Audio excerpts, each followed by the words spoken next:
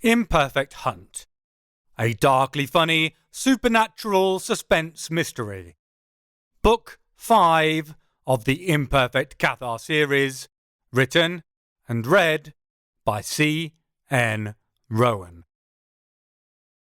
Chapter 1. Toulouse, 7th of June, present day.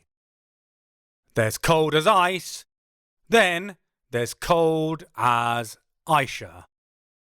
Normally. Today, not so much. Flying with a control freak is a vision of hell even Dante couldn't imagine. I actually enjoy flying on the rare occasions I do it, as long as I go on my own.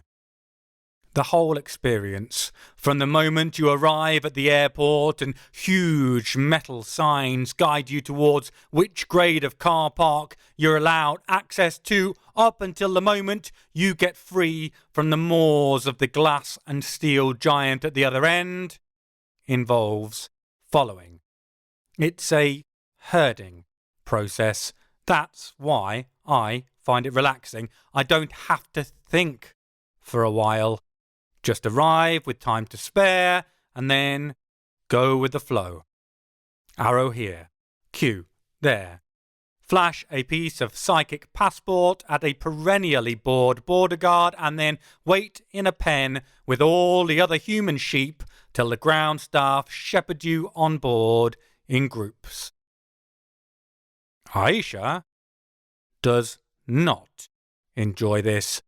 Aisha takes the whole owner of her own destiny thing very seriously at all times. People telling Aisha what to do and where to go is like someone following her around, constantly tapping her on the back of the head with a cattle prod. So I use my talent for the first couple of encounters with airport staff, smoothing away the suspicious glances and ridiculous questions. Problem is, I'm Faye now. This is not an environment made for fairy creatures, except perhaps in the sense of made to torture them and slowly drive them mad. You see, they build airports on a gigantic scale to have tens or hundreds of thousands of people tromping through, gawking and chittering and hopefully consuming on a massive scale.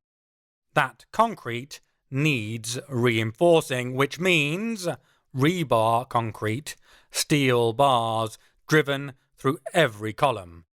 And I can feel each and every one of them making my teeth itch, sapping away my Fae strength. So, by the time we get to the border guards, I have enough talent left to persuade them that the pieces of paper we wave are valid passports even under the intense scrutiny they subject them to, but I've not enough left to stop them from deciding to bombard Aisha with 1,001 questions. Where are you travelling? Why?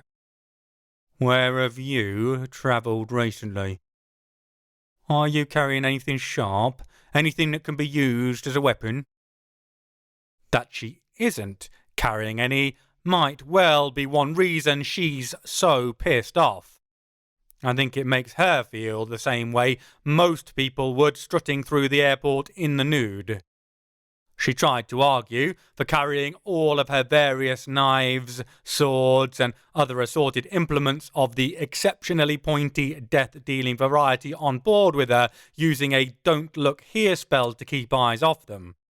I pointed out that metal detectors go brrr even if the security staff don't clock them. Images get flagged automatically by the machines. The poor sucker she convinces magically to look the other way would probably end up answering some very hard questions. They'd lose their job over it. That's not on. In the end, she begrudgingly allowed me to stash them in my etheric storage, where I can have them back in her hands at a moment's notice. She also informed me if I did my usual trick of getting myself killed in some idiotic manner, stranding her without access to them, she'd take great pleasure in demonstrating the usage of each and every one of them on me once she got them back. By the time we get on board, Aisha looks like she's been chugging some chemical soup caffeine energy drink for hours while mainlining gorilla testosterone through an IV drip. The cabin crew, masters of human psychology that the job requires them to be, take one look at my companion and offer us 2 empty rows towards the rear of the aircraft. I think they want the crew at the back to be able to keep a careful eye on us. Keeping us as far as possible from the other passengers doesn't hurt either. I don't care. We've space to relax. That's a win. The airline's colour scheme, a florid orange against crisp white, carries on throughout the cabin, offset by the muted greys of the seats and the crew uniform. I settle into my row of seats, my bum in one seat and my legs sprawled out over the others, my back half pressed against the window. Then I close my eyes. It'll probably be an hour before we get high enough up that they'll pass round to sell me some much-deserved booze. Chaperoning Aisha through the airport is enough to drive anyone to drink. I'm feeling considerably better being on the airplane. The amount of iron composites is pleasingly little. Weight is ever a consideration in aviation, and there are lighter materials to build with. I'm just about dozing off when Aisha drops herself into the seat at the aisle end of my row, booting my feet out of the way in the process. I sigh. Apparently, now she wants to talk. Yes, Laguna? Aisha's scowl could strip the paint off the plane. Seeing as how I'm pretty sure it plays an integral part in the aerodynamics, I prefer she keeps it concentrated on me instead. Why can't we just drive? Oh, good. We're having this conversation. Again. Time, essence, etc. Come on, you know all this. We could do Paris en route then. My goodness me. There's a truculent tone approaching a whine in Aisha's voice. She really isn't happy. I shuffle myself further up the window, pulling into a sitting position so I can look at her properly. Aish, we've talked about this. We've got 2 leads. One is much more clearly linked to de Montfort than the other. But we know there's that ribcage in the capital. Yep. Safely in the care of Leandre, the Lutin prince and one of the major powers of France, hell, of the whole of Europe. You think de Montfort cares about that, dickhead? I pause for a moment. She has a point. De Montfort isn't going to let anyone or anything get in his way. He wasn't even fazed when he tackled a tower block-sized snail dragon. But he'd made sure he knew exactly how to deal with him first. I don't think he cares. I do think he plans. He's not going to go off half-cocked against Leandre. He'll be plotting and planning, especially now he thinks I'm out of the way. He doesn't care about that. He'll come back if he's killed. I frown. That's the sort of ill-thought-out conclusion that Aisha would normally have delighted in tearing strips off me for having. She's taking the whole, trapped in a tiny metal tube and hurtling through the sky at impossible speeds and height with zero control thing even harder than I expected. Think it through. Quite the opposite. He spent endless lives plotting how to get this current body so he can have access to talent. His reincarnation isn't as simple as mine. It's direct bloodline only.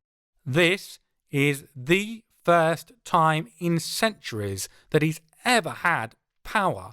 He'll be protecting that body like a nerdy collector would an ultra-rare Pokemon card. I'm honestly surprised he even leaves the house. I think this through. In fact, I bet he only does when he's supremely confident he's stacked all the odds in his favour that he'll make it home again safely. I want to lean over and pat her knee to reassure her. Problem is, I'm attached to my hands. Literally.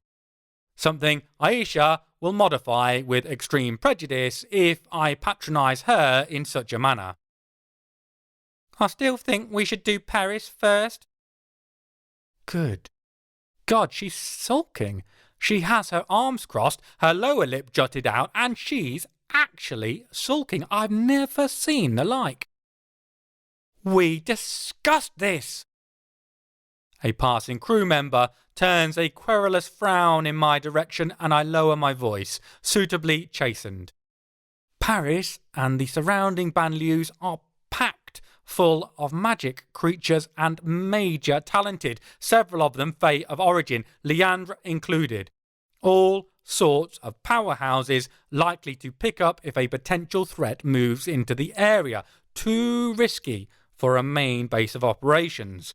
Demon Fart has to have a stronghold somewhere, a safe house or bolt hole, and family connections are important.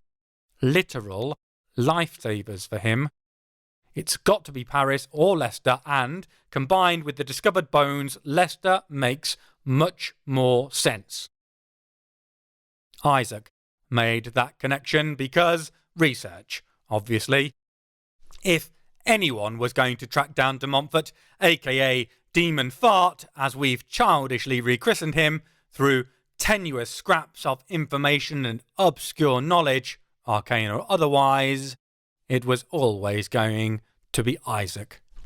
Especially now that he's intellectually supercharged by having his brother Jacob along for the ride with him in his head, as well as two brain-meltingly powerful angels. About a decade ago, archaeologists made one of the strangest and most exciting discoveries in a long time in the UK.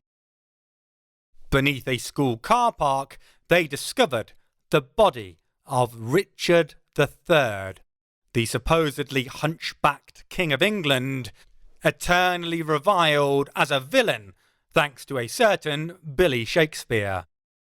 That was interesting enough. But what caught Isaac's attention were the other bones discovered on the same site, including a female skeleton bizarrely entombed in a prestigious sarcophagus. Pretty odd for a woman back in those days. Even stranger was that one archaeologist reported seeing the bones glowing before his chief sent him to have a refreshing cup of tea and a nice lie down, the British equivalent of strong antipsychotic meds. The funding of the archaeological dig remains shrouded in mystery as well, and somehow the skeleton didn't end up winging its way for further study at one of the universities or laboratories set up for just such a purpose. It got strangely rerouted and ended up at Kenilworth Castle. Guess which family used to own that? So, Leicester it is. Kenilworth looks like the obvious target, but it isn't the only one. There's an area called Montfort-l'Ormerie just outside of Paris. It was a de Montfort residence for a long time, but the odds are still on Leicester and Kenilworth as the most likely location. And I want to go straight to the place where I stand the best chance of getting my hands on the bastard. Thing is, de Montfort has proven to be endlessly resourceful and an intricate planner. We need to find his hideout without alerting him about our investigation. I don't want him to do a runner. What I want is to make sure he does no running ever again by sawing off his kneecaps with a rusty hacksaw. Tetanus and immobilization for the win. I still think we should have driven. Oh, good. It looks like we've circled right back round to the start of this conversation, which, I suspect, is how the rest of the flight is going to go. I check my watch. About 20 minutes till they start the service, by my reckoning. I can survive the hour or so of flight afterwards if I perform the requisite mental calculations for the ratio of booze to Aisha's whining. The entire bar. Probably. Chapter 2. Bristol, 7th of June, present day. Ship shape and Bristol fashion. Strange saying. Seems to imply having a large barnacle-covered bottom. By the time we exit through the swooshing doors of the airport, Aisha is back to normal. She makes this clear when she threatens me with evisceration by nail clipper if I ever mention the flight again. She wraps a "don't look here" around us and thrusts a demanding hand in my face a second after the doors close behind us. A huge part of the stress lining her face evaporates as I pass them all across. Guess they're her emotional support bladed weapons of death. I decide to skip pointing that out to her now that she's armed again. The weather obviously didn't get the memo about summer having started. We left a heat just the right side of baking back in Toulouse, the sweet spot of the year where you can enjoy being outside from morning until night without being a walking buffet for the bastard mosquitoes. Here, we've arrived just after 9 in the morning, and the chill to the air is being carried deeper into my bones by the wind, which blows hard enough to apparently bypass my flesh altogether.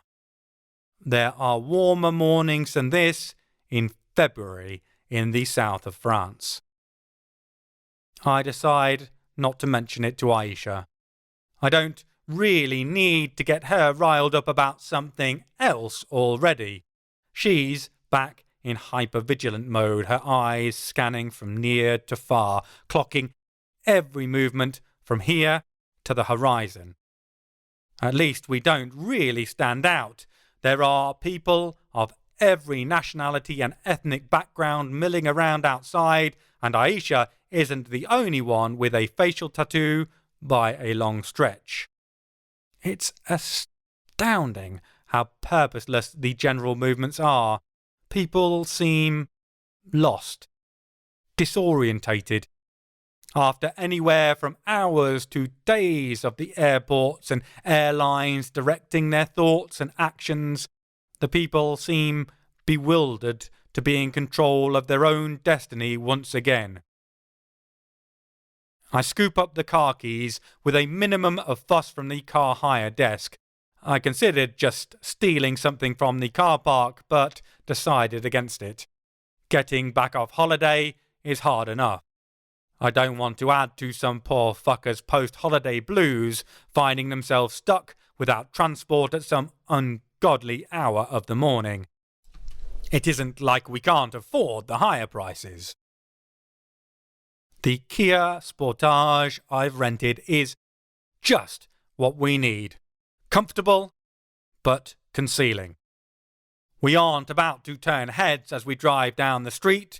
which is good news. The Koreans make sturdy, cheap cars. Functional and discreet is the aim of the game, however much it makes Aisha's lips pucker in distaste. We're trying not to draw attention to ourselves, I remind Aisha as we pull off. She looks at me similarly to how she looked at the car. Have you seen us? Or seen us? Subtle isn't really an option. We both radiate talent, plus between me being me and you cosplaying as Princess Zelda, people look. She has a point. Since we got to the airport, we've spent most of the time being hit on. I tried to make myself look as drab as possible with the glamour I wove, but cities and airports wear me down in this body. The unnatural, otherworldly aura and beauty of it pokes through. It used to belong to Maeve, the queen of the Winter Court, after all. You don't get much more beautiful. Or deadly. Until Aisha just made her dead. Beautifully. Aisha herself is stunning too. It's weird thinking about it, as I don't see her like that at all, thankfully for both our sanity and my life expectancy. She's like a sister to me. Still, objectively, I can see how beautiful she is. Her dark, almost black eyes set back into the shadows of her aquiline nose burn with passion and personality. A certain subset of men have a tendency to think that makes her fiery and in need of taming, like Shakespeare's Katharina. Said men quickly find themselves choking for air, mainly because of Aisha having kicked their bollocks up into the back of their throat. Two drop-dead, otherworldly women like us are going to draw attention whether we drive a Prius or a Porsche. I still haven't got used to the lascivious gazes we get from men, often while their wives deal with grizzling infants. The looks we get from their wives are similar, which surprises me, unless they clock their husbands looking. Then darker, more jealous storm clouds gather in their expressions. We have to try to be discreet, though. I don't want to alert Demon Fart we're coming for him. I heave a sigh of relief as the sat-nav directs us away from the airport. Within 5 minutes, it leads us onto winding back roads that climb and fall away through rolling greenery. The presence of nature recharges me. Though the fields lie tended, neat and precise in their division, the land remains ancient. It reaches out to me through overhanging branches, through the granite, sand and limestone that form its bones, through restless dreams of days before some jumped-up monkeys smothered it in concrete and tarmac. By the time we reach Bristol itself, the rush hour has eased and we skirt the city easily enough.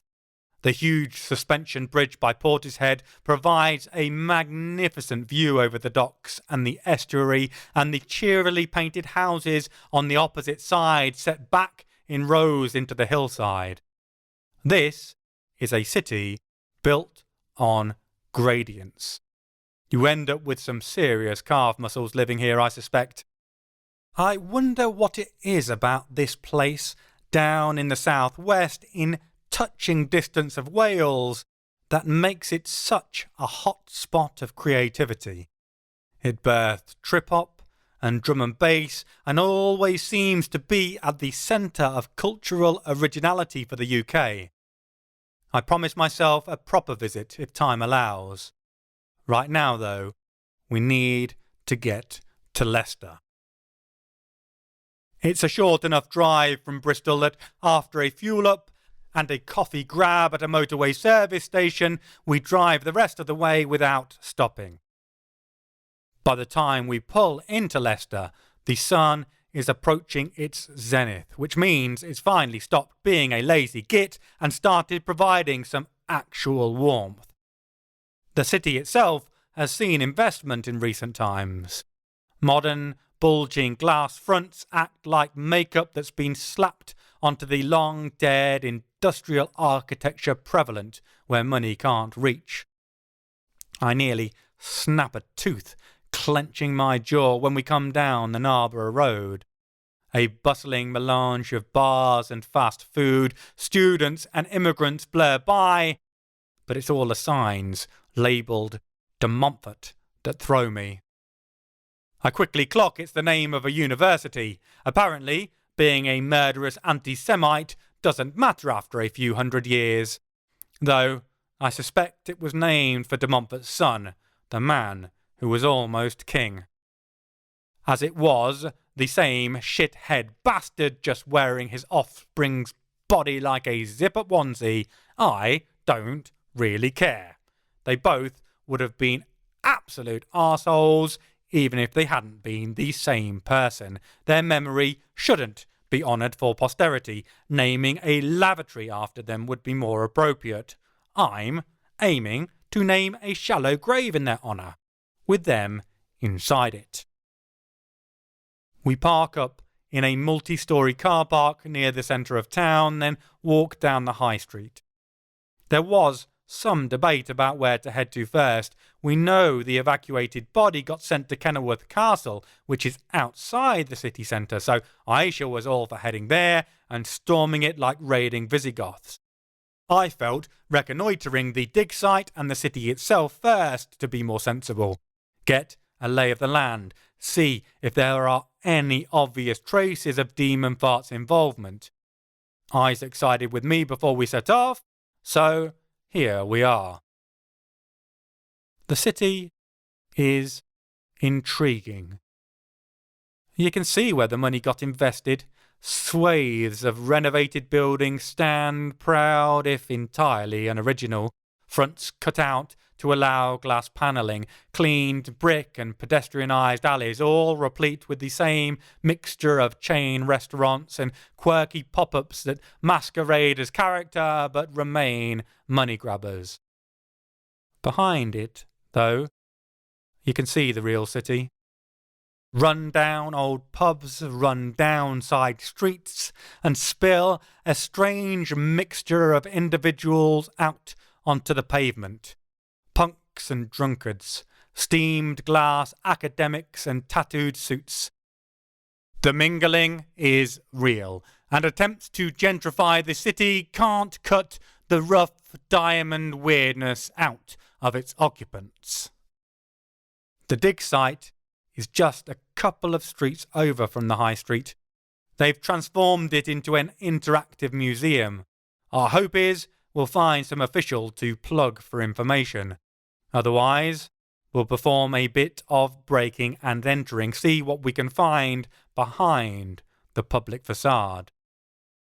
Either way, we aren't going to linger right now. I can feel my stomach rumbling and Aisha's eyes assess every eatery we pass. Hangry Aisha is a horror, too hideous to contemplate. We cut through by the cathedral, the new final resting place of Richard III, unless someone digs him up again in the name of historical science. His statue stands at the end of the open square in front of the church doors, his hand stretched aloft. In it is his crown being waved at the sun. I think it's supposed to be dramatic. It just makes him look like he's auditioning to play tambourine for the Happy Mondays. I suspect the money spent on the area is directly proportional to the amount of interest generated by the discovery of Richard III's body.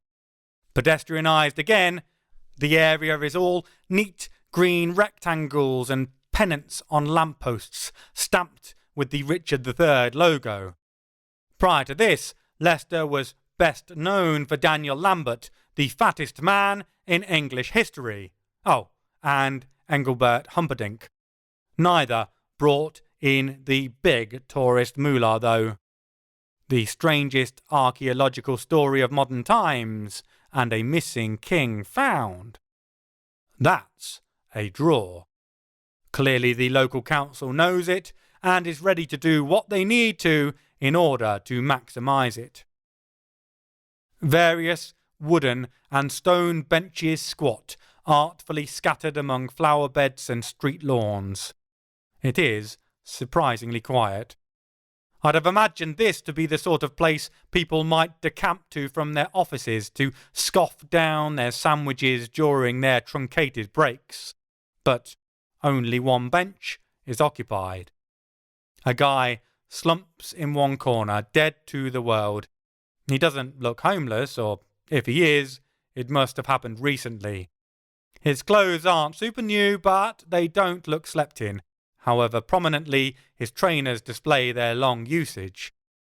Outside of that, the only other occupants are a trio of goth kids, black liner face paint over the kind of white primer that a Parisian mime would be proud of. There are a few ancient gravestones still clustered in the south-eastern corner of the square. I'm ready to just cut through to get on our way, but Aisha's hand shoots out, checking me. Were I a normal human, she probably would have caved my chest in. As is, she nearly wins me. Something's not right here, Sabi. Her eyes rove around, seeking what has set her spidey sense tingling. I wave a hand at the group of new romantics.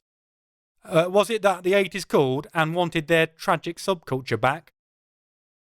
Aisha's gaze tracks over to the group and stops, fixed on them. Her posture changes to a new state of readiness. In the same moment, their heads snap up, and as one, all their attention turns in our direction. They open their mouths and hiss, and I catch a gleam of fang in each open orifice. Sadly, I don't think they're wearing ornamental teeth caps. Vampires, Aisha hisses. The three of them glide towards us, taking up position in the most unhip, undead pincer maneuver of all time. Vampires. Chapter 3. At Leicester, 7th of June, in present Leicester. Day. If these guys start sparkling, I'm going to set them on fire, turn them into proper sparklers. Guy Fawkes, eat your heart out. Or drive a stake through them. I get a better look at them now they've closed the distance. The one on the right is squat, with arms that speak of manual labour and a gut that speaks of daytime drinking. He's wearing a black pork pie hat, and lightning bolts are painted out of his eyeliner across his cheeks. His t-shirt is some sort of shimmery grey wife-beater, perfect for when you want to look like you live in a trailer park and have a fetish for mithril silver. The guy on the left is tall and broad.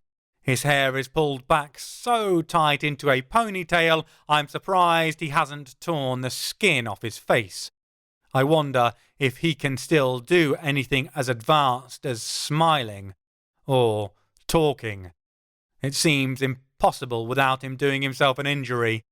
He clearly spends a lot of time in the gym, a fact he takes great pleasure in displaying by walking around topless. He shaved his chest, if I'm not mistaken, and oiled it too.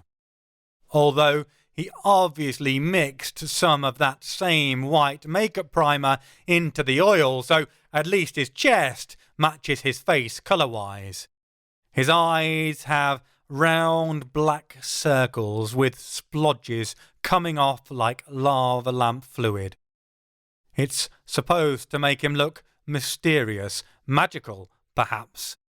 Instead, he looks like a panda someone just splashed with hydrochloric acid. The fellow in the middle is obviously the leader. His hair hangs down around his face. It's supposed to be jet black, but obviously no one bothered to tell him his roots are showing, meaning his natural ginger is poking through. I guess it becomes more difficult to spot these things when you can't see yourself in a mirror. He's tall and thin, which is only accentuated by the floor-length leather trench coat he wears. It must be the equivalent of taking the guts of the tauntaun that Luke Skywalker cut open on Hoth and wearing them constantly, only in the middle of summer. Admittedly, an English summer, which means I only need a jumper and a coat instead of a full set of thermals, but summer nonetheless. He's gone for swirling curves off his eyes that are admittedly pretty, though I doubt that's the effect he really wants to go for. The smear lines where sweat has picked up the eyeliner and carried it in smudges down his cheeks aren't deliberate additions, I suspect. The price we pay for style. Even shit style, apparently. The overall impact is less than menacing. They somehow aren't aware of that fact. They leer at us like we'll somehow be terrified of them, as if they look like deadly creatures of the night, instead of monochrome geishas whose makeup artist got pissed on sake beforehand.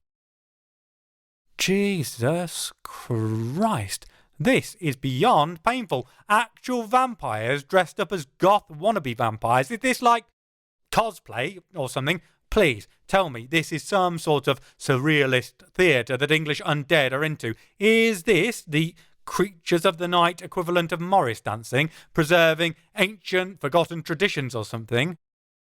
If ever there is a time in my life when I am delighted to be fluent in English, it's this one. It allows me to categorically rip the piss out of these three and for them to understand every word. Aisha isn't going to be outdone.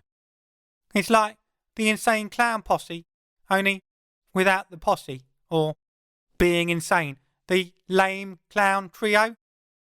Sounds like an experimental jazz outfit. I think it's great they're so open about being into glam rock. What's your favourite Slade song? Merry Christmas, everybody. The three of them have gone from looking baffled to faintly insulted to deeply mortified. I suspect at least one of them is blushing, but under the layers of mascara, it's impossible to spot. They keep trying to speak, but we're not letting them get a word in edgeways. I point at the leader. Hey, I think that one's got some kind of hair and mouth disease. His lips clamp shut and wild panic settles in his eyes. Yeah, he's got gingivitis. Aisha groans. That's dreadful. She turns her full what attention on him. How does that work, by the way? Ginger vampire? Like, does that mean you've lost your soul twice? Are you -1 for souls? The outrage in his expression is comedic. Every time he moves, it sends more black streaks running down his face. It makes him look like he's crying ink, which would, were it to actually happen, be very fucking metal. As it is, he looks like he just got dumped by his partner and sobbed his little heart out in the grimy toilets of the local goth dive. It makes his attempts to snarl at us just look like desperate pleas for attention. I actually find myself feeling sorry for him, wanting to tell him that whoever it was isn't worth it, that there are plenty more fish in the sea. We leave enough gap in the conversation for him to put his oar in finally. Unfortunately for him, we've knocked him so far off balance, all he can do initially is splutter and spit, apparently incapable of forming syllables. Deep breaths. Think before you speak. Let it all out. I advise, in my most soothing voice. He looks like he's having a rough day. Because of us, admittedly, but a rough day still. He gets hold of his use of language again. Who are you? How dare you come into our territory? Are you the Hob King? I think this through. I mean, I cook a pretty mean stir-fry, if that's what you mean. Aisha makes a T symbol with her hands, the universal sign for a time-out. A moment to speak to my colleague, please. The poor little undead fucker is totally lost by this point. He looks left and right, desperately asking for advice and support. By the time his two goons, who look even more confused than he does, shrug their utter indecision at him, we've already taken several steps backwards, forming a huddle to talk privately. What's up? I keep my voice as low as possible and my eye on the vampires. What if they work for de Montfort? They are also now huddling, obviously trying to come up with some sort of game plan for dealing with our non-secateurs. I frown. I did not even think about that. They said this is their territory. They'd say that if he gave it to them too, even if they weren't for him. Vampires, egos the size of small planets, plus, have you seen how they're dressed? She has a point. It takes a level of utter ballsiness and self-confidence to strut around a grim post-industrial city like Leicester dressed like that in the middle of the day. I shrug. What are you saying? There's no warts here. None I felt anyway. You? I know what she's getting at. De Montfort wears a fey body too. Maybe I might pick up some sneakily woven fairy magic that she's missed. I shake my head. Nothing rings a bell magically around here. She nods. Think about it. He travels a lot. Nefarious plans clock up the air miles. Can't protect the city or keep it warded. Plus, doesn't want to draw attention. What would you do? I can see where she is going. Strike a deal with another talented or group thereof. Let them keep an eye on the place and report back if anyone comes sniffing around. Damn. It's a valid point. So we can't let them report back. I turn to head towards them, but she grabs my arm and pulls me back. Apparently, she isn't finished. Have you seen their earrings? I haven't, to be honest. I've not been paying attention. Their botched job face painting has drawn most of my attention. I sneak a peek while keeping my head close to Aisha's. In one of each of the vampire's ears, there's a skull and crossbones with tiny green jewels for the eyes. I swear, silently. They're the same as what de Montfort has on his ring. She nods. Something else. I was having a look at that jewellery while you were busy with the banter. They're powerful. Best guess? They send an alarm in certain circumstances. I can well imagine what sort. Like someone getting attacked with talent? She nods, grimly. My thought exactly. So we're going to have to take these fuckers out in a 2-on-3 physical brawl where they can use all of their natural abilities, or rather unnatural abilities. And we have to rely on our sword skills, whilst also making sure I don't get this body killed, or I go back to being a talentless schmuck, the magical equivalent of a reality TV star. Surely a fate worse than death. Guess I better make sure I don't die then. We wander back over to the significantly baffled group of goth vampires. Sorry for the delay. I smile brightly. What can we help you fine gentlemen with? The leader opens his mouth, but I hold up my hand to cut him off. pointing at the shirtless musclehead. "Hold on a second. Didn't you play the rock saxophone in Santa Carla? What were the two Corys like? Who was nicer, Cathar Sutherland or Alex Winter?" The blank looks that come back underline a certainty. They've never seen Lost Boys. They need to die. I wave graciously at their head honcho. "Sorry, continue. You were just about to tell us what you were doing here and who you work for." He nods. "Quite, well, this is where we live and... Hey, hold on. That's what you were supposed to be telling us." I frown and look at Aisha. That doesn't sound right. I wasn't ever going to tell these bozos anything, were you? Only to go fuck themselves. A sage expression spreads across my face. True. Very true. So you were going to tell us everything we wanted to know? The one in the middle's panic levels are rising exponentially in direct correlation to his confusion. This conversation isn't going the way he expected it to. No, I wasn't. There's a definite question at the end. Sure you were. How many of you are in your nest? Who's your master? Who does he work for? All the basics, you know.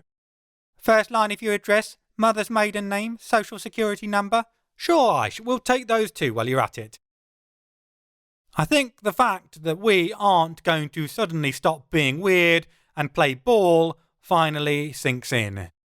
The ginger Prince of Darkness hisses, his fangs on display. If you want to play rough, that suits us down to the ground. We will feast on your flesh. I chuckle. Oh, look! He actually believes they can beat us. Aisha sighs, throws up a don't look here spell, and pulls out her katana wakizashi combination. Just goes to show there ain't no sucker like a blood sucker. I pull my sword from my etheric storage. Too damn true, Laguna. Too damn true. The three of them crouch, their fingers elongating out to form claws, their eyes glowing red, ready to pounce. Looks like the fight is on. Chapter 4. Leicester, 7th of June, present day. The setting makes it all feel so Shakespearean, like an undead version of Romeo and Juliet. Wherefore Nosferat thou, Romeo? I might have been merciless in my mockery of the three of them, but it doesn't mean I underestimate the fight we have on our hands.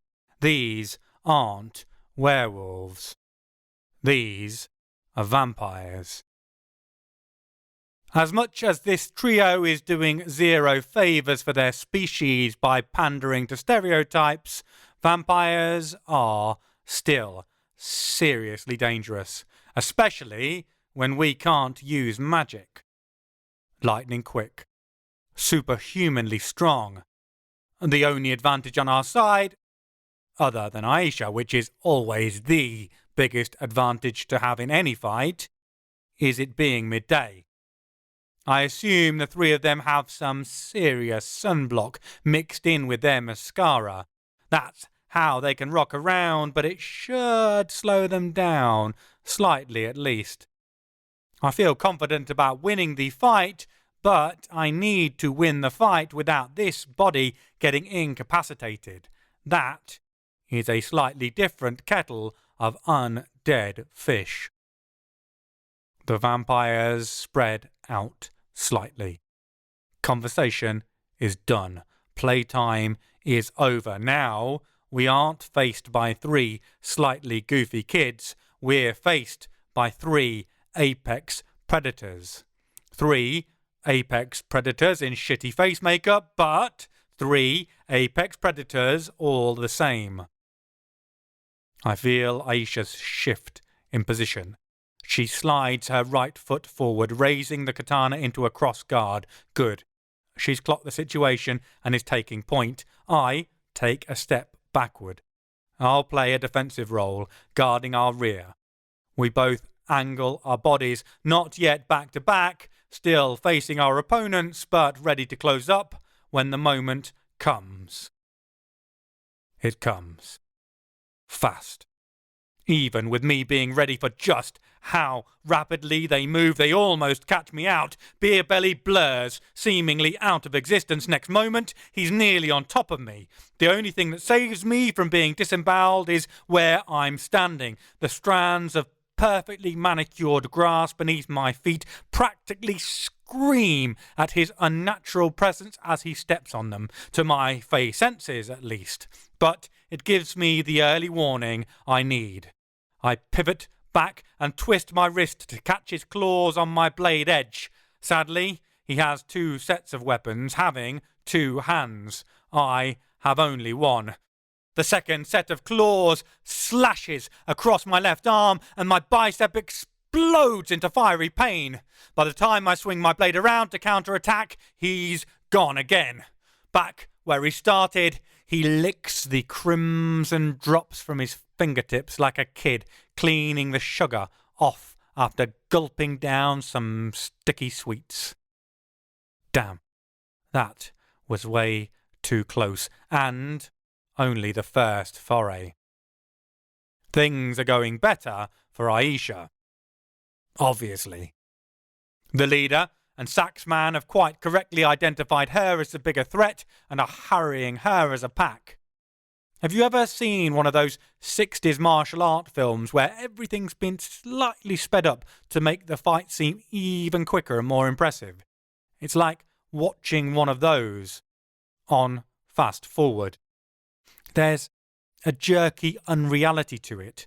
The brain insists humanoid bodies can't move at that speed, even as the eyes insist that, yes, they actually can, because there it is, happening right in front of them.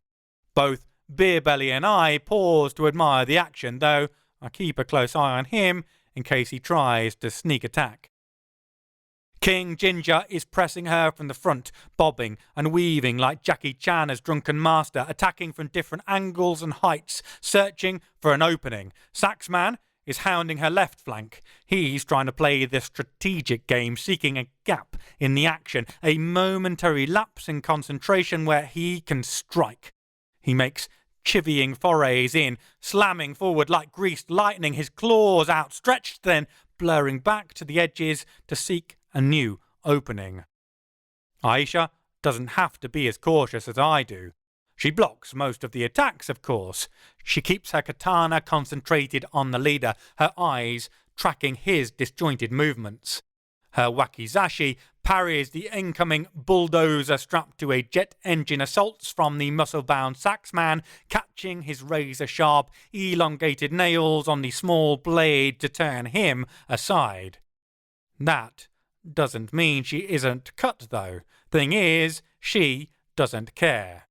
She's happy to take a cut here, have a chunk of flesh torn away there. Well, happy might be the wrong word. She isn't a masochist.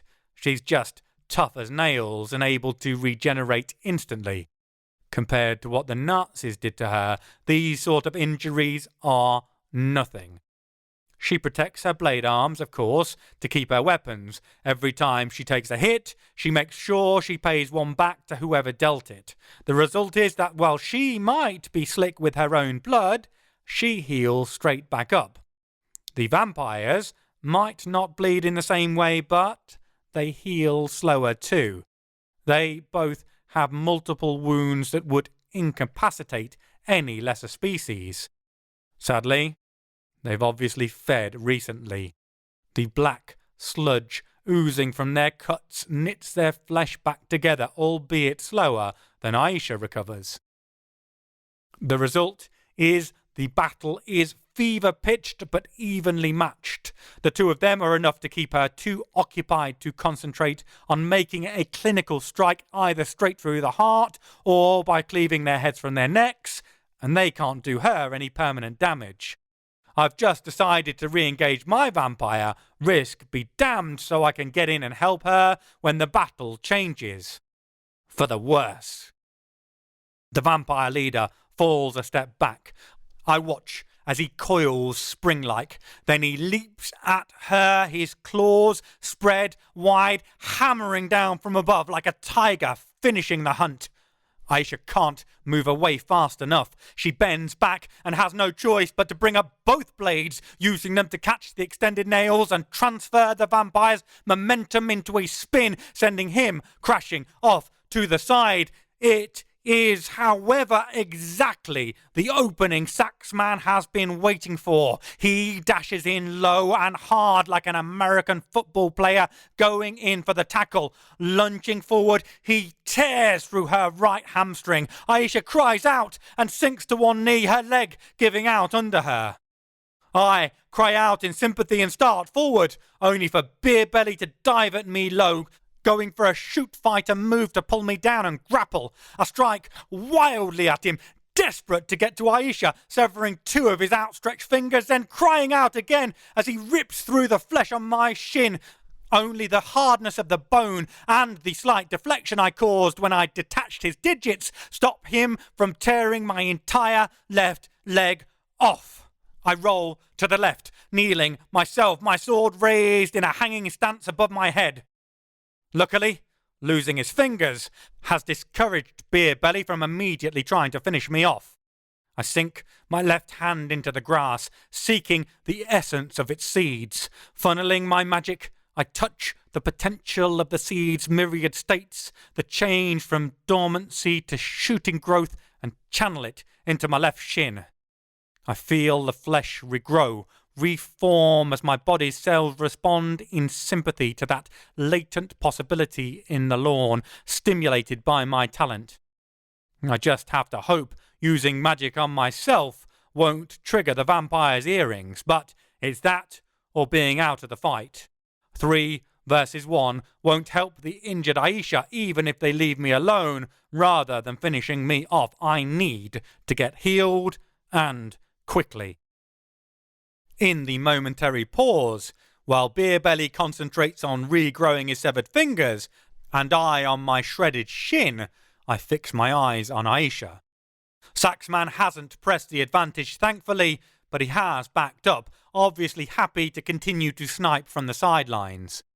The leader, though, is unrelenting, striking at the kneeling Aisha with vicious swings, a constant spitting blur of claws, raking at her as she blocks as many as she can, blood streaming from the many places she can't. I see him go in for the killing blow. His hand angle changes, his palm cupping to bring the razor-sharp edges into the perfect alignment.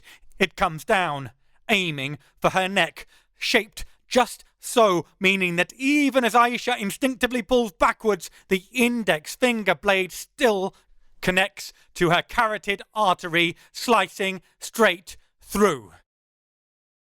It's a death blow to anyone. Anyone except Aisha. I saw what he didn't. She also clocked his movements. Not only that, but she angled her head to present her neck very precisely. Just so. As his nails cut through her neck, she dropped her wakizashi and now claps her left hand to the back of his head. She's too slicked up to get enough grip to do much damage, even with her incredible strength. What she can do, though, is force his face into a certain position. I realise what she's going to do about a moment before she does it, and it's magnificent. Genius. She pulls him into the jet, gushing from her neck, drenching his face in her lifeblood and spraying it into his eyes. He staggers back, blinded, clawing at his face as she raises her katana, her neck already healing, to parry an incoming attack from Saxman. snatching her wacky-zacky back up off the floor in the same fluid movement. It's brilliant. She's basically copied the defense mechanism of the short-horned lizard and used her own blood to repel the assailant. The vampire leader lurches away and instinctively paws at his face, trying to clear his eyes. He might be a vampire now, but he was human once, and being blinded in the middle of battle has sent him into a state of complete panic.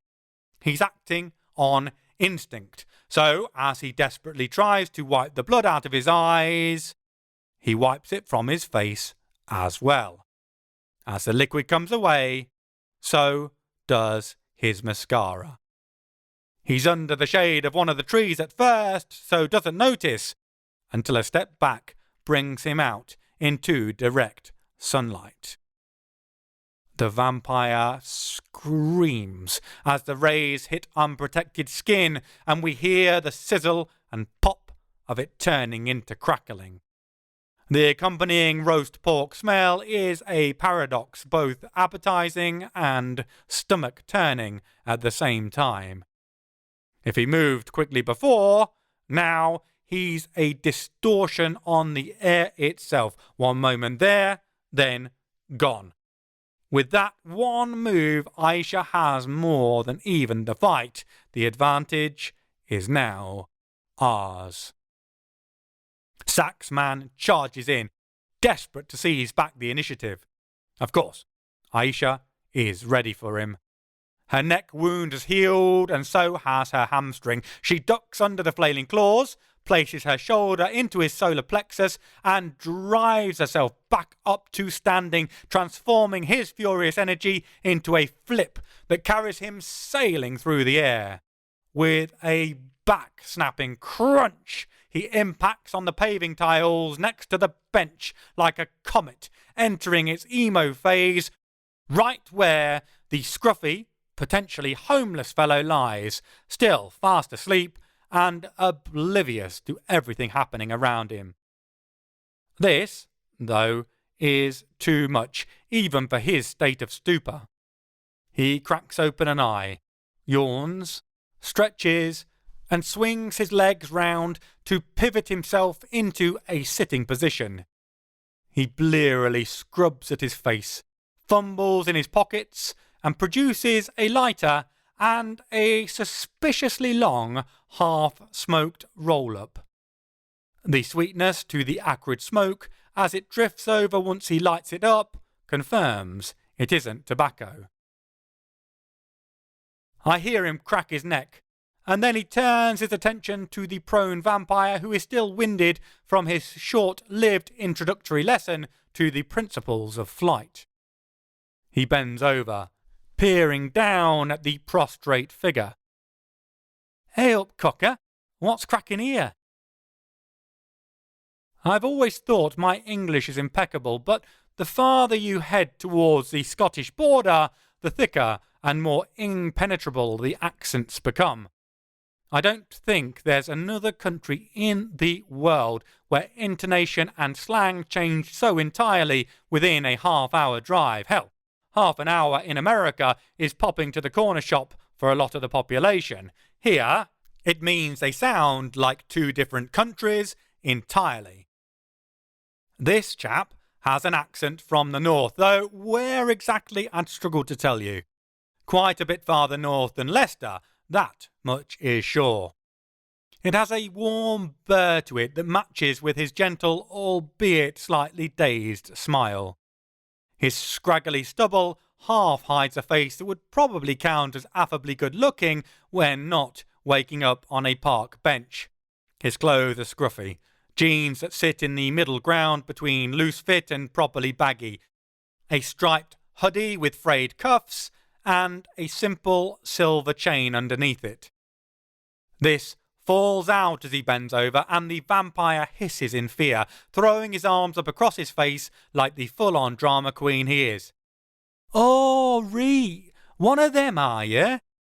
He leans farther forward, and for a moment I think he's going to cuff the vampire round the ear. Instead, he grips the earring and tears it out through the bottom of the lobe. Bringing it closer, he examines it while the vampire shrieks, clutching his shredded ear. He shrugs and tosses it into the nearby flower bed. Then he peers again at Saxman. "Flippin' heck, you've made a right old mess there, lad. Let's get thee cleaned up, eh?" His talent builds around him, and it both speaks to mine and raises my magical hackles at the same time. I can use nature in any aspect, but this body I'm in is unseelie, a creature of the winter court. I'd swear down that the person in front of me is human, but there's a touch of frost, a breath of winter intermingled with the smell of fresh-cut morning grass. It's as if he's human and fey, both seelie and unseelie.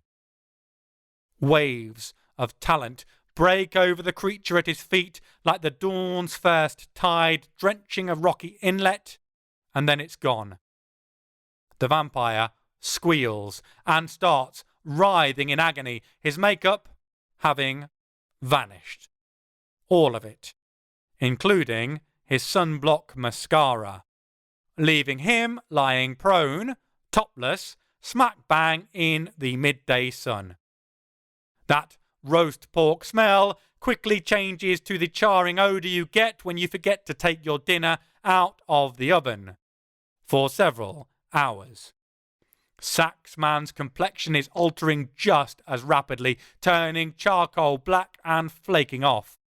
The vampire has time to form another O of agony with his mouth, issue a last high-pitched keen, then he explodes into a pile of dust and ash.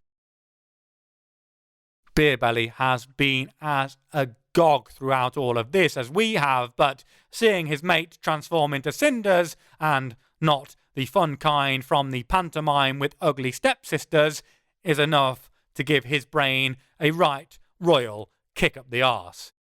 He turns to flee at full speed, incomprehensibly fast. For me, anyhow. Apparently not for Aisha. A throwing knife lances its way from her hand and intercepts his turn radius, cleaving his left ear from his head to pin it to the nearby tree. Magic earring and all. Perfect. That's my cue.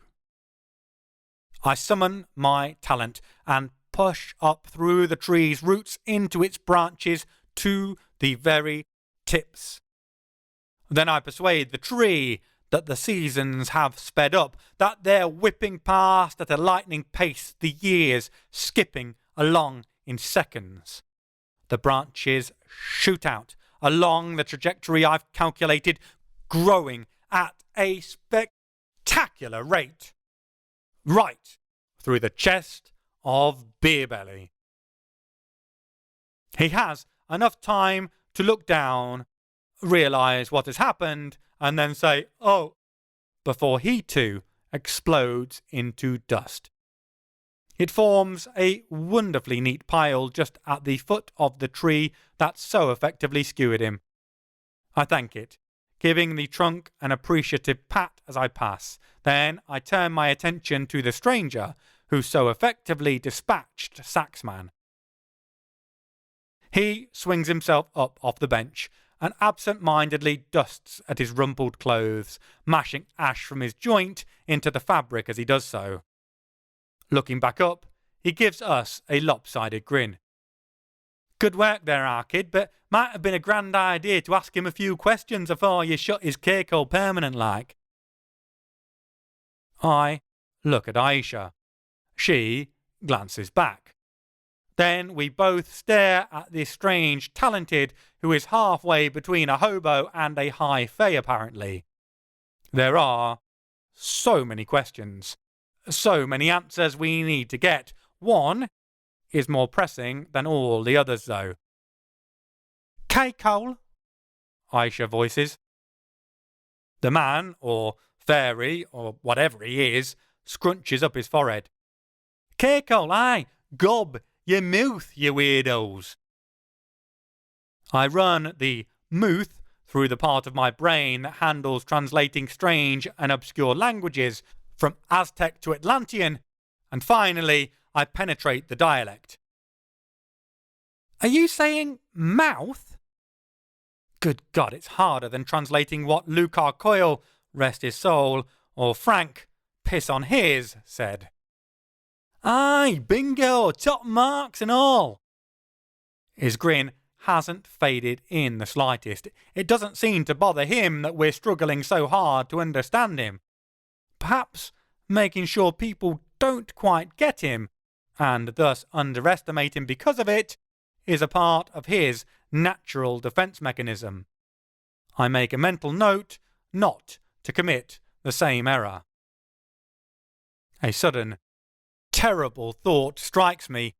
This must have been how the vampires felt when talking to us. I decide to pull the conversation back to the matter at hand. Look, don't worry about the vampires. There's still a way to grab some information. First things first. Hold on. Sorry. Is that bothering you? While his smile remains fixed in place and fixed on me, his eyes keep darting every half a second down to the 2 piles of ash. The longer it goes on, the more the smile seems strained, and the more his gaze keeps flicking like a strobe light between the piles and us. He sighs and nods. Sorry, Mon. Not your fault. Right, fucking bothers me that it bothers me. It does. Racial stereotyping, that's what it is. Still, no good getting a cob on over it. He stops, pats himself down, obviously looking for something. After checking all of his pockets and scanning about anxiously on the floor, he goes to rub his chin, obviously bewildered. Doing so, knocks the joint from his mouth. He half catches it, fumbles again, and just snatches it from the air before it falls to the floor. Fucking A, he mutters, and takes a hard drag on it. The disappointment that writes itself on his face when he realises it isn't lit anymore would have been heartbreaking if it had been over anything actually serious. He pats himself down again. Aisha leans forward and picks up his lighter from where he left it on the bench before he can start the whole rigmarole again. He nods his thanks, lights up, and inhales deeply. Then he looks at us, that same slightly baffled look on his face. Right, what was it we were talking about again? I don't know how I'm going to keep Aisha from killing him. I'm not sure I'll be able to keep myself from doing it. Only centuries of dealing with irritating powers keeps me from screaming in frustration at the stoner magician. Instead, I take a deep breath and point at the 2 piles of dehydrated vampires. You were telling us why these bothered you so much. The guy winces. Oh, fucking hell, I'd forgotten about them. Still, I'd forget my own head if it weren't screwed on. Ah, bollocks to it. He waves his hands, and I feel his strange fey magic rise again. The next moment, the 2 piles of dust vanish. It's bizarre. There's no mysterious gust of wind that comes and carries them off. The earth doesn't split open and swallow the vampire ash whole. Just one moment they're there, the next they aren't. The not fey, but not human apparently guy brushes down his jumper again, and I can't help but notice that the traces of ash he dragged down it earlier have also gone. In fact, despite him having literally been asleep on a park bench, with the accompanying image of being homeless that conjures up, he's spotless. His general crumpled style and half-baked demeanour means you think his clothes are dirty. It's only when you look properly, you realise they aren't. Fuck a duck, I ain't that. His smile finally wavers, and he looks distinctly glum now. Pandering to fucking stereotypes, bastard genetics. Still, no use getting het up about it. He perks up and turns his smile back towards us. What was it we were discussing again? This guy is a complete paradox. Clearly, massively talented, but also, obviously, stoned out of his gourd. He should be annoying and, honestly, with us being on a tight schedule and his all-round weirdness making my brain feel like it's been dumped into a bath filled with the itching powder of curiosity, he is a bit, but somehow he isn't as bad as he should be. Underneath the wreaths of weed smoke and the 5-second memory, he has a guileless charm about him. He seems genuinely friendly. Plus, he isn't trying to kill us, which makes for a pleasant change. I give him the benefit of the doubt and make another effort. You were about to tell us who you are. He flashes another 1,000-watt smile that transforms his face, lighting it up from the inside. Oh, right, fucking hell, right rude of me. Beg pardon and that, Craig. He sticks his hand out. It's weird, this English obsession with a firm handshake instead of kissing people on the cheek like normal people do. Still, when in Rome, as they say. Paul, I say, and Aisha, as we shake. He looks me up and down as we do so, and I can see the approval on his face. He does it subtly, isn't obvious or rude about it. Still, it's weird. Oh, so this is what objectification feels like. Got it. I can see Aisha studying him like when a kid catches a massive spider under a glass and they can't quite decide if they're going to keep looking at it, let it out in the garden, or set it on fire with a magnifying glass. I understand. He is fascinating, in a car crash in slow motion sort of way. So, Paula, he starts. Paul, right, he corrects easily. Would I be correct in saying that ye might have a little touch of the fair folk about ye? This body, yes. Explains why you're such a stunner, doesn't it? He gives me a bawdy wink. I should probably feel insulted, but there's such a harmless naivety to him. Instead, I find myself gabbling out an explanation. Look, I should probably tell you I'm not really a woman. I try to ignore Aisha's snort of laughter behind me. This is going brilliantly. His eyes pop a touch, but his grin never wavers. Bloody hell, you can't half pass. They'd love you in the clubs up north, I tell ye. He drops his voice a touch and leans forward. I try to concentrate on what he's saying and ignore what sounds like childish sniggers from over my shoulder. I'll be honest with ye, I couldn't care less what's between your legs or what used to be, lass. Long as you're happy, I'm happy. Proper modern man, me. OK. This has just taken a very unexpected turn. Chapter 5. Salzburg, Austria, 10th of February, 1939. It will do me good to get in out of the cold in more ways than one. Winter in Bavaria has never been a joke. The mountains stretch long fingers down to poke the people with their cold reach well into the months of spring in many places, but the outdoors carry a whole distinct, different chill to the air at the moment, one not related to the weather. A people divided, distrusting, suspicious of lifelong neighbours, let alone scruffy-looking, dark-skinned foreigners. It has replaced the once welcoming, wide-thrown arms I associated with the locals last time I passed through.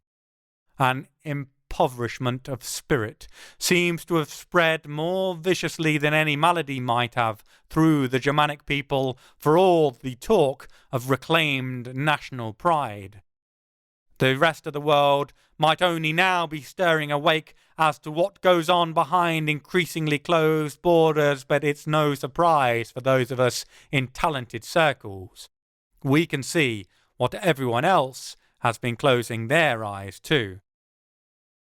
As such, there's not many places I have less desire to travel to at the current time than Germany and Austria, and yet here I find myself, stomping snow from boot treads like I can shake the niggling disquiet and distaste that lingers from my journey. The roads to arrive at this roaring hearth have not been warm or welcoming by any stretch of the imagination. Here, at least, I'm guaranteed an open-armed reception. Through frosted glass, electric lights, still such a marvel to me so many years on, spring to life, and then Johann throws the door wide open and seizes me in an exuberant embrace, practically jumping up and down with me in his arms.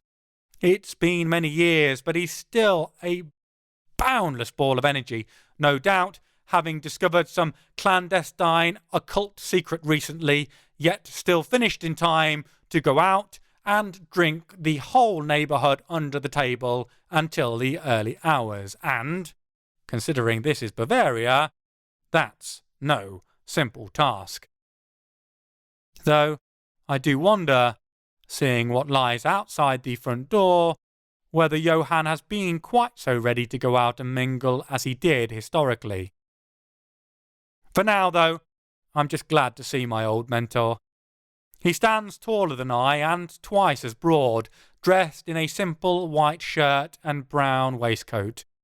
His face is that of a handsome man in his mid-30s with a bristling red beard.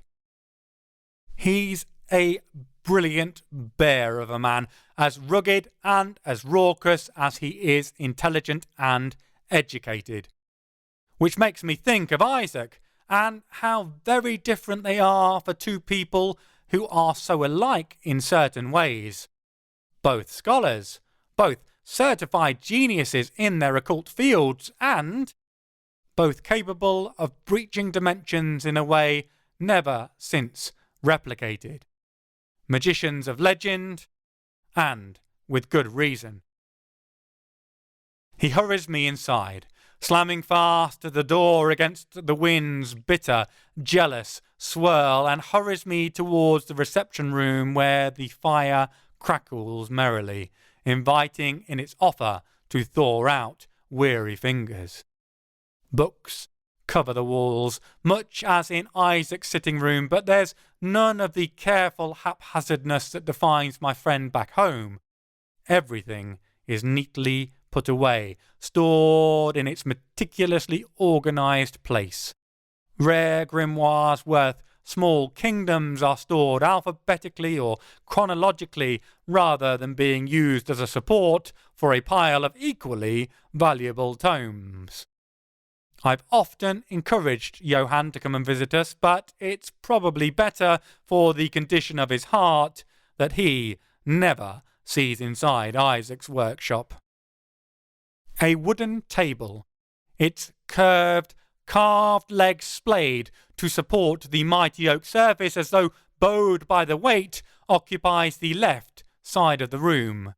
Sturdy but simple wooden chairs line it, and the top comes replete with a small keg of what I suspect will be remarkably tasty dark Bavarian beer, unless Johann's tastes have changed dramatically since last I passed by.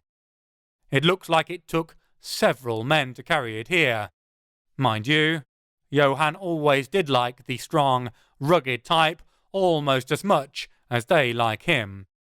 I'm sure he would have had no problem getting someone to lend a hand, although I also don't doubt he could have moved it himself with ease if he so desired.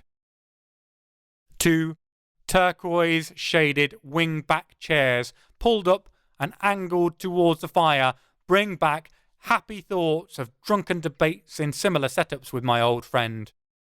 Between them, a huge male hound lounges in the radiant heat, the sheen of his sable-black fur glinting in the firelight. He pops his head up at my entrance, his tongue lolling out before he springs to his feet and lollops over. "Paul!" The affectionate growl never changes the strangeness of hearing a dog speak, even if this dog isn't really a dog. Not anymore, anyway. The creature looks up at Johann. "First, you never told me Paul was coming." Johann ruffles the creature's head, causing an instinctive preen and doggy grin. "I wasn't sure when he was, if he was, Mephi. I sent a letter, but I had no reply." I sigh. The post across Germanic borders is no longer reliable, and I was afraid to draw attention to you from the wrong sorts. We talented are in high demand with a certain part of these damned so-called National Socialists. It's a strange thing to see grimness in place of the usual gregarious expression my friend wears. Indeed, I suspect we'll be moving on ourselves soon, though they'll not find capturing us any easy task. What with Mephi? Mephi! The Doberman-shaped being has jumped up and is setting about humping my leg. "Mephistopheles, not cool!" I push at his head, trying to separate my thigh from a very specific part of his anatomy that's pressed against it. Mephistopheles looks up at me, his tongue still hanging out the side of his mouth. "Hey, it's not my fault your leg's so blooming sexy. I'm just doing what comes naturally."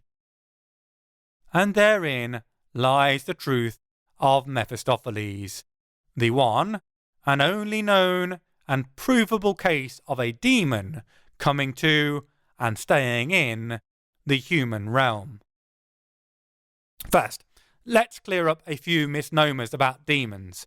In the same way that angels aren't heavenly stooges who've drawn the short straw in the whole free will stakes and have to do whatever some overbearing creator demands, neither are demons some pointy-horned sadists getting their kicks from prodding the damned with their pitchforks. Those are human simplifications applied through lenses of misinformation and prejudices. The Beni Elohim, aka angels, occupy the higher dimensions where beings have transcended from the physical, the limitations of flesh. Demons exist in the lower planes. That doesn't mean they're evil or cruel, though they can be. It means they revel in the corporeal delight in the base urges of the body. The way Mephistopheles describes it, the lower dimensions are one long, continuous Roman orgy all day and all night, stopping only to gorge on the most extravagant and taste buds overloading dishes their peculiar talent can produce.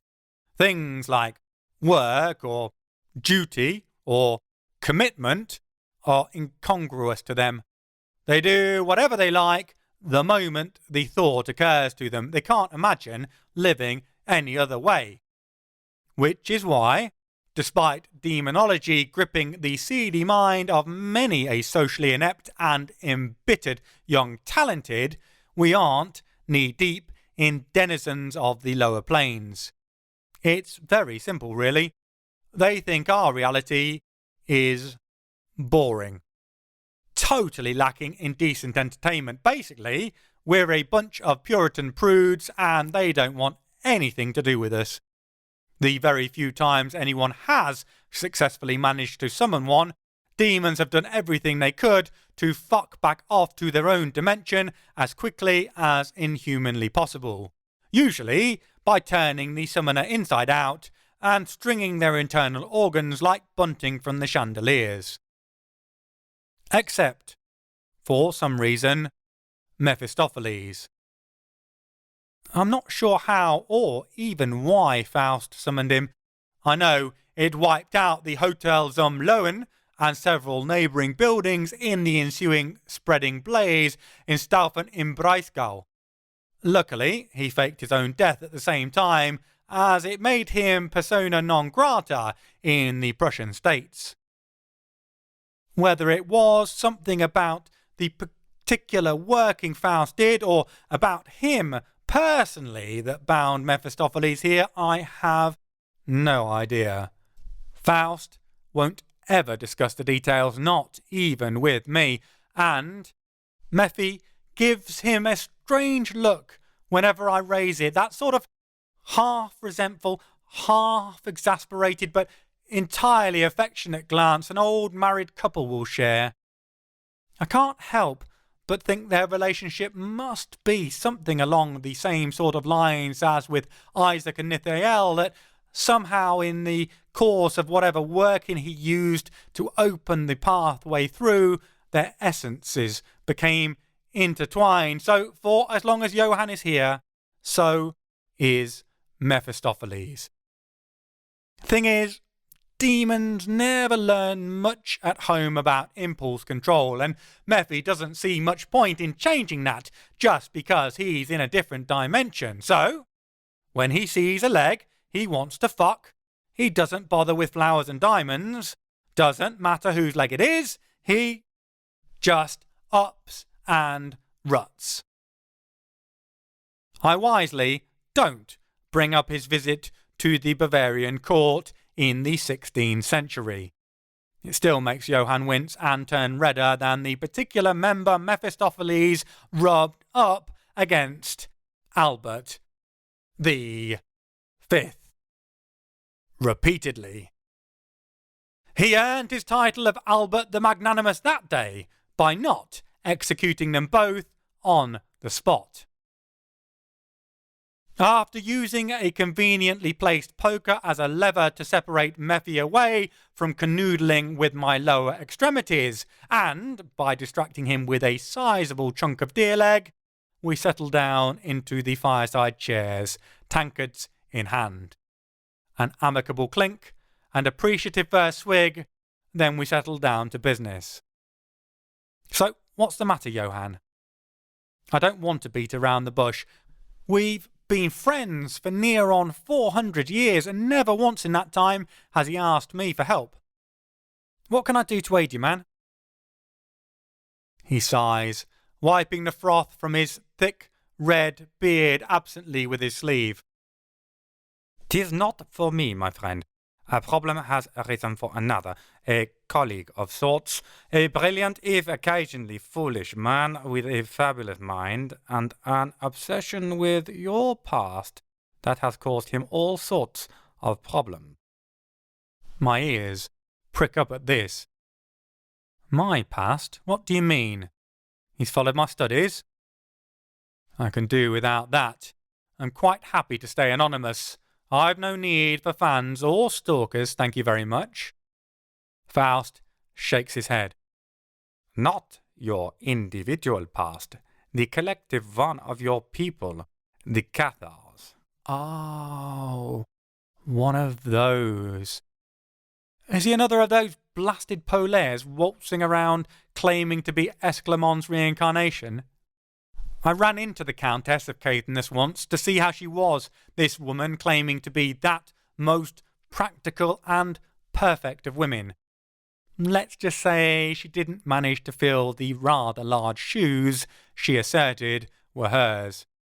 No, though I believe he knows them. He passed quite some time over in the Pyrenees around Montségur, I think. I've not heard of any talented setting up round there. Not that it's surprising. I avoid that part of the Pyrenees like the plague. Not exactly packed full of happy memories. He's not talented. Well, not as I can see, anyhow. Now, I'm really intrigued. I can't imagine why Faust has called me here to get involved if the fellow's some untalented scholar. So, who is this chap, and where do I come in with all of this? Johann is about to answer when there comes a light, hesitant knock at the door the sort of noise made by someone who's not sure what they're more afraid of, that there's no one inside, or that someone is. He flaps his hand at me to stay seated as I half rise, then hurries down the hall to the front door, even craning myself around into an eminently uncomfortable angle. I can't see who the guest is. Faust comes back into the room, leading a man who's taken the first step into middle age. His strong nose and dark eyes aren't features particularly in vogue in Germany at this precise moment. A prominent forehead suggests his hairline is moving rearwards, though what he has is still thick, slicked back and black, fixed in place with gel, no doubt. He's no warrior. He doesn't have the physique of a pugilist, but there's something to him that suggests he possesses a will and a drive that might lead him to walk across hot coals or razor blades to get to what he wants to know. The sardonic quirk of his eyebrows can't hide that desire for knowledge burning underneath. It's a gaze I've seen before in men who've uncovered great secrets and often paid great prices for them. I couldn't give a damn about that, though. A second later, I leap to my feet, cross the room in a blink, and have the man pinned against the wall in a heartbeat, already reaching for a knife. Faust blocks my arm, holding my wrist gently but firmly. What now, Paul? Such poor faith in me? This is my guest I spoke of. His tone is mild, but there's reproach in there. I'm in his house. We're safe. It's not my job to be assaulting his invitees. I look askance at my host. The first reason why I have this man hoisted up by his throat is his long trench coat, replete with the epaulets marking him out as a high-ranking member of the SS, the German Secret Service, a murderous bunch if ever there was one. Apparently, though, this isn't enough, so I pop his lapel, revealing the badge under it, a rope-tied sword in a rune-inscribed oval. He's with the fucking Ananebe, Johann!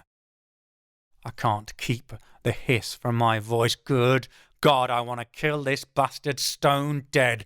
The Ananebe, the Nazi natural philosophers and archaeologists digging for objects of power, hunting the talented wherever they can find them. Chapter 6. Leicester, 7th of June, present day. Getting propositioned by strange English fey magicians wasn't quite how I expected the day to turn out. I'm still somewhat knocked off balance by getting hit on. Aisha, bless her, rides to my rescue before Craig can try any harder to get me out on a date. So, we got names.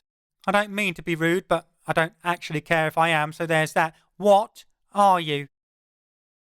This pulls Craig's attention away from me and back to the situation at hand. He gives a sweeping bow, elegant as a Victorian courtier. No offence taken, lass. I'm the Magus of Blackburnshire, King of the Hubs. Bloody hell. Those are two big titles to be bandying about.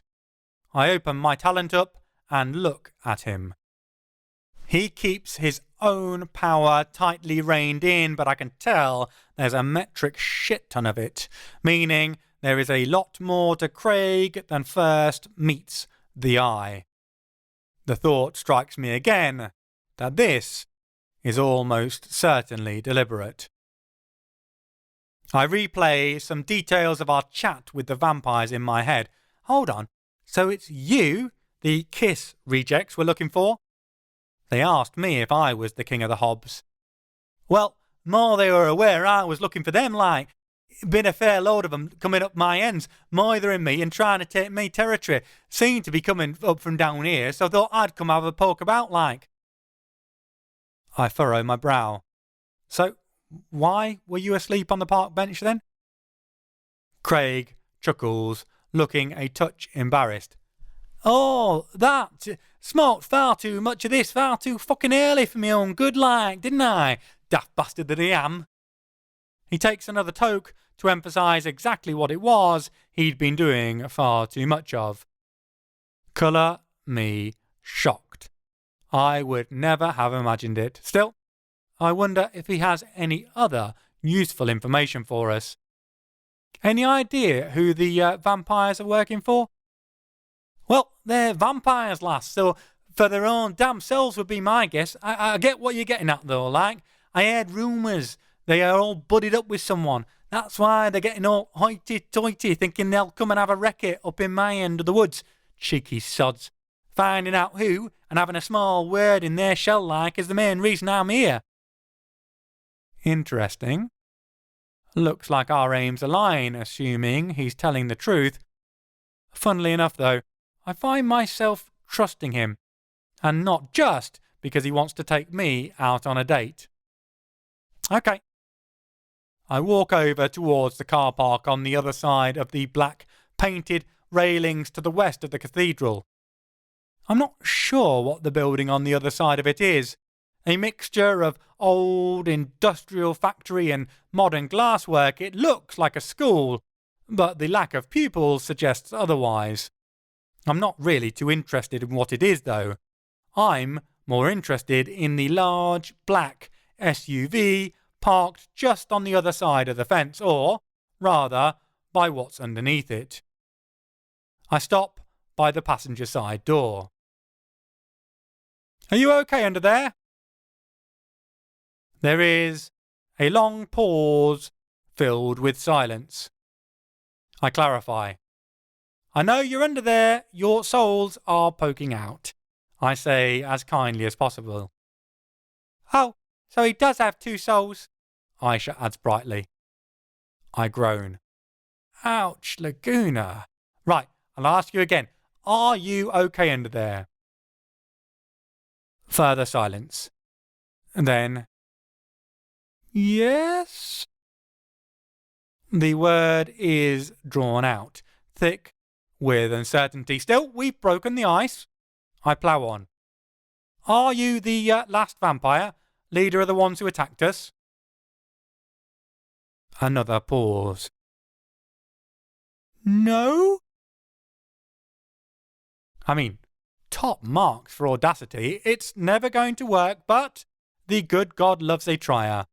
I play along. So, what are you doing under that car? More silence. Having a nap? Ouch. I can hear him wincing as he says it. He knows it's stupid the moment it comes out of his mouth. He was doing so well. Comfortable place to have a nap, is it? Yes. Okay, he's really struggling now. I walk around the car to where his head is and lean down. Okay, good effort. Nice try. Thing is, there's far more comfortable places to grab 50 winks, like the park bench over there in the sun. That was comfy, wasn't it, Craig? Bloody right. Only meant to snooze for 5 minutes. That was at 9 o'clock this morning, like. So, you've got two choices.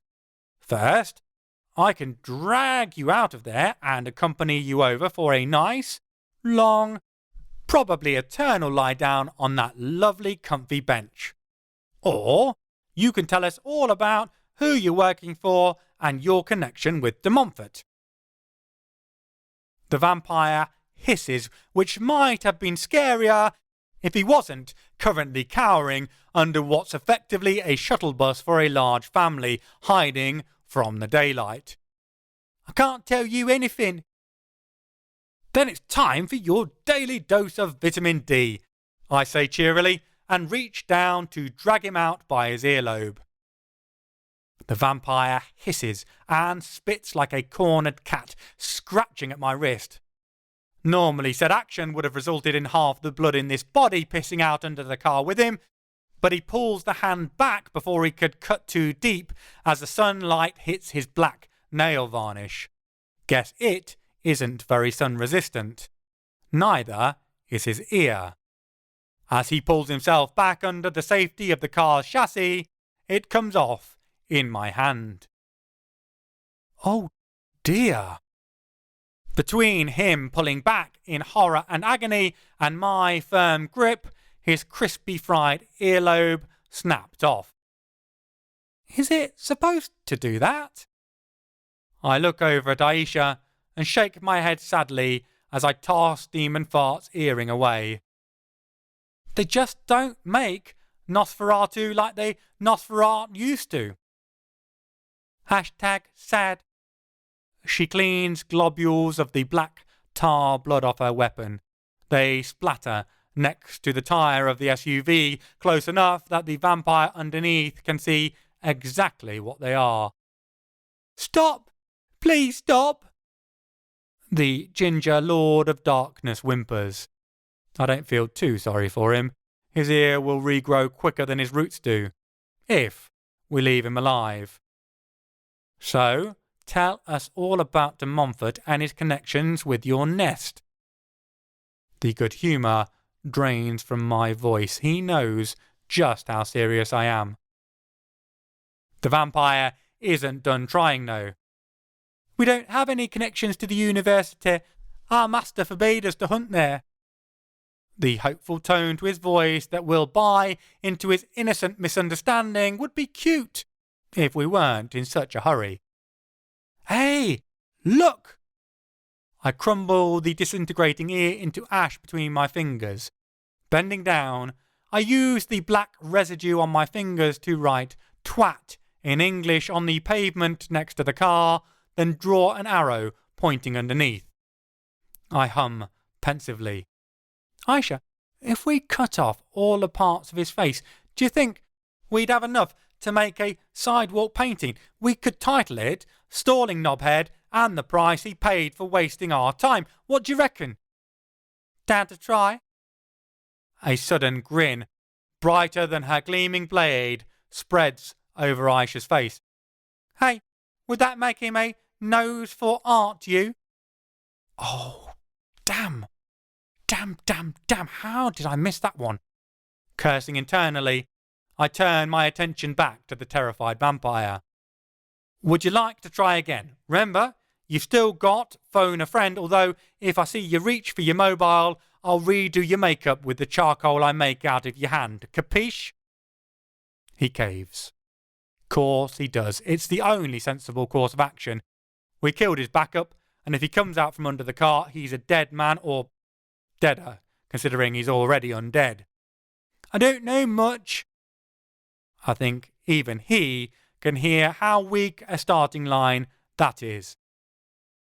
Well, now that he has crumbled, literally in the case of his ear, my tone brightens once more.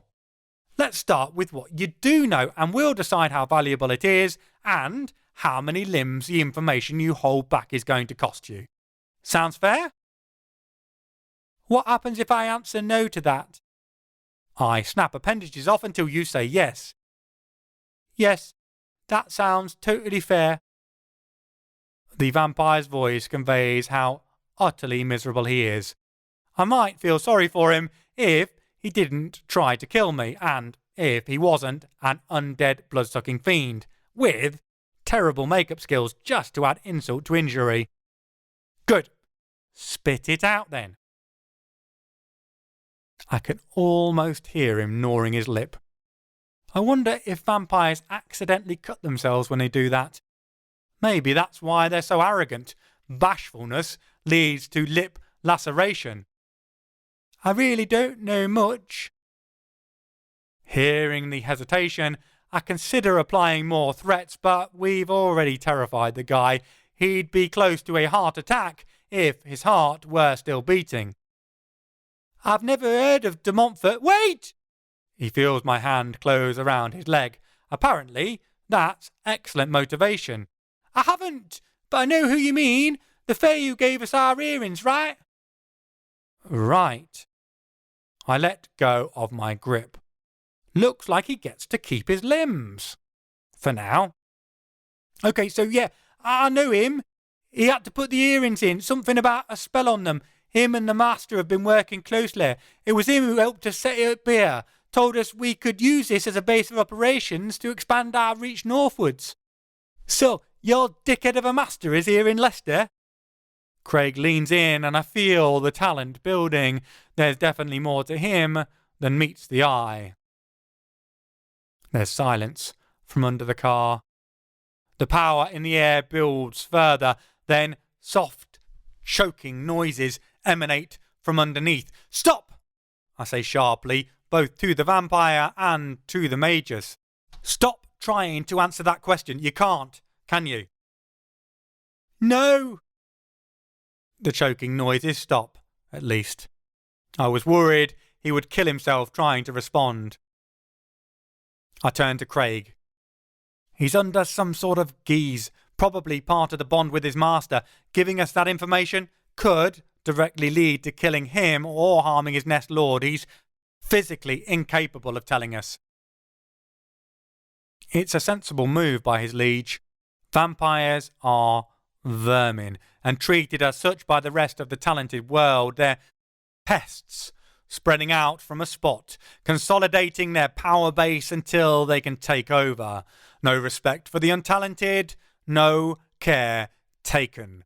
All they want is to feed, and they'll happily murder their way to a full belly. They'll also show no respect for the boundaries of other talented.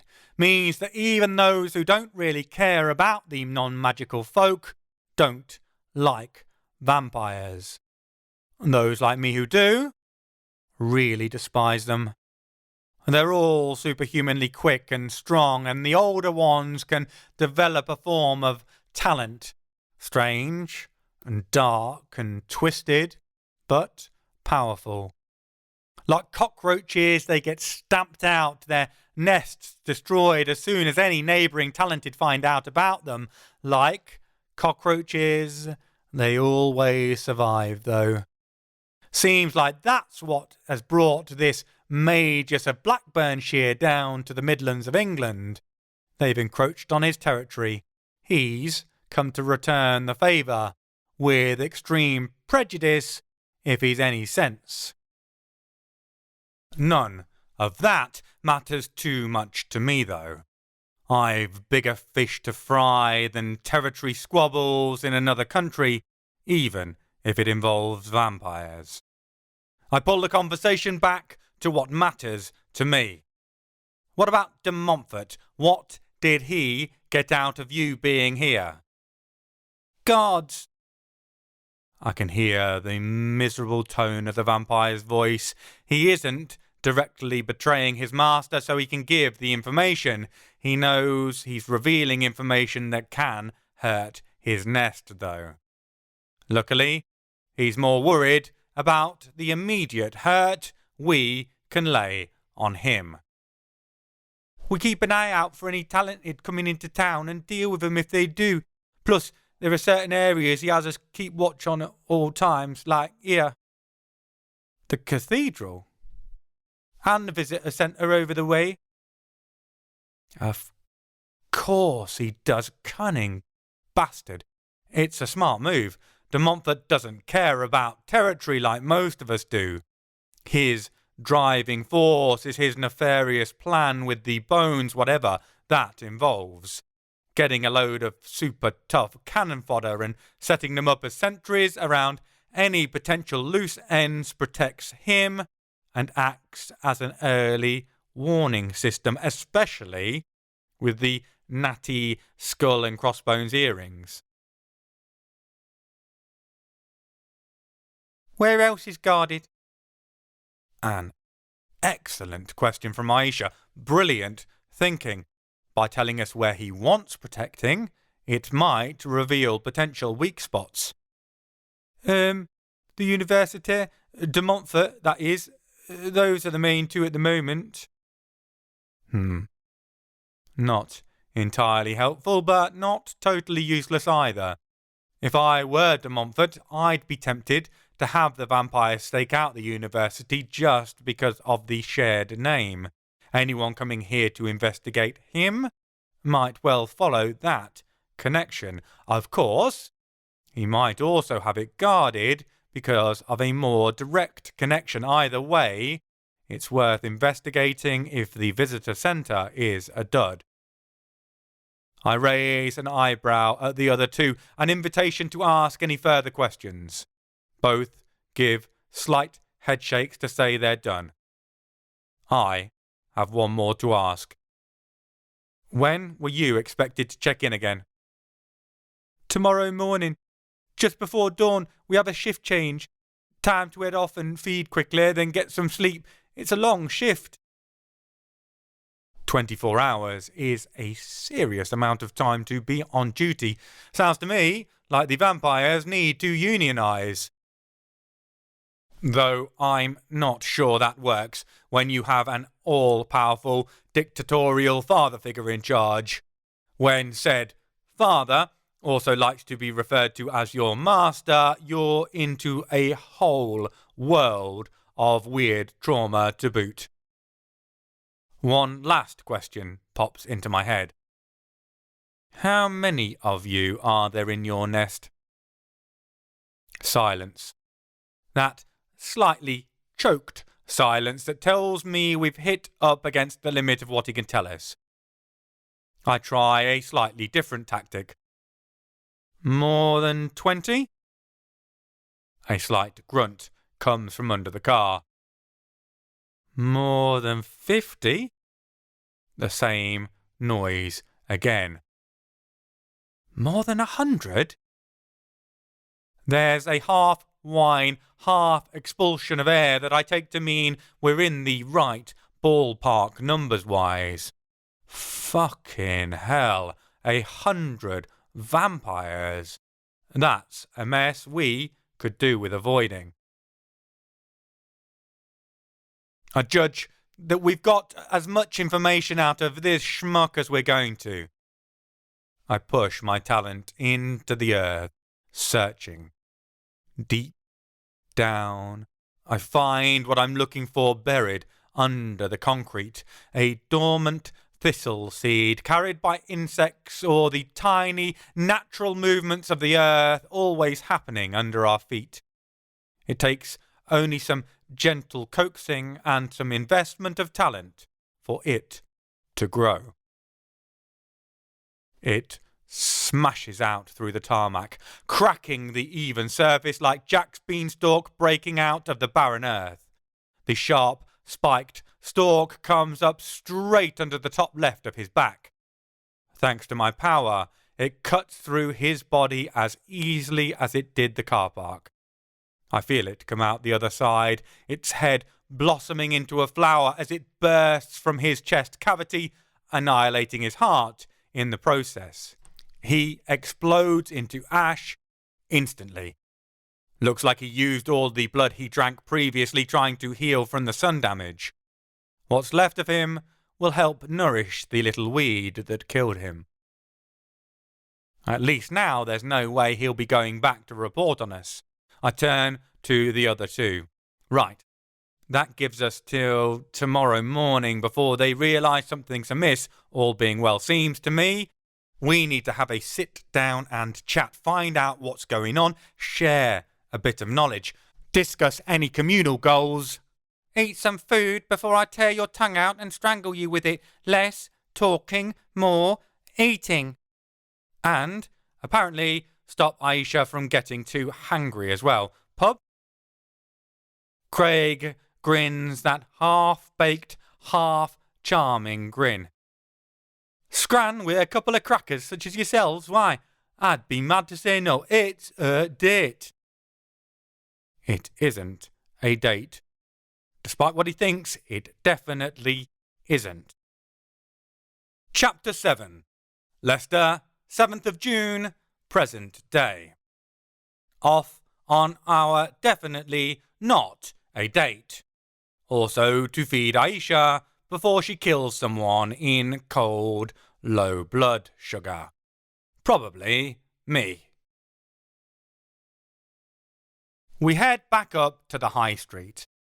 I spotted a decent-looking pub as we made our way to the cathedral, called The Tree. A sign noting vegan-friendly food caught my eye. Of course, we aren't in France anymore.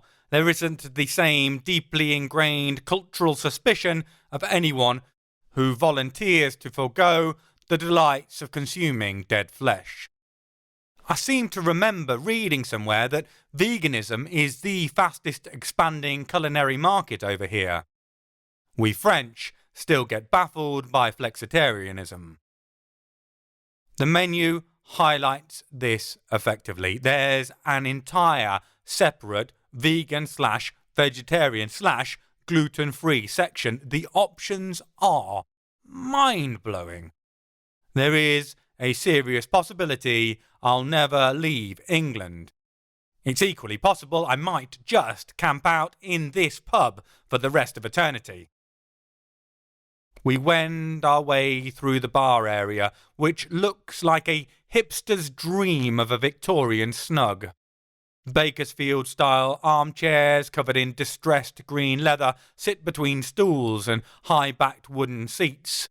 The pile of board games are a nice touch. Still, we've no time to enjoy ourselves, outside of indulging in the culinary delights, of course. We take a seat outside. There's a rear terrace with a mixture of wooden benches and tables and functional plastic seating. Although it's compact, the high walls give a sense of privacy, and I find the trees and creeping vines soothing. My fey nature gets antsy in built-up areas. The amount of iron composites around us might not be enough to slow me down, but it's like dunking an allergy sufferer's head inside the filled bag of a vacuum cleaner. My eyes itch, I've got a bunged-up nose, and I feel like I'm running a heavy cold. At least the bar isn't decked out in the a la mode industrial fashion, otherwise I'd probably break out in hives. Both the bar and the outside are packed, but we grab a small, round table we can perch around. A simple spell keeps the conversation indiscernible to anyone nearby. Once we place our orders, no one else needs to hear what we have to say.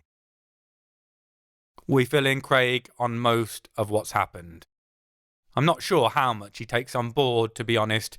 He's added a spell to the cone of silence we've established that deodorizes his smoke when it hits the barrier. As a result, he spends the entire meal puffing away on a joint I can only presume has been rolled in the American way, without tobacco. The fact it looks more like a cigar than a cigarette means he didn't skimp on the amount of weed he packed it with. I use a teeny amount of my own talent to keep the smoke away from my mouth. I don't want to catch a contact high. It's hard enough to avoid ordering one of everything off the menu as is. I don't need to end up getting the munchies as well. The Northern Wizard looks intrigued when we talk about de Montfort, even if it takes us about 10 goes to explain the whole reincarnation thing we both have going on. So he comes back in the bodies of your kids? He scratches at the growth on his cheeks. I'm not surprised. It makes me itch just looking at it. No, I try again. It wasn't ever my kid, it was his. And you pick and choose the body you want? Not normally, no. That only worked in Lyon because Isaac is such a genius. And this Jack of Plate was really de Montfort? I avoid banging my head on the table. Just. No.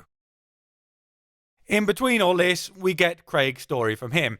He lives up north, near Blackpool, which is, according to him, the English version of Las Vegas, though something about the quirk of his mouth as he says that makes me suspect he isn't being entirely truthful. The gist of it is that vampires went up north, trying to muscle in on his territory and take him out in the process. He skirts around what happened, but I pick up they're getting too close to his home. He has a teenage daughter called Emmy. I get the impression he has a pretty laissez-faire attitude to life. Seems like the threat to her well-being, though, is enough to stir him to action. So he's headed south to find out where the vampires are coming from and how they became so audacious as to assault the Magus of Blackburnshire directly. Talking about his title brings me to one of the most intriguing questions I have about him. Look, both you and that vampire called you the King of the Hobs.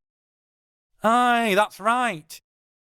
He's taking a break from his spliff for a moment, during which he's attempting to shovel the entirety of his plate, some sort of chicken curry that, to be fair, smells absolutely amazing, into his mouth. I mean, how does that work? Aren't you... I'm not sure how to put it delicately. Human, aye, funny story that. I can see a three-way battle of desires going on in his head between wanting to tell the story, finish his food, and inhale his weed. Although, considering how he's eating, maybe it's more inhaling his food and finishing his weed. Like most of us, though, the opportunity to tell an origin story, particularly a peculiar one like the one I've asked about, wins out. So basically, right, my great, I don't fucking know how many greats granddaddy were a hobby, and he weren't just any hob, but were king of the hobs over in Fairie. Anyhow, he did something or other that upset the big chief bitch Maeve over there. Got her right proper riled up and all. Asked me pops once what he'd done was so bad. Apparently, he got absolutely smashed at a douche he were throwing, where he were in charge of clean-up. Except he got rat-arsed on the elderflower wine, didn't he? So next day, when Maeve comes down expecting her ballroom to be proper shiny like, instead it's still completely trashed with the Ob King passed out in a pile of his own puke on her throne. She didn't see the funny side, lacking much of a sense of humour by all accounts. Right, hard-ass. He frowns, visibly straining to think back through his hazy recollection of our conversation. Did you meet her at all? We got as far in our story as telling him we'd planned to go to Fairie, but not that we'd managed it. I wave a regal hand downwards at the body I'm wearing. Meet her? You're looking at her right now. He spurts his mouthful of food out, although, to give him his due, he turns his head sufficiently that it sprays into a nearby plant pot rather than on me, or even worse for his life expectancy, on Aisha herself. You're fucking Maeve! Christ on a bike! Begging your pardon, your magisterial self, I thought ye were Paul. Apparently, the shock has made him forget my whole reincarnating in dead bodies thing. That, or the copious amount of cannabis. One or the other. I make a calming gesture with both hands. I am Paul. This was her body. She's not using it anymore. Craig's eyes pop wide open. It highlights the pinky red colour they've turned. The shade deepened during our conversation. He looks really, really high. You killed Maeve! Fucking hell, fair play like. Talk about ding dong, the witch is dead. Cracking work, lass. How did it happen? I shrug. It was her own fault. She committed Aisha-cide. But how do you kill the fucking queen of the winter court? That's mad as fuck. Aisha cradles her pineapple juice. I found sticking the pointy end of a sword into her repeatedly was a good start. We've drifted off the point. I get the feeling this is a regular occurrence with Craig. You were telling us about Maeve and your ancestor? He tips his point in acknowledgement to me. Right, so anyway, yeah, May's vexed big time, proper raging over the mess he made, especially over her throne, right? He's still snoozing, so fucking gone, he ain't even realised the boss lady's rocked up. Anyhow, she wants to bring maximum misery on him. Not just him either, but his offspring and every descendant forever and ever. Amen, you with me? So, first thoughts, probably some spectacularly bloody execution, but that's letting him off the hook too damn easy. That's what old Maeve's thinking. Can't have that. So she stands and thinks about what's the worst thing she can do to him? What's the shittiest, lowliest, crappiest creature in all the known bleeding universes? Easy answer that. Humans, innit? So she makes a spell, changes him into a piddling human and banishes him off to Earth. Good riddance to bad and messy rubbish. Right? He stops. There's a momentary conflict over what's his priority, taking a breath or taking a drink. His unwise decision is to try to do both simultaneously, leading to him spluttering into his beer. Sorry, wrong pipe, he says once he regains the ability to speak. Right, where was I?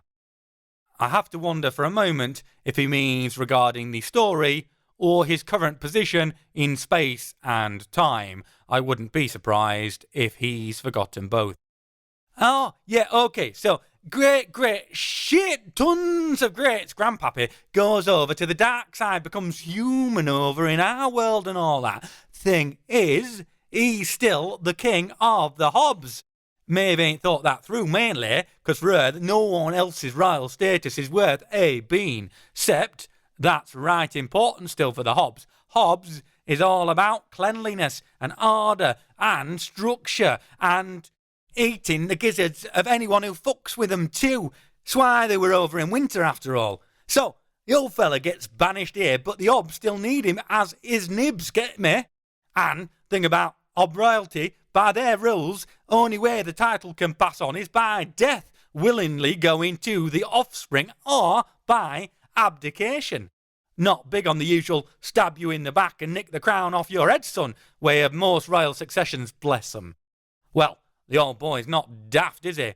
He realised, thanks to holding on to the crown, he got access to his magic still. Makes life a damn sight more comfy like over here. So, when the Hobbs come popping across for a cuppa and asking him to resign, he politely refused. Then spanked the shit out of the nearest one to make his point like.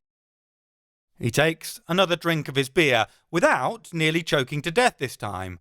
A successful improvement. Anyhow, long story short, it's mainly a ceremonial title these days, what with Maeve being a vindictive bitch, fucking champion at holding a grudge and all. Still, does mean I get to have access to some nifty fair magic despite being a puny human, ain't it? So, yeah, cheers. He salutes us with his glass, then downs the rest in one smooth movement. It's an amazing story, even if translating both Craig's northern dialect and broken pattern of speech takes some doing. I've never heard of a full human having access to fairy magic the way he does. Sure, there's Gwendolen, but she's a fae in waiting. Generally, half fairies and their gradually watered down offspring have touches, flares of the talent their original ancestor had. Nothing like what Craig wields, though. No wonder he holds the title of Magus, despite being apparently permanently stoned out of his gourd. That's a question in and of itself. I feel like we've got to where I can ask him that without fear of insulting him. I hope you don't mind me asking, but what is with the whole... I wave my hand at the chunky, clearly incredibly potent spliff he's lit up again. I can't think of a polite way to put it. The whole Cheech Marin impression. Craig looks at his spliff, confusion creasing his brow, like he can't remember what it is or where it's come from. He takes another drag just to remind himself. It seems to work. Oh, this. Well, I'm Faye, ain't I? Sorta. He says it like it answers everything. I've just got back from Fairie. I don't remember seeing them all passing the bong around while we battled it out with their nobility. I'm not following. Honesty seems the best policy. He takes the hint to elaborate. Well, I'm all about nature, ain't I? Connected with Mother Earth and all that woo-woo stuff, right? So, way I see it, I can either go dancing round a maypole with me knackers hanging out, or else get connected with her another way. Getting me smoke on helps me link into me power. Since I like having access to me power, right? I smoke. All the time. Plus, he gestures wildly. I'm not entirely sure at what. Then I realise it's just a general gesture at everything outside of us. Have you seen reality like? It's a lot more bearable when you're baked. Honestly, it does my nutting otherwise. Funnily enough, I can understand that. There's a certain undeniable logic there. I look over at Aisha and see the same understanding mirrored in her expression. It doesn't matter who you are in life, how much money or power or talent you have, the world can be a dark and unwelcoming place. Once you become part of the magical world, it only adds another layer of danger and double-crossing to life. It's hard for those who want no part in the politics and power plays. Sure, Isaac has withdrawn from it all to a degree, but he has Nith as protection, a mind-bogglingly powerful angel from a higher dimension, and even then, he gets dragged into my bullshit plenty of times. I can appreciate the attraction of the old turn on, tune in, drop out mantra. If getting high makes life easier for Craig and keeps him in tip-top form talent-wise for when the challenges he can't avoid come, all power to him. We've caught up on each other's backstories, as much as is necessary at least. It underlines my gut feeling that we can trust this Craig. Our major concern is he'll fall asleep in the middle of a battle or forget he's supposed to even turn up to it. I'd take Flaky over Snaky, though, any day. What's your next plan of action, then? I get straight to the point. Probably a good plan, considering the magician's ability to get distracted by the bubbles popping in his beer. Huh? He pulls his attention back to me with some effort. Oh, yeah, right. Further investigation and all that, eh? See if I can dig up the location of the main nest. That'd be right good. Get this all done and dusted, with the emphasis on dusted, if you see what I mean. Like, if you kill a vampire, they turn into dust. Poof! He makes an explosion gesture, followed by slow raining movements of his fingers to symbolise the falling ash. Yeah, we got it. It wouldn't have been a bad joke if he didn't spell it out. So, looks like the Vamps and de Montfort are working together. Seems our interests are aligned. Fancy carrying on the team up for the time being? He grins, a cheeky, shit-eating grin that should put my back up, but somehow doesn't. For an incomprehensibly powerful, fey magic-wielding talented, there remains something charmingly innocent about him.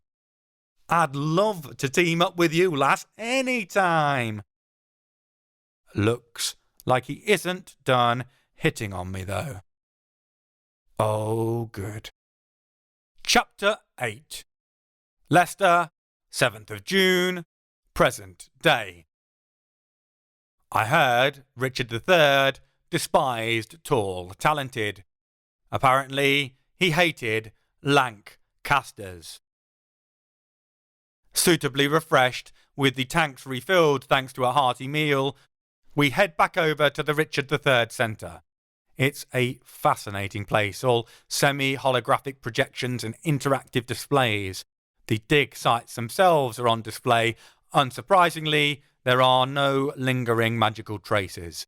It's been over a decade since the exhumation of the skeletons. They have bones behind glass, but they're copies, plastic versions of the originals. We riddle the clearly knowledgeable and passionate staff with as many questions as we can think of, short of where can we find these specific bones so we can steal them, which might upset their professional demeanour. They enthuse about the story of the dig, but all they can tell us afterwards is that they've gone to various archaeological departments for further study and preservation, excluding King Richard himself, who's reburied in the cathedral facing the site. Eventually, we speak to a wiry, grey-haired chap. Approaching the later end of middle age, his vim knocks 20 years off him when he speaks. He works in direct partnership with the University of Leicester, which was the driving force and chief authority behind the dig itself. They took charge of dating and identifying the remains found. We turn the conversation around to the skeleton in the sarcophagus to his intense delight. His passion for the find runs towards obsession, and it clearly delights him that we're interested in details outside of King Richard III himself. Sadly, he doesn't know anything about the information we have that it's gone to Kenilworth. I see him hesitate, though. Was there something else about those remains? I don't want to dig too hard and raise suspicion about our motives. I can see something has clicked in his memory, though. Luckily, this is a man who loves to share, indeed, who gets paid to share his enthusiasm about this particular subject on a daily basis. Now that you mention it, yes. One of anything, I was here on site as they all got parcelled up, packaged and sent off. I seem to remember one got sent to De Montfort University, which didn't... He hesitates. Well, it didn't make much sense. Why not? I continue to press delicately. We need this information. I don't want him to clam up. Well, no offence to De Montfort University, but it's not their area of expertise. They're a great university, he adds hurriedly. You can tell he's desperate not to speak ill of anything to do with his city to visitors. They just don't have the equipment to deal with that level of archaeological find, not like Leicester University. Plus, Leicester University were involved in this project from start to finish. He polishes his glasses on his museum-branded polo neck T-shirt. I think it was a council decision, something to do with being fair, making sure everyone got to share in this tremendous success story for the city. De Montfort opened up their own heritage centre, built it around the ruins of the Church of Annunciation, where part of their own campus is. I think that was the reason they gave us for that course of action. I can hear the doubt in his voice. It was obviously strange enough to stick in his mind. That makes it worth investigating in my book. We thank him and head back outside, regrouping in the afternoon's warmth outside the cathedral where we dealt with the goth squad. What do you think? I ask Aisha. Nothing there, Sabi. Her eyes rove over the visitor centre as if she can see through it, searching out some hidden clue we've missed so far. Only other thing is the computer system. It's a valid point. We could try to break in, hack their computers. Problem with that is technical know-how. I look over at Craig. Are you any good with computers? He smiles back. Oh, aye. Proper good. Love computers, me. They're not so much fans of me, though. Fuckers are always breaking down or that hard drive seizing up or whatever. Costs me an arm and a leg every time. Okay, so if we need to completely melt down their servers and lose all the information stored in them, you're our man. Absolutely. No worries, like. Not exactly what I wanted to hear. I sigh. I really hoped we'd have something more to show for the visit. We're on a time limit now. We've only got till tomorrow dawn before the vamps and, by extension presumably, de Montfort know something's amiss. Considering the layers of scheming he's demonstrated so far, I don't doubt he'll end up in the wind. So what do we do next? Follow up on the de Montfort University lead we just got, or head straight for Kenilworth Castle? Aisha gets directly to the point. The skeleton might have stopped at the university, but he ended up at the castle. Can always come back and break into the campus later. If the castle's a bust, follow the bones. Craig shrugs. There's been nought so far pointing me towards the nest or any other vampires like. My next plan is to come back here in the wee hours, catch whoever comes to take over from these other daft buggers we killed. I ain't got any plans like till then. I feel torn, but I know why. It was my idea to come to Leicester first, rather than going straight to the castle. I want that to have been the right decision, but honestly, meeting up with Craig has been cool, and he's useful to have as an ally, albeit temporarily, and finding out about the vampire connection is no small tidbit of information. I've shown our hand, though. The last thing I wanted to do. The whole idea was to scout out cautiously without alerting Demon Fart to our presence. Particularly not to my continued existence or unexpected freedom. Now we only have the rest of the day and the night before he knows that something is wrong. I want the university lead to be solid, to be the trail of breadcrumbs that lead us straight to his door, but I have to be honest. It doesn't fit. Arrogance is a definite character trait of Demon Farts, but so is sly, cunning, and caution. I don't think he'll be camped out in an institution that bears his name, however much that might tickle his pride. I sigh. Let's head back to the car. Looks like we're driving over to Kenilworth after all. It isn't a long drive.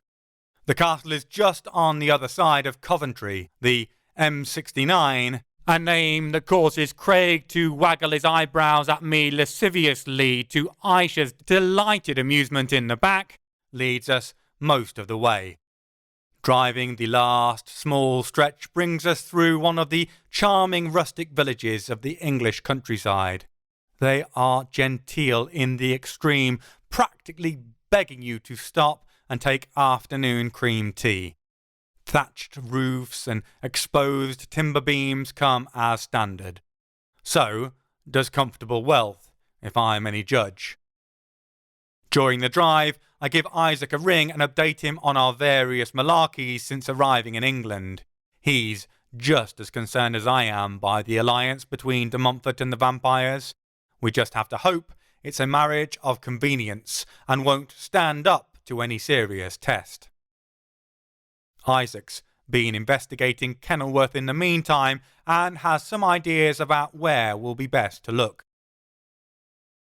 There's no blasted archaeological centre there, my lad.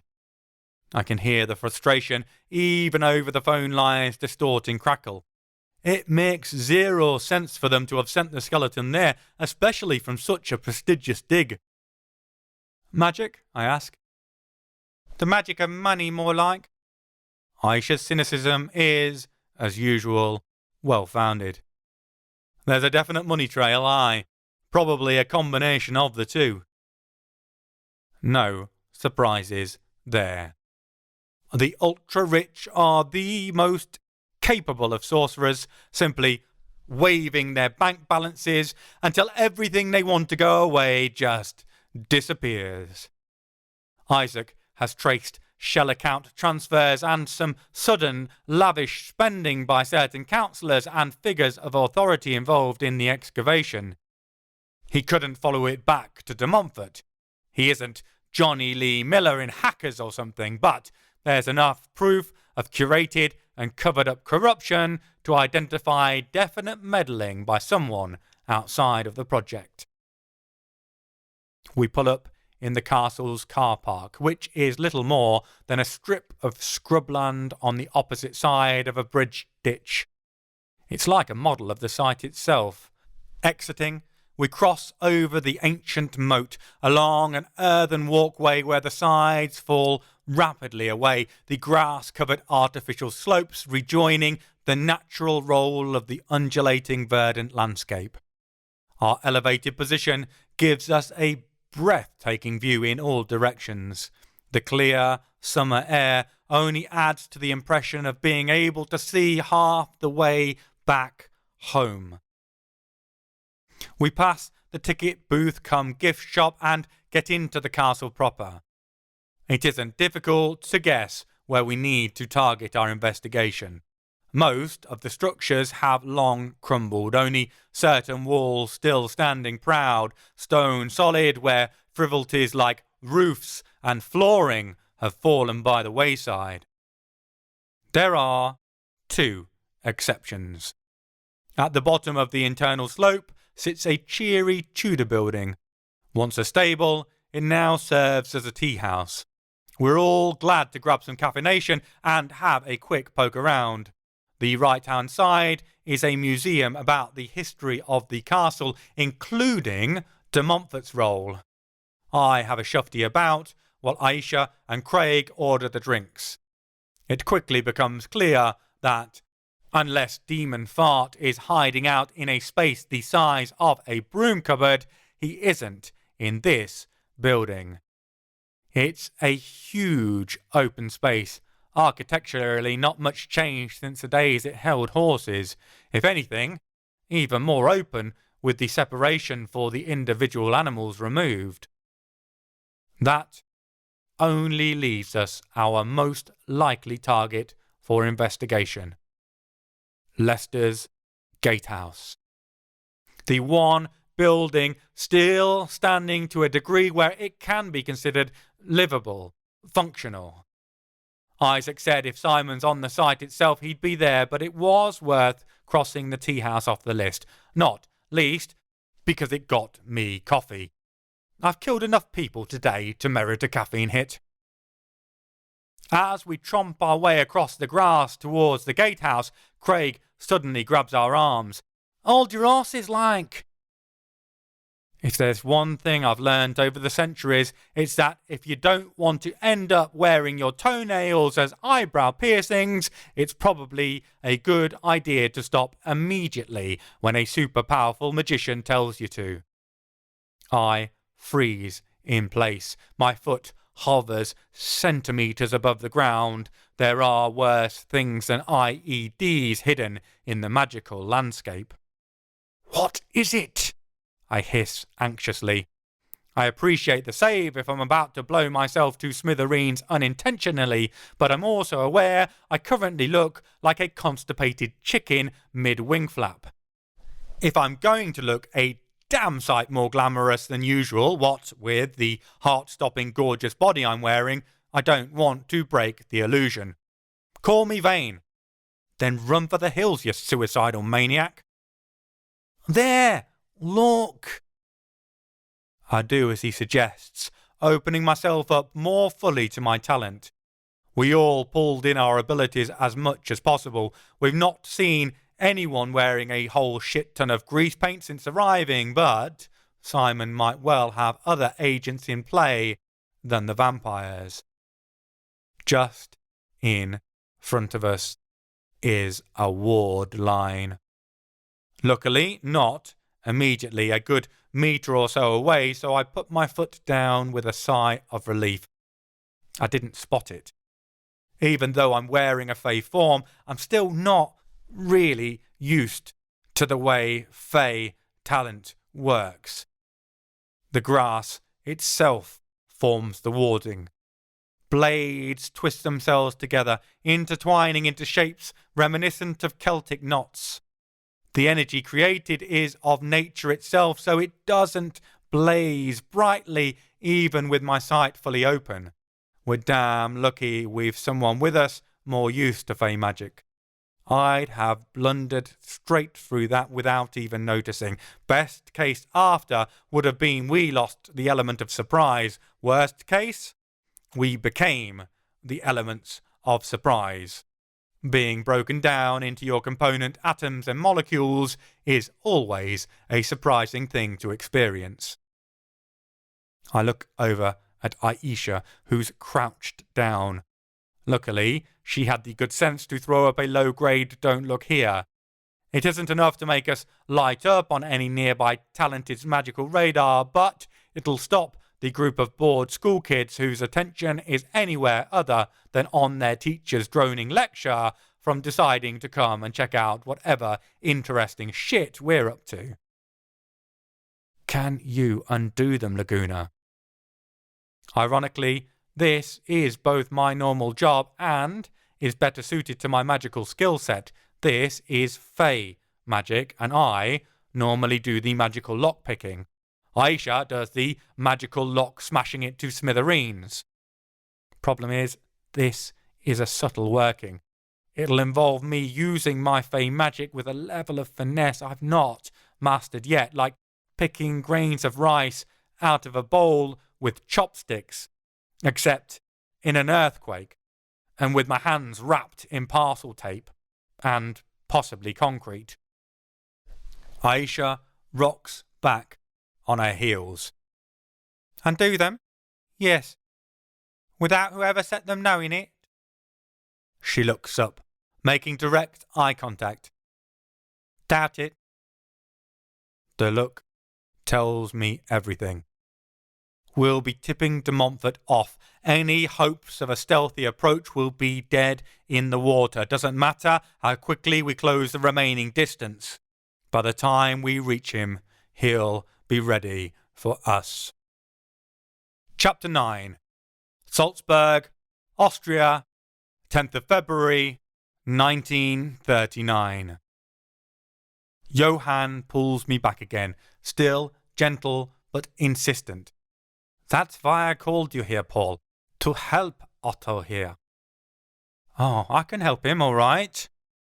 My lip curls as if the savage distaste for the fucker in front of me is bringing out my inner animal. I'll help separate his head from his fucking shoulders. Paul, enough! Suddenly, I find myself on the other side of the room. I've no recollection of getting here. My hands are clamped to my sides with a red glow. Tied by the rope of talent Johann has thrown around me. Apparently, Faust has had enough of me ignoring his request to calm down. I don't bother struggling. We're in Faust's home, with Mephistopheles watching me, those weird, intelligent eyes in that pointed snout face. I don't have even close to the magical muscle needed to overcome the two of them in this environment. Looks like I'm going to have to listen after all. Johann tuts and wanders over to me with my tankard. He lowers his voice. If I let you have your hand back for your drink, will you promise not to push the mug through his head and just enjoy your beer, at least until I finish talking? Damn, he knows me too well. Although I'm loath to waste good beer on a fucking National Socialist, I'd have gone for the old quaff and kill maneuver. But Faust knows a promise will hold me. I nod begrudgingly, and he hands me my drink. At least I can brood beerily now. Until I get enough of this incredibly strong booze down my neck, then I'll brood blearily. Johann pours another drink for the visibly shaken Nazi. Boo-hoo. I'll shake him till his eyes fall out if I can get my hands on him again. Johann leads him to his previous chair by the fire, then pulls a new one over for himself to sit in. My own chair lies politely empty. I get the impression it's a bit of a message. I can rejoin the conversation when I can behave like a grown-up. Boo! Being an adult sucks. Doesn't bother me to stand over here against the wall being childish. I stick a middle finger up at Johann. As it's on the hand still clamped to my side, he doesn't see it. The snigger from the floor by the fire tells me Mephi does, though. I still want answers. Faust, what the fuck is going on? I thought you said you were ready to get the hell out of Austria due to these scumbag fuckers taking over, not inviting them over for a piss-up. Johann pours himself another drink, along with a large bowl that he puts down for a very appreciative Mephistopheles, then slumps into his chair. Paul, Otto didn't get a choice regarding joining the SS. He certainly didn't when it came to becoming a member of the blasted Ananebe. Himmler himself ordered him to. I'm not saying he's a saint, but since he opened his eyes to the price to be paid for the Ananebe's dream, he's been the source of all the information I've got and promulgated out among the talented. The man saved a lot of lives in recent times. We need to repay the favor. Tell him what you did. He addresses the last part to the man, who is nursing his beer close to his mouth and chest, as though afraid it'll disappear.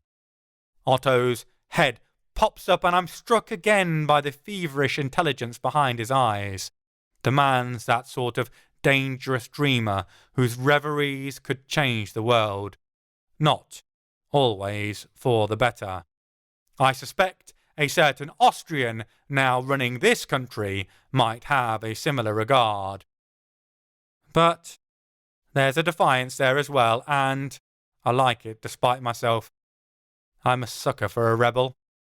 It's a strange expression for someone wearing such a conformist outfit. Otto glances at Johann, then, encouraged by what he sees, he looks back at me, lifting his chin. I resigned. I blink, shocked. You quit the SS? I can't imagine that went down well if Himmler had handpicked him. He gives a bitter bark that's almost a laugh and almost a lament. Oh, that wasn't the problem. After they caught me for the second time with Peter, my options were narrowing, death or the camps. A gay, high-ranking SS officer? The hypocrisies of the so-called master race laid bare once more. If that isn't the problem, what is? There's a bitterness in the man's smile. It comes when we know we've done something both stupid and entirely necessary, when we're faced with a choice having no good outcome and the one we end up with is even worse than expected. I quit the Ananebe. Jesus Christ, riding solo on an oversized tandem bike, that wouldn't have gone down well, I suspect. How did they take it? About as well as you might expect. The former Nazi, former Ananebian, holds up his hand. On the centre of his palm is a swirling mess of what looks like Futhark runes. For a bunch who believe in the superiority of the Germanic people, they sure do wish they were Scandinavian a lot of the time. It's a glow with an old rust-orange coloured power. If I'm not mistaken, the Ananebe have marked Otto with the equivalent of Treasure Island's black spot. Any idea what it does? I asked the man. He's pale but resolute. I don't think he regrets quitting, even if it'll cost him his life. The worry is, it might cost him more than that. Magic like this, dark, twisted magic. The price might be his soul. Otto shakes his head. No idea, but nothing good. I glance over at Johann. You can't undo it?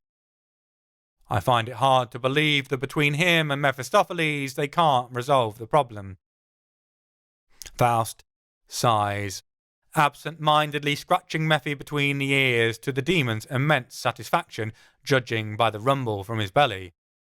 We can mask him temporarily, but He swore a magically charged blood oath on joining the cult. It's bound up in his soul. If we tear it out..." He doesn't need to say the rest. If they do, it'll shred the man's essence to smithereens. He'd be dead. Worse than dead.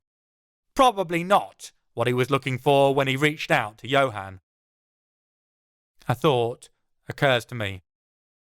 Why did Himmler force you into the SS and the Annenebe? Gay or not, if it's because he came up with some enterprising way to identify and exterminate non-Aryans, I'll vote for the soul shredding. The man smiles, a small, sad smile. He was a fan of my work, still is probably, even though I'm sure he'll be glad when I'm dead. My books about the Cathars brought me to his attention. Books about Cathars? There's been this sneaking interest, at least among the esoteric societies, both talented and deluded, in the crusade of recent, not least because of Grail hunters. It's not something I've been terribly worried about, what with having destroyed said Grail myself hundreds of years ago. But I do remember someone mentioning something about a book with some interesting takes on the whole mythos and the Cathar movement. Interesting in that they were totally, utterly and spectacularly wrong, but it was written with a poetic flair. I can't remember who mentioned the book to me, but I do remember the author's name. Otto Rahn. You're Otto Rahn, aren't you? He smiles bashfully. At your service, sir. Otto Rahn. The man Heinrich Himmler believed in so much, he built an entire room in his castle all ready to display the Holy Grail when Otto recovered it for him. So high was his confidence. No wonder the Annenebe are ready to hunt him to death. I can't imagine Himmler will be best pleased that he's no longer getting that particular shiny trophy, especially after all the building costs. I feel vaguely sorry for the idealistic young academic sat in front of me. His obsessions brought him to the attention of people he didn't want to get noticed by. Although, maybe, that's just an assumption on my part. Just because he's homosexual and he's bailed on the Nazi movement doesn't mean he didn't have shared ideals regarding racial purity. Either my thoughts must be clear on my face, or else Johann knows me even better than I think. He waggles his hand back and forth. Okay, so the man's not a full-blown fascist, but he's no saint either. I'll pull more details from one or both of them later. So, what happens next? Why did you send for me, Johann? Fascinated though I am to quiz the scholar on his beliefs regarding my long-lost people and our long-destroyed treasure, I still don't see how I fit into this puzzle. I'm sure Rahn would love to ask me a whole heap of questions if he knew the truth about me, but I doubt Johann called me here to satisfy his intellectual curiosity in the middle of running for his life. Faust is about to answer, but Otto interrupts. I fear that my time draws short, marked like this. If I am to die, I would make one last pilgrimage to Montségur, one last search for Lucifer's crown before I am taken. When I made my decision to leave, I wrote to Johann to ask if he knew any who might protect me and guide me across the Alps. I do not seek salvation, sir, only a last chance to finish my life's work. All very commendable. My tone may sound harsh after the earnest entreaty, but I still don't see why this is my responsibility. I turn to Johann. Why me? Why can't you get your friend across? You said you were readying to leave. Faust has the good grace to look sheepish at least. The key point is readying, Paul. I'm unable to do it without Mephi, and if we were to leave now, I wouldn't be able to secure the endless secrets and treasures I guard, not even mentioning all the tomes and grimoires I have concealed here. Everything needs to be tied up tightly and secured before I go so that the Thule Society and the Ananebe don't get their greasy little paws on them. There's too much risk beforehand, and keeping Otto here until I'm ready would be too likely to draw their attention. He's quite the beacon right now. Okay, I get it. So you want me to keep him safe and act as a decoy at the same time, keep them looking for us, while you lock up the rest of the goodies in Bavaria they haven't found. Johann looks both embarrassed and relieved. Quite. I've no idea what they'll throw at Otto, but I'm sure you'll be able to handle it. We owe him a debt, the whole community, for the information he's fed to us. This is how we repay the debt. Otto sits up, straight-backed, but with an earnest, pleading look on his face. Please, sir, if you fail, I die. It is fine. If you did not try, I'll die for sure. All I ask is that you try. It cannot leave me in a worse situation than if you do not. I'm not going to lie. I'm pretty pissed off by the whole situation. I've already heard enough rumours and seen enough people disappear off the talented radar to know that the Ananebe are not to be trifled with. The last thing I want is to draw their attention and their ire. Hunting me down and capturing me will be no straightforward matter, but that doesn't mean I want a bunch of well-funded, highly trained magical fascists on my tail. I'm not sure this supposedly redeemed, high-ranking SS officer is deserving of that sort of risk-taking. Still, Johann has always been a good friend, and he welcomed me with open arms when I turned up on his doorstep, no questions asked, fresh from my death at the hands of the chief inquisitor in the chambers beneath the Vatican. Now he wants a favour. I'd be a poor sort of friend if I didn't step up to the job. So, against my better judgment, which is suggesting I head for the hills or rather the mountains and leave Otto Rahn to sort out his own self-imposed mess, I walk over and sit myself down. Johann released my bonds as soon as he saw I wasn't going to immediately kill Rahn the moment he did so. I just didn't want to sit until I was sure I wasn't going to bolt for the door. Instead, if I'm going to get involved in this bloody mess, I might as well be comfortable and have another beer while I do so. Right, I say, passing the empty tankard to Faust. I could have topped it up on the way over to sit down, but fuck it. He's asking a lot of me. He can get me a fresh beer. So, what's the plan? Otto Rahn looks across at me blankly. I already said, cross the Alps into France and go to Montsegur. Oh, right. That is his plan. Not going to be any difficulties with that, what with him being a highly wanted man by the German authorities, secret police, and occult talented magic users. I have the feeling I'm going to need quite a few more tankards of that strong beer to get through the rest of this conversation. Chapter 10. Kibworth, 7th of June, present day. Walking through unknown Fey wards is a good way to qualify for the talented equivalent of the Darwin Awards. Posthumously.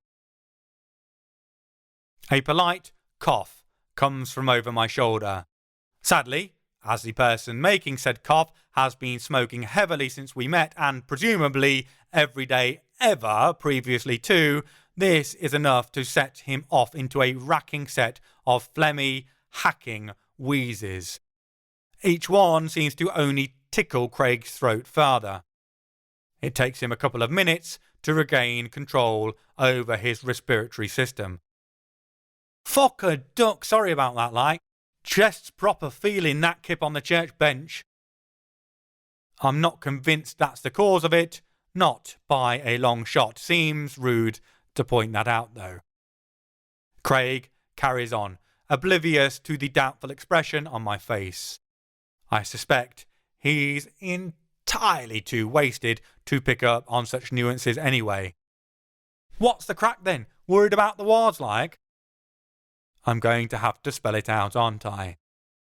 Yes, Craig, we can get past the wards, but then he'll know we're coming. Sort of ruins the whole our chief weapon is fear, fear and surprise routine, if you know what I mean. His face practically splits in two with the width of his grin. Oh, Monty Python, nice one. Knew ye was a cultivated lad, a person of culture, if you gets me, loving that proper large. As much as I appreciate my pop culture references being picked up on, this is hardly the time or the place. Thanks.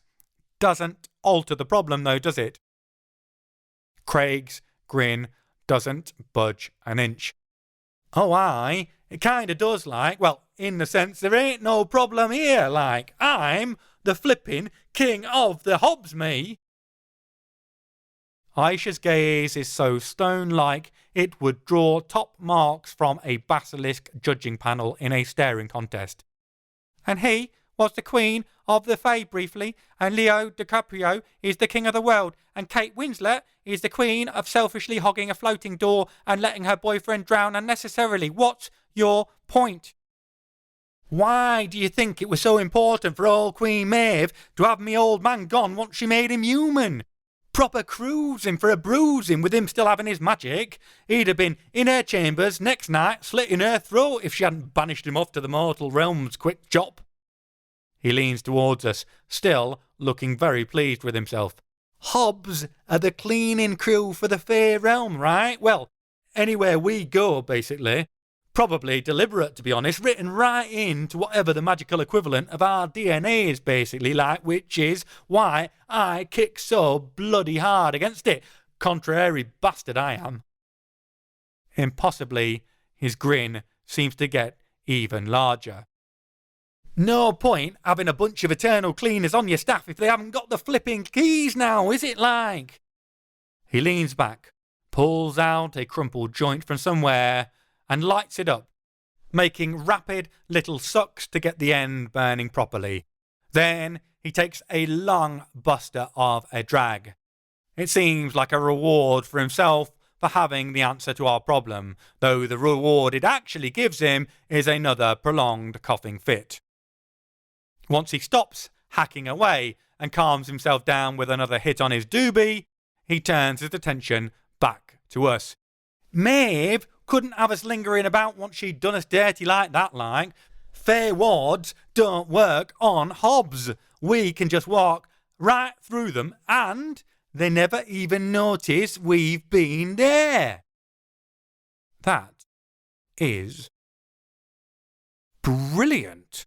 I basically gave up hope on us getting the drop onto Montfort. Suddenly, it looks plausible again. Of course, there's a flaw in the plan. That's all very good for you, Aisha says. What about us?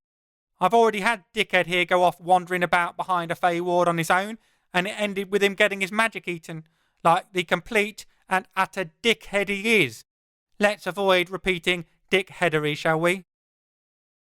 I thought my mastery of English was good.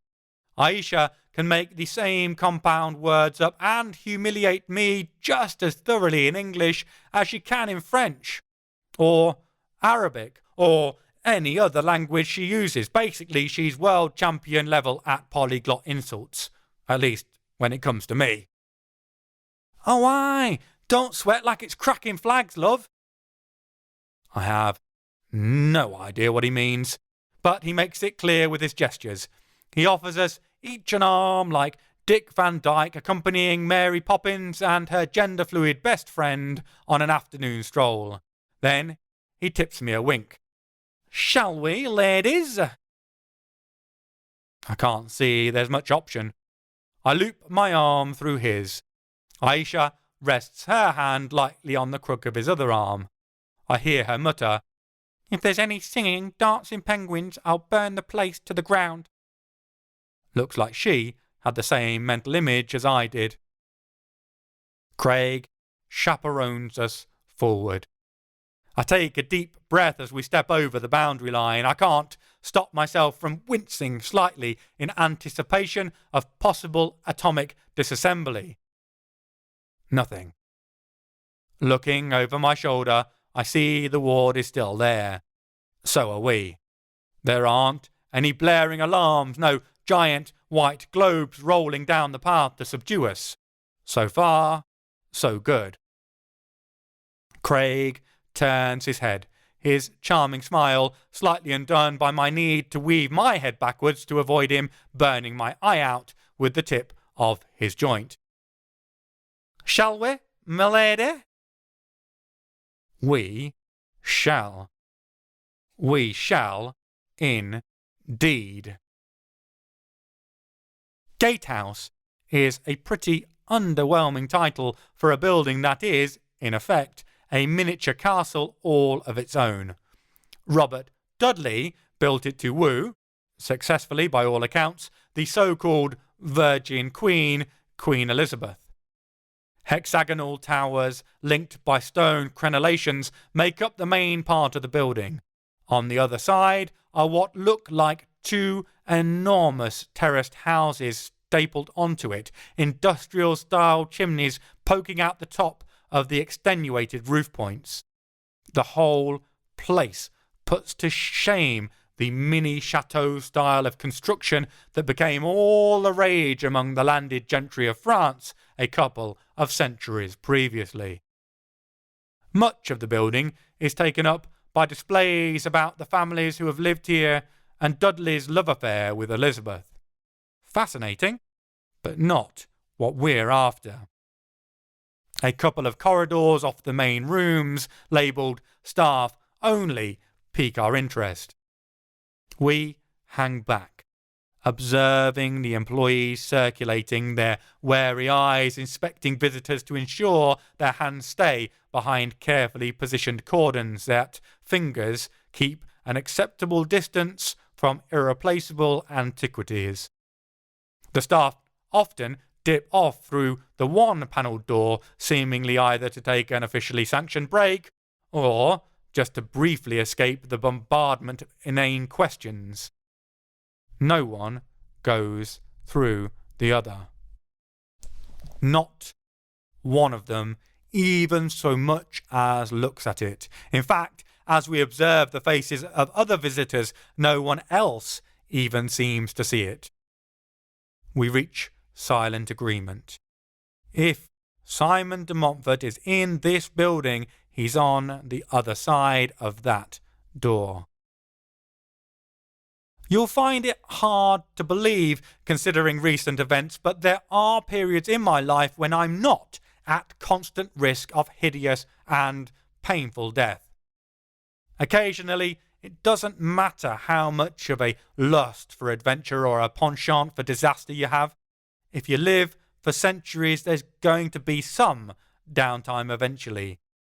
These days, it's an opportunity to finally make a dent on the glut of high-quality, highly addictive TV programs and books liberally bestowed daily to a public entirely acclimatized to such an output rate. I lived through decades where any book of interest being published at all was a rarity, and where the material inside was often drier than the paper it was printed on.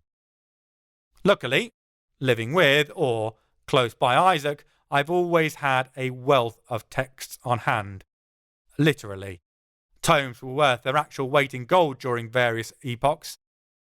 And sure, there were travelling troubadours and occasional theatre troupes, but my limited patience for studying, in the case of Isaac's book collection, and other people, in the case of public entertainment, meant that, much like a needy, attention-fueled child, I had to learn to entertain myself. One way I did that was by learning various skills that, indubitably, I could replicate more easily magically. Did I really need to know how to juggle when I could make the balls swoop like swallows through the air with a thought? No, but it stopped me going on a murderous rampage because of weapon-grade levels of boredom in a particularly bleak week in the winter of 1795, so it was a win all round. Another skill set I learned, and have used more than once since, is lockpicking. It's a straightforward matter to move tumblers with hardened air, taking the shape necessary to lift each one. Despite what the films show you, it's a whole different matter doing it with hairpins and random jiggling. Luckily, I have a lockpick kit. Unluckily, it's in my etheric storage, and I've no idea what even that small amount of magic usage might do in terms of drawing unwanted attention inside de Montfort's wards. What's the warding situation in here? I ask Craig quietly out of the corner of my mouth. Can I use a small amount of talent without giving the game away to de Montfort if he's here? Craig nods reassuringly. Oh aye, nay bother like. Long as you don't start doing fucking Gandalf-style firework displays, you'll be right. One other problem occurs to me. I'm going to need both my hands to do it. What's going to happen if I let go of your arm? The Magus of Blackburnshire, King of the Hobbs, sniggers. The kind of laugh only someone permanently high as a kite strapped onto the back of the SpaceX rocket can manage. Oh, yeah, you never needed to hold on to me arms like. I was just being a gentleman. Can you imagine how dapper I looked having ye two Bobby Dazzlers, one on each arm, though? I'm not quite sure if I'm going to kill him or not. What amazes me even more is that Aisha hasn't already. Truly, every day offers opportunities for personal growth. He reassures us he can mask us, so I pull my lockpick kit from my etheric storage and set to work. When I was in practice, I'd have had this done in a couple of minutes. Rustiness and my desperate attempt to be entirely silent means it takes more like 5. For all I know, de Montfort is on the other side of this door. If he hears me scrabbling and scraping away, we'll be walking into the equivalent of Tony Montana wielding his machine gun at the top of the stairs, only without the backup of a small army to take him down. If he hasn't just done a runner instead. By the time I hear the faint click that tells me it's done, I'm sweating in what chauvinists would say is a most unladylike fashion. My rebuttal? They've obviously never got a woman to work up a sweat, which means they're both missing out and failing as lovers. I ease the door open and we step inside. The door reveals a corridor. It is dark wood panelled, matching in style to the Elizabethan elegance of the display rooms we've come through. This is obviously still an original part of the building. The difference is these walls are bare, no ornate gilded paintings or artfully displayed sculptures. The quality of workmanship regarding the panels' finishing elevates them towards a level of art themselves, but otherwise, this corridor could be considered functional compared to what we've seen so far. There are 3 doors, one on each side and one at the far end. We creep forward. I have to remind myself to breathe, to keep it constant and quiet. Otherwise, I'll end up half choking myself in my desperate attempt to be silent and break into a coughing fit or something equally stupid, giving the game away. Chunky keyholes in locks are ideal as peepholes, as long as there's light on the other side. Otherwise, you just get to see a load of pitch black. That's what door 1 and door 2 show me, the side doors. Door 3, I hit the jackpot. I can't see too much on the other side of door 3, but the clean white walls and loaded work surfaces I do see speak of some form of workshop or laboratory, but my eyes don't linger on them. The man directly opposite draws my gaze as much as he draws my ire, anger rising up from the pit of my stomach to flood every nerve extremity till I feel afire with rage just from the sight of him. His back is turned to me. I've only seen him in this body twice, both for brief periods of time, each a moment of utter misery, of loss and failure that have engraved him on my memory. The body of the child of Suzanne. A child I believed myself to be the father of. The murderous, rapacious, villainous, whoreson bastard himself, Simon de Montfort. I don't dare speak. I hardly dare breathe. Keeping hold of my furies demand to rend him limb from limb with my bare hands, to remain in control and not go full-on barbarian berserker takes all my mental energy. I look over at the other two, raise an eyebrow. My instinct is to blow the bloody doors off, pull the magical equivalent of a sawn-off shotgun and go full-on Omar from the wire. Thing is, my tendency to rush in guns blazing has cost me dearly recently. Worse, it has cost other people even more. I find myself second-guessing my instincts now. Maybe there's a better way to go than the equivalent of a SWAT team battering ram. I try to express all that with my eyebrows. Craig has no clue why I'm waggling them up and down like a pair of breakdancing caterpillars. His bemused expression confirms that. But Aisha, ever reliable, borderline psychopathic Aisha, understands me perfectly. She's berated me enough times for piss-poor prior planning, and rightly so. The smile that lights up her face is radiant. Its warmth speaks of her delight at me finally learning. She steps forward, pats my shoulder, her equivalent of a full-blown hug, peers through the keyhole, thinks for a moment,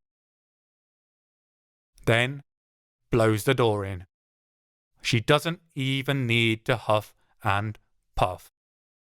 Guess it's time for some action after all. Chapter 11. Kibworth, 7th of June, present day. Little prick, let me in. I'm going to set fire to your chinny chin. Instincts can be buggers sometimes. They've kept me alive a whole host of times. Even more often, they've led me deeper into appalling trouble. The problem with relying on them is you aren't the only one who has them. It is, as with most of Aisha's plans, a stroke of genius. She hits the hinge points a millisecond before she pushes the door with her not inconsiderable talent. So, instead of the door swinging back and smashing open against the wall to the side, it sails clean across the room, directly at de Montfort.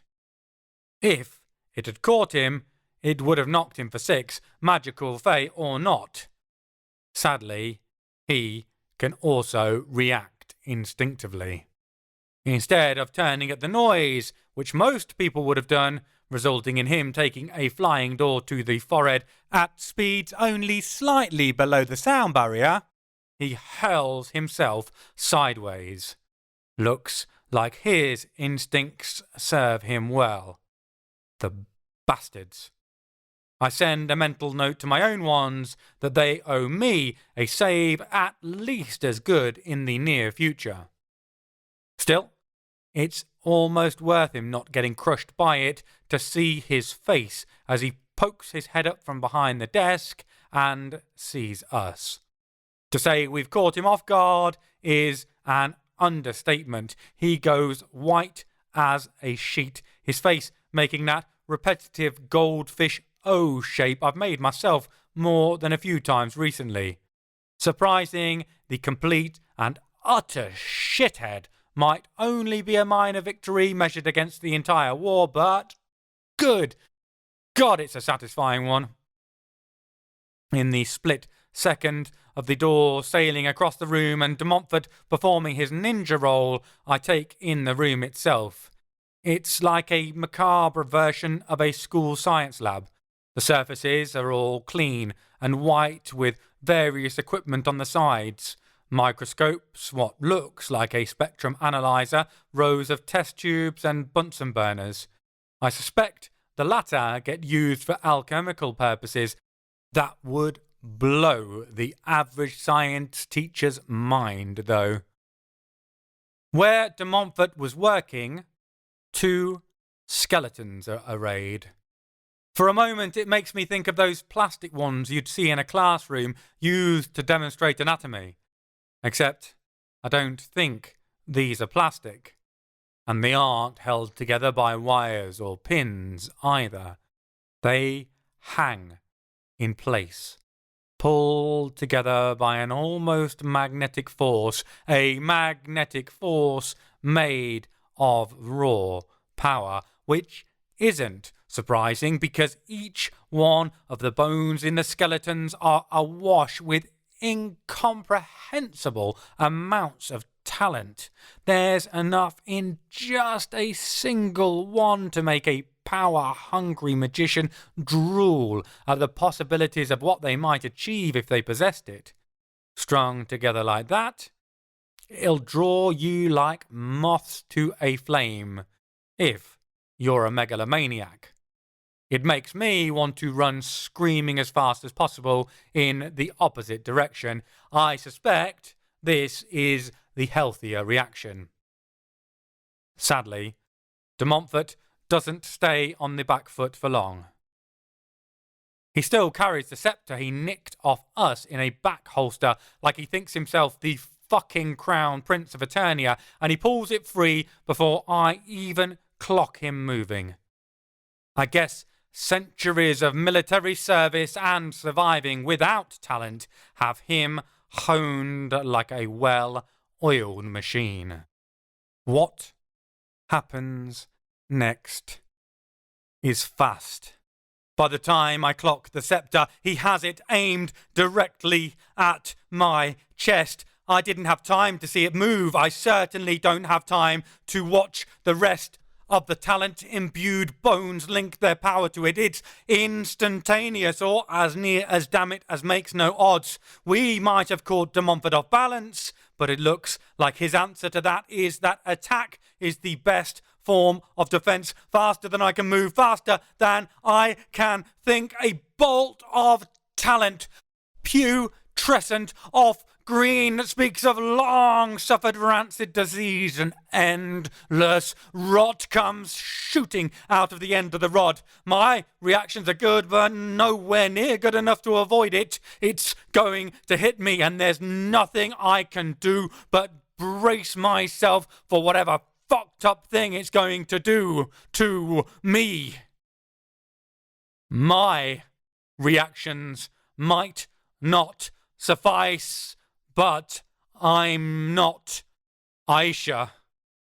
De Montfort, having spent hundreds of years fighting wars, might consider himself the embodiment of a military man.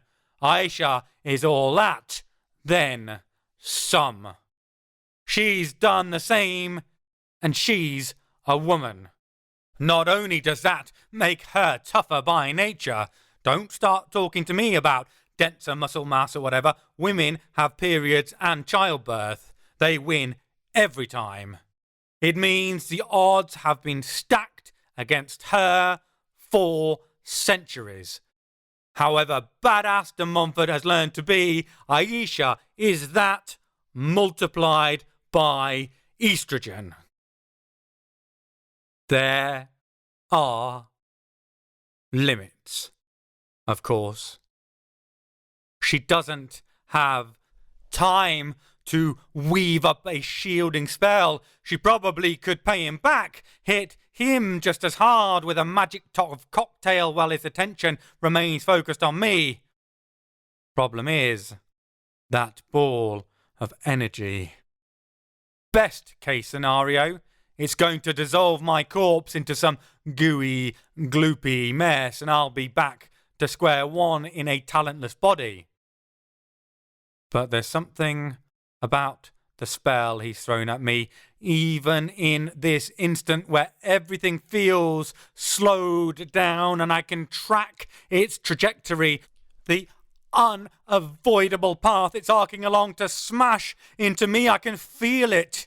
A darkness, a power, that sense of the colour of rot isn't just an image of the magic. It feels like what it might do to my very soul.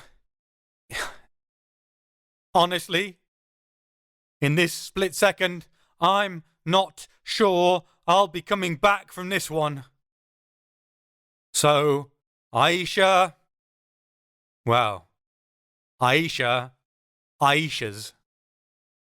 I might not have the reaction time to move out of the way, but hers lets her move into it. She launches herself like a pre-coiled spring under tension directly into me, sending me sprawling sideways, my head twisting against the movement of my body, my eyes still tracking that ball of power as it splashes across Aisha's form. My mouth can't even form the first syllable of denial, of pleading with reality for it not to be true, for us to switch back places before the agony carves itself into her normally immovable expression and she starts to dissolve. It isn't like the shit wizard where his body liquefied, dribbling down itself into a pool of once human byproduct. This is more like acid, where it splashes across her, the magic eats her away, leaving nothing behind, and it spreads quickly. The green energy rolls across her body, devouring in both directions. Before I can take the first step in her direction, it spreads up to her chin. I watch helpless as her jaw disintegrates, as her nose disappears, as it steals the light from her eyes and takes her eyes with them. In a matter of seconds, Aisha is gone. Chapter 12. Kibworth, 7th of June. Present day. By the good God, this isn't how it was supposed to go, not in the slightest. I start towards where she was. Start again. It's stupid on my part, wasteful even. She sacrificed herself to keep me alive, and here I am, ignoring the most dangerous enemy I've ever faced, not paying him any attention. I can't help it. All my attention is focused on where she was, waiting for her to reform, willing her to reappear. Aisha regrows almost instantaneously, agonizingly, but instantaneously. It kept the Nazis busy finding ways to dismember and disintegrate her in original and different methods over the 5 years they held her captive. They never managed to make it stick. Apparently, de Montfort has. She doesn't reform, doesn't come back. She doesn't rematerialise from a left pinky tip with a quippy cult reference and a sack full of violence to unleash. I stare at the space where she was, trying to make sense of it. I can't. It doesn't make any sense. Aisha is 1,000 times more capable, 1,000,000 times more sensible than I am. I've said before that there are no true immortals, but if I had to lay money on one, making it till the sun went cold and life itself became extinct, I'd have bet the farm on Aisha. Except she doesn't come back.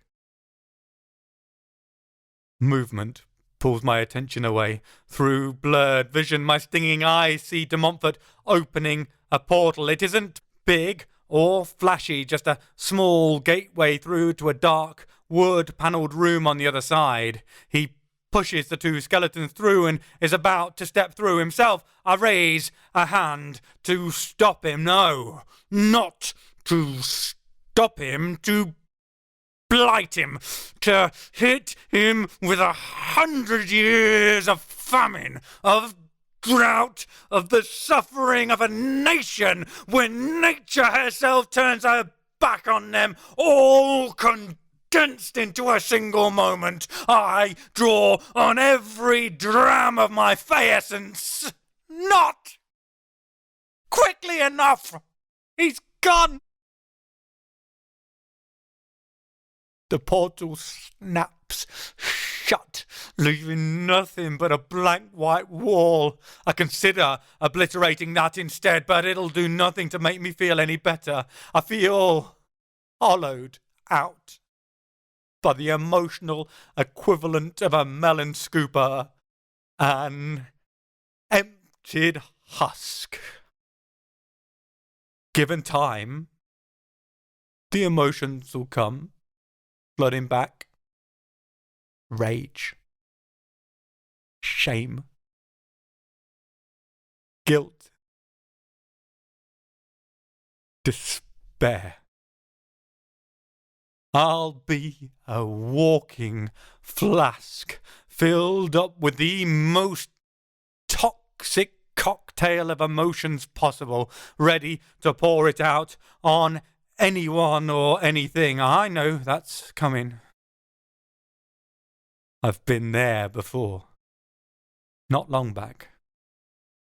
Right now, I'm going through the motions of destructive suffering. Soon, I'll be lost to it, drinking it down till it consumes me too. I turn to Craig, ready to rage at him, to demand why he didn't help, why he didn't stop de Montfort's escape. Except I see why. He's placed a barrier of his own, no easy working inside someone else's wards, across the splintered doorway.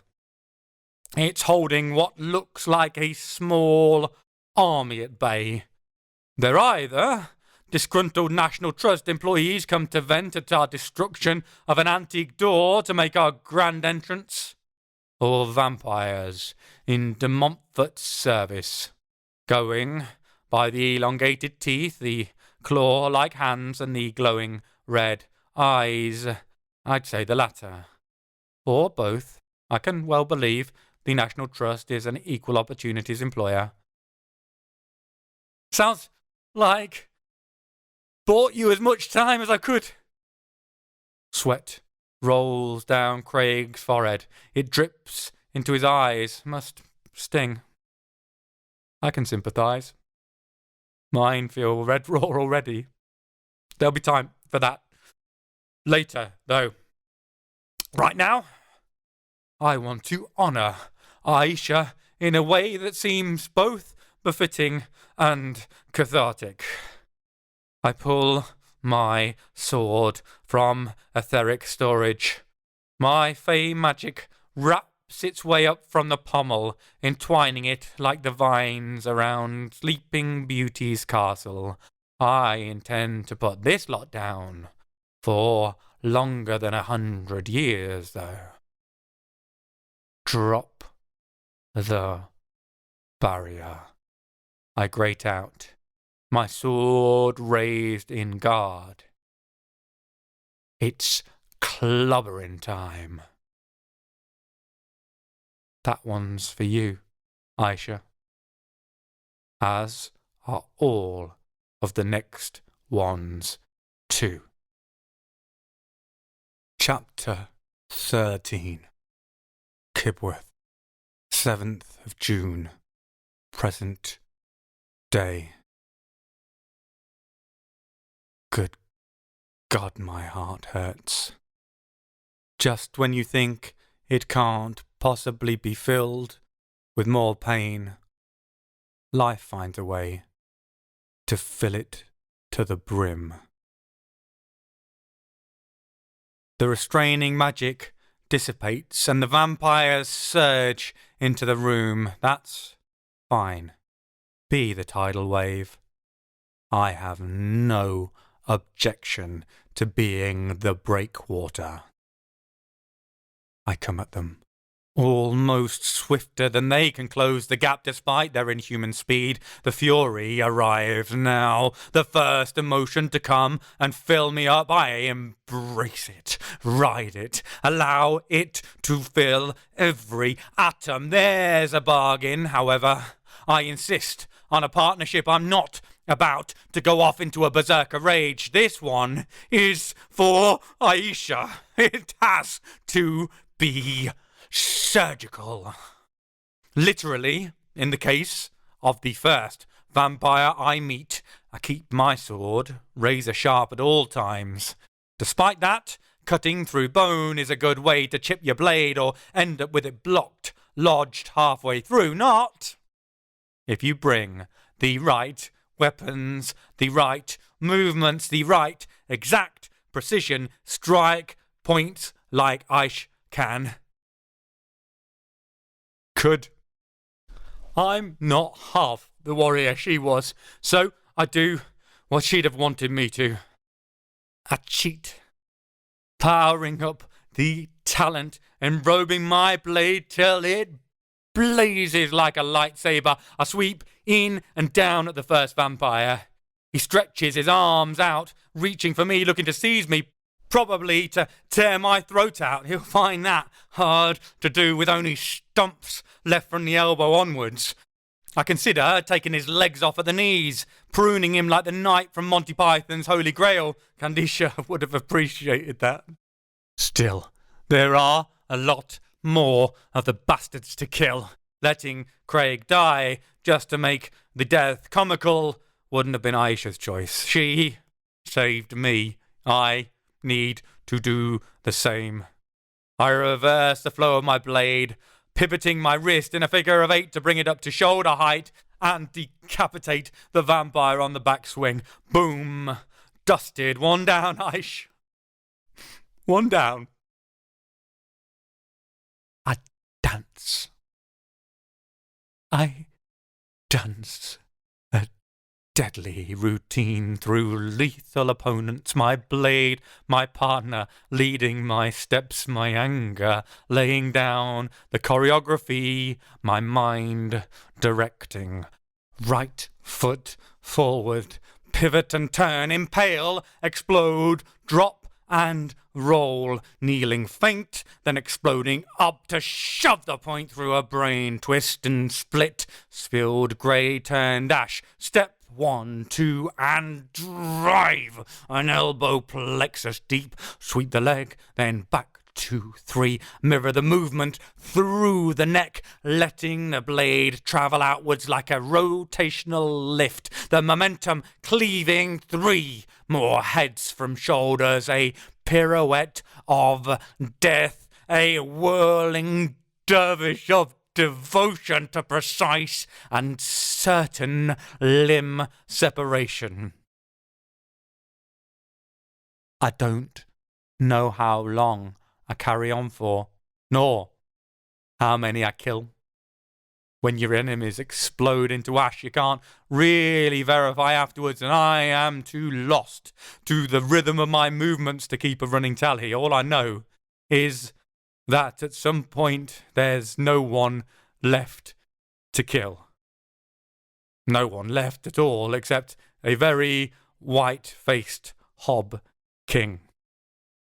He pulls a joint out with trembling fingers and lights it, though it takes several goes for him to get his fingers to work well enough to get the lighter to ignite. He drags long and hard. Fucking hell, like. Well, I can understand why he needed so long to put together that particular piece of linguistic poetry. That was brutal, lass. Remind me not to fuck with ye, ever. Looks like he isn't so keen on that date, after all, mind you. I must look a state. The thick, tar-like excuse for blood the vampire's arteries contain has mingled with my pouring sweat, so it runs down my face and clothes like oil or the stuff Baron Harkonnen bathed in. I don't know if they managed to cut me. Certainly I still have all my limbs, but outside of that, I'm still too numb to feel any injuries. The rage is dissipating. I'm not ready to feel any of the emotions still to come yet. I grab a piece of white fabric off a counter, either a hand towel or a lab coat, one of the few things not liberally coated in muck and dust now in the once pristine room, using it to clear my vision. I look around. To say we trashed the place is an understatement. The work surfaces are smashed to smithereens even more than the door is. All the fancy equipment has been converted into fancy scrap, having been sent flying and disassembled with extreme prejudice. If there were any clues here before, I doubt there are any now, at least not any still intact. I don't feel too worried on that account. There's not been any computers or piles of convenient paperwork full of receipts and billing addresses from the get-go. I've seen the 2 major clues. Those de Montfort made sure to take with him. The room looks like a miniature volcano erupted in the corner, or like someone put a bucket full of cinders in front of a high-powered fan. Black powder coats every surface liberally. The demolished furniture, the once white walls, the floor, the roundish object where Aisha disintegrated. I blink. Look again. Dash forward, sweep the ashes aside, wipe at the thing, wipe at my eyes, try to clean them both enough for me to see what I hold in my hands, hoping I'm right, terrified I'm wrong. I'm not. For once. Good God, love me, I'm not. It's a head. Not just any head, not a shrunken head, a la Harry the Hunter from Beetlejuice, not one of the vampire heads I decapitated, implausibly still whole. It's both more and less plausible than that. It's the head of my best friend, Aisha Candisha. I say more plausible because when regeneration is one of your signature moves, I guess finding you regrowing should neither shock nor amaze. I say less because it's never taken her so long. Aisha's healing propensity is almost instantaneous outside of her encounter with Maeve. I've known nothing to slow her down before. She missed a fight, for fuck's sake. If Aisha is missing a brawl, it doesn't seem a huge assumption that she's completely dead. I can't tell you how pleased I am to be wrong, even though seeing her like this hurts my heart. The pain reforming causes her is categorically immense. It's so bad she can't hide it, can't stop her newly reformed features from grimacing in extended agony. The lack of lungs and vocal cords means she can't talk yet. Luckily, she can move her features though. When she mouths "dickhead" at me, I maybe shed a tear or two. Luckily, being a sweaty mess, it gets covered up by my already slightly sodden, dishevelled general state. I hate her being in such terrible pain, but if she can insult me, she'll be all right. I crouch down next to her, waving Craig over to join us. He double takes when he sees Aisha's cranium, even more so when he sees her blink, sees her neck starting to form underneath her chin. Stun the crows, you two are a right frickin' freaky deaky pair, aren't you? You, he gestures at me, some sort of badass sword master ninja warrior woman, and you, he points down at the head by his feet, able to come back from being killed, even when you do something as totally mad and ill thought out as jumping in front of a super-powered magic bolt. Is that what you two do for kicks all the time? I look down at Aisha. Her expression is perfect. She's completely forgotten about whatever inconceivable agonies are racking her reforming nervous system in this instant. There isn't any place for that. The immeasurable outrage coated across her face rules supreme. I can't resist. My hand goes in my pocket, then out, snapping a photo on my phone almost without conscious thought. That is one for the family photo album. Truly a moment I'll treasure for eternity, or however long a slice of it I manage to exist for. As her lungs reform, I suspect Craig is about to receive a reaming out, the likes of which he's never encountered before in his life. Before Aisha can lacerate him, subjecting him to the ego death of 1,000 cuts from the razor-sharp tongue for his character analysis of a moment ago, he redeems himself. Enough, at least. He sweeps up the lab coat, for lab coat it is, that I wiped myself down with earlier. Flourishing it out like a matador's cloak, he lets it billow down gently over her reforming chest, covering the exposed muscle tissue before the flesh forms. It covers her modesty. Aisha doesn't care about me seeing her naked. I doubt she would about Craig either. Exceptionally long life and regenerative abilities reduce your body modesty to close to zero. It's the thoughtfulness of it, the utter care he applies to make sure it flutters down as softly as possible onto the exposed, re-knitting flesh.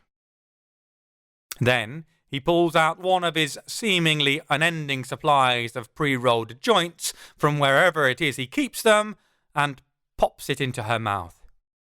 That looks right painful like. Here, grab a chuff on that if your lungs are back in action. He sparks up his lighter and holds it out. By the tiny flicker of the flame dragged in magnetically to the end of the spliff and the accompanying puff, puff noise like the world's smallest steam engine designed for a mouse-sized amusement park, it looks like her breathing apparatus is reforming. Aisha doesn't enjoy getting drunk or high as a general rule of thumb. When your thumbs haven't even regrown yet and are going to hurt like fuckery when they do, you're allowed to toss said general rules out of the window. Preferably a 20th story window. Aisha's expression eases slightly, even if it glazes a similar amount. Damn. I don't know what homeboy is rolling, but it has to be some seriously potent shit to be having that sort of effect on a talented that quickly. Outside of taking advantage of the luxury of actually being able to get pissed out of my skull after Frank's death, and didn't that end fucking badly, I have too many very lethal, very motivated enemies to enjoy getting high. If the last few months have shown me anything, it's how justified I am being paranoid when straight, let alone when high, but I make a mental note not to get into a sesh with Craig, however tempted I might be. While she slowly fills out again under the lab coat, I update her on what has happened since she caught Demon Farts Hadouken straight to the chest.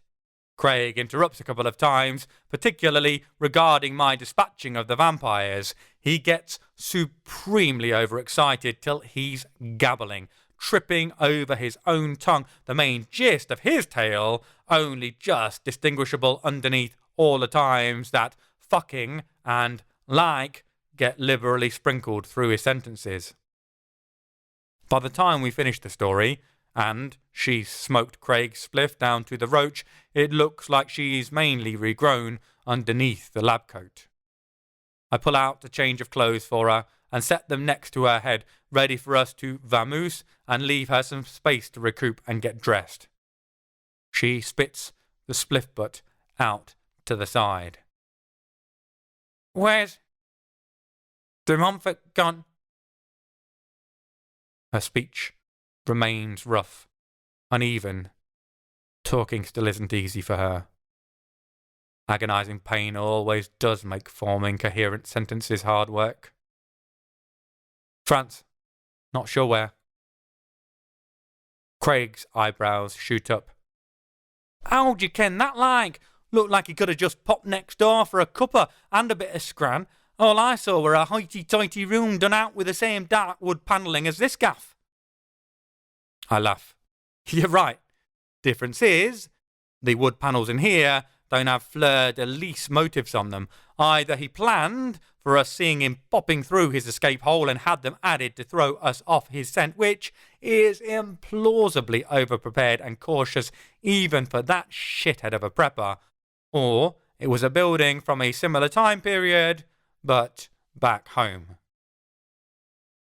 "So, what now?" Aisha's voice is still barely above a creak, hardly more than a murmur. Man, my Santa-like list of all the ways de Montfort has been naughty, all the lumps of coal I need to hammer up his rectum with a croquet mallet just keeps getting longer and longer. I pat her shoulder. Seeing as how she's regrowing from the head down, I feel confident that'll be fully flesh-covered by now. Tapping exposed subcutaneous layers full of newly formed nerves, even gently, would be a dickhead maneuver. "Now you get dressed and rest, then..." I look her dead in the eye, let her see exactly how serious I am. "Then we hunt down that fucker and kill him until he's dead. Possibly even longer than that. I have bones to pick with Simon de Montfort. 2 almost complete skeletons worth to start with." Chapter 14. Kibworth, 7th of June, present day.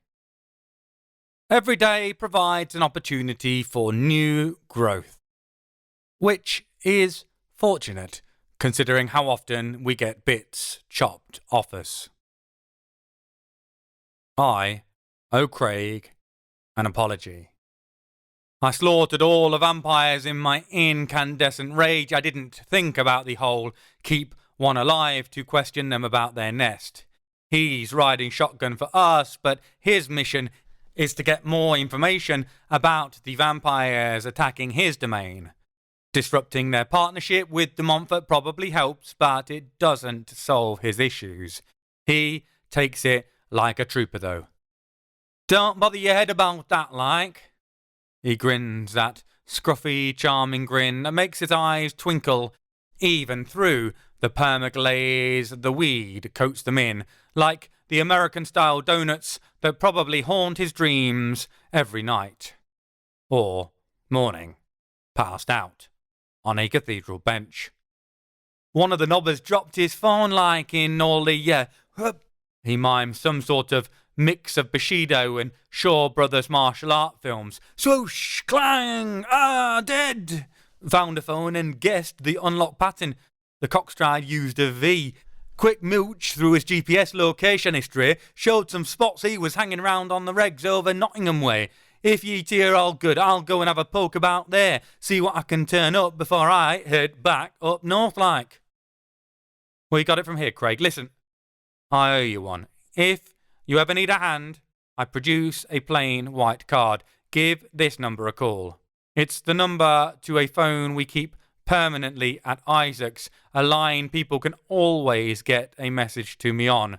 My mobile phones don't last long enough for me to remember numbers as a rule of thumb. He nods his thanks and then turns to go. Then he turns back. Hey, if ye come back these ways again, I want that date. Deal? I feel mean to disillusion him, but it needs doing. Craig, honestly, we're about to go to war with the most devious, talented individual I've ever come across. I love having fey powers at my fingertips, but honestly, the chances this body survives much beyond the next week. Buckies are running even odds. Aisha looks better. She's dressed, but she can't quite hide the existential weight she's carrying from the pain she's suffering and the worry it's causing her. I whistle. Those are some generous bookies. Point is, next time I come back over here, I almost certainly won't be in this body. It'll be a new, less glamorous, less talented one, and almost certainly male again. He pretends to think it over, rubbing his chin, squeezing his brows together. Then the easy-going, half-cut, charming grin comes back. I don't give a rat's ass, me. Next time, we're doing it, aren't we? Well, blow me down with a feather. Top marks for persistence. My interests don't really lie in that direction, but at the very least I'll have a laugh going out and getting pissed with him. I owe him that much.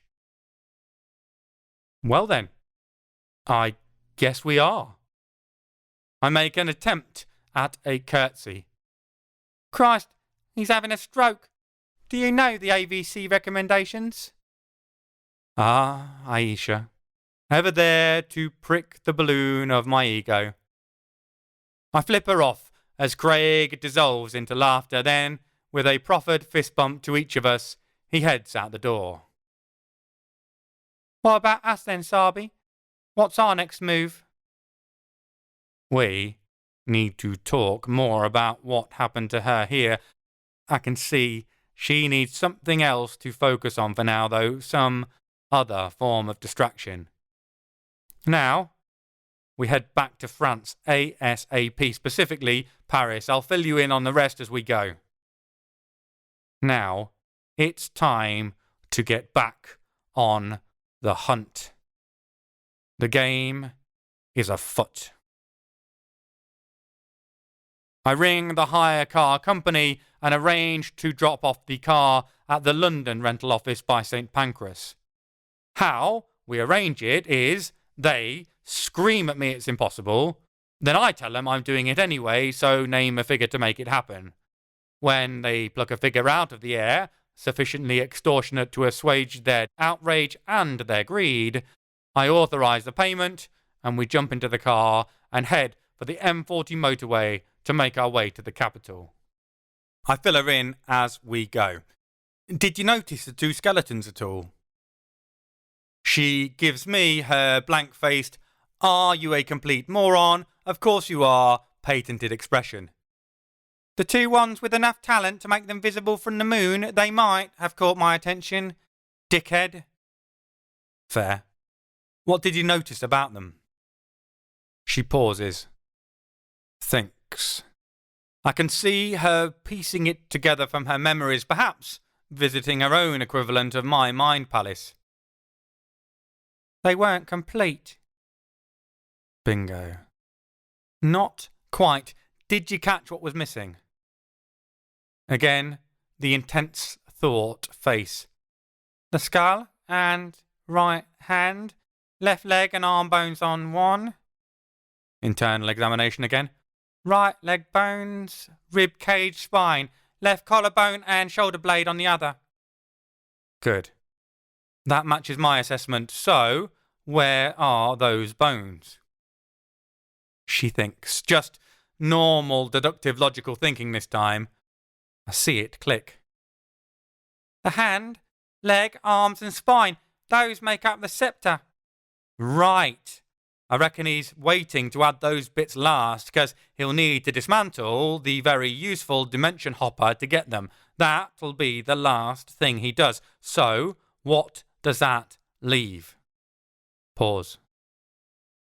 The shoulder blade and collarbone.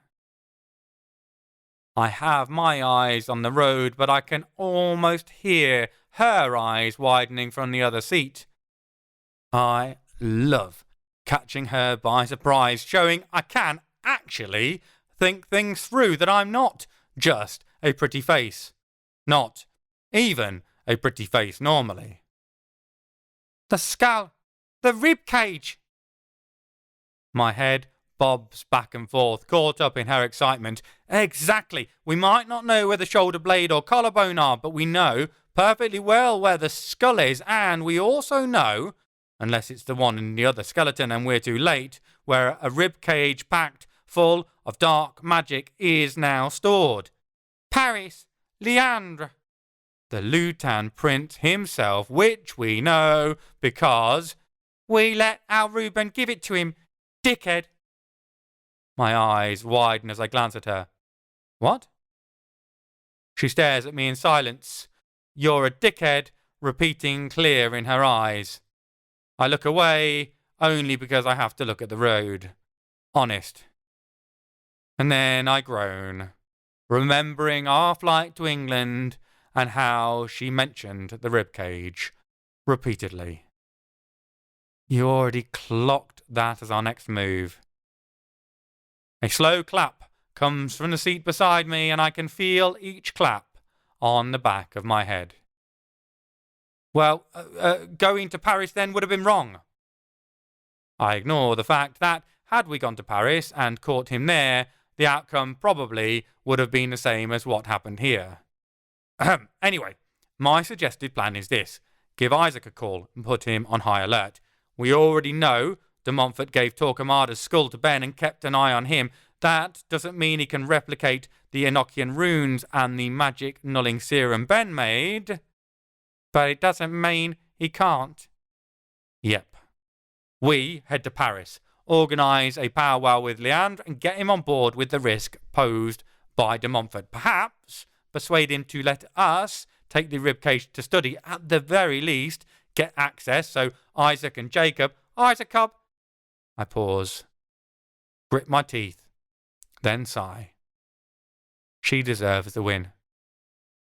Fine. So Isacob can get a good look at it and compare the magic it carries against that of Almeric's skull. Either way, alert him to the danger, get him on side while we hunt down de Montfort. Aisha weighs my plan assessing it like a pawn shop jeweller trying to work out if the family heirloom offered by the guy looking like he wants to scratch his way out of his own skin is worth a centime. Eventually, she passes judgment. That's not entirely fucking stupid, Sabi. Congratulations.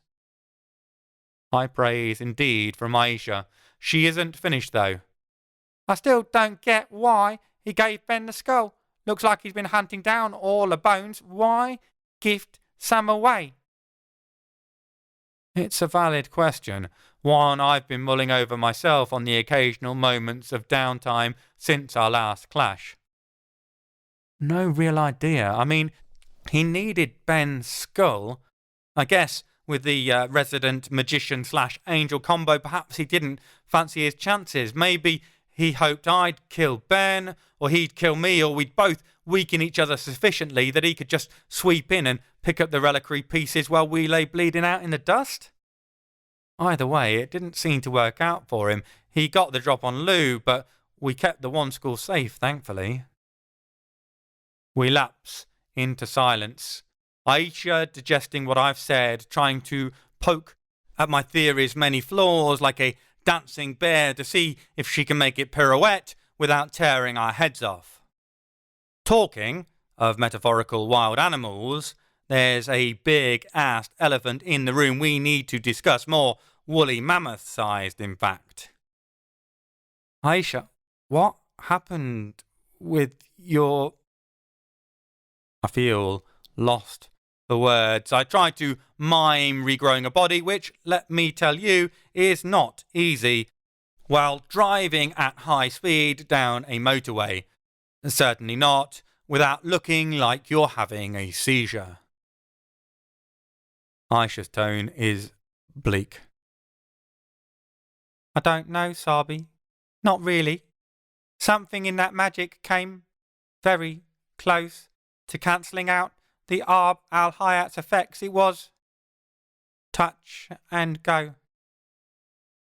I felt the dark calling. You felt the dark calling. Such a simple phrase, but it still sends shivers down my spine. Maybe it's a thought of losing her. Maybe it's the thought of my own dark place I was called back to again and again. Not too long back. I wonder, not for the first time, if there isn't some integral part of me still left behind under that cave in Fairie even now. I force myself back to the problem at hand. What could cause that? Is de Montfort that powerful? Is it because he's got Melusine sceptre? She's silent for a moment that stretches almost to where I'm not sure she's going to answer. She does, though. The sceptre, certainly. Well, the bones. As a whole, the power that hit me was incredible. I felt it as it burnt through every fibre of my being, twisted, darkened, but familiar. Familiar? Familiar how? I tasted it in my tongue before it dissolved into nothingness. I felt it in my nerves as they disintegrated. It felt like your magic, Paul. Distorted, but it still felt like you. I avoid ploughing into the lorry pulling out in front of me, but only just. She has completely blindsided me. Felt like me? How? Felt like your magic, not the "you're a wizard, Harry" Hogwarts wannabe magic, the Bill Murray in Groundhog Day magic. I've been with you as you died far too many times, you careless dickhead. Know what it feels like when you go, what it feels like when the vacated body breaks to pieces. That. She drums her fingers on the dashboard in a rhythmic pattern. I wonder if it's to dredge up the memories or to drive them away. That was what it felt like when the spell broke mine down. I don't know what to say. It seems illogical, unreal. Of course, de Montfort has the same Grail-gained reincarnating abilities, or a close cousin variant thereof, and he threw a powerball at her. It wasn't his power, though. He drew it from the bones, channeling it through the grave-robbed sceptre.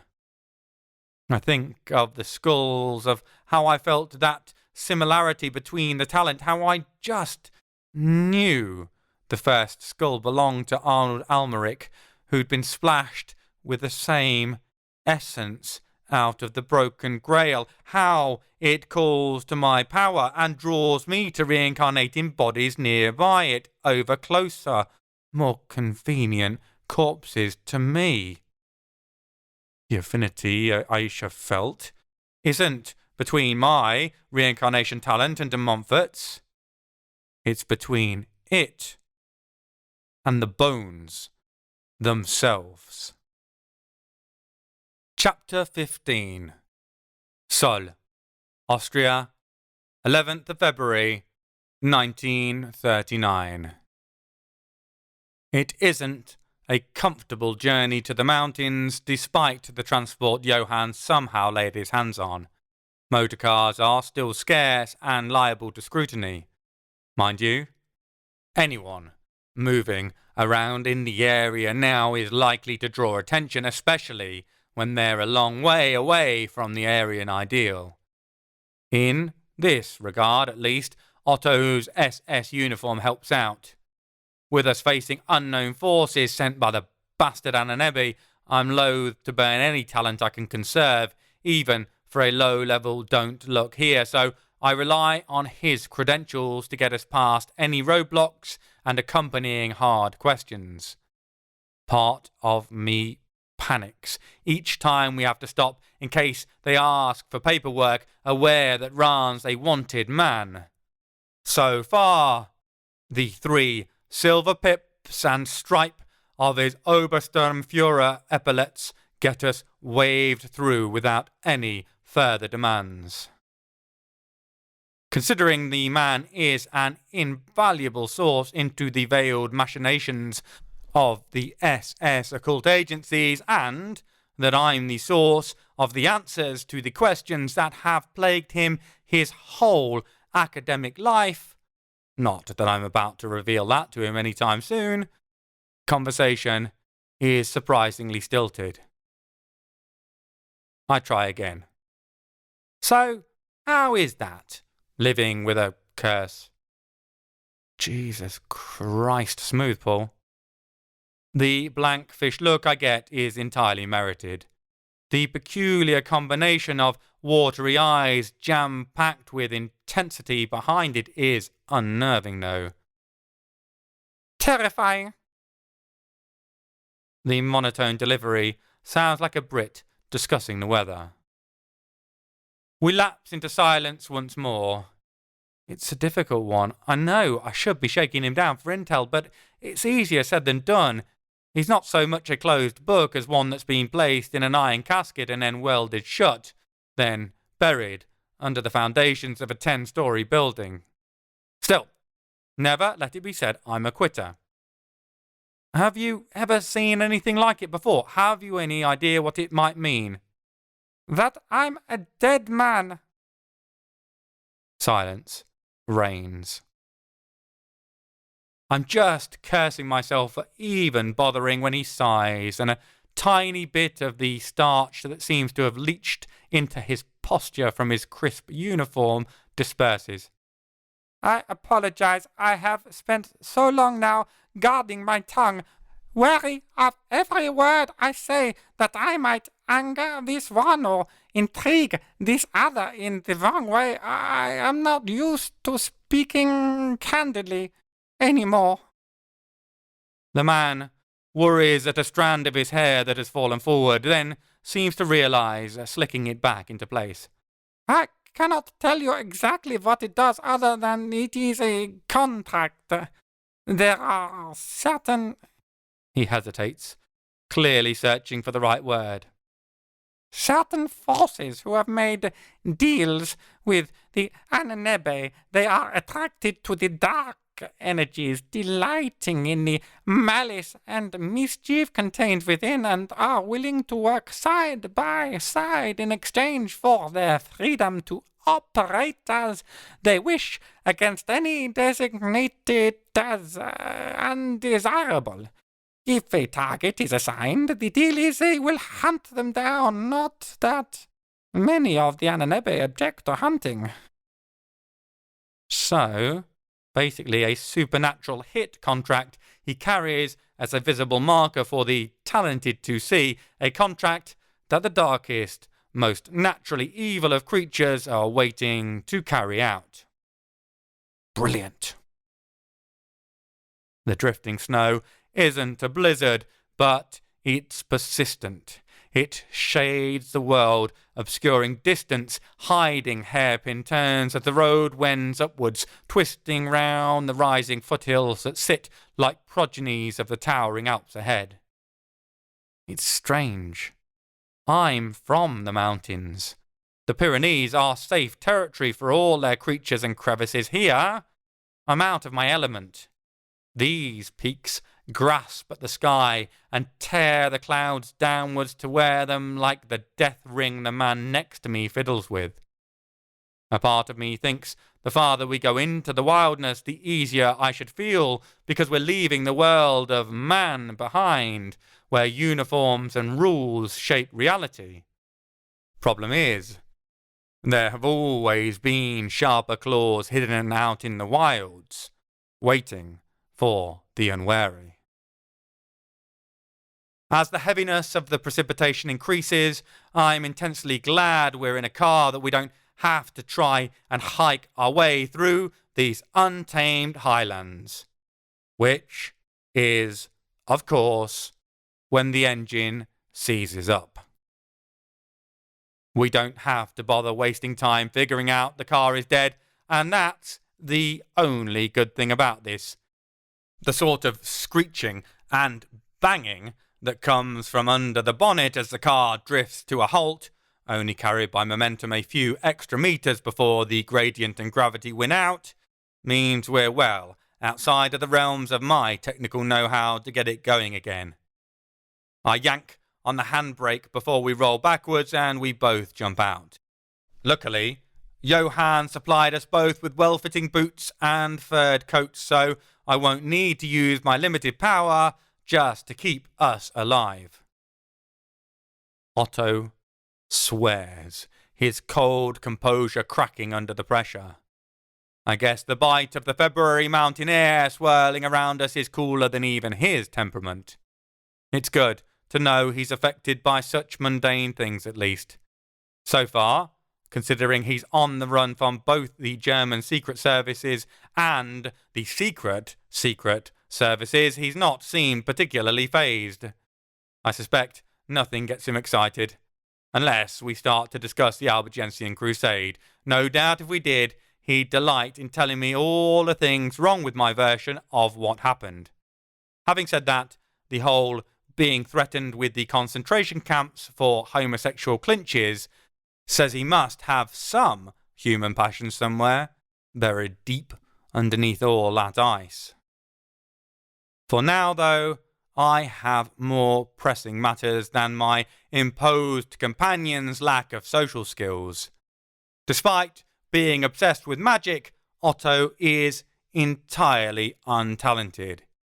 He's gone round to the front of the car to fuss over it, waving his hand through the billowing smoke as if, were he to clear it away with a stiff breeze, the motor will start working again.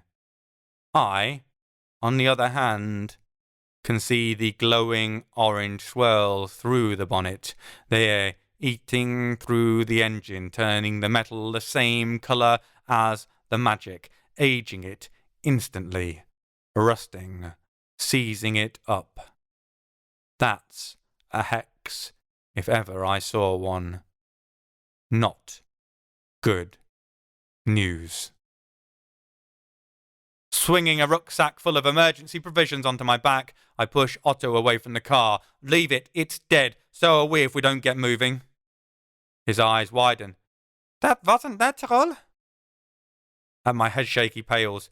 They found us? Not necessarily. We need to get off the road. I can see a few houses nestled into a plateau with wood stretching behind, easier to elude pursuit. What do you mean, not necessarily? Ah, he is human. I can hear the edge of panic forming in his tone. He fiddles with his ring as we hustle down the small dirt road, aiming for the gap in the trees behind a chalet-style log cabin. I shrug. It was a targeted hex, but they may well have been using your curse marker as a homing device, something to cause general damage to any vehicle you're in. And that, a thought occurs to me, and my eyes narrow, which is a good point. Why haven't they just struck you down at a distance with a death curse? Ran holds up his hand, displaying the ring covered in twisted runes and symbology. Why do you think I haven't taken this detestable thing off? It keeps me safe from such attacks. I take a good look at it as we hurry into the shelter of the woods. It's imbued all right. A good deflective warding, enough to keep targeted magics off him, at least at a distance. Clever stuff. No wonder attempts to strike down the German High Commander failed. We all assumed the buildings were heavily warded. Apparently, they carry their own personal wards with them instead. We don't have time to appreciate the intricacy of the magical design work right now, though. I've told him half the truth. It's not necessarily the case that the spellcaster is nearby just because the engine exploded. But I'm willing to bet they are. There's a prickling building on my skin, like the early warning of an oncoming storm front. Someone or something powerful is coming. By the pricking of my thumb. I've no idea if whoever chasing us can trace Otto by his mark. If I had to guess, I'd say not, with the ring blocking it, but it's weird. Dark magic tied up in death, and suffering in ways that make my skin crawl. There have been times over the centuries when my paths have crossed with talented who specialize in this sort of tainted sorcery, who channel misery and death into magic. I always avoid them like the plague if possible, or wipe them off the face of the earth if it isn't. I've certainly not delved into studying their ways and weavings. Whether they can or not, there are other ways to find Otto, even with his defense against magic. Cast out the net. Look for the moving blank spot. I'm hoping that's how they're looking for us from still some distance off. If so, covering ground means that hopefully by the time they get here, we're somewhere else entirely. Of course, that would be too easy. Whoever, whatever's after us, they aren't trying to hide. They want us to know. I can feel their power now. My hair is bristling as it rubs against me. They're near, not far from where the car died, and they're closing fast. I need to do something to buy us some time. We're almost at the woods, where it'll be easier to lay some false traps, lead them astray, hopefully, allow us to find a vantage point, somewhere we can have the upper hand. I'm hoping to be the ace in the hole. The Ananebe won't know Ran's got talented protection, so they won't come armed for bear. Possibly. Of course, depending on who's coming after us, armed for bear might be their natural state of being. We're meters away, and I'm about to break into a run, forcing Otto to do the same when I see them. Shit! Kids. 3 children, near the last cabin, playing around the trees, a quiet, giggling game muffled by scarves and snow. 3 delectable treats to charge up their talent, if whatever's after me is as twisted as I think they are. They've not seen us yet, but they will. I grab Otto's arm, pointing as I do. There, those kids. My gestures furious, on the edge of panic, willing him to understand. Get them away! Inside, make them leave! Do you know which way's west? He nods, pulling a pocket compass from his jacket. Good. Head due west as far as you can. Here! I scoot down, handing him a stone, pushing a fragment of my essence into it as I do. Take this! I watch as he drops it in his pocket. Honestly, I've no idea if I'll be able to track it as I normally would with that ring on, but it gives me more of a chance. Whether it works or not, I'll be leading his pursuer on a merry dance and, more importantly, keeping them away from the children. Go! I push his shoulder roughly, stirring him to action. Get them away and then go! I fling the rucksack into his arms as they come up instinctively to catch it, then turn my back on him. If he doesn't get those kids away, I'll kill him myself. I rub my hands together, trying to work some warmth back into the flesh, which has chilled beneath my gloves from the mountain's bite. I don't like being hunted. Let Ran run like a startled rabbit. Once those kids are safe, he's on his own until I catch up with him, if I catch up with him. Now, though, it's time to deal with whatever's after us. If I can. Chapter 16. Approaching London, 7th of June, present day. Turn again, Whittington. Go on, give us a twirl. Looking fabulous. There are things to get done before we get back to France, not least organising actually getting there. Silence lapses inside the vehicle. There's a lot to think about, not that I think either of us expects to come up with some moment of deductive genius, a spark of inspiration that solves the case, then it's tea and biscuits and pats on the back all round. Nope. If this were a TV detective show, we'd not even be at the point where they really start finding clues yet. We're a long way from the last joke, where everyone freezes with a cheesy grin on their face and it fades out to the credits. Maybe, though, just maybe, we might be heading in that direction finally. I need to call Isacob. Never let it be said I don't do anything for my friends, and update them on the madness we've been through. While we talk, I get Aisha to book us onto the Eurostar, the train between England and France. On the phone, outside of verbal tics, it's almost impossible to tell which of the two brothers I'm talking to, so we reach an accord that Isaac holds the reins to save my head melting with trying to figure it out mid-conversation. Melted heads tend to mean you miss important bits of information, especially when, like me, you are a bear of little brain. Which makes Aisha Piglet, of course. I'm not feeling suicidal enough to tell her that, though. Not today, at least. There's not much in the way of revelations.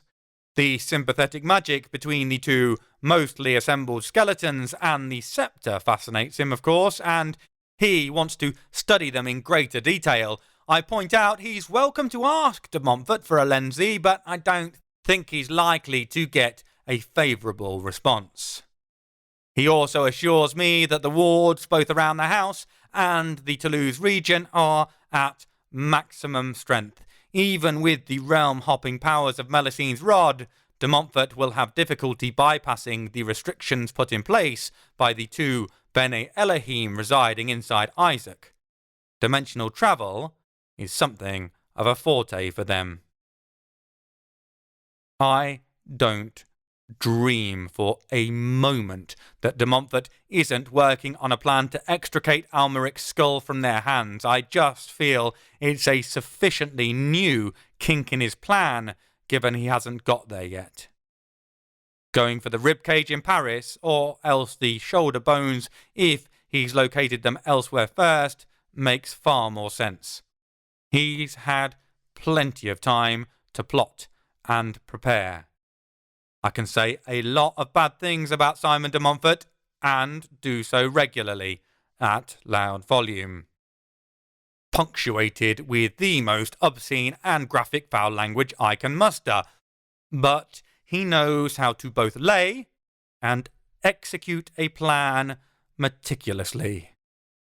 The cock-headed, bat-wanking cuntlefish.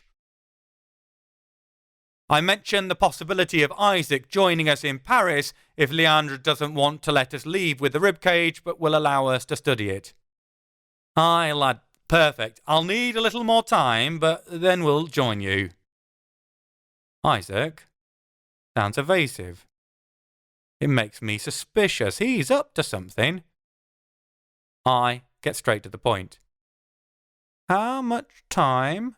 What's going on, Zach? I'm not sure. There's a hesitancy to his voice. I can tell he wants to say more, that he's desperate to share, but something holds him back.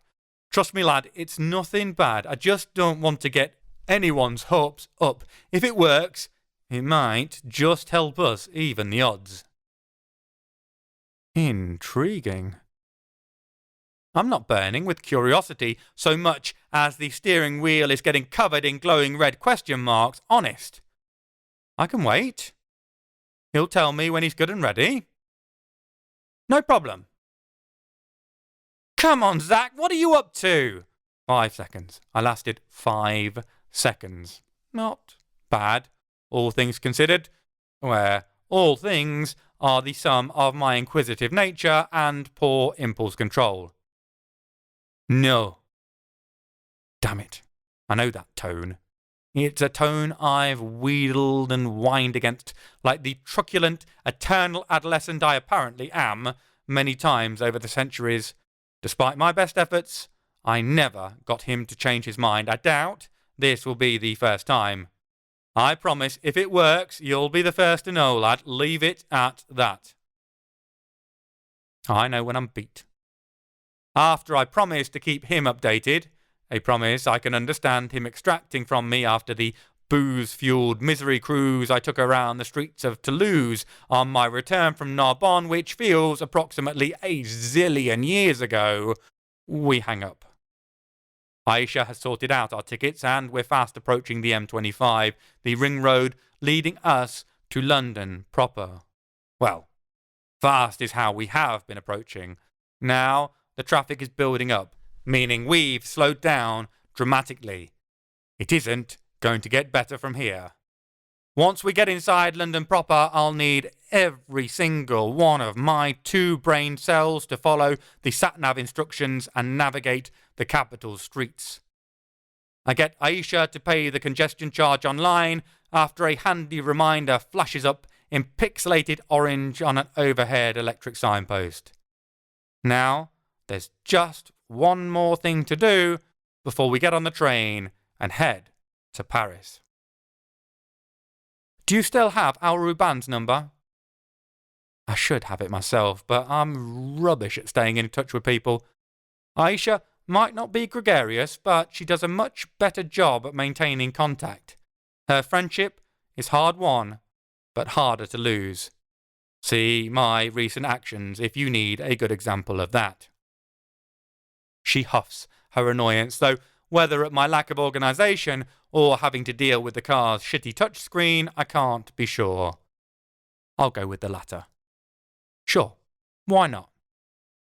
A few moments later, Al Ruban's rich vocal tones fill the car.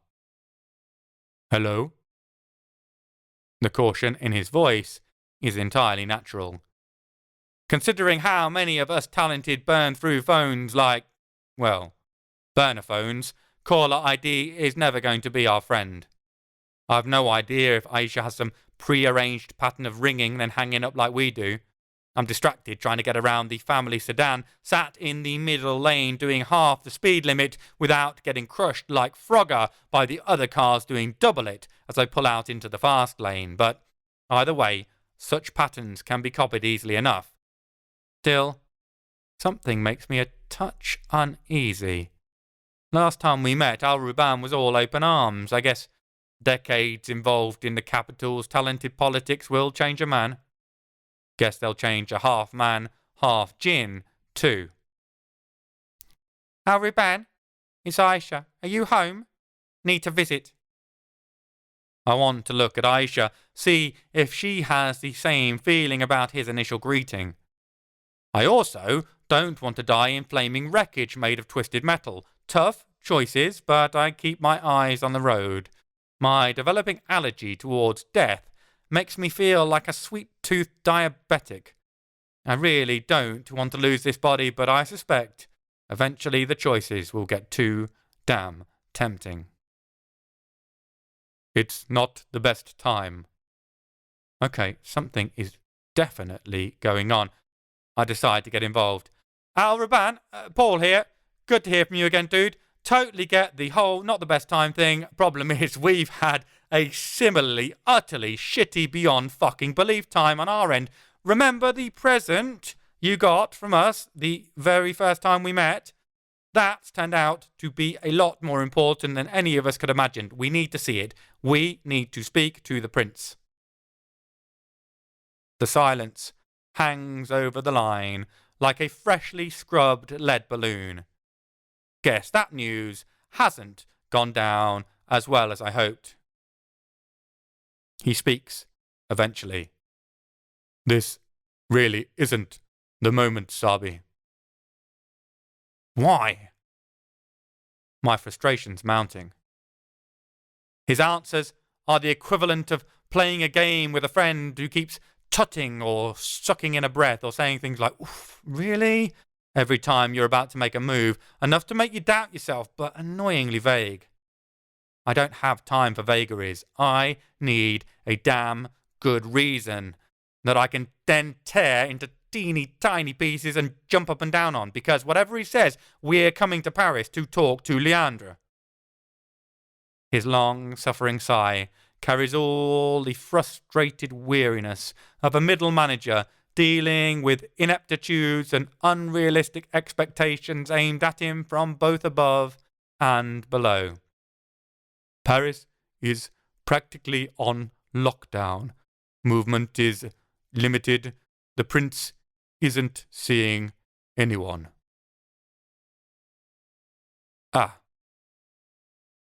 That might throw a small spanner in the works, where the spanner has an explosive charge strapped to it, and the works are the cooling facilities of an aging nuclear generator.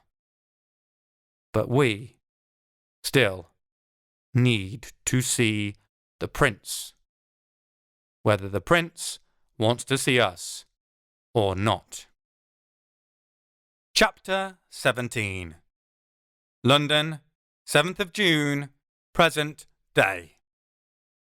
Of course, Paris is in lockdown. Of course it is. Why would it not be? Anything else might actually be vaguely helpful.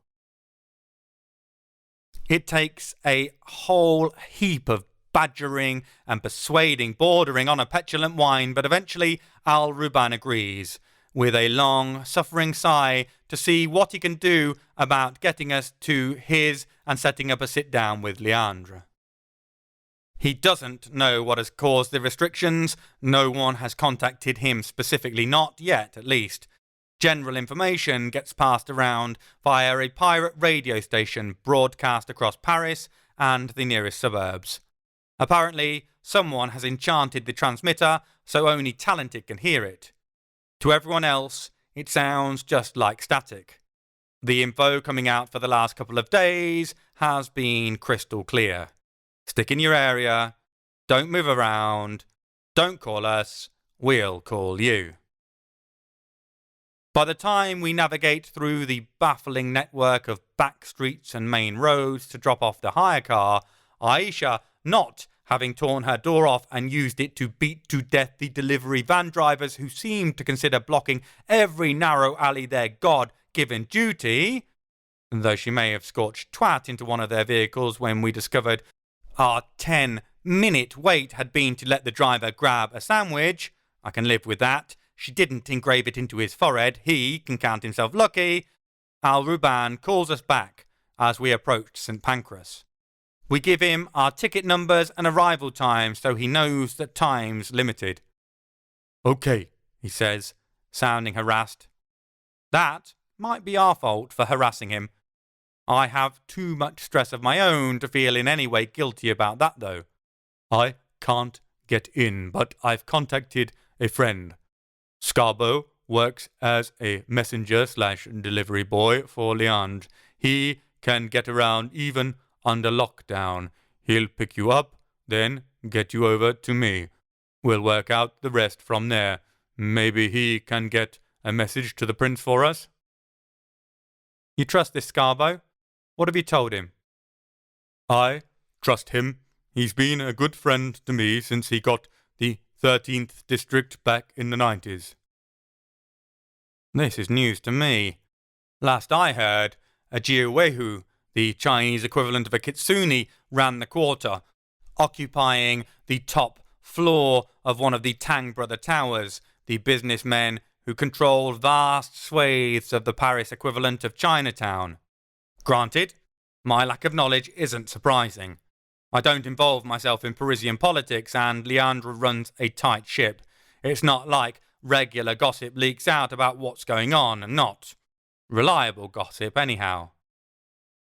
"And what did you tell him?" "Just that 2 of my talented friends are coming to visit. I gave him your names, nothing more." It's more than I'd have given him, but then I'm incredibly paranoid. With just cause, as has been previously established, but incredibly paranoid nonetheless. It'll have to do, though. We ring off with a promise to keep him updated in case of any delays and make our way into the train station. Calling it a train station is a bit like calling a Ferrari a nice car or a politician not totally honest. It's an understatement that doesn't really deliver on the sense of grandeur the building gives, both internally and externally. With the prominent corner clock tower all twiddly Victorian Gothic detailing, I can well believe some tourists might think it to be Westminster itself and the clock Big Ben. Mainly because a lot of tourists shouldn't be allowed out at their front doors, let alone their home countries, but it's a striking building. Inside, they've really gone to town. Steel and glass bind together in industrial chic, the curving arc of the structure nestling chic boutiques and stylized, overpriced takeaways and eateries, all designed excavate money out of the passer-by's pocket like a council-licensed Fagin. The entire building feels like a weird, through-the-looking-glass version of me, antiquated on the outside, bright and new on the inside. I'm the exact opposite. The outside is less tarnished than my soul, though, obviously. We get onto the train with little hassle. The metal detector causes Aisha to go into a weapons-grade sulk. I'm talking gamma radiation-driven, the incredible sulk-level sulk. It's because it reminds her that, as well as disintegrating her, de Montfort's energy bolt destroyed all of her favourite weapons. I carry spares for her, of course, and gave some to her as soon as we left the secret room at the gatehouse. That doesn't mean she isn't going to mourn those lost. They were like her babies, extensions of her. She isn't talking about it, but I can sense she's still worried. I can't lie. So am I. That magic bolt has screwed with her regeneration. The question is, will it get better again? The flip side to that is, what if it doesn't? What if it gets worse? Sadly, it's a question I feel sure we'll find out the answer to one way or the other before we get to the end of this particular yellow shit road we find ourselves marching down. Chapter 18. Sol, Austria, 11th of February, 1939. I throw a hasty "don't look here" in the direction of Otto and the kids. It's not enough to fool any talented seriously looking, but the idea is to keep the attention focused on me. Time to make myself a big old visible target. At least that's something that plays to my strengths. I can feel the arriving talented, and it doesn't feel good. There's almost a taste in the air, a smell like cold loam enriched by decaying flesh. If I'm any sort of judge, it's a nature spirit. A lot of people seem to always associate nature as a force for good, forgetting it'll just as happily freeze the marrow in your bones and crack them open and crunch them down. Nature's a fine and wonderful thing. Just stop making the mistake of believing it's your friend. There's a reason we learn to bring fire to the night, to make the dark safer, or at least to help us to believe it is. I need to make sure its attention's all on me, and I reckon whatever's coming isn't going to want to sit down over a cup of tea and discuss how we can both walk away from here happy.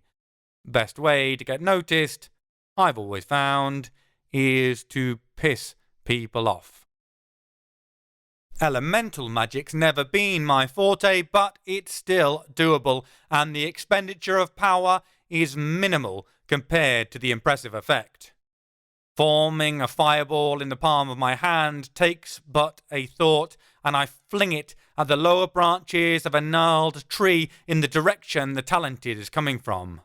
The magical flames wrap around it like blankets, binding up a lover on a lazy weekend morning, swathing it till every inch ignites a golden, crackling beacon to draw the eye. That should get the message across. It also acts as a torch, giving me a clearer view of the murk rolling down the path towards me. It's not a cloud exactly, more captured shadow. It's like the trees and branches move just so, forming and shaping shade. Natural darkness bound and carried. No easy trick. I've no idea if this is an ingrained ability of what's approaching, or a casual demonstration of power. Neither answer is exactly comforting.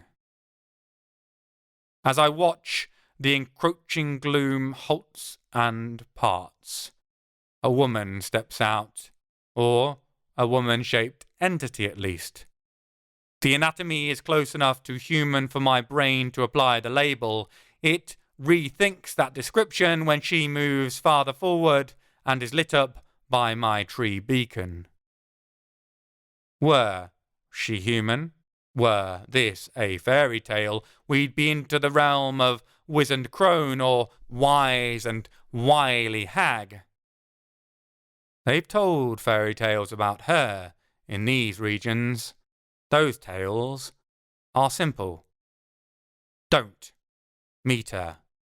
If you do, run. She's gnarled in every sense of the word. Bent up, she's almost wrapped around the walking stick she leans on, except her hands are the same shape and shade, warped and walled, twig-like fingers blending into the texture of the staff.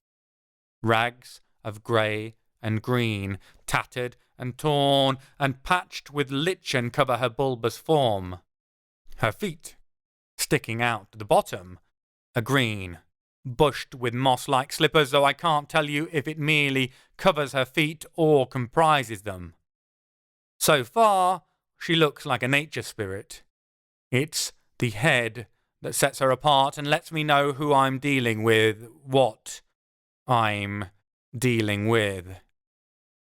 At least I know she's not Fae. It's a safe bet, considering the red, rust traces that carve lines into the iron surface of her face. There are no fae with metal skin, as far as I know. The streak marks make age wrinkles out of the stains, marking her with rusted ancientry. Roomy, wide, white eyes track back and forth between the tree in flames and me, saucer-like in the metallic face, half hidden behind curtains of filthy, tangled locks that cascade off her head and down to her waist. They're the colour that beige walls go when the owner smokes a couple of packets of cigarettes a day. They also move, but not in the way of an actress's, billowing, lustrous and gleaming, no. These move like there are living things burrowing in them. I've heard messy hair described as a bird's nest. This is more like bugs' nests, wrought with infestation. That matches what I've heard about the bush grob mutter, or shrub grandmother, though. Sadly for me, she chooses to demonstrate the truth to those rumours and legends. Her free hand jerks upwards to her grubby tresses, stiff stop-start movements reminiscent of a clockwork doll. Then she starts to scratch. The screeching noise, like tearing metal, is almost terrible enough. It grows, reverberating through the trees, building like nails on a chalkboard, but where more and more claws join in, screeching their way down the surface. Her hand flickers back and forth, shaking her hair. A snow globe's worth of dandruff flakes scatter down, coating the floor around her. Except, disgusting enough as that is on its own, it isn't dandruff. The flakes scuttle forward, growing as they do. I can see now they're not white, but translucent. An opaque shell with half-obscured organs, dark smirches beneath. By the time they're near the tree, they're the size of large dogs, with 3 legs on each side of their body. Sharp pincer jaws pop out of their heads, perfectly designed to tear chunks out of a person's flesh. Not ideal when said person is me. My sword's in my hand in a second, and I'm powering it up before I even realise. I've fought some monstrous creatures over the years, hellish chimeras concocted by mad alchemists, and fey beasts that have haunted our collective nightmares since the world's first touched. Fighting giant head lice might just take the trophy for most disgusting. The first one makes a scurrying feint at my right side, and I'm relieved when my sword cleaves its head clean from its thorax. The substance is hard-looking, and I was worried whether my blade would penetrate, whether because of how sharp I keep it, or the magic encasing the edge. There's no problem, at least, with killing that one. There's plenty of other problems. Hundreds of them. Because that's how many of these fuckers there seems to be. I follow on from the strike with a half spin, driving the blade point through the abdomen equivalent of another that's reared up, looking to decapitate me in revenge for its fallen brother.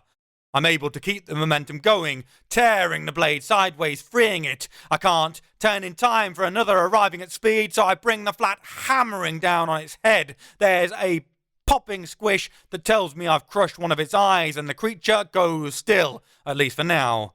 I don't know enough about lice's physiology to know if their brains are in their heads, but if they are, I reckon the odds are pretty good I've given it a severe concussion.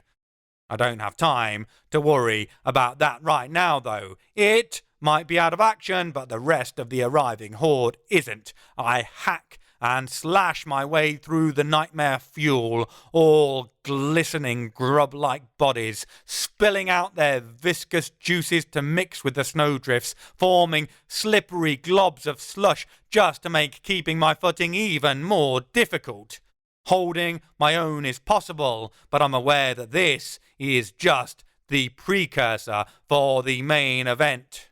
Out of the corner of my eye, as I slaughter the arriving insectoid herd, I can see the bushgrove mutter closing the distance, her moon-shaped eyes locked on me. Each time I look away and then back, it's like she's flickered closer. I don't know what other magic she has in her arsenal, but considering giant pet lice are her starting foray, I'm not in any hurry to find out.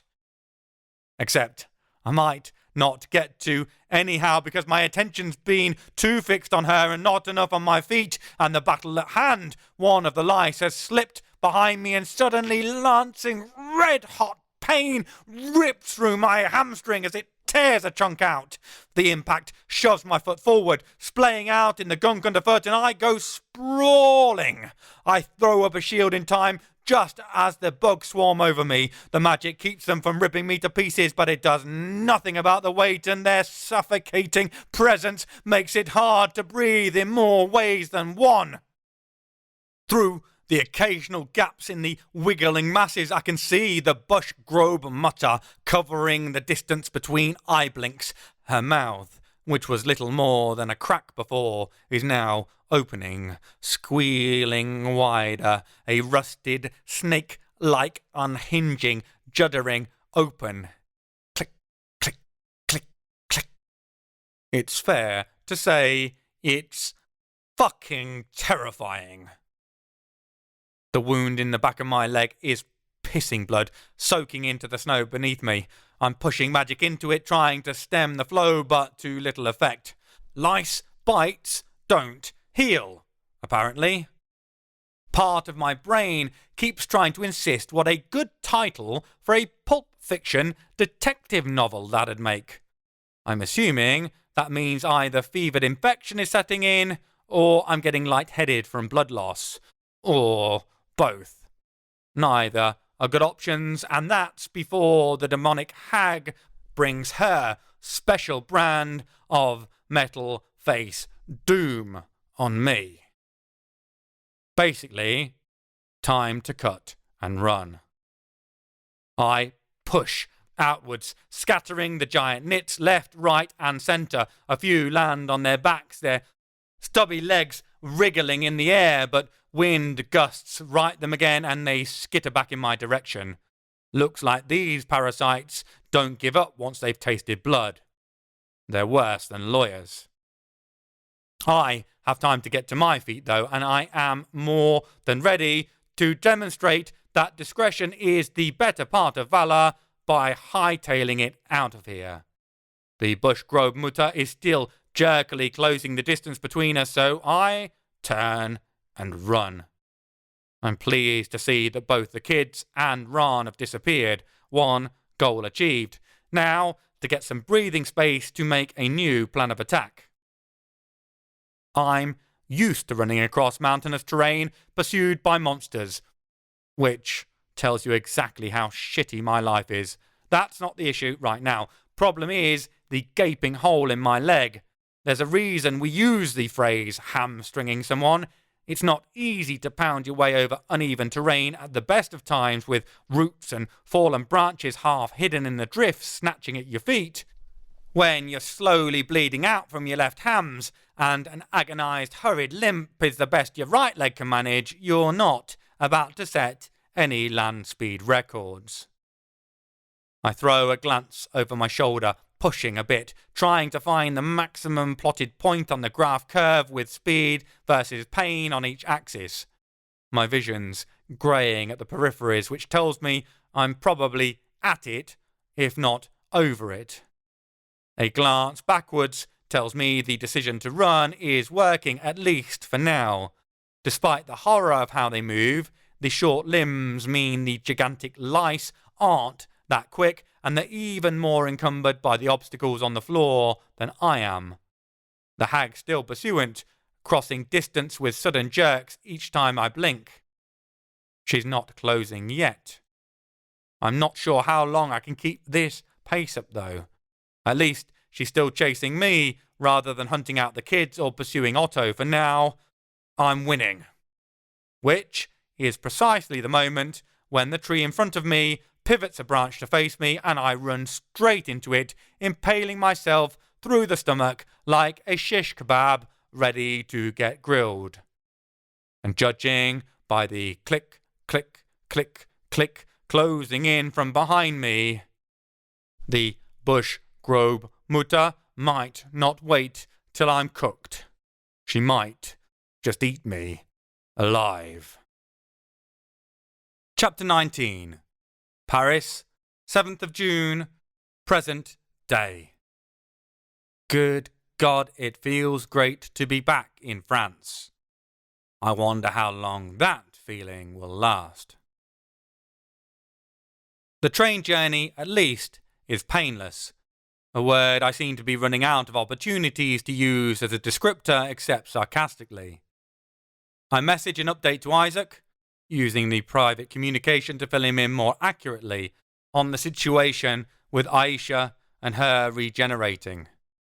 If it doesn't improve, if it goes the other way, then fuck the De Montfort situation. I'll take the risk and get her back over to the east, Lebanon as a starter, find the Druze and make her go back to the well of life, drink the Arb al-Hayat all over again. As far as I'm aware, she's still its official guardian. I'm sure they won't mind her getting a do-over. It might seem selfish that I'd consider risking the world to save Aisha. You know what? I don't give a flying fuck. She's worth it. Of course, she won't let me, which is part of the reason why she's worth it. I'll find a way to cross that bridge without her blowing it up with sticks of dynamite when we get to it. By the time we pull into the Gare du Nord, evening is falling fast, especially with us regaining the hour that those thieving bastard time zones stole from us when we headed to England. Fine. I'm still a long way from needing to sleep. Push comes to shove, I can keep going for another 24 hours before I start looking really crazy. I can get down with Thorin and Company's approach. Dark for dark business. The station itself feels more like a repurposed hangar than the slick modernity we left behind in London. There are still adjacent cafes and food stalls, but it doesn't carry that polished-up capitalist dream clutched quite so tight to its heart. Prices are still exorbitant, maybe more so. This is Paris after all, but there's a Gallic nonchalance about it, a wearied shrug at the inevitability that you'll end up separated from the contents of your wallet without the need for gleaming window displays. The outside is Napoleonic elegance. I wonder if perhaps this place is more of a fitting image for my current state. Stunningly beautiful on the exterior, empty and hollow inside. Man, maybe I should have joined up with those goth vampires after all. In the square outside, you'll definitely get separated from the contents of your wallet, and your wallet itself, and the shirt off your back if you aren't careful. It's a central arrival point for starry-eyed tourists and, as such, a febrile ground for pickpockets and muggers. As with many capitals and major cities, getting distracted at a terminus can be terminal. I'm not worried about that. We ping as major threats on any petty criminal's radar. The streets either give you honed instincts or a honed blade in your belly. Bothering us is likely to lead to the second. Easier pickings surround us on all sides. The interior of the station, the square outside, and the neighbouring cafes are neutral territory. No matter which way you come into the city, you can make it to the Gare du Nord without setting foot outside of the metro system. I've only had to parley once with Leandra's people officially, but here's where it happened. It makes sense as a meeting place, just a pain in the arse that we aren't meeting Al Ruban here directly. I can't help wondering what has happened in the city to cause the lockdown? It makes me distinctly uneasy. Surely we've disrupted de Montfort's plans with our unexpected appearance at least slightly. Could this really be his doing? It's added more unknowns in just when I felt we were, finally, getting our hands on a few puzzle pieces. Our guide is easy to spot. Anyone not talented who looks will see a man who apparently watched one too many detective movies. A tan trench coat and trilby with a scarf carelessly tossed over one shoulder can be a tough look to pull off. It helps, of course, when it's only an illusion. The man most people see would give Humphrey Bogart a run for his money, and I notice more than a few ladies giving him appreciative looks. The actual creature himself wouldn't have the same success with the style, mostly because he would look ridiculous with the trench coat billowing out behind him like a bridal train. He only comes up to the illusion's waist. Humanoid features don't disguise the fact that he clearly isn't human. You don't need to catch a glimpse of his razor-sharp teeth to know that. His nose takes up half his face, a rounded beak, almost a snout, and his eyes are cat-like slits. Clad in felt trousers and a billowy top, closer to a smock than a shirt, he tops off the ensemble with a hat that looks like Pharrell Williams' pimped-out Robin Hood's by Cocket, complete with a peacock feather protruding high enough as to tickle the glamour's nose. Basically, we're looking at the anthropomorphic embodiment of little man syndrome. We stroll over. He turns, picking up on our movement. On seeing me, his eyes widen, only highlighting further their strange inhuman quality, and he falls forward, prostrating himself in front of me. He's clearly panicking too, because he forgot to throw up a "don't look here" glamour before doing so. Jake Gitz wannabe suddenly hurling himself at the feet of two beautiful women would be hilarious, as would be the enraged haughty regards some of the ladies checking him out throw our way, were we not aiming for discretion. I wrap us in the breeze, dancing a discarded coffee cup across the square and blow the attention away from us. Looks like I'm getting the hang of my fey magic. Slowly, but surely. Now that we aren't Paris's latest piece of street theatre, I bend closer to the little creature. I'm not Maeve. Relax.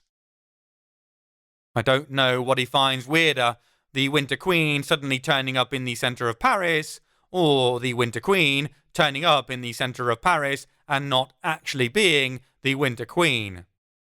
His expression holds 1,001 questions. I try to focus on that, rather than the large lump of snot half protruding out of one of his considerable nostrils.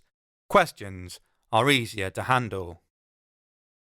He draws himself up, scrabbling back to his feet before issuing a bow and striking what would be an elegant pose were it not for the leaking bodily gunk clinging to his proboscis for dear life. As Helios's chariot charts the growth of arcing hope and dark deposed, so your visage sets our heart aglow, thy humble servant art Scarbeau. Oh my God. I force a smile onto my face. Delighted to meet you, Scarbeau, and my thanks for coming to meet us. Can you give us just a second?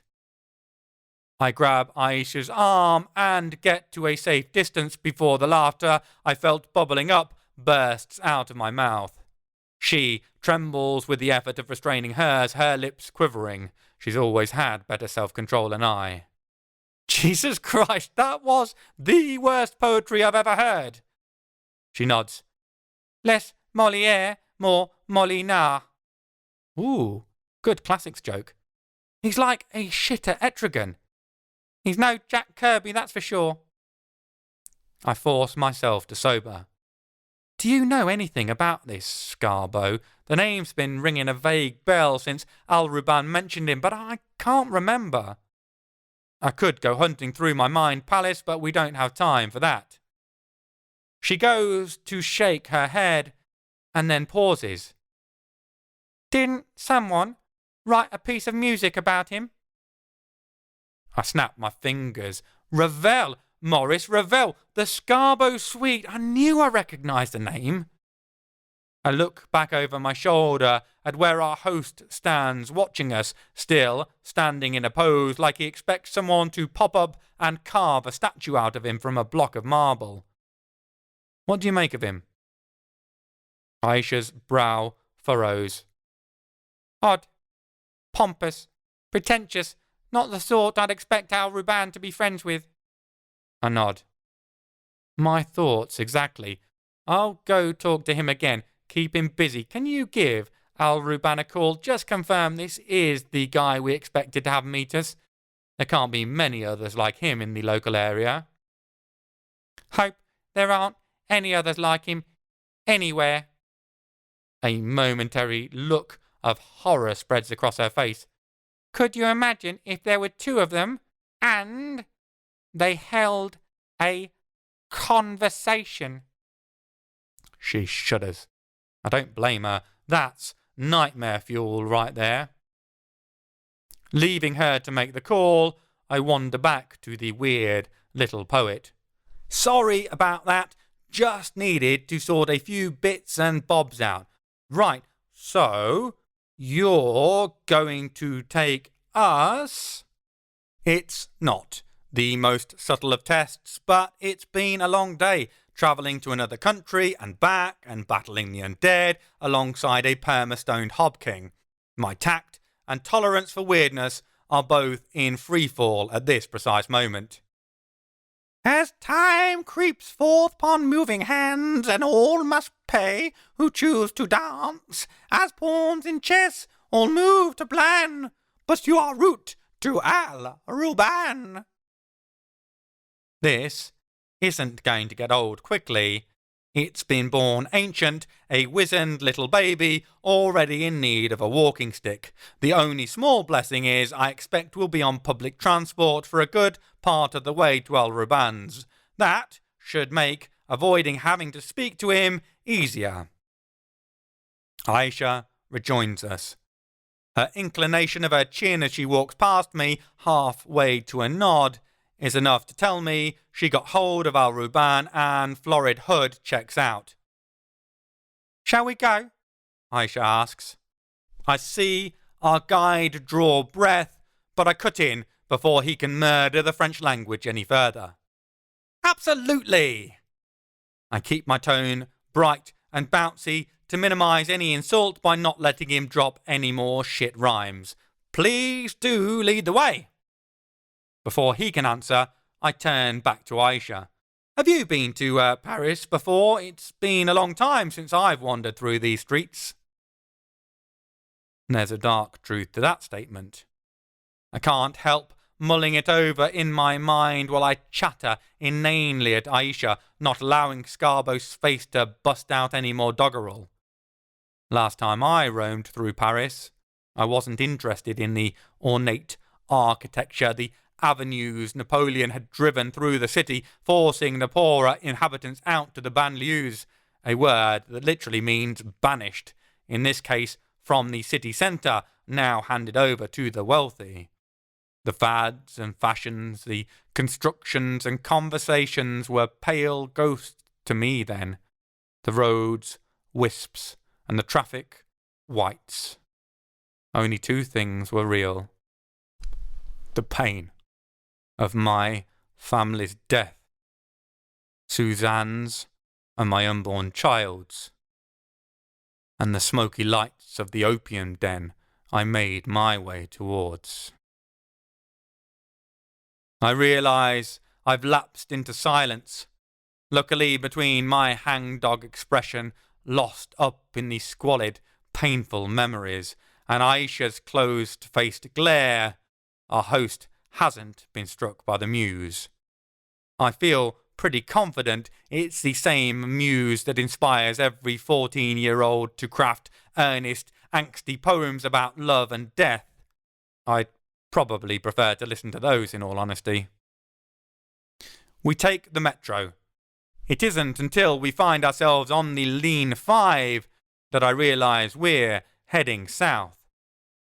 Jostled between a mother's harassed attempts to tend to the squalling of her baby, who's furious with the incomprehensibility of the world around it, and a portly man whose carefully pressed suit speaks of money and privilege, but whose breath and demeanour speaks of a steady flow of different alcohols, it's hard to get a word with Scarbo. Talking to him would involve a rubbish choice. Should I talk to his illusion, where the chances he'll be able to hear me over the hubbub are slim to none? Or should I bend down and talk into his actual ears, which, well, let's say it will probably make a lot of people in the carriage uncomfortable. In the end, I wait until we get out of the cramped interior and onto the platform. The sign informs me we're at the Place d'Italie, centre point of the 13th arrondissement or district. Scarbo's home territory. Also, the furthest district directly south before crossing the ring road into the banlieues like Kremlin-Bicêtre. Or, to put it another way, as far away as we can possibly be from Al-Ruban without leaving Paris entirely. Aisha clocks it too. Right, poetical Professor Frink, she says, looking about ready to knock the creature's stupid oversized hat off, possibly with Scarbo's head still attached. Can you explain why the fuck we're in entirely the wrong place, preferably without all the whys and the wherefores and the the poetry, it burns my soul, okay?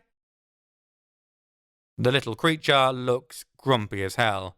I guess getting called out for your spiel is bad enough. Being threatened with high-level violence on top adds insult to probably fatal injury. Sadly, the threat isn't enough to get him to stop himself. From here to there, a simple hop. But even for me the rules don't stop. An emissary I am not, if Leandra's letter I've not got. Well, it's significantly more simple than any of his other recent verses. I can't help wondering if he's under some form of curse. Either that, or he's just really pretentious, which is a curse of its own, I guess. Anyhow, we clock the gist of what he's saying. Apparently, he could travel between the neutral territory of Gare du Nord and his home turf with no concern, but to take us any farther, he needs his official credentials. I want to ask him why he doesn't already have them on him.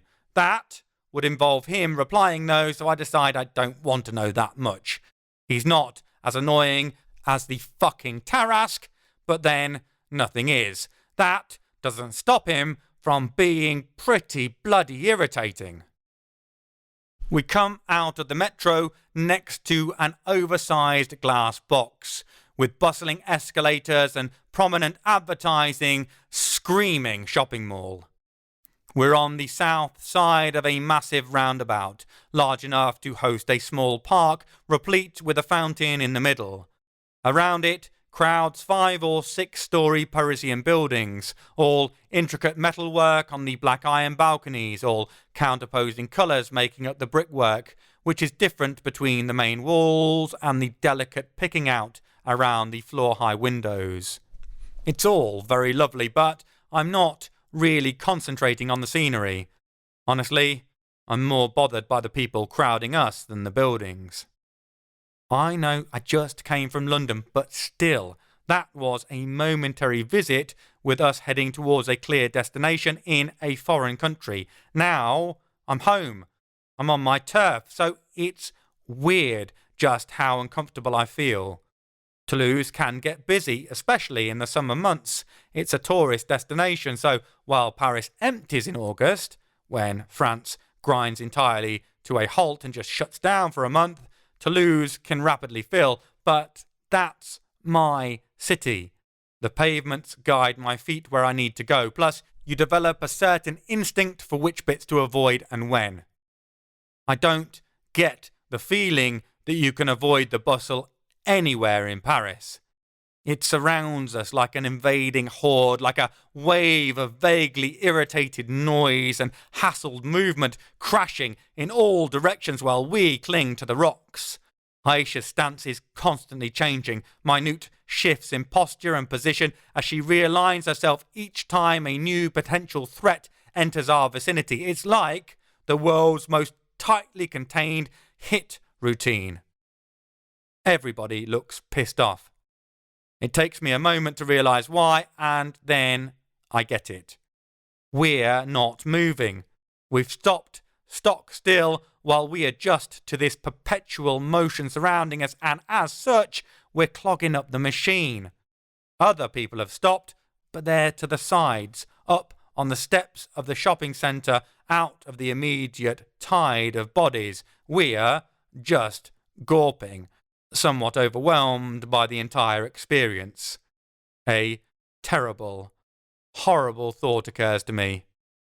I tap Aisha on the shoulder, which is a spectacularly stupid idea considering how tightly wound she is right now. I don't lose a finger, but it's a close call. Are we the tourists here?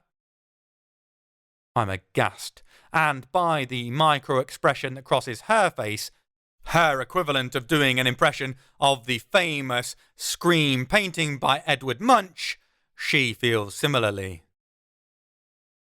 Fortunately for our sense of self-esteem, our host has obviously decided that we've gawped enough.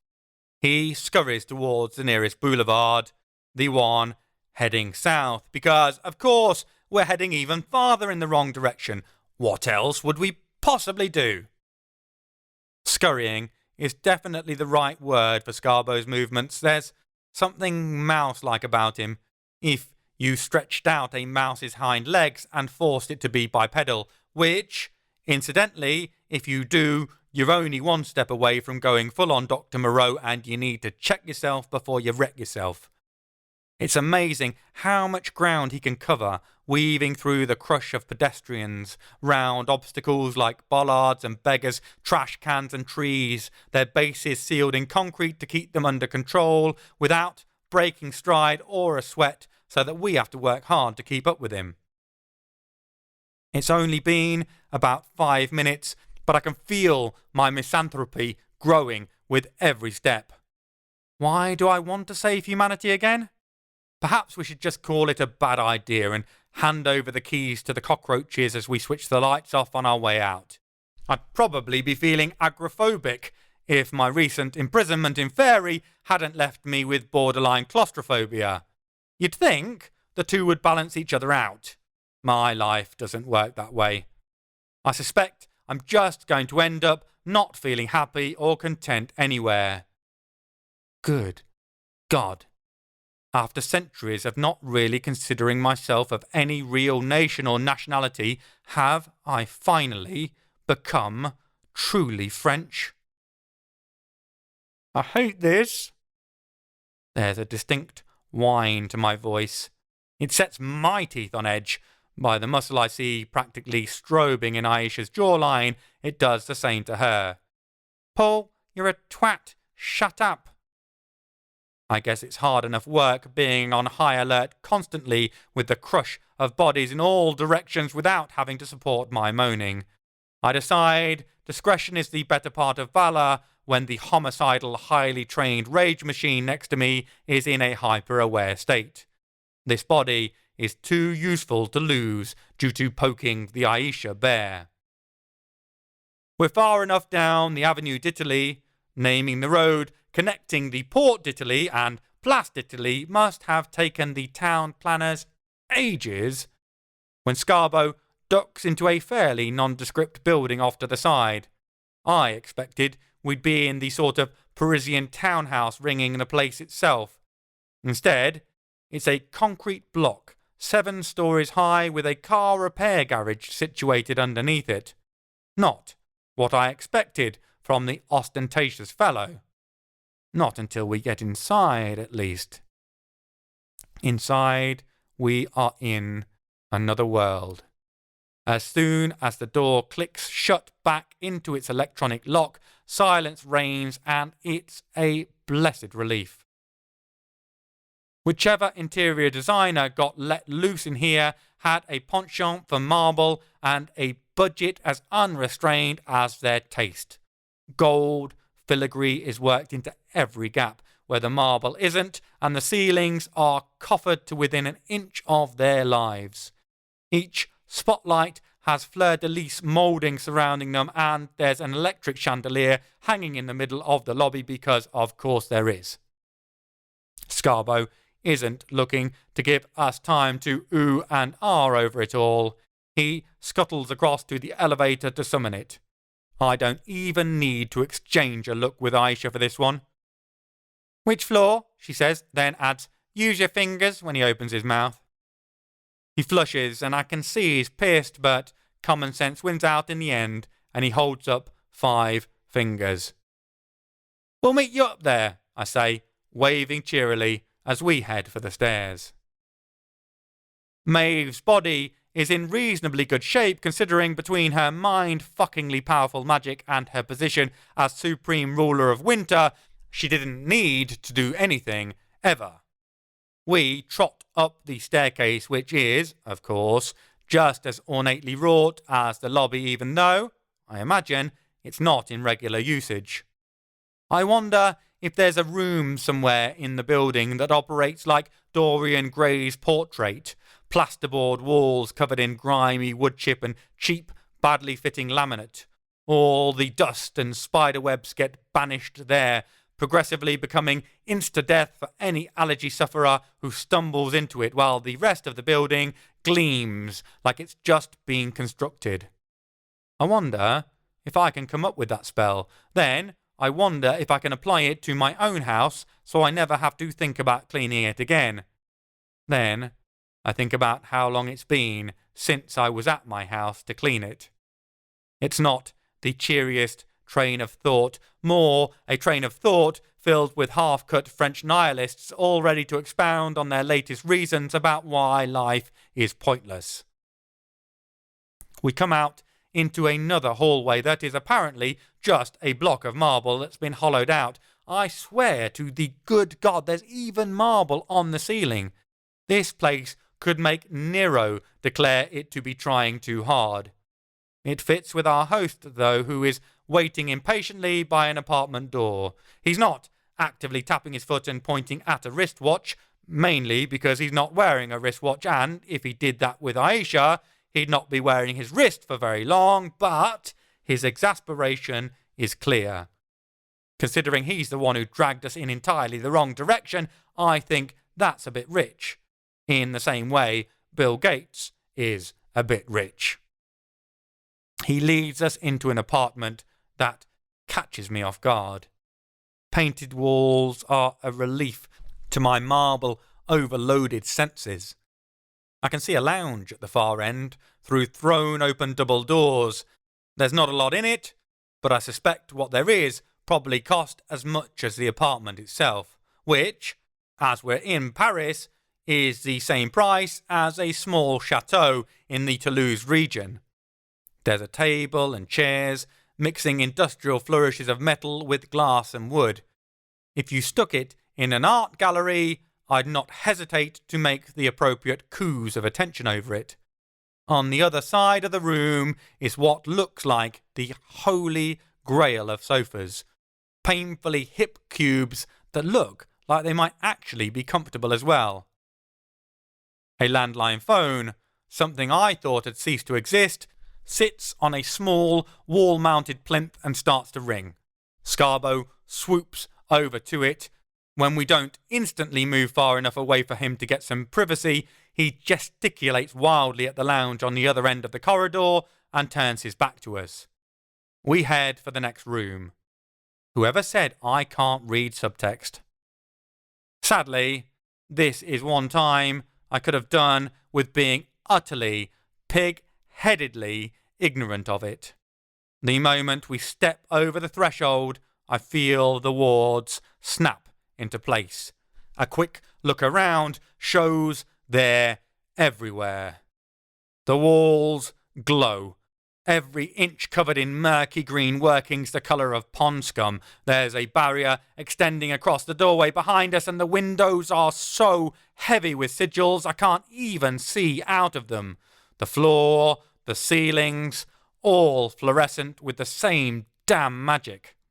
We spin around to see Scarbo hanging up on the landline and pulling the mobile phone he used to call himself out of his ruffled pocket. The sneaky little shithead. We've been set up. Chapter 20. Paris, 7th of June, present day. Double-crossed again. Just goes to show, never trust a poet. Although Scarbo's so shit, he hardly counts as one. Someone should revoke his poetic license. The little fucker is grinning wildly, his pointy dentures on display like he's been awarded them as medals for treachery and terrible poetry. He jigs on the spot, jumping and clicking his heels together. Calm it down, rample shitstain. Aisha's eyes are so damn narrow, I'm amazed any light can squeeze its way in. Won't hold us forever, then we're going to kill you. Oh yeah, and your poetry, lepra corny. Scarbo stops capering. I guess the fairy tale character resemblance is a sore subject based on his expression. To dig at his lyrical prowess, I think that's pushed him over the edge. He advances up the corridor, his teeth still showing, but this time bared. To be honest, he looks like he'd like to take a bite out of us. Good. Come on through and show us what big teeth you've got, little man. I'll show you how snugly my size 11 boots fit up your anal cavity. No such luck. Clearly deciding we haven't suffered enough in being captured, he decides to torture us as well. Through the medium of spoken word. Afore these forms were begat, and these four walls were intact, Scarbo was known the merry man, who e'er could lay a clever trap.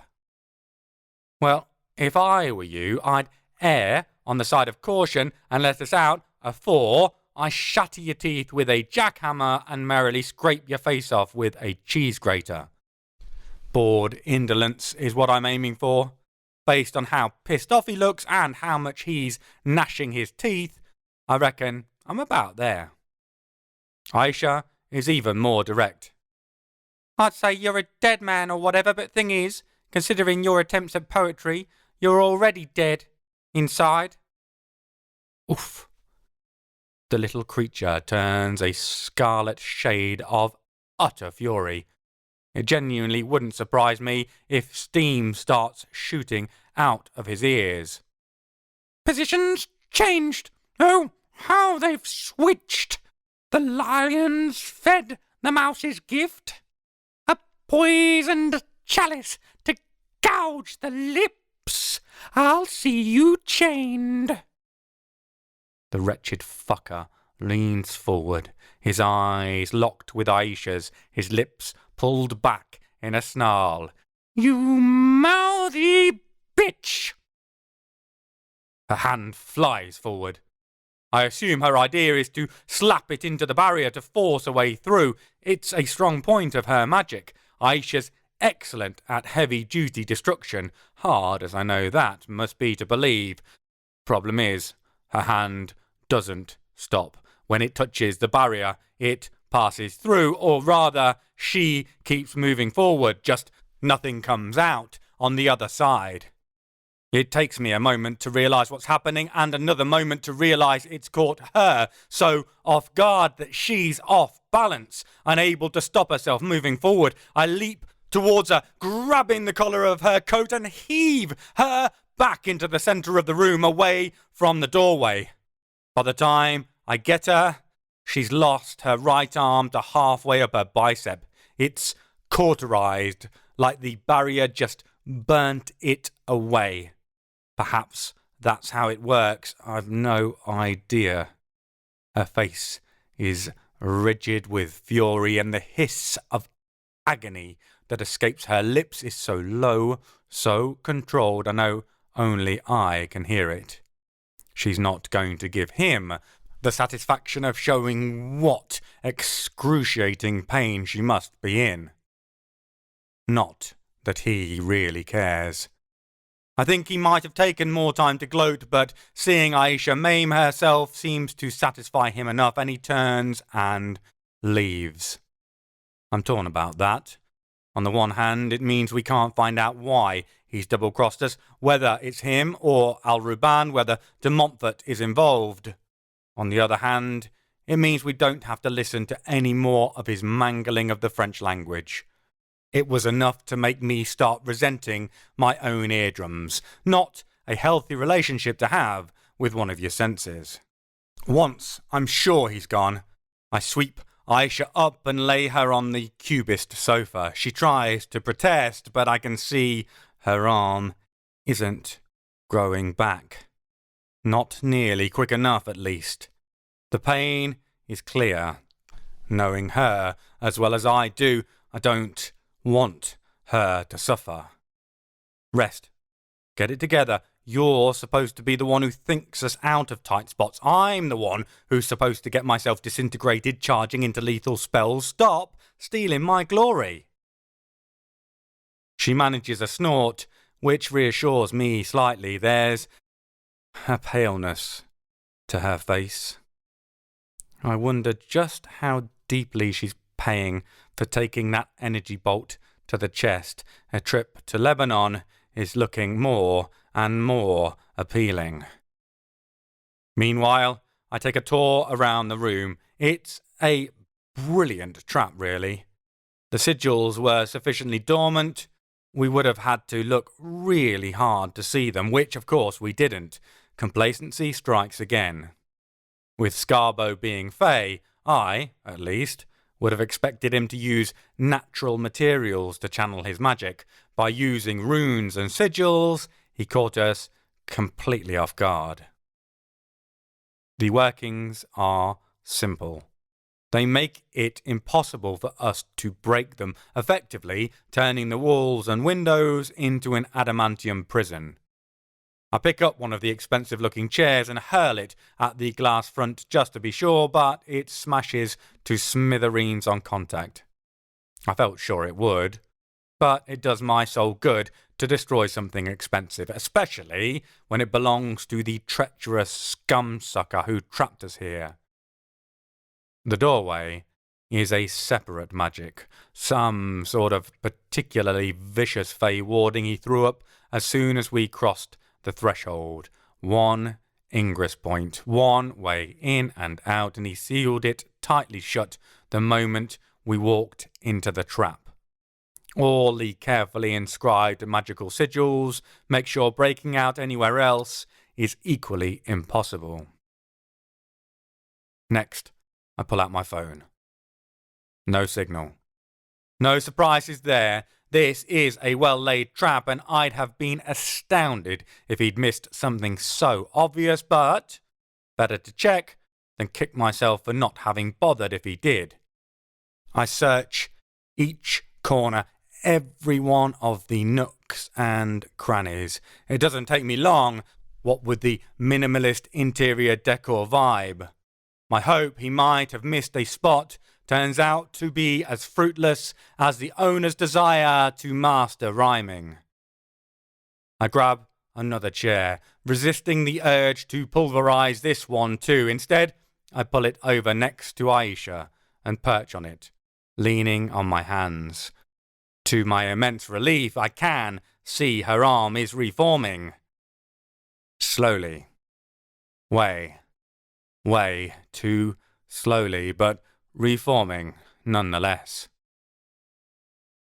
I look at her mock seriously. You know, when we use the expression, give someone the finger, this isn't what it means, right? She shows she knows exactly what it means, by demonstrating with the remaining hand. The fleeting grin that passes across her face makes it worth it. It's time to get serious, though. I don't see a way out, Laguna. I've looked all round. Once you're healed, take a spin, see if I've missed anything, but it looks watertight to me. She nods. The fact she doesn't leap to her feet and immediately investigate speaks volumes. Her forearm is back now, but she still doesn't have her hand. I bite my lip and try to hide my concern. I obviously fail miserably. It's fine, Sabi. Hurts like hell, but it's fine. Okay, looks like we're discussing this now. It seems to be reforming even slower than last time. She shakes her head. Same speed. Promise. Not slowed down. I peer at her pensively.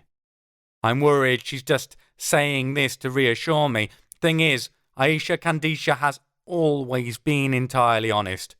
Brutally so. Ego death causingly so. She's my friend. I have to take her at her word. Okay. Promise you'll tell me if that changes. She nods. It'll have to do. She changes the subject. Why do you think tiny twat set us up? I know what she's really asking. I verbalise it for us both. You mean, do I think it's Al-Ruban? I can see it.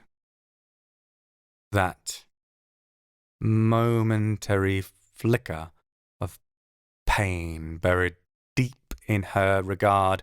Aisha doesn't have a lot of friends. She doesn't give those kind of bonds light-heartedly. If Al-Ruban has betrayed us, I wouldn't want to be in his shoes when Aisha gets her hands on him, and hooks, and a variety of sharp, cutting implements. All I can do is shrug. I've no idea. It could be Al-Ruban, could be Scarbo working off his own back. Hell, maybe it's got nothing at all to do with de Montfort, though, considering the timing, I find that hard to believe. My guess, one or both of them are agents of that bastard Simon. Aisha's hand has reformed at last.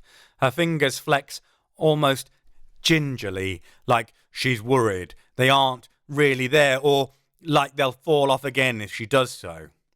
Reassured, she gets up and double-checks everywhere, looking to see if I've missed something. I don't mind. I hope I have. Sadly, I hope in vain.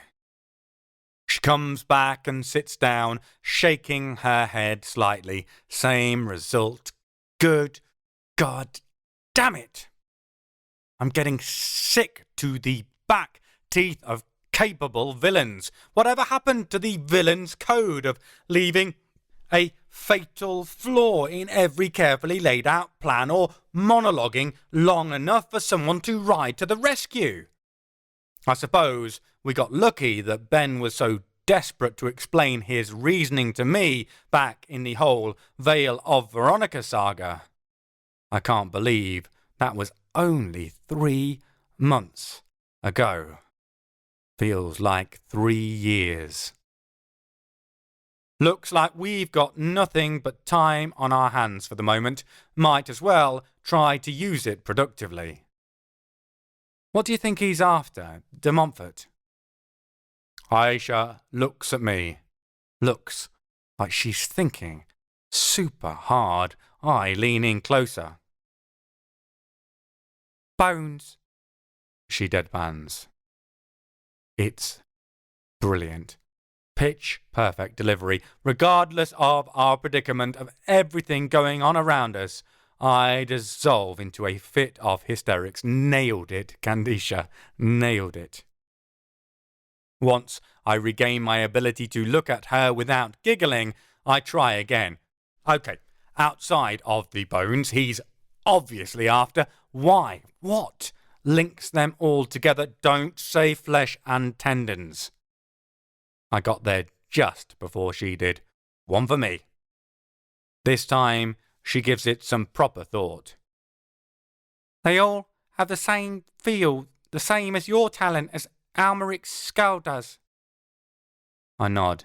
It's that it has to be, and apparently there's enough of them to build 2 complete skeletons.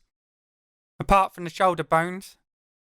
Right, apart from them, at least as far as we know at the moment. So, why 2? And what does he want with them once he has them? We both lapse into silence. I feel like we're almost there, like we're on the edge of unravelling the whole damn mystery that seems to have been central to everything since I got caught out and strung up by the shizzard all that time ago. It's like that word on the tip of your tongue, that memory stirring in the recesses of your grey matter. For a moment I can almost grasp it, and then it's gone. Like smoke through fingers, and I'm left shaking my head in frustration. Aisha's not getting anywhere either based on her expression.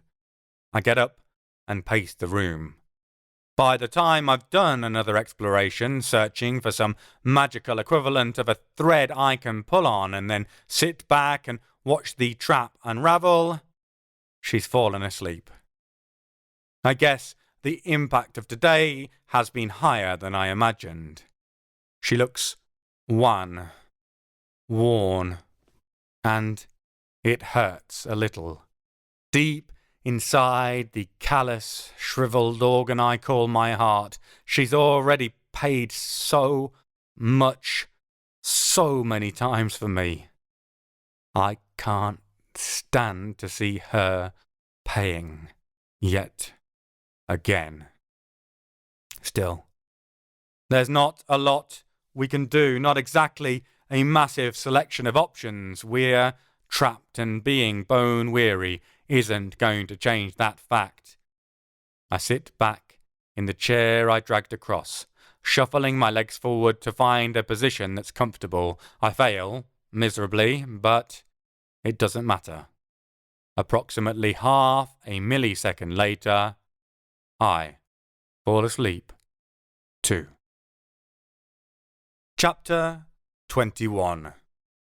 Paris, 8th of June, present day. Less than a day. That's how long the feeling of being glad to be back in France lasted. Although, to be fair, that's longer than a lot of my bodies last. It's amazing what the light of day can bring. For some, a walk of shame, the brightly lit streets only compounding realizations about decisions made in dark bars or clubs the night before. For vampires, it can bring death, or at least an excuse to indulge in your new romantic face-painting tendencies.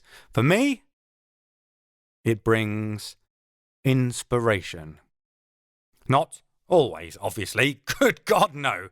My normal reaction is close to the shame walkers clutching excessively heeled strappy shoes, hurrying homewards. Mornings, normally the moment when I assess all the stupid things I did the night before and battle the overwhelming shame and regret that threatens to submerge me.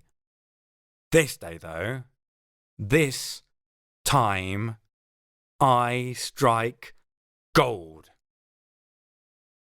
There's an important question I need to answer first, though. I go over and study the doorway, examining the swirling magic that's a mixture of Egyptian symbology and Nordic runes. Not surprising. If a Fae is going to incorporate runic magic into their power, they might as well go all out, really amalgamate. I'm familiar with both, though, obviously. Thanks, Isaac. and it doesn't take me long to get the gist of them. The main thing I'm checking is that Scarbo configured the doorway differently to the rest of the protective barriers. Basically, I want to know if I can touch the other warded surfaces without burning my hand off. Like when the chair hit the window, it shattering instead of dissolving. I sigh with relief when I touch the wall without losing the tip of my finger. When I turn round, Aisha's awake. She's looking better for a night's sleep too. She watches me, but she knows me. Her eyes already blaze with curiosity, yet still she keeps stum. Inspiration is a gift from the gods. She knows better than to interrupt me when they've sent me a belated birthday present. Normally they forget I even exist, unless it's time to break out the cruel twists of fate. Those always seem to end up arriving at my address rather than getting lost in the post. I take a last turn around the room, a last curious look over everything, looking for ways this might not work other than the glaringly obvious. Thing is, even if this fails, I'll end up outside the containment wards. I really don't want to lose this body, lose this Fae talent, but if that's the only way out, so be it. The Fae aspect of the talent is the question, and boy, it's a doozy. I'm pretty confident this is going to work. The only time you should stake your life on pretty confident is when you reincarnate in the nearest dead body if you die or if you have no other options. So, both, in my case.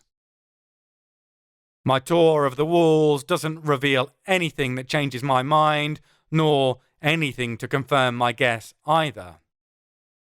At this point, I'm just stalling. I walk back over to Aisha. Can I borrow a knife, please?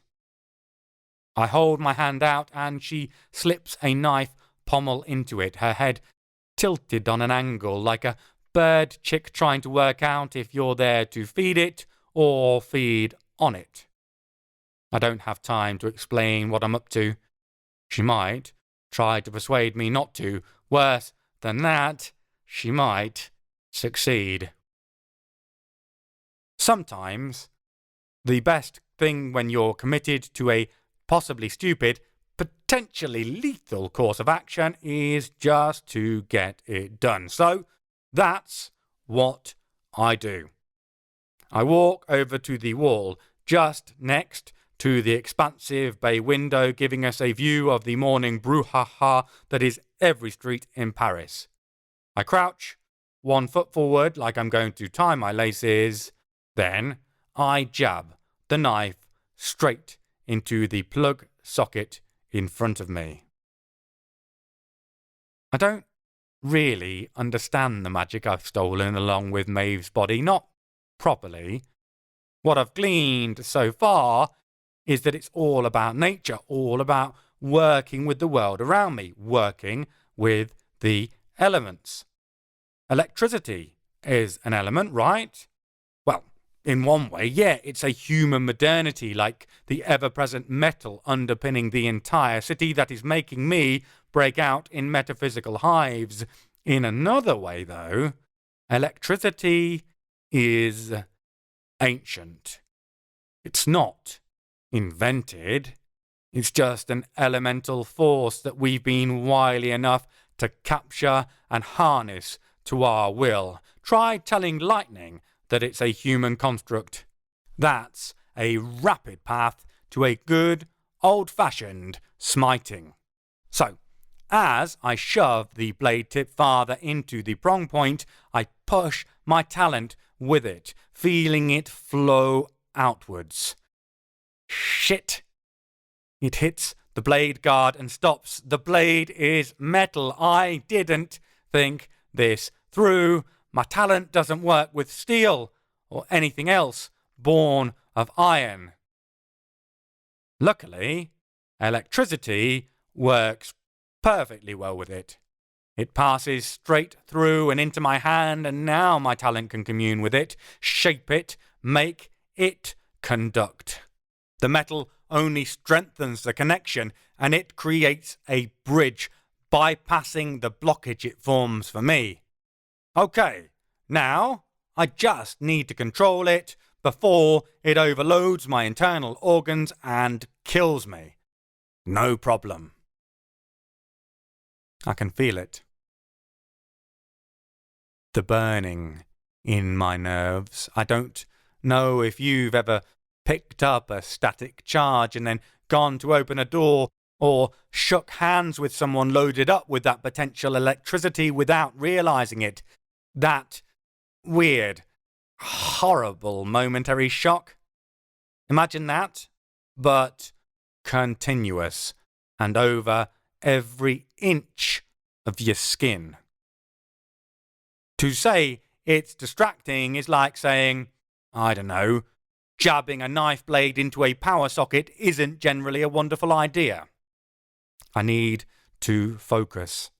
Need to pull my power and the electricity in and bind them together, but it's hard to concentrate, and I can feel my nerve endings overloading. One by one, they blink out, going numb. All of this happening in a matter of milliseconds. I don't doubt that soon that sensation of blinking out is going to be happening in my chest. Then it's game over. The threat of death is a powerful motivator to learn, in that you only fail once. Unless you're me, of course, then you fail to learn however many times you die. Normally. Not this time, though. This time, it clicks. I feel the surging current, and I can see how it moves like a wild torrent of water, how it swirls like a churning column of air, how it shifts like the earth's inexorable tectonics, how it burns through my body like fire's insatiable appetite. And I get it. I really get it. I see how it works on an elemental level, and I bind it to me. It bucks like a wild stallion trying to throw off a foolhardy stable hand, but I cling on, clutch it with all my desperate desire to escape, to win, to live. And slowly it calms. I've broken electricity and tamed it to my will. Badass. I must look a right state. My hair sticking out in all directions like in a cartoon. Probably a few wisps of smoke coming off me too, but I'm not bothered about that right now. I'm more interested in the options that have just opened up to me. What I have now is a conduit. Literally. Sure, I can start flinging lightning bolts around, but as there's only Aisha and I in the room, that would end with us either getting stuck inside a raging inferno or me hitting Aisha with one by accident, which would cause me to wish I was just stuck inside a raging inferno. What conduits can also do, as well as supply, is conduct. The clue is in the name. And now I can talk to the electricity. I can shape it. I can make it carry my will. More than that, it can hold my power, allowing me to piggyback on it, dive out through it, and most importantly, bypass the wards, at least magically. Once I'm out on the other side outside the building, I let my talent sink out into the earth, travelling through the compact soil, looping around stones and dead bugs already halfway on their journey to sinking deeper into the depths and carbonizing. I've got an idea, and my power follows my thought process, traipsing through worm talents to find that. A root. The inverted fingers of a tree digging deep into the ground, soaking up the moisture and nutrients that rain and tiny death brings to the soil even underneath an imposed concrete skin. Now, though, it's my talent, travelling up those spindly tendrils as they thicken, enjoin and interweave into more considerable, hardier stems, racing along it to reach the trunk itself.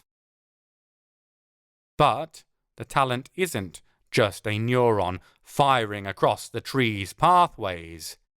It's leaving a trace as it goes. It's taking control of the tree like that zombie fungus that hijacks caterpillars and makes them do its bidding, a helpless passenger in its own body. I'm not doing anything that malevolent, though. All I want is to make one specific part of the tree do one specific thing. I want to make a certain branch grow. And so it does. The ringing tinkle of glass smashing inside the room brings me back to myself as the pieces falling from the window hit the floor. It's a mess. Good. I hope Scarbo has to tap dance through here barefoot before he clears it up. Actually, when I get my hands on him, I might just make it so. The runes the little scum sucker laid made all the surfaces impenetrable. But only from this side. After all, with our phones cut off and our talent blocked, how were we going to get outside assistance? I put up a "don't look here" over the bow itself as I coaxed it out of the ground. Even the most blasé, world-weary Parisian might be shaken from their black coffee and packet of Gauloises by trees attacking building windows. Now, I persuade the branch to thicken up so we can walk along it. I bow, letting my leading hand continue outwards to indicate the exit. "Your carriage awaits, milady," I say to Aisha. Not going to lie, I'm more than a little pleased with myself. She looks at me and arches an eyebrow. "If this leads to a tree village full of dancing Ewoks, I'm setting it, then you, on fire. Fair?" Fair. Can't argue with that. I think that's her way of saying well done. I'll take it as that anyhow. We balance across the limb. Shimmying down the trunk is easy enough. We're both highly trained warriors, plus we've got our magic back at our disposal. I may slip slightly about halfway down, but the tree shoots out a protrusion to catch my momentarily flailing foot, letting me get my groove back on. I think I got away with it without Aisha noticing. "You're as shit at tree climbing as you are at risk assessment, dickhead." Nope, apparently not. Now we're on the ground. I get the tree to curl back down through the concrete, pulling the branch away from the building. It'll blossom like a motherfucker in a couple of days. The rest of the trees on the avenue are going to be jealous as all hell. Least I can do after it staged such a daring rescue. Thanks, good budding buddy. Thanks indeed. Chapter 22. Paris, 8th of June, present day. Our daring escape? Tree-rific. And definitely very furtive. We saunter off down the street. Scarbo runs the 13th district. Doesn't mean he's the only talented being in it. It sounds like a job description straight out of Dante's imagination, but he might have other lesser powers working for him. If the apartment itself was under observation, then they know we're out and free, no question. On the other hand, if they're just loitering around the quarter with an instruction to keep an eye out, then nonchalance in our movements might keep us off their radar. Most people, when trying to move inconspicuously, might as well wrap themselves in flashing neon garlands. Looking at you here, Isaac. Their movements become tense, jerky, their eyes whipping back and forth, trying to take everything in. Everything is too deliberate. It draws the eye almost subconsciously, and for anyone looking for someone, they hone in real quick. We just walk like we don't give a fuck. Back to normal operations for us. We pull off the Avenue d'Italie to the left onto Rue Tolbiac. Almost immediately the bustle dims somewhat. Enough I feel I can breathe properly again. We take the next right and suddenly we're not being constantly crushed every step we take. White stone walls and charming little red brick houses. Actual, proper houses, not just buildings subdivided into multiple apartments, make it feel like we've stepped into a different city, a different world. There's still people, but there's space. It's a relief. But there's something else I'm seriously worried about. Something we haven't discussed and that needs to be said, however much Aisha won't want to hear it. Do we need to abort on this? I keep my words gentle as we make our way through the city. I don't want her to feel there's any pressure or recrimination in what I'm saying. Her head shoots to me. What do you mean? I hope she takes this the right way. We can get on the train, get up to Charles de Gaulle, pick up flights for Lebanon or the next closest option. If you need to go, I mime, drinking with accompanying glugs. Get acting lessons?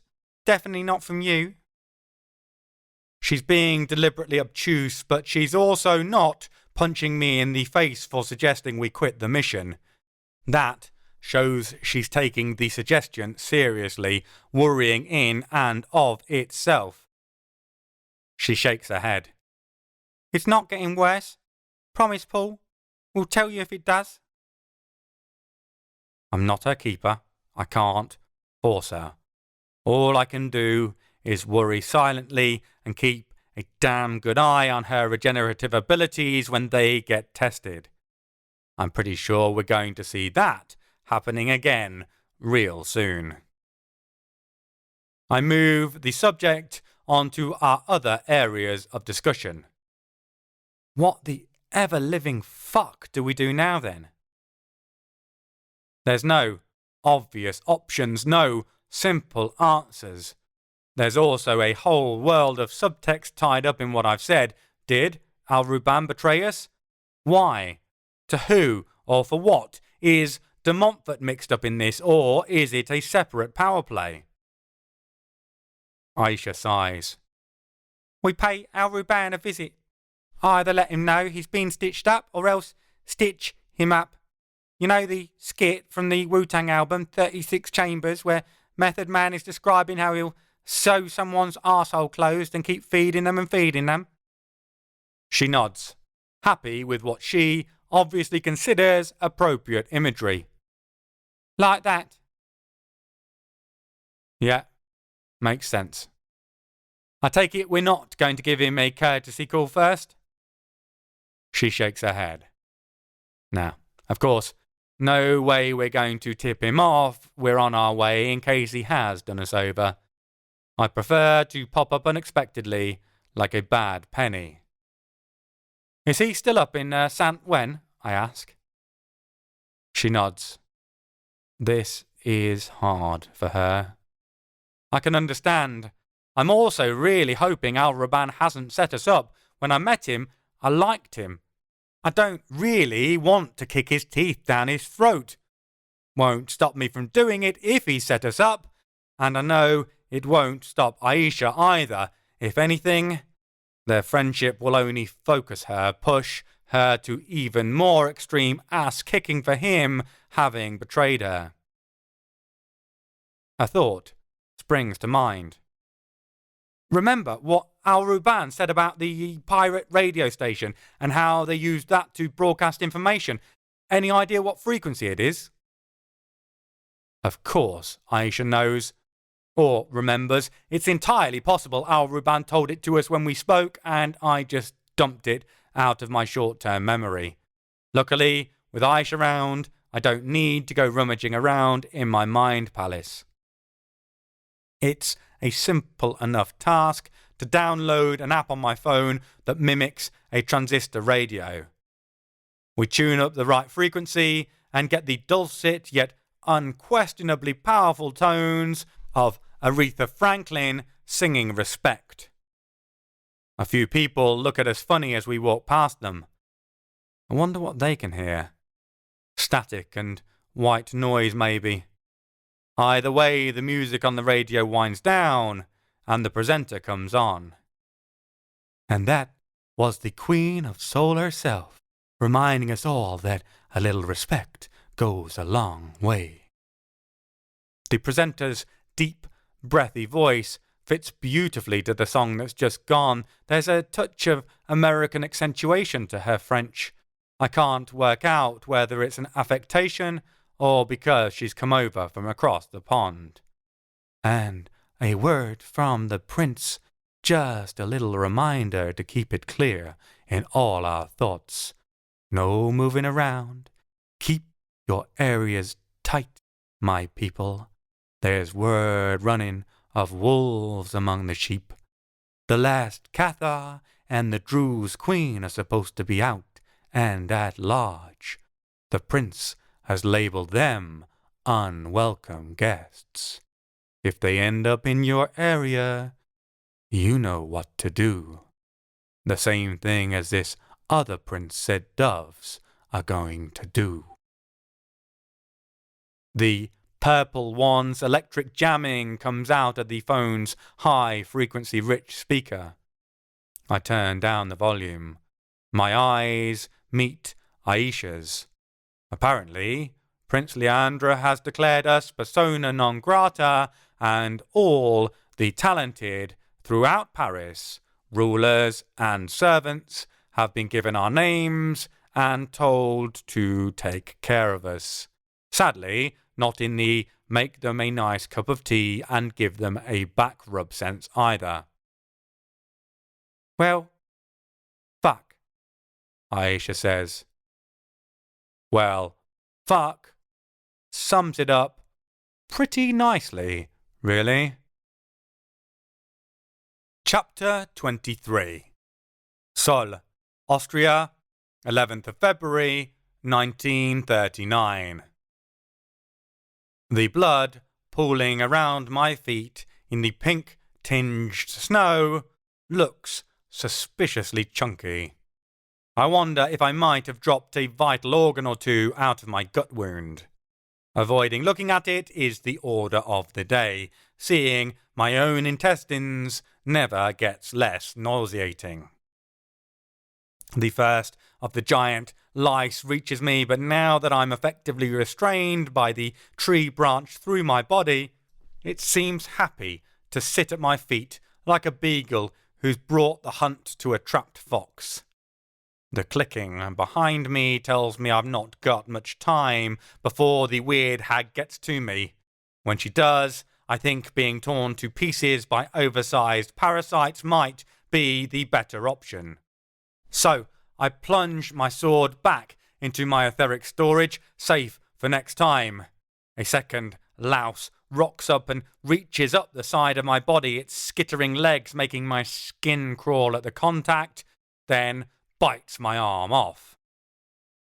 My time of useful consciousness now is severely limited. I'm fountaining blood out of the stump. Combined with my leg and stomach wounds, I'm about to pass out. Problem is, I want to be dead before she gets here, not unconscious. I've no idea what getting eaten alive by the Bushgrob Mutter will do regarding my reincarnating, but I'm in no hurry to find out.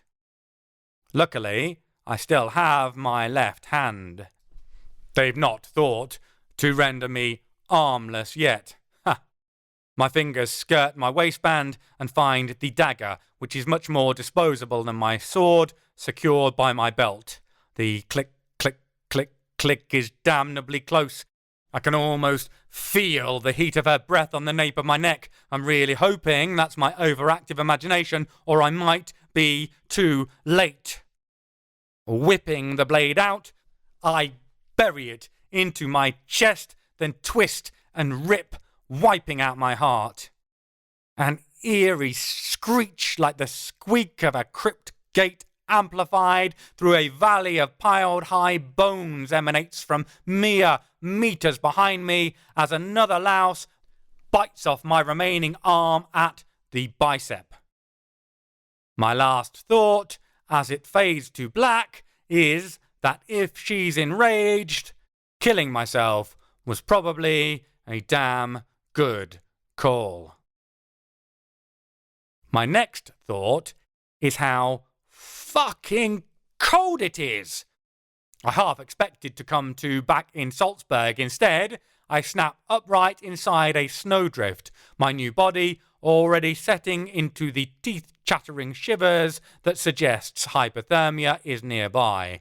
Wet clothes, sodden from exposure to the elements in freezing temperatures, are a recipe for rapid death. Trust me, I'm an expert at dying rapidly. I invest a small amount of talent to heat myself. With a minimal amount of scouting, judging by the position of the mountains and the lights twinkling through the trees, I'm not far from where I was killed. A kilometre, maybe 2. Reaching out, I search for the small amount of my essence I invested into the stone I gave to Otto. Honestly, I'm not expecting it to work, so when I feel the tug of it across the forest, I'm delighted. We've gotten lucky. He's only meters away, having fled in this direction. I'm happy to take a bit of luck for once. In fact, I can hear blundering cracks of broken twigs through the woods now that I'm listening. I'm less pleased about that. If I can hear it, so can the Bushgrob Mutter. Jumping up, I start to move towards the noises and immediately go sprawling, tripping over something else in the snow. Looking down, I realise it's not something else, but someone else. A middle-aged man with receding hair lies under the bank. It's not his features so much as the bullet hole in his forehead that draws the attention. Looks like he was executed, though whether by German authorities or vengeful locals, I've no idea. Another set of feet peek under the white blanket, possibly 2. Not my concern right now. I set off loping through the trees, following the vague directions of the stone's location and the more precise auditory clues of the crashing and crackling. A few moments later, I catch up with the man. Unsurprisingly, he practically leaps out of his skin when I hiss his name. I've no idea how much he saw of my last showdown with the Bushgrob Mutter. Presumably none, based on the fact he's got far enough away to stay alive, but he's well educated in the occult, with a powerful enough imagination to know nothing good is likely to come out of the dark undergrowth. When he sees my face, He visibly sags. I press my finger to my lips and take his hand, pulling him back the way I came. I've wrapped air cushions around his feet so as to muffle the sound a little. It's clear he's not someone made for stealth missions if he's being this loud, despite them. When we return to the small clearing I came back to life in, I feel Otto rear back, alarmed. I whip my head around, expecting to see giant lice ploughing through the brush towards us, but I catch the direction of his gaze. It's the dead body that's alarmed him. More than that, he's practically frozen. I tug at him, but he won't move. It's like Medusa just popped up into his eye line. Come on, man. I'm keeping my voice low, but it's an effort. We don't have time for this. He seems to come back a little, but still he doesn't move. His face is as white as a sheet, like he's seen a ghost or maybe, perhaps, something else that haunts him. I can't. He shakes his head, though whether to emphasize what he said or to deny the reality of the body in front of him, I can't say. It's too much. The camps. Himmler said the camps. It becomes a little clearer. We've heard tell about these so-called concentration camps at Auschwitz, Dachau, and many more beside. Stories have arrived about the terrible conditions, the practical slavery imposed on those shipped off there, starvation, torture, rape, murder, and I fear that may only be the tip of the iceberg. Based on the trauma written across Otto's face, I may be right. I guess that was the straw that broke the camel's back and led to his suicidal resignations. I definitely want to get all those details out of him later, not least what Himmler said, that fat fuck.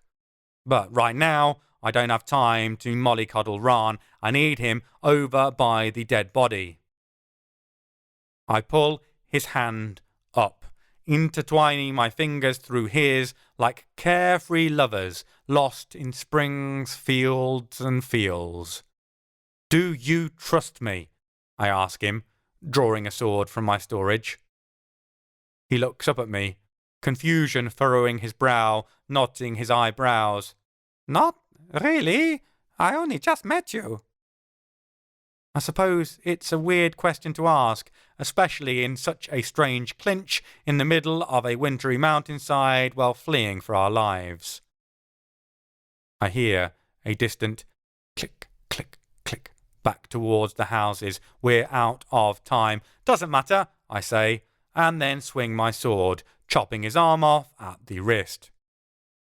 To his credit, he doesn't instantly faint, although I think it's mainly the disbelief that keeps him standing. Guess he didn't expect that.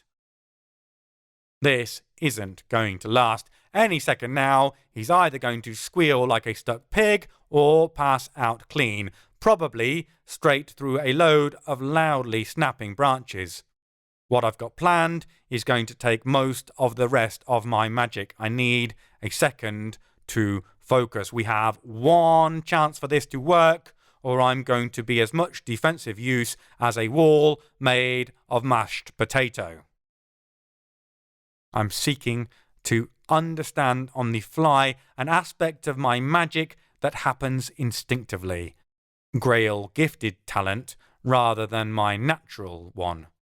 So this may not work, in which case I've probably just done the Ananebes work for them because Otto Rahn's going to bleed out pretty quickly. I also need to make a precise assessment by eye. Luckily, after being hung, drawn, quartered, tortured, butchered, blasted, burnt, torn limb from limb, eaten, guillotined, stabbed, shot, blown up, and everything in between, I have a reasonable grasp of human anatomy. Before I can think it through too much, I bring the blade down through the dead arm poking out of the disturbed snow. The newly dismembered limb is the same length or close enough as the one I just chopped off Ran. Seizing it, I slap it over the gushing stump Ran still staring at in pale-faced disbelief. Then I reach down inside myself and pour my talent into it. Sealing the flesh and bones together is a real struggle. I don't often use healing magic due to just dying and instantly reincarnating in a new body, but my own talent has been intertwined with my reincarnating magic for over 700 years now. I'm working on the principle that a touch of the knowledge must have rubbed off on it by osmosis at some point. I try to think about how I feel when I snap back awake, when the magic floods through a corpse and pours life back into lifeless meat, teaching it to move and be again. Don't get me wrong, I'm no necromancer, thank the good God. I can't raise the dead. Well, I won't. Anyway, same difference. But bringing a dead limb, connecting it to a living system, that I think I can do. It's just a case of fusing it to the life force already there, coaxing it into understanding what it means to be animated again, to sense and feel. As I discharge my power into the connection between the alive and the expired, I try to persuade the arm to sense, to join, to move. Honestly, I think I get lucky. The fact the corpse has, in effect, been kept on ice has stopped any real decomposition from setting in, making the whole thing easier. When I see the first sign of the little finger twitching, I sigh in relief. Otto's looking at me with baffled horror, his eye flicking from me to the dead hand and becoming one with the rest of his nervous system. I get it must be weird looking down and seeing a hand that isn't yours. If there's anyone in the world who's going to understand that sensation, it's me. But I don't have time to handhold him through the disassociation. There's a tiny dribble of power left in the hand I just chopped off. Not much, but enough. I fall to my knees and slap his arm into place where I hacked off the corpse's one, making dead meld with dead is a piece of cake. I look up at the shell-shocked German and smile brightly. Back in a second. I give him a cheery wave and then impale myself on my sword. Chapter 24. Paris, 8th of June, present day. There's nothing like having to cross hostile enemy territory packed full of talented to really ruin your day. Except, perhaps, having to negotiate with traffic wardens. Only you? Aisha's eyes nonchalantly scan the entire street, clocking every single potential threat without anyone but me noticing.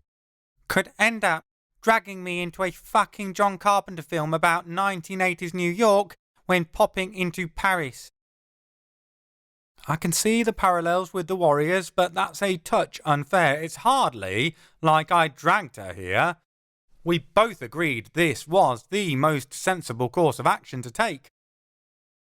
Incidentally, if any vampires turn up in that ridiculous face paint again, dressed like the New York Knicks and packing baseball clubs, I'm going to shove the wood straight through their hearts without sharpening them into stakes first. On that, we're in agreement. While we might not have a solid plan, one thing is certain: we need to get out of the 13th district. Heading for Place d'Italie, where we came in, seems like the most likely way to walk smack bang into any ambush that might be waiting. Instead, we head north, picking our way towards the Cathar metro station. It nestles under the tracks, elevated up above the road. With a basketball court tucked in between the two sides of the road underneath, it feels like how I imagine the 5 boroughs of New York must have looked back in those halcyon days of hip-hop and the crack rock epidemic. I hope that's not a bad omen. I really don't want to find hordes of magically charged gangs blocking our path between here and the northern suburbs. Of course, with magic users, you don't need a gang.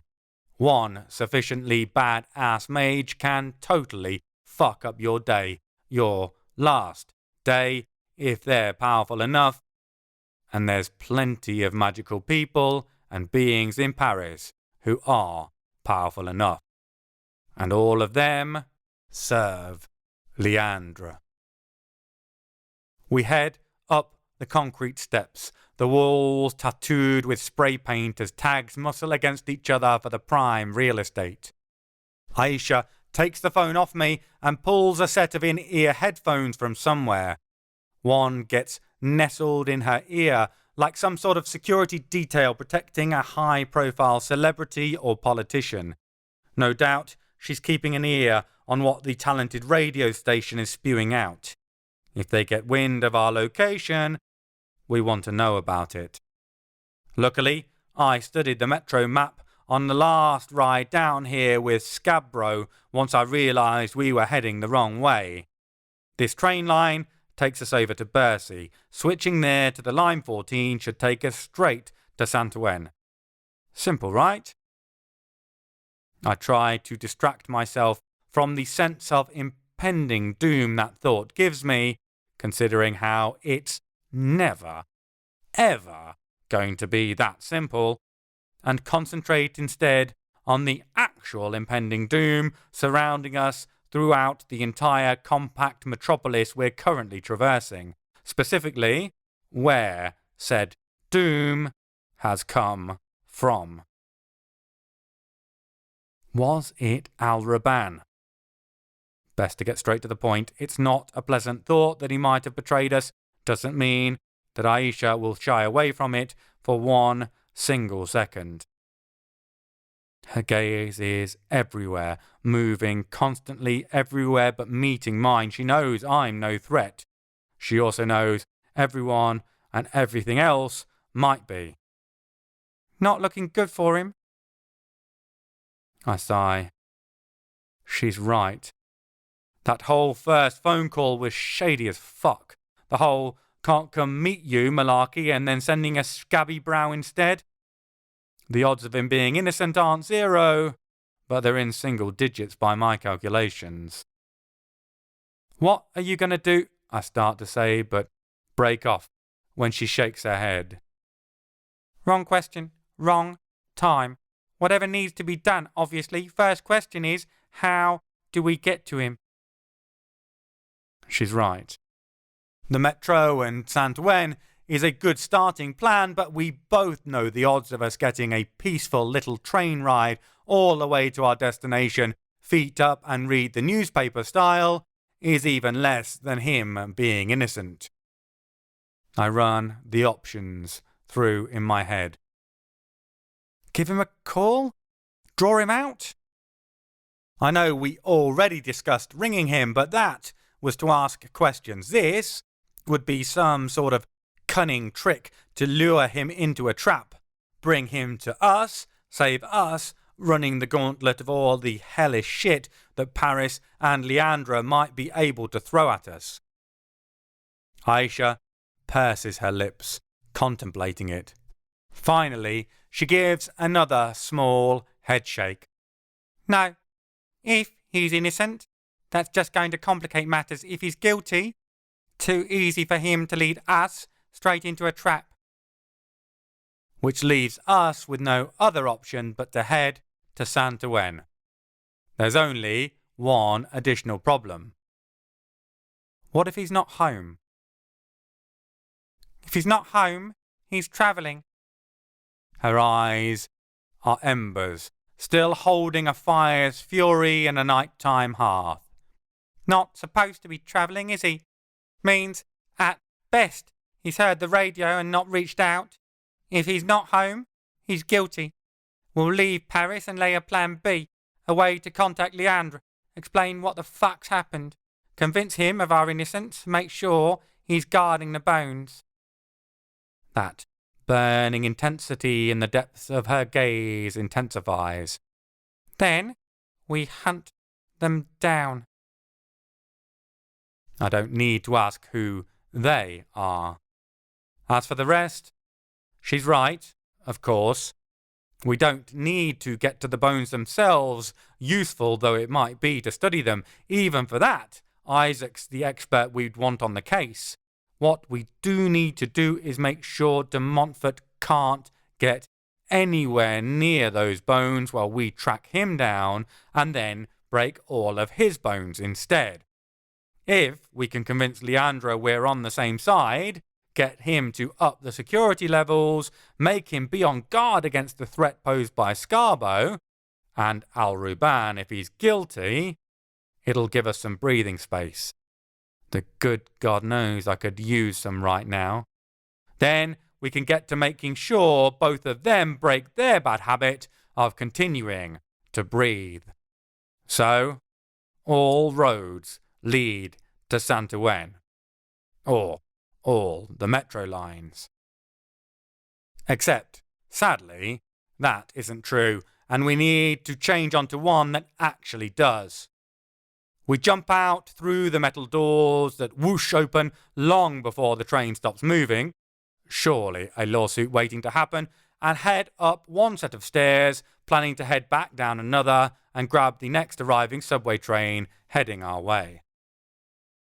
That plan lasts as long as it takes us to get up the first flight of steps. The entrance to line 14 absolutely reeks of talent. I hardly even need to look to know there's someone with serious power waiting for us down on that platform. Aisha and I exchange glances, then, without a word, we make for the exit. I'm looking at everything now, overlaying the magical and the mundane, waiting for the assault I'm sure is going to come. Nothing. Maybe we got lucky? Nope. My plan to now hit the streets and head north to try to pick up the line a stop closer to our destination crashes to a halt as soon as I feel Aisha stiffen. She strides purposefully in the opposite direction, having picked up on something I haven't. Or hadn't, because now I feel it. That prickling of hairs along the back of my neck, each strand leaping to a tension in its follicle, straining like individual dowsing rods pulling at my awareness. Someone's watching us.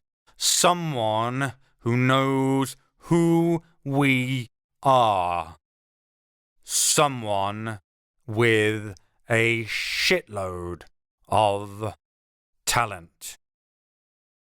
I let Aisha lead the way. Our target destination's changed. We're not looking for a way out. We're looking for an arena. Somewhere we can throw down with whoever's on our tail. Ideally, somewhere we can hold the advantage. For me, that would mean wide, open, green spaces, but that's not an option. Paris isn't short of parks, but we're rapidly approaching midday. They're all going to be ram-jammed with locals grabbing a bite to eat and a breath of comparatively cleaner air. Not to mention the ever-present tourists. No, best I let Aisha choose the battleground. She steers us back out onto a major boulevard, the traffic seeming to run twice as hard for having been forced around the pedestrian shopping area we just skipped through. I can see she wants to turn right. It's radiating in her posture, the way her eyes dart towards the alley we're passing, but instead we pull left. Her frustration is apparent. We're being hounded. That rarely works out well. if you don't believe me, ask a fox. She swears suddenly, and I feel it too. The talented that's chasing us? They're up in front now. Problem is, a second ago they were behind us. Either they can move extremely fast, or we're dealing with more than one being. Aisha doesn't hesitate. There's a gate to the side set in a higher white stone arch. It's locked, but Aisha hits it shoulder first and it bursts open. There's a red sign above it that says the Bercy Pavilions and something else, but I can't read the rest. I just have time to note the creepy looking statue of what looks like a top hat wearing centaur looming out from the top of the arch before we rush inside. Probably not a good omen. The look on Aisha's face speaks volumes. She's seriously pissed off. We've been caught in a pincer maneuver, completely outplayed. They've cut our options off one by one. So now we're going to make our stand here. Wherever here is. We're in a courtyard, and I start spooling in power quickly because luckily it's absolutely abloom with flowers and trees, strong and anchored despite the surrounding cobbles. There's a gate at the other end, a way out. Aisha doesn't head that way, and I don't know whether it's because she can sense more danger outside or she's tired of running. Either way, before I know what's going on, she pulls me behind her, busting through some red double doors next to us. They're gaudy, brightly coloured with gold-trimmed portholes at head height, and they smash open like they're made of paper when she makes contact with them. Oops. Apologies to whoever owns the place. Still, better collateral property damage than people. It's dark in here, seriously dark. Even the light from the courtyard that penetrates in our wake is quickly subsumed in the gathered gloom. I kick a bit of my talent up into my eyes so I can see what's going on. The walls on either side are display cabinets. I'm not seeing well enough to identify all the things inside. I don't want to burn through all the power just to know what said cabinets are displaying, but it looks like plates or cut-out pictures. I'm more drawn to what's ahead of us. As the room opens up, I can see what looks like a kitsch elephant statue about chest high. Strapped to its back appears to be a hot air balloon, although I can tell by the lack of movement the way it doesn't billow despite the draft we've brought in by obliterating the front doors that it's not made of fabric. I don't have time to make sense of it before Aisha's leading me off to the side into another enormous space. It takes my brain a moment to compute as we rush through the huge first hall made of the same stone-built walls as the outside. My first thought is, not every day you see a carousel inside a building. My second is, or even two carousels. It's weird, and only adds to my sense of dislocation, of not really knowing where I am or what's going on. It brings up a sensation akin to panic. Logically, I know it's a kickback to my recent trauma. Dark rooms full of unexpected things while feeling trapped aren't comfortable places for me right now. Sadly, knowing that does precisely diddly squat regarding helping me keep calm. Only Aisha's presence, reassuring in its deadliness, does that. We come out into another vast chamber. This one has garish booths lined up along each side as far as I can see, all reminiscent of visiting distractions that rolled through Toulouse at the end of the 19th century and the start of the 20th. I realise where we are now. This is the Museum of Fairground Arts. I've heard of it, but never had a chance to visit. Having a day out at a museum in another city becomes considerably harder when the locals are likely to think you're plotting a hostile takeover. The central space is fairly empty. At the other end, one of the carousel horses has had its head knocked off. I'm wondering if careless tourists or poor workmanship are to blame when all the lights come on, blinding me. If the place seemed garish before, now it's next level lurid. It's also sending my already triggered nerves into hyperdrive. Lights flash on all the booths, various parts of them dancing and twirling in time to tinny, cranked-out tunes from their sound boxes. It's like a group of phantoms have decided to run their own fairground forever, and it's creepy as fuck. Not to mention massively distracting. Enough so that I only realised the horse isn't a discarded prop when it moves. There are some things I got wrong when I first looked at it. It's not made of plaster, but flesh. Real muscles bunch and bulge as it walks forward, hoof clops ringing out even over the fairground din. It's an understandable mistake to make. For one, because it's decked out in drapery so flamboyant you could easily believe it painted on like a carousel horse. For two, because I didn't make a mistake when I said it has no head. Now, unless I'm gravely mistaken, it tends to only be chickens that continue moving around once you chop their heads off, and, as a general rule of thumb, they don't then advance on you menacingly like they're going to neck you to death. Plus, it isn't as though the head was just freshly chopped off. I'm not staring down its trachea. I can't play waste bin basketball with sugar cubes down a gaping neck hole.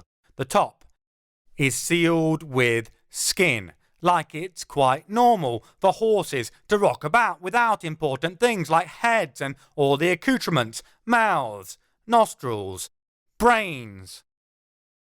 It says something about how easily I am distracted by bizarre illogicalities that the most pressing thought in my mind is how it can stalk towards us without one of its own. The second is that this makes it a stalking horse.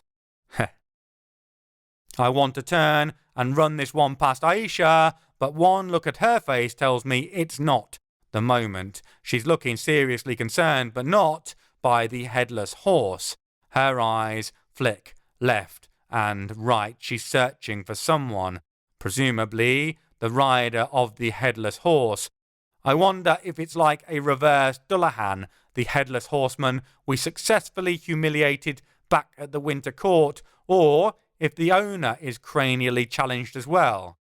I pull a grain of splintered wood from one of the gorgeously painted panels of a sideshow booth and fling it in front of us, knitting the memory of its time long ago as a tree into a barrier to hold the creature back while I try to work out what the fuck is going on and who we're facing off against. La Guillenue, Aisha hisses through gritted teeth, never breaking her scan. And now I understand why she's looking so worried. La Guillenue.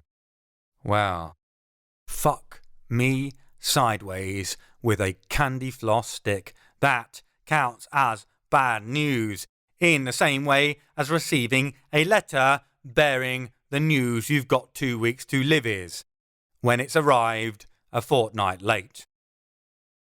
La Guillenue is a hag.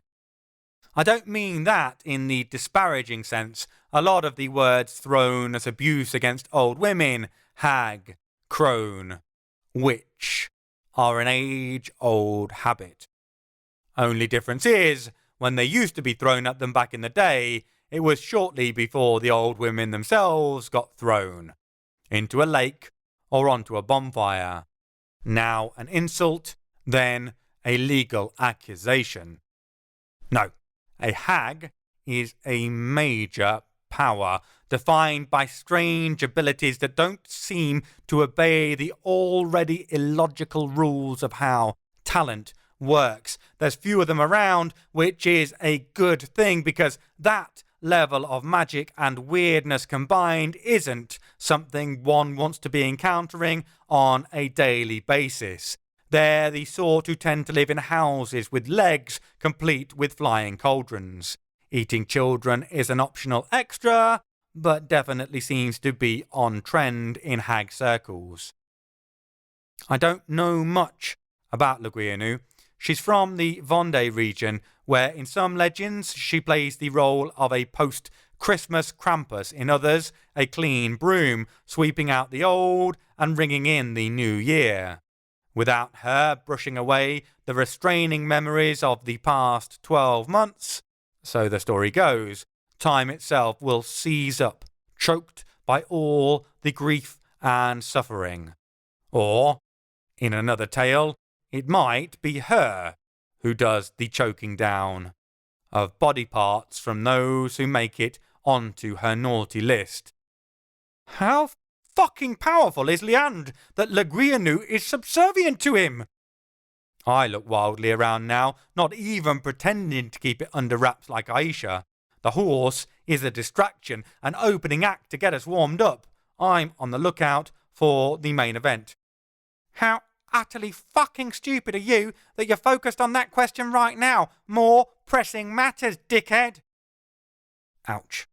I don't take offence. See my recent comment about being easily distracted. I'm basically the cybernetically enhanced dog from Pixar's Up, only considerably less charming, sadly.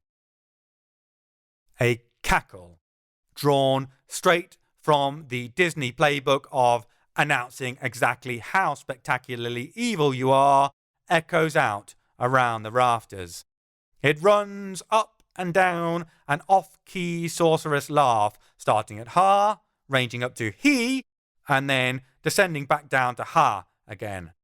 Well, at least somebody's having a good time, I guess.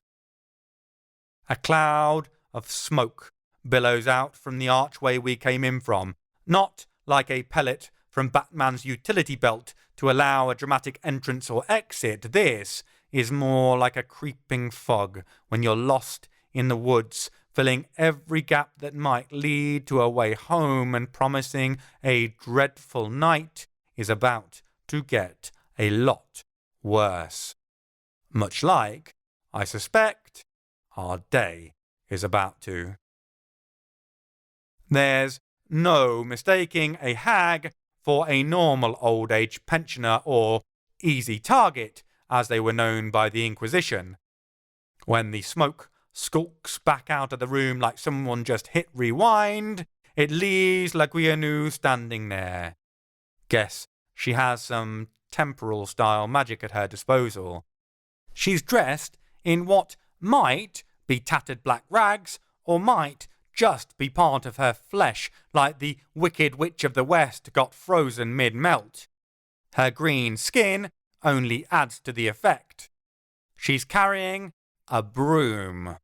Whether it's a weapon, a form of transport, or she just has terrible OCD isn't immediately clear, but I'm betting on the first one as a minimum. Probably the other two as well. Her face is that of a wizened old crone, at least from the nose down, but her forehead is ridged bone like a skinned Klingon. It might be a mask, but I think it's part of her face. Maybe she's part dinosaur or something. Either way, two spurs come off the bone and elongate back over her head into horn-like points. She cackles again, a terrible smile on her lips that sends shivers down my spine. Hello, my poppets, my cutie pies. I've no woods these days for you to lose your way in or wander from the path still. Her eyes gleam like polished coal under her bony forehead. They call the city the urban jungle, just a fancy name for a forest, that isn't it, my lovies, my sweet things? I'm trying to keep my attention fixed on her, but it's hard. Her horse is chomping through my barrier on the other side, which is majorly distracting when it doesn't have any teeth. Plus, it shouldn't be possible. Looks like her ride packs more than a little punch in the talent department itself. That explains how they boxed us in, at least. Unless there's someone else involved, in which case we're totally and utterly fucked, as opposed to just fucked like we are now. What do you want, Le Guilleneux? Bit early in the year for you, isn't it? I can break down the etymology. Au Gui la Neuf. Mistletoe for New Year. Mind you, I doubt she'd get many kisses even if you hung a whole goddamn mistletoe shrub from the ceiling. She gives that grating laugh again and claps her hands together. Oh, aren't they a clever poppet, aren't they, precious? Wonderful to see them taking an interest in words so young, isn't it? Still, some silly, sloppy logic too, though, my butterball, my snookums, thinking I'm only allowed out and about at the end of the year. I'm here all year, my little loves, my bunnykins. I just like to start the new year in style with a little hunt. Based on the way she's herded us into this trap, she enjoys it the rest of the time too. Why are you hunting us, Le Guilleneux? We've done you no harm and have been wrongly accused of ill intent. Her eyes narrow, and she raises her broom ever so slightly, a movement that is tiny, but still definitely threatening. It's a weapon, then. All just words, those are, my darling ducklings, my pumpkin pies, and not ones I can be trusting. We all have our roles to play. For those who'd bring harm against my sovereign liege, good Prince Leandre, I can sniffle out their tasty sweetmeats and take a teeny taste, my poor little lambs, my little lost sheep. Well, that answers another question. She's sworn fealty by choice to Leandre. I just have time to wonder what he might have done that would have gained the loyalty of such a strange force as Le Guilleneux before my priorities are otherwise engaged. Having unbelievably deadly hag magic flung at you has an uncanny effectiveness regarding focusing the mind. Chapter 25. Paris, 8th of June, present day. Trying to avoid getting turned into blood and cooked intestines inside a tight-fitting skin. Turned into a haggis by the magic a hag is. The magic that comes roaring out of the bristles of her broom isn't like any I've ever seen or felt before. It doesn't smell of nature, no fresh-cut grass nor rotting bog like fey magic does. It doesn't carry an odour of death to it as those who mess in the necromantic arts find lingers on everything they cast. It doesn't even have a clear colour, my synesthetic way of identifying individual magics since my first battle of will and power with Papa Nicitas. This power swirls with every colour and none, an absence of colour and the presence of ones I've never seen before, ones I don't think even exist. It moves equally strangely, a rhythmic, one moment flowing out like ripples, then in static, leaping advances like it's teleporting from spot to spot. It's so different, so totally and utterly bizarre that it nearly hypnotizes me. I almost forget to do anything, either move or try to counter the power. Then I feel Aisha ready herself, and I remember that she's already taken one uncanny magic blast to the chest for me this week, and how she's been paying for it since. I'll not have her pay the price for me again this time. So I need to move. I duck and roll sideways, leading with my shoulder, trying to keep an eye on the working the hag's cast. Unsurprisingly, it tracks my movement and swings in my new direction. What is surprising is when my roll reverses. As I flip back to my feet, I watch the knife Aisha threw return to her hand, accompanied by vehement cursing from her. Looks like she took advantage of the hag's distraction of concentrating on me to try for a thrown attack. No doubt, magically sped up. Apparently, it worked well enough to make Le Guillemot reverse time itself to keep the blade from hitting. Her own spell draws back closer to her too, giving me some breathing space. Not much, but I'll take any air pocket I can get in a situation like this. The do-over has given me time to work out an idea to counter the spell. I search under the floor, under the foundations, and find what I'm looking for. A root from one of the trees thriving against the odds in the courtyard. I shove my talent into it and push the root straight up with a speed that would have Maverick and Goose applauding and high-fiving, probably in an unintentionally homoerotic manner. The tip of it bursts through the concrete like a supersonic bullet, shattering the tile. It grows rapidly, branches forming out, limbs stretching until it's an approximation of myself in wood that would make most sculptors hand over their chisels and awls before heading off to sob into a pint. A crash behind me tells me my barrier has gone down, letting Mr. Edless through. Luckily, I have the best brawling wing person anyone could ever hope for. I'll let her deal with the cloppy bastard at my 6. Right now, I need to stop that magic from hitting me. I don't think it's likely to just clear out my sinuses and freshen my breath. I hurl a huge chunk of talent into the devastatingly handsome wooden sculpture I've formed so that it moves, dancing and waving on the spot.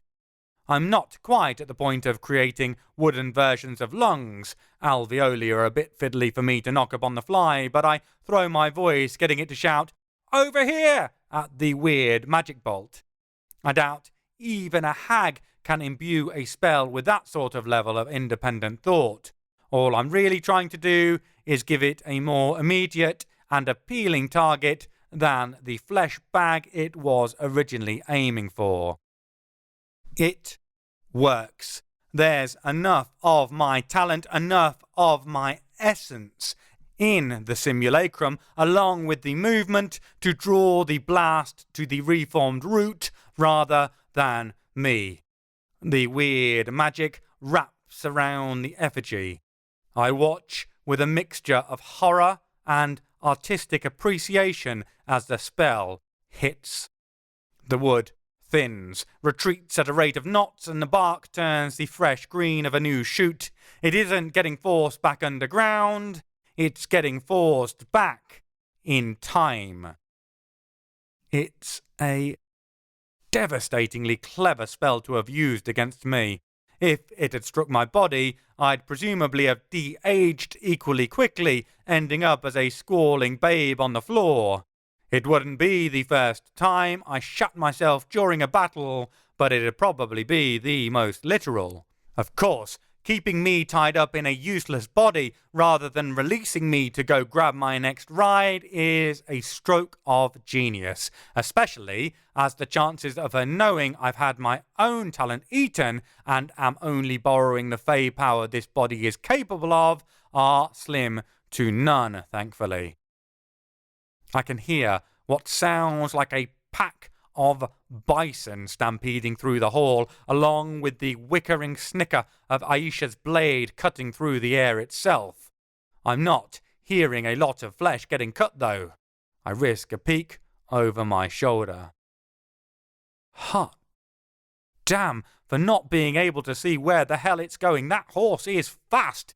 It's practically doing a 4-footed tap dance, seeming to match Aisha's implausible quick step as she pivots around, her blade a blurring glimmer.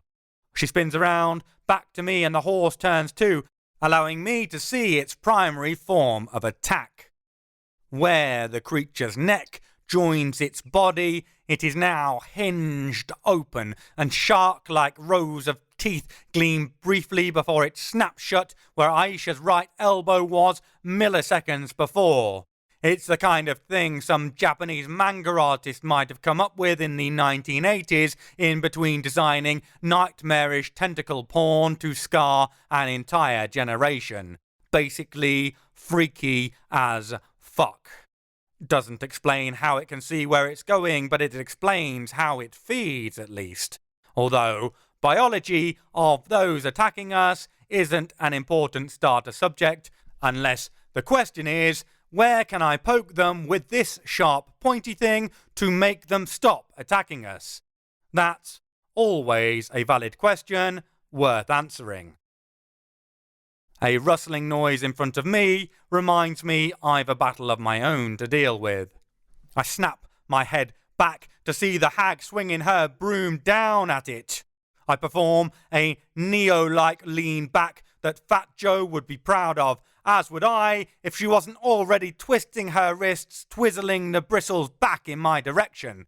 Luckily, I don't waste time marvelling at the chances of me winning the next limbo competition in this body, but pull my sword from my etheric storage in time to meet the brush head swinging at me, bringing myself back to an upright position by using my countering move to give me momentum.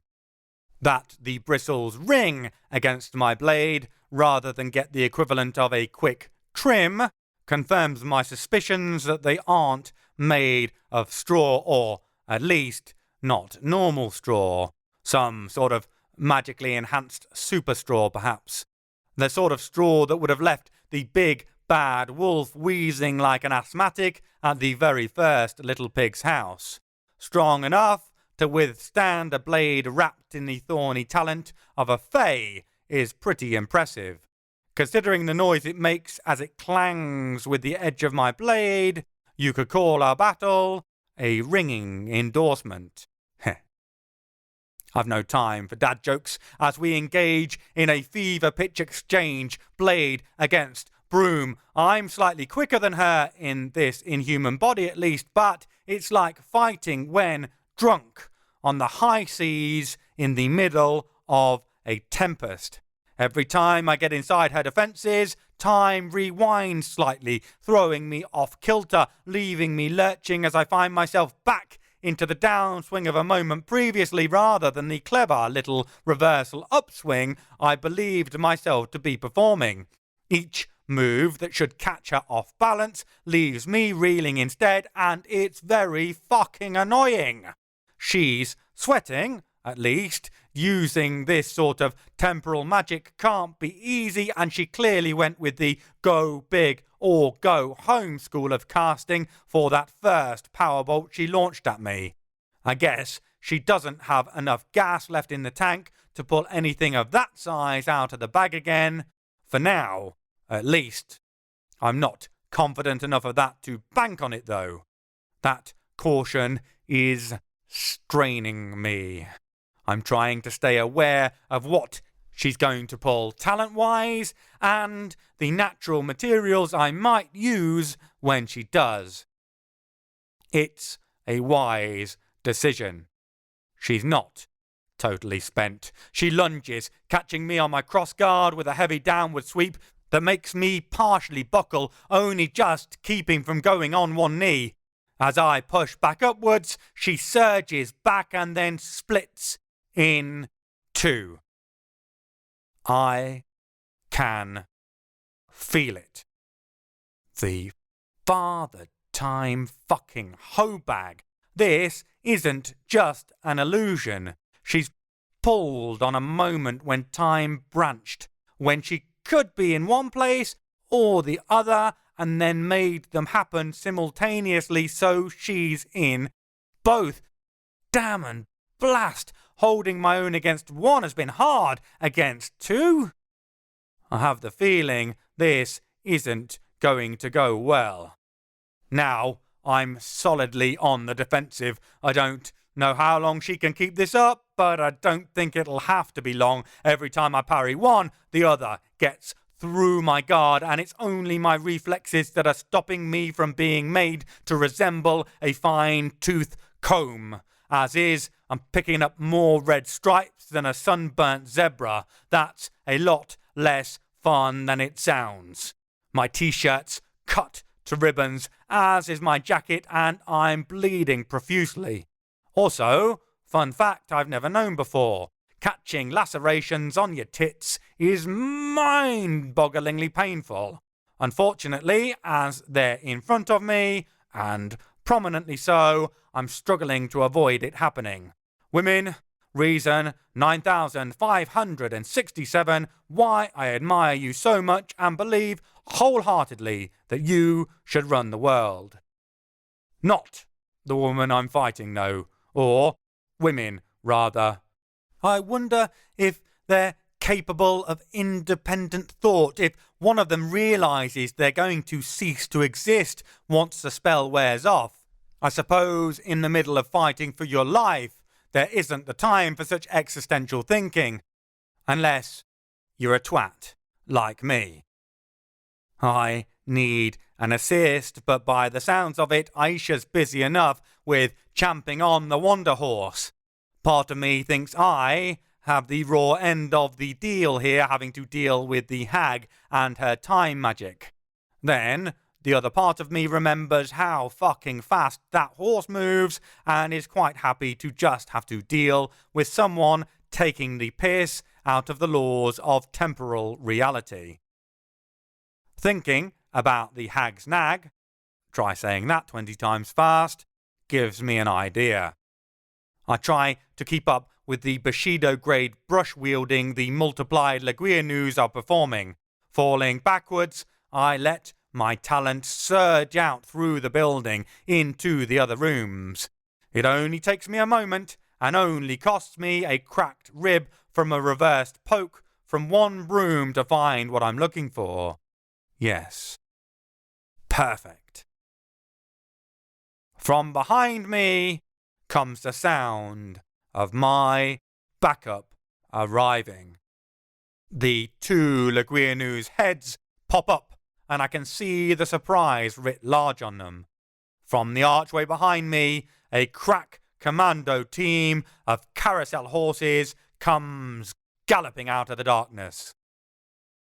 Now, look, I know what you're thinking. Compared to a time-manipulating hag and a fevered dream demon horse thing, a bunch of wooden fairground rides aren't particularly menacing. And, you know what? You'd be right. Most of the time. Thing is, I've got a particularly deadly weapon in my arsenal. It's called my imagination. The horses are wooden, and however dead that wood is now, it remembers what it was to be alive. It's easy to coax it into growing or splitting or splintering. I can imbue the dead wood with the memory of what it was to be a bough, to bend without breaking, so the legs are working, driving them forward to my aid, and the teeth are working now too. I've snapped them open along the painted lines and left the jagged edges ready to grab and tear. Plus, there's the rest of their forms. These are fairground attractions imagined by Lord Humongous from Mad Max 2. I've made all the natural knobs and walls of the wood that were sanded down and painted ever so beautifully regrow, pushing them outwards into multicoloured spikes. The only thing you could say for riding one of them on the carousel now is that you wouldn't be likely to fall off, no matter how fast the thing turned. There's 8 of them, and it's enough to temporarily even the odds. I don't fancy my chances of defeating Leguianu one-on-one as is. I'm really just stalling, hoping Aisha can get the win over Hwin, and then we can double-team the hag. in a fight, obviously. Jesus, mind out of the gutter, please. The hag on the left breaks off from attempting to sweep me off my feet, or at least sweep my feet off me, and turns her attention to the stampeding murder horses behind me. Right-hand hag keeps right on swinging. It means the fight's bearable again, although considering the variety of depth and locations of cuts I'm now sporting across my body, she definitely still has the advantage. The blood slicking up the floor is making it harder to keep my footing. My body's trying to heal. Apparently, Faye physiology doesn't enjoy bleeding out and subconsciously tries to do something about it. But all that's doing is tiring out both my power and my energy levels even more rapidly. Left-hand hag lowers her head so her bone antlers point straight at my arrayed wooden horses of hurt and charges past me for all the world like an enraged stag. By the sound of splintering wood behind me, their body spikes aren't doing much to help them against the hag's frenzied assault. Still, they were never meant to be more than a distraction. Buy me time with your gallop into sawdust, my little wooden stallions. It's not going to be enough. I'm tiring, burning through my power to keep the charges charging, burning through my energy, trying to heal, burning through this body, I reckon. Good God damn it! I'm not ready to go back to being untalented again. Not now. Not yet. The brush is getting through more often than I'm stopping it now. My hag, talking about my hag, swings it in lazy sweeping arcs that are deceptively quick. A screech escapes my lips when she rakes it across my midriff. The upper bristles feel like they've cut between my ribs, while the lower ones may well just have given me an unnecessary cesarean. I drop to one knee. I can't help it. I'm used to pain. Hell, I've been through enough of it in my life to make me an honorary woman even when not wearing this body, but it's just too much.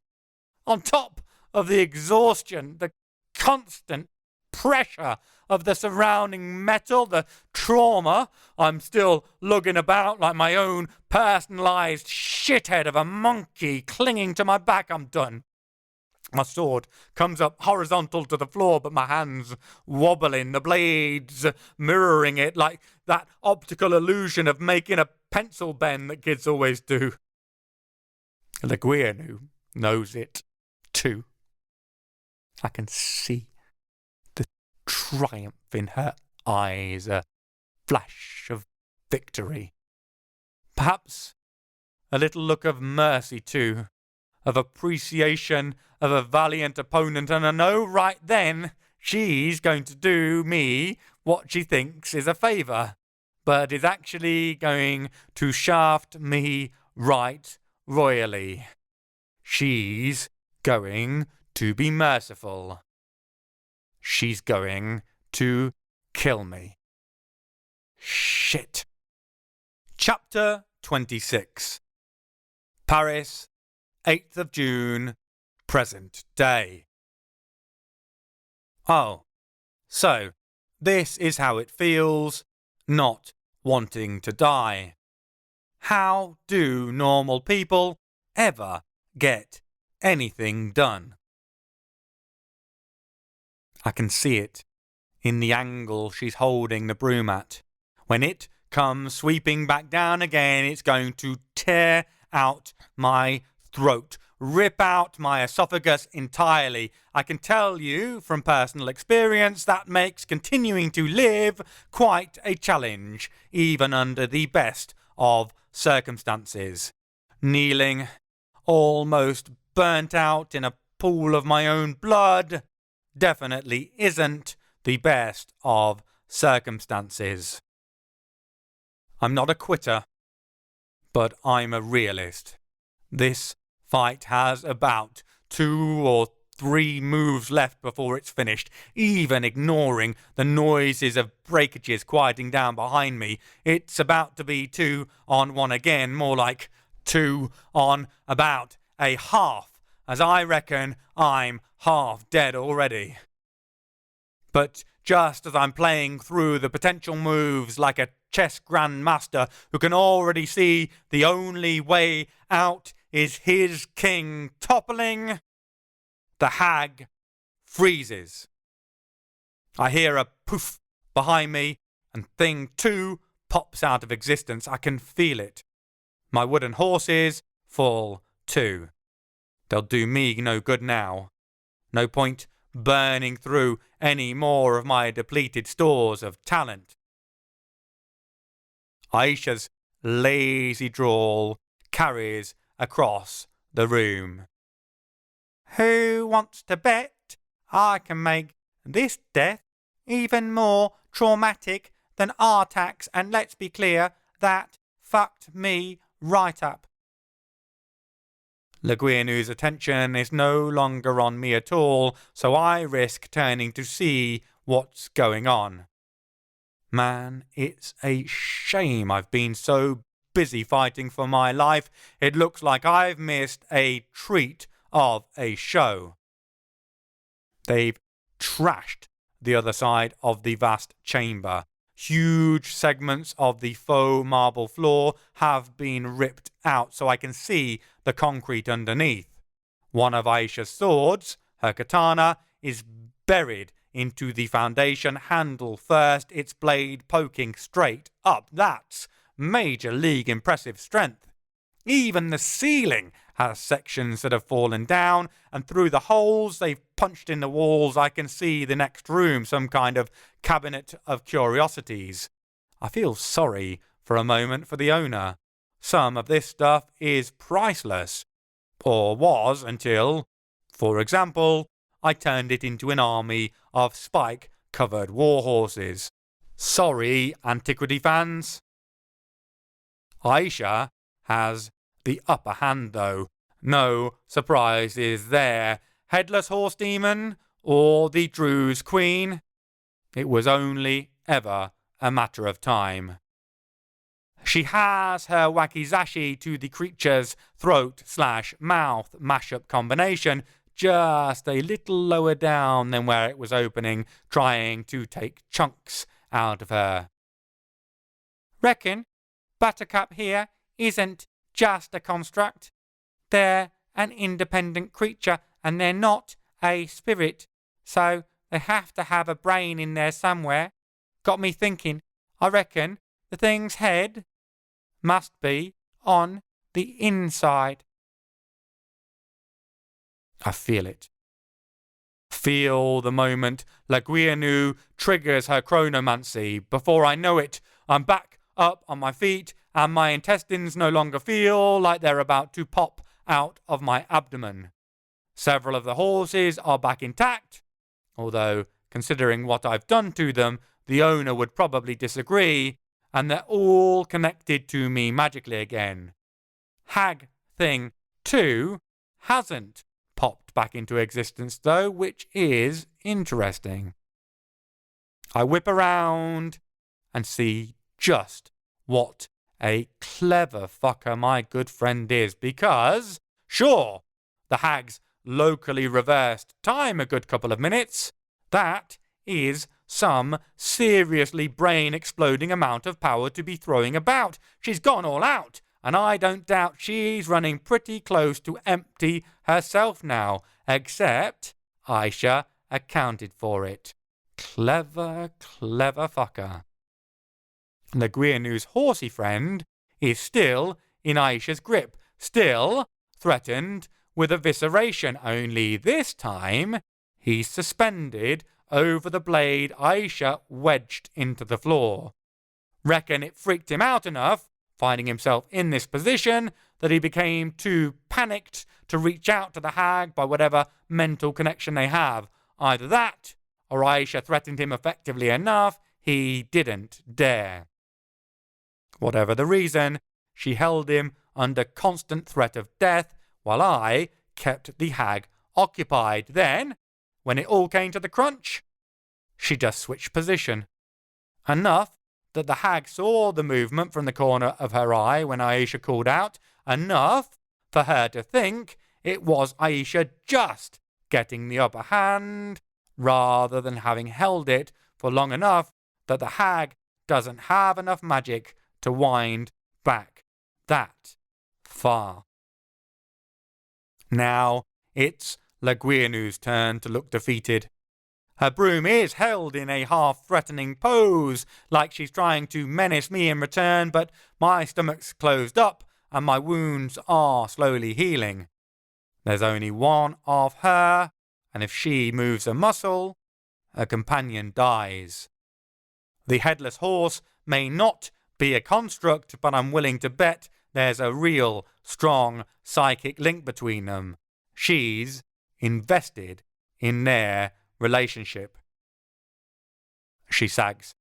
Wait, my puppets, my little diddle dumplings. There's no real problem between us here. I'm just looking after my liege lord, my snuggle bums, my sweetiekins. You said before you weren't here to kill him like we've been told. Oh, good. Now she wants to talk. Funny how it's only now, when there's a sword pressed against her familiar's throat, that she recognises words are the answer. I'm feeling pretty vindictive right now, and part of me wants to tell Aisha to cap the mofo and we'll finish her off together, except she's right. She's not doing anything anyone wouldn't expect her to do. For the hag to have sworn fealty to Leandra, he's either seriously impressed her or else befriended her. If I called Isaac up right now and told him someone was up in Toulouse looking to kill me, he'd be on them like a ton of bricks. I mean, being as it's Isaac and he makes John Lennon look like a bloodthirsty steroid freak, I'm sure he'd try to find a peaceful solution first or restrain them with Nith's help. But if all that failed and he really couldn't do anything to stop them other than by killing them, if he really thought my life was on the line, he wouldn't hesitate. So, as much as I want to curse her out, to tell her to go to hell and bring the pain, I don't. I let out a long, suffering sigh, which I instantly regret because an immediate, agonizing, burning sensation reminds me just how much grief my chest section has suffered. Still, I bring my sword down, its point resting on the floor.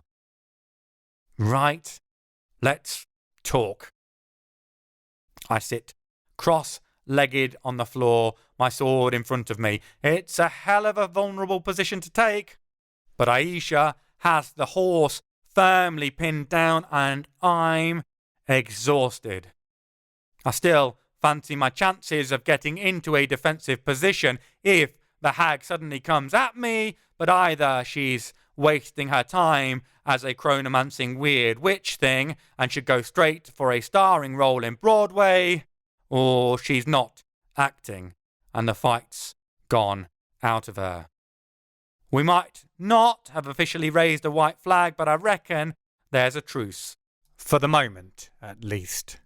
So, if you're not here to harm the prince, my little dumplings, my dreamy kings, then why are you here? She asks. And finally, we have the space to tell our side of the story. Heavily redacted, of course. I believe Le Guilleneux is loyal to Leandra, but I'm not about to test that by telling her about all the crazy, powerful bones kicking around, or tempt her to go have a bit of a parley with de Montfort instead. I tell her we've news of a threat to the Lutan prince, that it corresponds with our own aims, because she's never going to believe we came here just out of a philanthropic sense of duty, and that Scarbo set us up. She narrows her eyes at the mention of Sir Doggerel. He's a nasty little sod, that one, isn't he? My snaffle bunnies, my coochie-coos, and so annoying with his endless appalling poetry. It's a terrible affliction to have such a verbal tick, isn't it, my angels, my sweetums? I don't snort with laughter. Look at me, all growing up over here. I can feel Aisha's amusement radiating off her, but she's too occupied keeping our hostage under control to risk taking the piss out of the hag, however tempted she must be. As long as she avoids calling us my preciouses, I can probably just about hold it together. Instead, I nod in agreement. Terribly annoying indeed. I look askance at La Guianou. So we find ourselves in a bit of a pickle. All we want to do is have a sit-down chat with Leandre after Alruban. The threat is obvious in Aisha's voice. She's really pissed off about even the thought that he set us up. After him, yep. Instead, we find ourselves... I make an expansive gesture indicating both the place, the museum, the room, the standoff itself, the whole damn mess. Here. So, how do we get out of this without everyone ending up dead? I can see she's thinking. I don't doubt, primarily to make sure that, whatever agreement we strike, it's going to protect her and her interests first and foremost. To wield time-altering magic, you have to be whip smart. And also, probably certifiably insane, but as long as we get the right promises out of her, that's somebody else's problem. Not for the first time, the thought occurs to me that, considering the mental health issues and the undeniable trauma present throughout the talented, some sort of professional, confidential counselling might just result in a lot fewer deaths inside the community. Happy, well-balanced magic users? I shake the thought from my head. Nah, impossible. How about this, my sweet peas, my bugaboos? I'll make a promise to let you leave and not pursue you upon my power. In exchange, I'll have the same from you, not to pursue me once this is all completed, nor to hold a grudge against me, my cherubs, my chickadees. I'm just thinking it sounds like a reasonable offer when Aisha pipes up. And not to set anyone else after us either. Keep where we are and where we're going secret.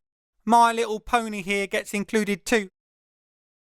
Another effective demonstration by Aisha of how razor-sharp her mind is. Almost as sharp as her collection of actual razors. The hag purses her lips. I'll need your oath, in that case, not to bring harm to Leandre as well. That's not an oath I'm ready to make, at least not in that form. How about we swear an oath that we intend him no harm as long as he brings none to us once this mess is cleared up? We're deep into the haggling over the precise terms of the accord. Now it's Le Guianou's turn. In which case, I reserve the right to inform Leandre of your presence and your purposes, my petals, my cupcakes, There's a big potential risk there. A possible get-out clause for her. Acceptable, but only if you inform him and no one else, no messengers or intermediaries. Otherwise, she could just tell Scarbo himself. After all, he's officially one of Leandre's messengers. A wide grin spreads across Le Guianou's face. I don't think she was planning to stitch us up like that, but she sees the potential loophole herself now. It's the smile of someone appreciating a clever move in a board game or a well-executed strategy employed in sport. Very wise, my Davy, my dear, he is very wise indeed. So we strike the deal and seal it with a promise on our respective powers. We put away our various weapons and take a much-needed momentary breather. Looking around the museum, the pause allows me to feel sorry for the owners. Putting together a collection like this of antique fairground rides and attractions must have been next to impossible. We've destroyed something whimsical and beautiful. Admittedly, to keep ourselves alive, but it won't make the proprietor feel any better when they discover it. I look at Laguinu. Can you do anything about this mess?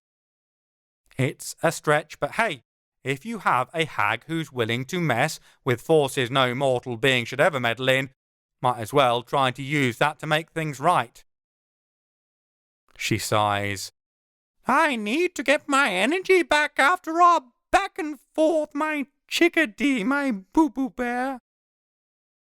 She looks around at all the wanton destruction, holes punched in walls, shattered rides, deformed carousel gallopers.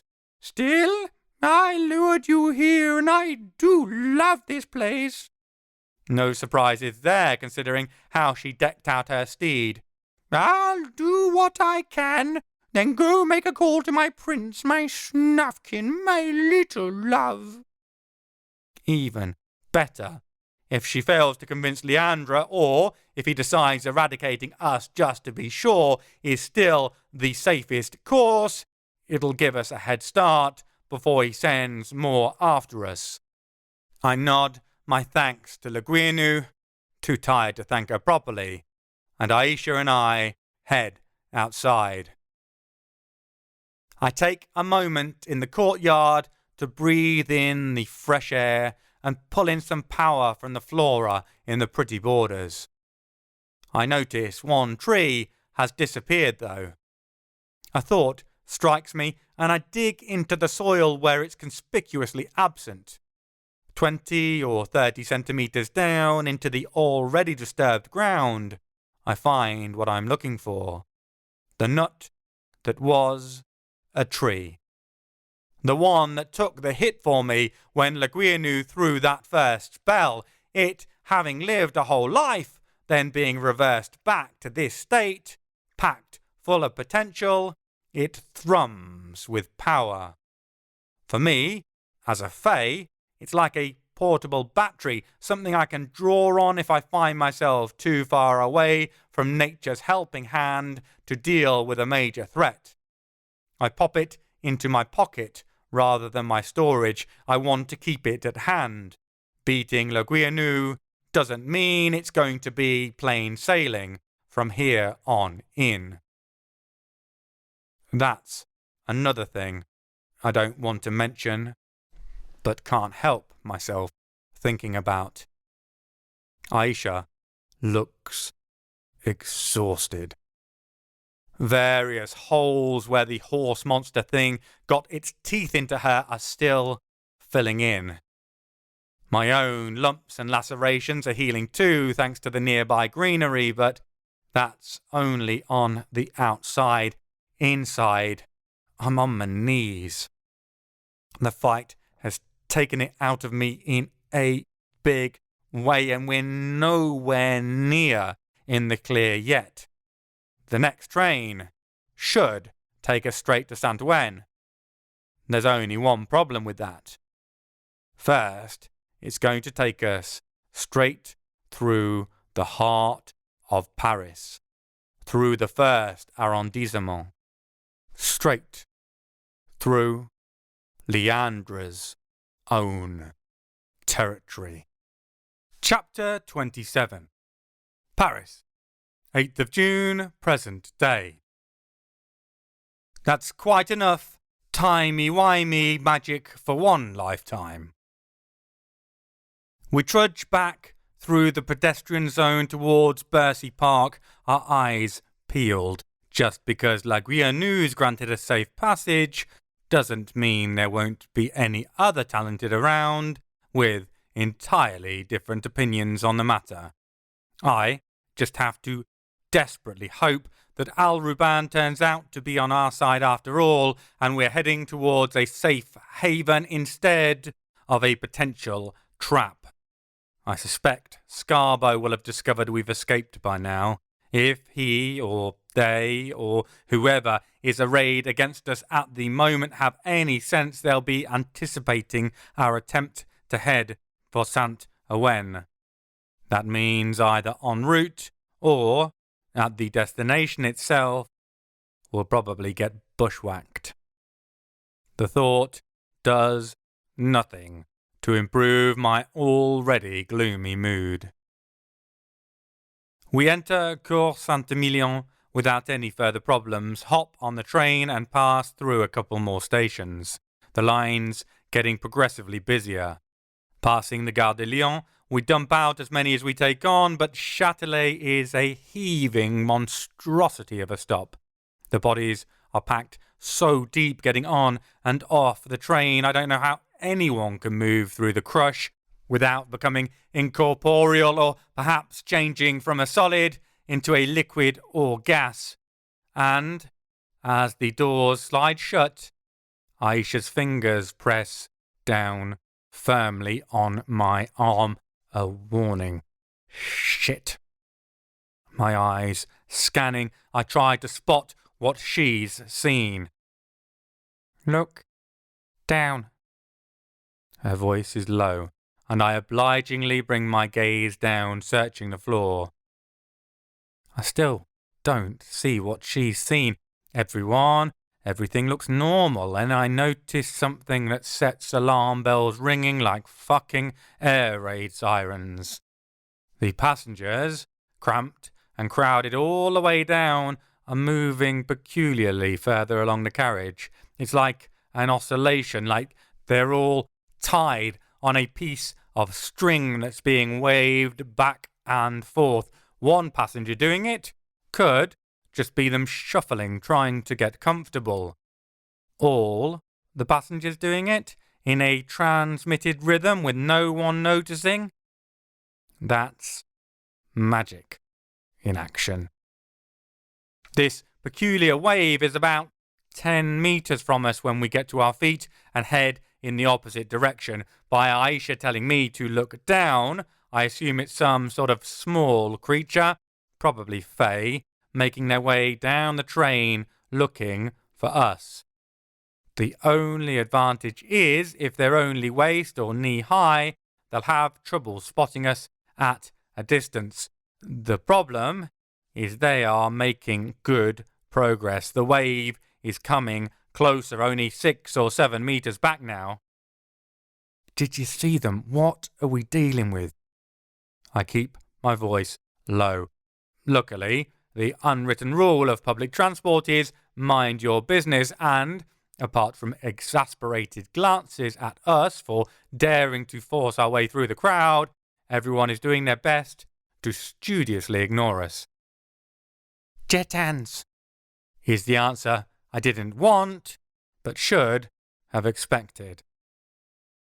Despite how the name sounds, Jetans aren't actually lutins with jetpacks, which would be totally fucking cool and something I now need to make happen. They're lutins, alright, but the subspecies name is from the verb jeter, to throw. They come from the northeast French coast in Brittany where, despite them being proper wee folk, their favourite pastime is hurling menhirs. Those huge rocks obelisks from Asterix had a fashion penchant for carrying about, out to sea, like humans skip stones. You know what garden gnomes look like? All flowing white beards, rosy cheeks and cheeky grins. Strip off the beard and any sense of humour, then jack them up on steroids, and that's a jetan. They're basically like normal small fae, but who've bathed in a cauldron of Asterix's magic potion. Or, to put it another way, they're the ants of the magic world regarding their physical strength comparative to their size. They're very literal too. If one of them says they're going to rip the piss out of you, they don't mean they're going to tease you. They mean they're going to tear out your urethra. It makes sense they're here, what with the ruler of Paris having the convenient title of the Lutin Prince. Their serving him is logical, but it's another headache I could do without, especially on a crowded train. They are the perfect agents for Leandra to have sent searching for us. Tiny as they are, they can easily weave through busy crowds, and they have the natural Lutin resistance to magic. In a brawl, they're incredibly difficult to hit, whereas you present an easy target for them. Plus, there are loads of the little fuckers, dealing with a swarm of miniature beings who'll tear your toes off just because someone once told them this little piggy went to market is about as fun as it sounds. Aisha hisses, and I turn my attention around. Oh, fucksticks. There's a similar wave coming towards us from the other direction. We're about to get caught between two groups of vicious mini-hulks where I've not got room to swing a cat, let alone a sword. Actually, swinging a cat in this kind of enclosed environment would probably be more effective. Launching an enraged feline down the carriage at the arriving tiny bastards might distract them long enough for us to get past. Or they'll end up saddling it and then we'll be facing mounted tiny bastards. All academic because of the lack of readily available moggies on the Paris metro. Poor forward planning, if you ask me, instead of poor forward planning. I'm close to paralysed with indecision. There's no way out of this I can see that doesn't involve either us or a bunch of civilians getting done over. All the Jetans have to do is restrain us till the passenger numbers reduce, then hustle us off the train, and then probably onto the train tracks. Just at that moment, the train starts to slow down, and I glimpse the first sign for Pyramide ornately painted on tiles outside the window. At first, I panic. We're literally in the heart of Leandra's territory. Then, suddenly, an idea comes to me. A cunning plan, as Baldric would say. Although I hope this one has a better chance of success than his do. Chapter 28. Paris, 8th of June, present day. I'd like to send the little fuckers jetting off into space by firing them out of a catapult. Maybe a circus clown cannon. I dart towards the escalators, trusting Aisha to follow my lead. The good God love her, she doesn't even hesitate.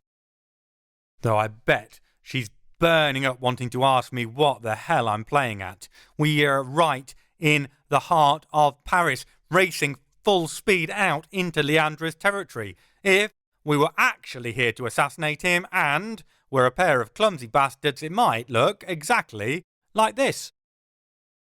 We run up the moving steps into a shining metallic lobby, and damn it, there's just too much metal everywhere. It's like blasting a bat with sonar, totally fucking with me. I know where we need to go, so I weave a small don't look here. Not enough to make us properly invisible, just less interesting despite being two stunningly beautiful women running full pelt from some invisible monsters only we can see. Aisha flicks a hand out, and the plastic shields of the ticket turnstile pop open and stay like that.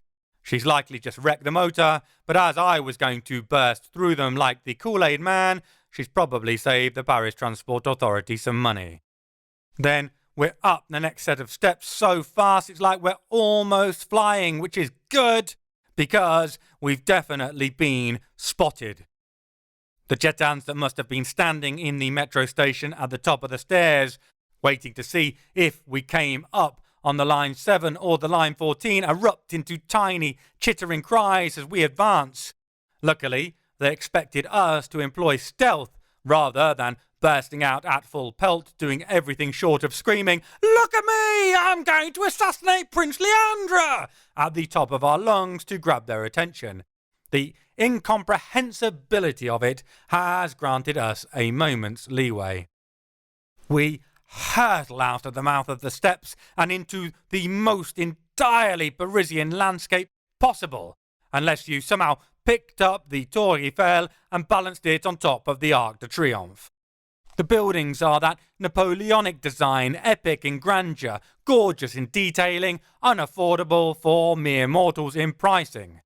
In the distance, I can see just a glimpse of the Louvre, the tip of the pyramid the metro stop is named after.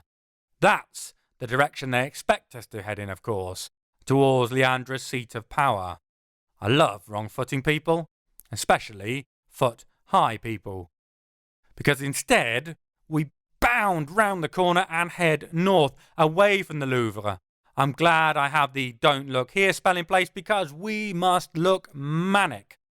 Nobody runs in Paris. It's far too unchic, and running like you have the hounds of hell snapping at your heels isn't the done thing. I'm laughing too, a little of that nervous energy bubbling up, bursting out whether or not I wanted to. Running for your life is a good way to help you remember just how valuable said life is.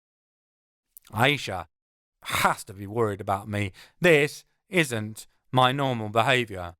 All right, recklessly acting without apparently thinking is entirely my normal way of behaving, but the slightly mental laughter's a new and probably unwelcome addition. But Aisha keeps pace with me, trusting me implicitly because she rocks harder than sedimentary strata.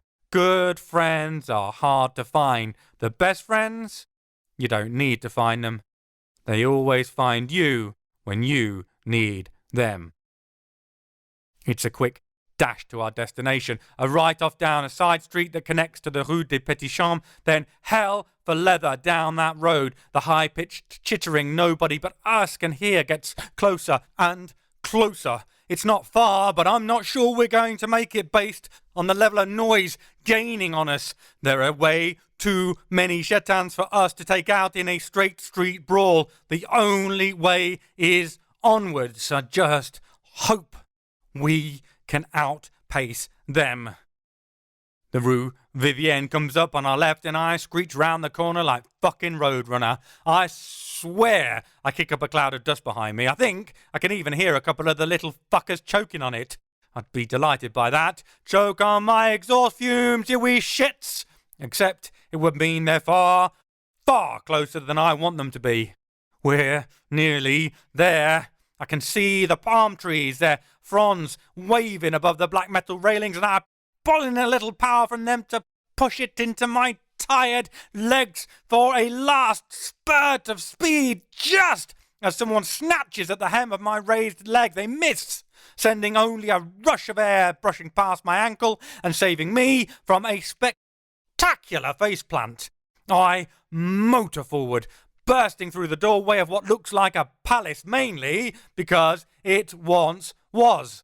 Not of the king, but of the Prime Minister and priest, Cardinal Mazarin, because that is what Jesus wants his followers to do, amass wealth and live in palaces.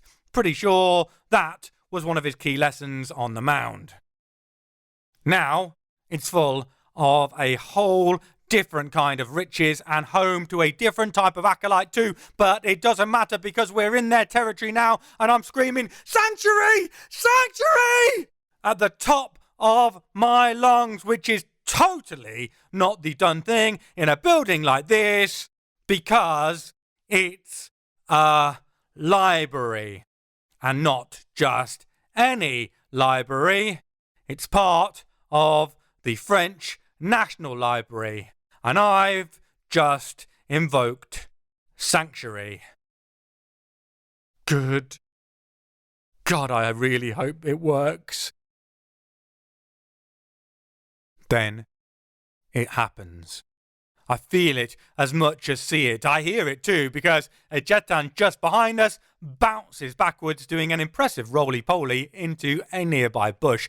I turn to give the creature a middle finger salute, which gets it gibbering with rage as it picks itself back out of the flower bed. Then I flop down for a moment myself, exhausted.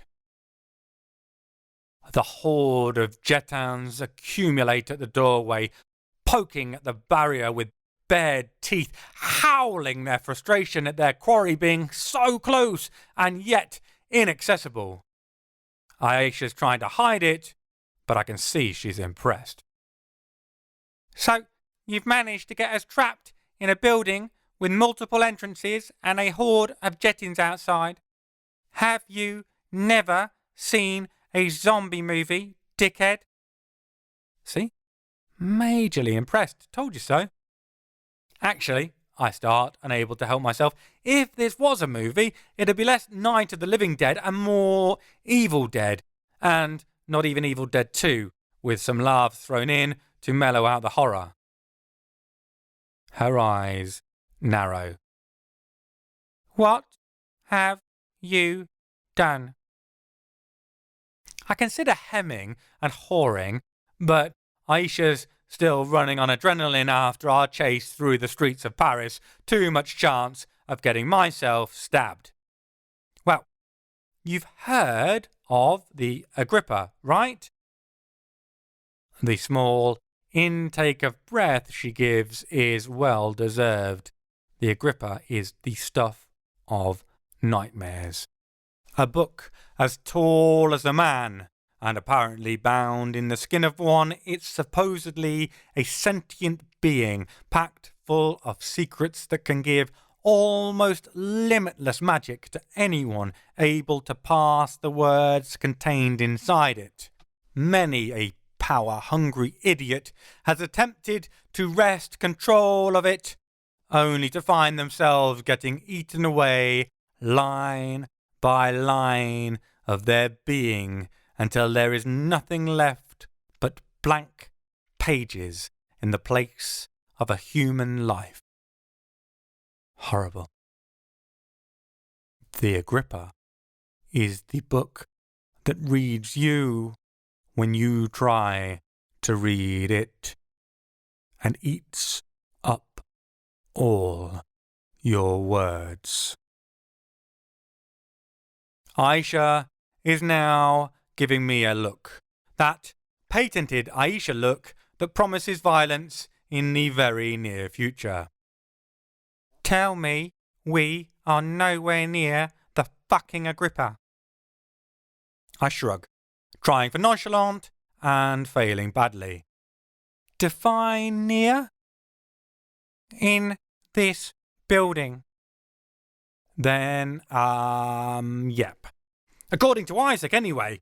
Nobody else knows. Apparently, Leandro got his hands on the Agrippa, but, being not a total fucking idiot, he didn't read it. Instead, he locked it away here. I can see precisely what she thinks of my plan, getting us locked inside a building with a demonic book that eats the talented for breakfast. Before she can properly tear into me, though, there's a gentle clip-clopping behind us. She tenses as we turn away from the frenzied jetans to see... Is that Mr. Tumnus? Aisha asks unbelievingly because, yes, it sure as hell looks like a reddish-skinned fawn with bumpy horns on his forehead and a little pointy beard. It only looks like Mr. Tumnus. Please, please don't headbutt him. They're the ones keeping us alive. I hiss through clenched teeth. Erluths. I see the moment of realization switch on in Aisha's expression. The friendly-looking and entirely illusory creature trots forward and peers up at us. He's only just bigger than a child, only just bigger than Lucy when she first meets him in the Chronicles of Narnia, if I remember correctly, and there's a kindly expression on his face. The same expression he wore in the movie right before he went and sold her out to Jadis, the White Queen herself. I can't help wondering if that's why this Erluth is presenting himself like this. They've not yet decided if they're going to help or hinder us. Erluths are strange creatures. As nobody's ever seen what one looks like in reality, only their illusions, no one really knows what they are. Some believe them to be fae, others some sort of offspring of the muses themselves. Regardless, they're my kind of creature because they live to inspire the imagination, especially through the magic of reading. Mr. Tumnus, or the image of him, tilts his head slightly. You requested sanctuary? I nod. We're being chased for wrongdoings that are not our own. I'm gabbling as if getting the words out quicker will increase the chances of him agreeing to help us. I take a deep, calming breath and try again. They're trying to cut our story short without due cause. And this is it. The point where we find out if my gamble pays off. The moment hangs on a knife edge because there is every possibility the Erluth is just going to throw us back outside to be torn limb from limb by a group of miniaturized hulks who are definitely very, very angry right now. The creature that looks like Mr. Tumnus purses his lips, his shaggy goatee, no pun intended, rustling at the movement. Then he nods and says, "Follow me," before turning and heading deeper into the library. It's jaw-dropping. We're hustled past every conceivable style of luxuriant interior design covering the last 500 years, right up to the modern with a twirling steel staircase that I can appreciate artistically, even if it turns my sensitive fairy stomach. There's marble and works of art likely worth millions. They've built it partially into a museum, so we're hurrying past exhibits as well. Rococo flourishes give way to gold filigree wood panelling, and as we cross the main reading room, I fight the urge to just throw my head back and gape. The ceiling is all rounded panels like pagodas supported on fine stone pillars. The mixture of gold gleaming under the channeled daylight curves and arches, it is stunningly beautiful. Our host is clearly used to it because he doesn't slow at all, and, as I'm hoping he's going to keep us alive, therefore neither do I. I can always come back and gawp later on. "Sanctuary," the Erluth says. It's a struggle to keep pace with the creature, but as our lives are in his hands, I make the effort, surprising how motivating that can be. No one has ever requested that before. Never. I can hear the razored edge to Aisha's voice, ready to flay the flesh from my bone. Stories are sacred to the Erluth, right? I flash her a grin that falls apart, sliced in half by a stare just as sharp as her tone. It paid off, didn't it? I don't believe... And there's a goat-like bleat to the Erluth's calm voice. I agreed to your request. Ah. Fuck. I turn my attention back to the creature, clipping along at a pace and, indeed, clopping along at a pace thanks to his hooved feet. Better to concentrate on him than the rage storm building at my terrible excuse for a plan. I assumed the whole follow me thing was a tacit agreement to it. Well, yes, he says gently, never slowing, and Lucy assumed it was perfectly fine to head to tea with me, and that nearly didn't work out too well, did it? At least, not till she convinced me to be on her side. Oof. He has a point. Are you saying you're going to hand us over to the White Witch? The thing that looks like Mr. Tumnus stops abruptly and turns round, his eyes wide. Of Course not. There's a look of shock on his face, the kind that's slightly tinged with disgust, as if I've just spoken lewdly about his elderly mother. That story is told. This one is still being written. Oh, good. That's a relief. Or it is, until he keeps speaking. No, we cannot get involved mid-tale, so we shall hand you over to a neutral party to act as arbiter. If you can persuade him as to your need for sanctuary, then so shall it be written. Otherwise, I'm afraid, your story will have to be unwoven. A sneaking suspicion starts to form in my head. What do you mean, unwoven? Mr. Tumnus treats me to a charming smile full of wonder and whimsy, and it's quite clear how he got a small schoolgirl to trust him, despite the fact he was a treacherous snitch. Why, in that case, we'll feed you to the Agrippa, won't we? It's always hungry for tellings as fascinating as yours must be. And with that absolute bombshell, he turns and trots back off down the corridor. The violent clip to the back of my head as Aisha goes past is almost welcome. The pain certainly is. It is pain that is highly deserved. Trapped, surrounded, in an indefensible position.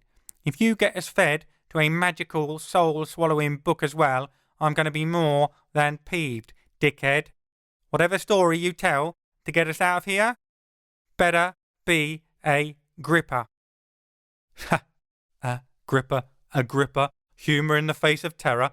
I'd probably find the situation funnier if I didn't roll these particular dice recently and end up getting my magic chewed down by a bogey woman of the talented community. Having my talent munched up as a main course was bad enough. I've no wish to have my soul served up as dessert. Swallowing hard, I pick up the pace to keep up with the cantering fawn and my absolutely furious best friend. Chapter 29. Sol, Austria, 11th of February, 1939. When I sit up in the dead body I just stuck the hand back onto, Otto Rahn can't help himself. He gives a little half skip, half jump, his feet pedalling for a moment in the air, and shrieks. Considering all the blood and battlefield surgery done to himself and the corpse I'm now inhabiting, I'm amazed he's still conscious.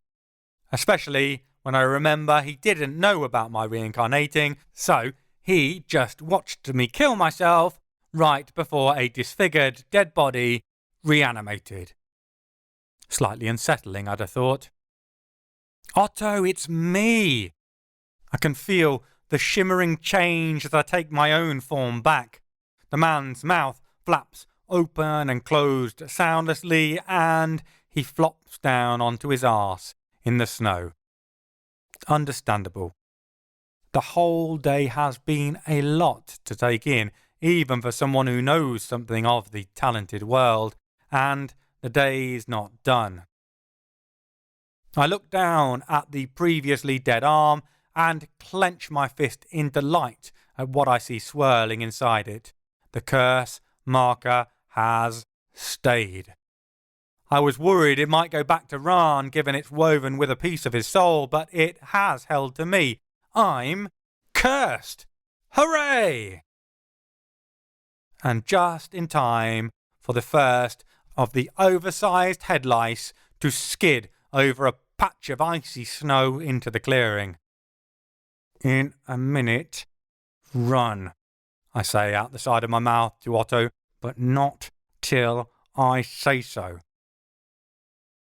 If he was aghast before, the arrival of the gigantic insect is just the cherry on the cake. He looks about ready to drop dead of a heart attack, but luckily my words make it through and he stays put. I need to be sure of something before he heads off. Click, click, click. Suddenly the Bushgrob Mutter is in the clearing with us, her burnished face still all rust and wide, dead, staring eyes. Her head clacks back and forth, snapping between me and Ran, who's close to a mental collapse. Only paralysing fear is holding him still now. When the fight or flight kicks in properly, there's only going to be one possible option. I hold up the left hand, showing the swirling curse, and as I hoped, the metallic visage clanks around to fix on me. The jaw starts to click open once more, and the wolf-sized lice scutter in my direction. Pulling my sword from storage, I throw the last of my magic at Ran, coating him in a don't look here. If the Bushgrob Mutter wants to find him, it'll do nothing, but it should keep the lice off his trail. Now! Run! I shout as I switch the sword pommel into my left hand to get her to focus on it, as I pull a little surprise from my storage with my right, then spring forward. It is time to become death for these damned oversized bugs. I'm more reckless now, heading straight for her, cutting my way through as I go.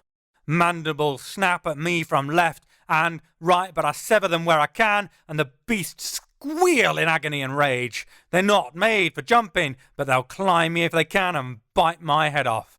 I manage to stomp down hard, my foot carrying through a louse's carapace. Bits of its juices run down the inside of my boot, which would be more of a concern if I expected to still be wearing this body in a few more seconds. Now I'm almost at the Bushgrob Mutter, or she's nearly beside me. The way she moves, those flickering movements, there, then, gone from there, a flipbook staccato quick step across the white enveloped ground. It's going to be all about judging this, watching that pattern, learning it, assessing the right moment. There! I lunge forward, my sword points straight out, straight through the back of the Bushgrob Mutter's mouth. Or it should be. The blade should be protruding about half a metre out of the back of her head, but it isn't. Instead, the mouth snaps shut like a mousetrap, biting down. A millisecond later, it clanks back open and the blade's gone. Then blink, and the mouth has moved forward, engulfing my arm up to the elbow, impossibly deep compared to what can be seen from the outside. Snap! I can't see it yet, can't even feel it, but I know the arm's gone. The lice are swarming around my feet, and the only reason they haven't devoured me whole is that they know that's what their mistress is going to do instead. Perfect. The clink, clink, clink that comes now isn't from her jaw, even as it snaps back open with that heavy-set clunk. Instead, it's the sound of the grenade pin as it bounces off the shells of 1, 2, 3 lice underneath my right arm. I pull the surprise present close to my chest and release the safety lever. The white saucer eyes, now mere inches from mine, click back and forth between the grenade and me. Otto Rahn says hello, I say, before the world erupts in fire and pain and noise. And I'm gone once more, escaping away from the deafening inferno's engulfment. But not far. My eyes fly open, but I hold my body stiff as a board. I don't let my talent flood through the corpse, reanimating it, remaking it. Instead, I cling tight to it, wrapping it up, bundling it up with my life force, and making the two as small and as insignificant as possible. Because I'm not foolish enough to believe that a hand grenade can kill a nature spirit as powerful and as twisted as the Bushgrob Mutter. This body's slightly propped up enough I can see the scene in front of me.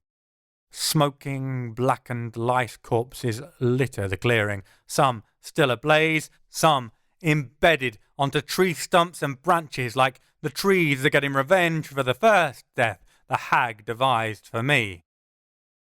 The bush grobe Mutter herself is standing where she was. Black smudges and tarnish marks cover her iron head, and judging by the tiny plumes of smoke coming off both her clothes and arms, parts of her either are, or were, on fire as well. I hold my breath.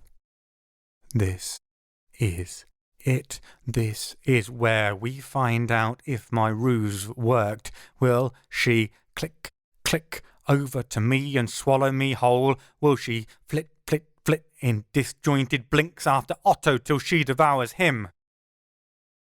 The creature stands stock still for some time till I can feel my lungs starting to burn, desperate to heave a gasp whether it'll betray me or not. Then she turns like a pock-marked, hunchbacked clockwork ballerina in a music box.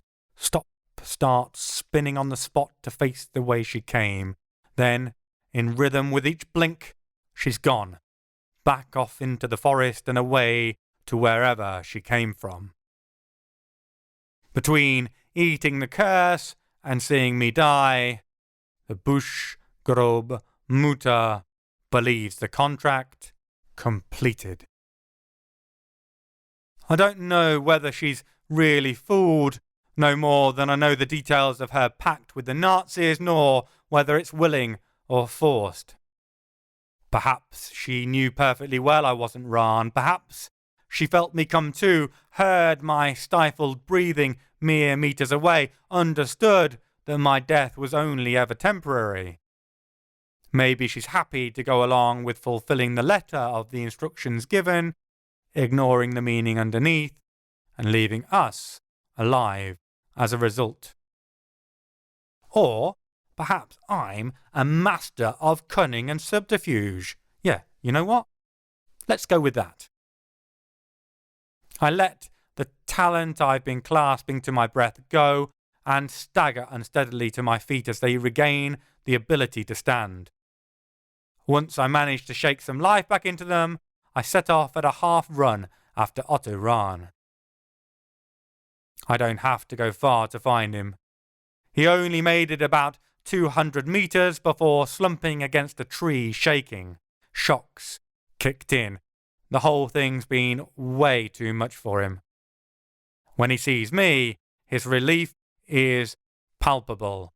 I'm pretty sure he thought the next face he would see would be ironclad rather than flesh. Is she dead? The tremble in his voice matches his hands. He's close to collapse, both physically and mentally. No, but she's gone, and she thinks you're gone too. It's not necessarily true, but it's close enough and as much detail as he needs to know. He nods, his Adam's apple bobbing up and down like he's trying to swallow the truth, to consume it so as to make his overloaded brain know it to be true. I take his hand and pull him to his feet. I know he wants to go, but there's one more thing I need to do to give him a proper chance at getting away. Come on. I pull him in the direction of the clearing. He's understandably resistant at first, but I gently insist. Despite the terror coursing through his system, he knows I've kept him alive so far that I could have thrown him to the wolves to save my skin any number of times, and haven't. In the end, that's enough to coax him into action, so he follows me at a halting stumble. We get back, and I sweep at the snowbank where I came to twice so far. With a small amount of cleaning, I uncover the last of the feet I saw. A young male this time, late 20s at a guess. I'm massively relieved it's a man. That's going to make the next part easier. What I want to do isn't going to take a huge amount of talent. Problem is, I'm running on empty and I'm too whacked to meditate or perform any of the rites and rituals that might draw it back in more quickly. The only option is to do it slowly, letting the power trickle back in and then out again. I place my hands on either side of the corpse's face and look back up at Otto Rahn for two reasons. One, because I'm going to tell him what I'm doing and I want to make sure he understands. Two, so I can study what he looks like and transmit it through my touch. Before we go, I'm going to remake this corpse, change it to look like you. Remodelling dead flesh isn't difficult. It's frozen solid, so warming it to make it pliable, putty for my intent, is the first step. Facing down, the Bushgrob Mutter has taken a lot out of me, a huge amount. This might take a while. Rahn stares at me, but he doesn't respond and his eyes slide away to the dead body. With some time before I'm done, and the corpse isn't going to get any more alive unless things go terribly, horribly wrong. I decide to deal with the elephant in the room. You mentioned the camps, Otto. His head snaps back in my direction. Now he's focused. I keep my voice calm but firm. I doubt he's had the opportunity to speak about this before, but bottling it up will have done him no favours. What happened? He opens and closes his mouth a few times, but no words come. Instead, his eyes shut, and pain pinches his face tight. After a few moments, he tries again. I was so proud, he says. I was so proud when Himmler noticed my research. When he requested to meet me, he told me my work would change the world, that I was the catalyst for a glorious new Arthurian age. I felt valued, justified in my obsessions that had driven me to months ago to chase the Grail and the Cathars. I felt seen. Otto's eyes open, but the pain doesn't leave. It's magnified in that intense regard now fixed on me, all that shame and guilt and anguish pouring out. He made me feel so special, inducting me into the SS. At first I played it down to my academic friends, me, a liberal researcher, dressed in military uniform. I insisted it was just to pay the bills, but deep down, he sighs, a remorse-filled exhalation, the sound made when we come face to face with our own failures. Deep down, a part of me loved it, to be one of the strong ones, you know? One of the bully boys instead of those pushed around. I'd always mocked those drawn towards authority, but suddenly I understood the pull. I nod, understanding if not sympathetic. It's easy to walk the wrong path, harder to own it. I'll give him that, even if I don't entirely forgive him for willingly aiding the Nazi bastards. So what happened? He laughs and waves a hand at his somewhat spindly frame. I did. I'm not one for sport or fighting or shooting. Never have been, but suddenly I'm an SS officer and there are expectations. Himmler couldn't keep me from all of those, even if he wanted to. It was felt by many, probably by all, that I needed to toughen up. So they sent me for a tour of duty at Dachau. Tears run down his face. And I understand the horror isn't for those he loved who've paid the price, but for those he watched pay on his behalf and did nothing to save. I watched what happened. The starving, the torture, the rape and murder. I thought to myself, Himmler can't know. He can't know what's happening. I found an excuse, pleaded ill health, and fled back to Wewelsburg. When I saw him, it all came flooding out. A stuttered list of the horrors I'd witnessed, and Himmler, my patron. A shudder runs through Otto as he thinks back. Himmler just looked at me, puzzled. Of course, Herr Rahn, he said, and this is just the start. If the Aryan race is to rise, we must purge all the impurities. Then he shuffled his papers, and I was dismissed. The flesh under my hand is warming, becoming malleable. My eyes haven't left Rahn's face, and now I can start to mould it into his likeness. I think he's done, that he'll lapse into silence now he's poured out his tale of horrors he stood by and allowed, but he's not. Not quite.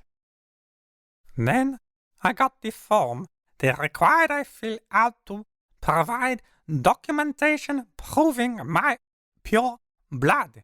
It didn't worry me until I went to speak to my mother, until she showed me her birth certificate with her religion and race listed. She'd never believed, so she had never mentioned our heritage. Turns out I was made for the camps after all. He laughs, sharp and bitter, just as an inmate rather than a guard. I look at him askance. Your mother was, he nods, Jewish. So am I. Of course.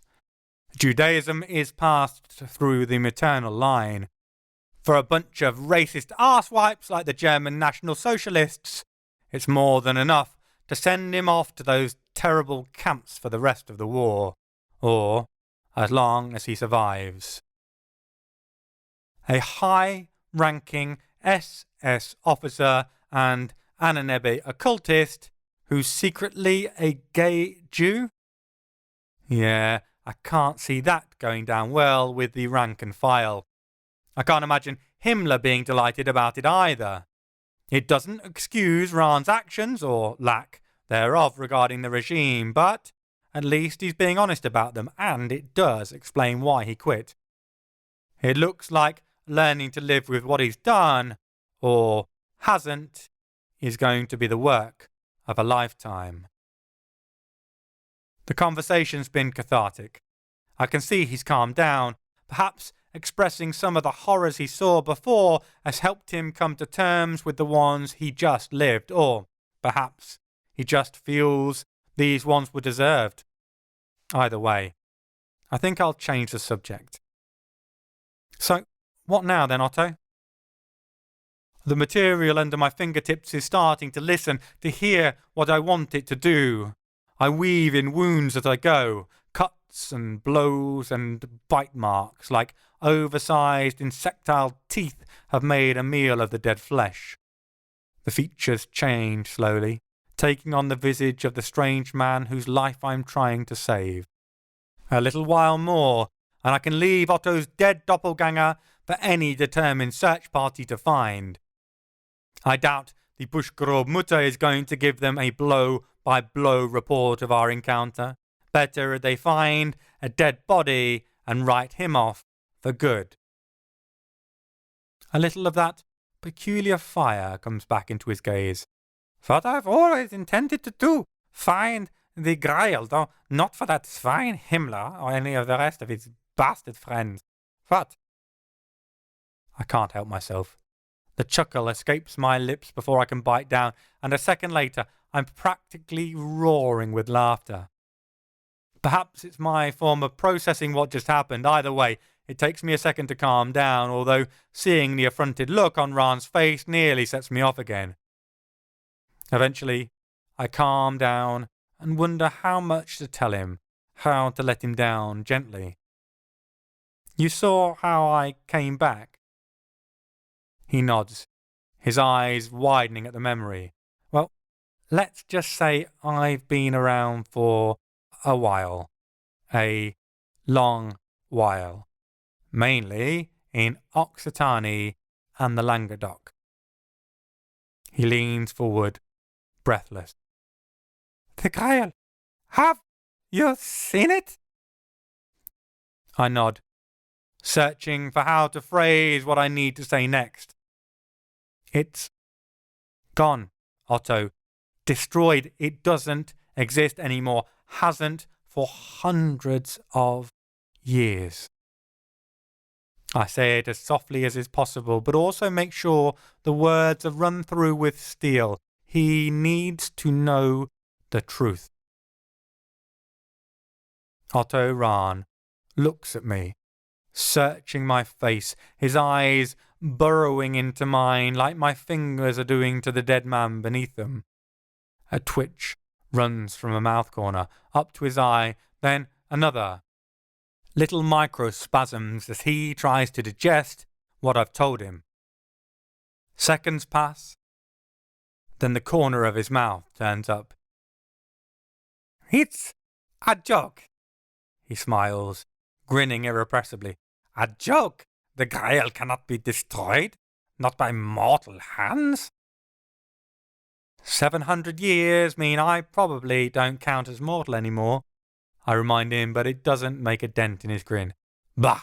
Either you joke or you lie. Perhaps to protect the Grail, no? To keep it safe. Suddenly, he's all business again, the intensity ratcheted up even higher. Please, tell me. I'll keep the secret. Just let me see it. One time. I insist again that it's gone, destroyed, and he falls silent, withdrawn. I can see he doesn't believe me, and when I ask where we're heading, he simply mutters, France, and leaves it at that. As we pick our way through the Alps over the next few days, his temper thaws, and he engages me in fascinating discussions on esoteric theory. He fills me in on some of the terrible workings attempted by the Ananebe, but each time I try to talk once again about the Cathars, about the Holy Grail, he falls silent or switches the subject. After a time, I give up, letting it drop. I accompany him as far as Toulouse, where we part. He continues onwards to the other mountains, the ones far more home to me than the perilous alpine peaks. There's no question as to his initial destination. He's heading for Montségur, no doubt seeking his mentor, Antoine Gadel. Years later, when the war's ended, and I find myself back in the area, I cross paths with Monsieur Gadel, a man who talks a big game of magic for one who is entirely untalented. He's not half the intellectual that Ran was. Suspicion engraves itself into the lines of his face, and he's insistent that he's not seen Ran since he left the region in the early 30s. Other inquiries meet with equally blank expressions. Nobody knows where he went or what became of him. Once more, just as he did with my help in the Alps in the winter of 1939, Otto Rahn has disappeared from the face of existence without a single word or clue as to his whereabouts. The strange, conflicted, gay, Jewish, liberal, SS Nazi officer and esoteric scholar, gone without a trace. Chapter 30. Paris, 8th of June, present day. I wonder if the Agrippa was named after Marcus Vipsanius Agrippa, the famous Roman general and constructor of the Pantheon, or whether, just maybe, It was made out of him instead. This is, it would be fair to say, starting to look like a bad plan. Actually, it's starting to look like the latest staging point in a series of consecutively terrible plans that commenced with me deciding to go to Leicester first, rather than stopping off in Paris en route, and has only continued since, with us asking Auroban for help and getting palmed off straight into the treacherous hands of Scabster himself. De Montfort knows I'm back in the game, and whatever his own, doubtless far more competent plan was, he seems to have stepped up the time frame. Or, if he hasn't, but the shitty little ditty prick is working for him, now he'll know where we are, and he will surely do so. So, instead of being ahead of the game, sitting down for a nice single malt with the prince and discussing his defences, maybe organising a visit by Isacob to study the bones, we've got ourselves trapped inside a building right in the heart of Leandra's power, about a 5-minute trot from his headquarters, with our hope of survival hanging by a thread and being dependent upon known allies of the Lutan Prince. Okay, I've got us trapped.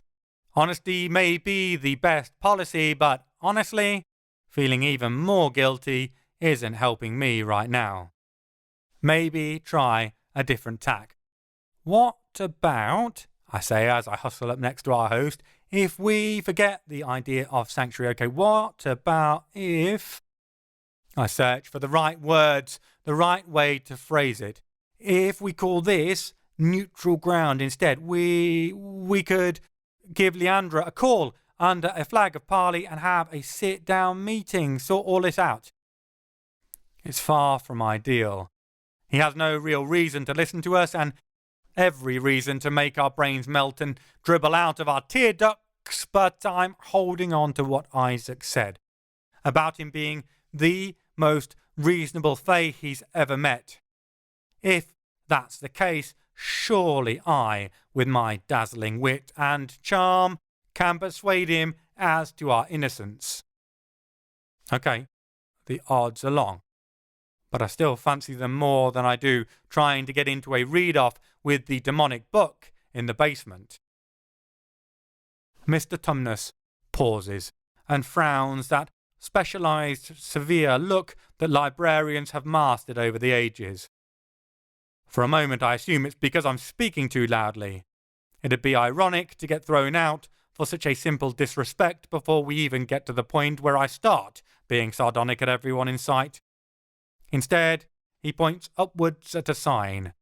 It's a picture of a chunky flip phone straight from the late noughties inside a red circle, a diagonal line barring across it.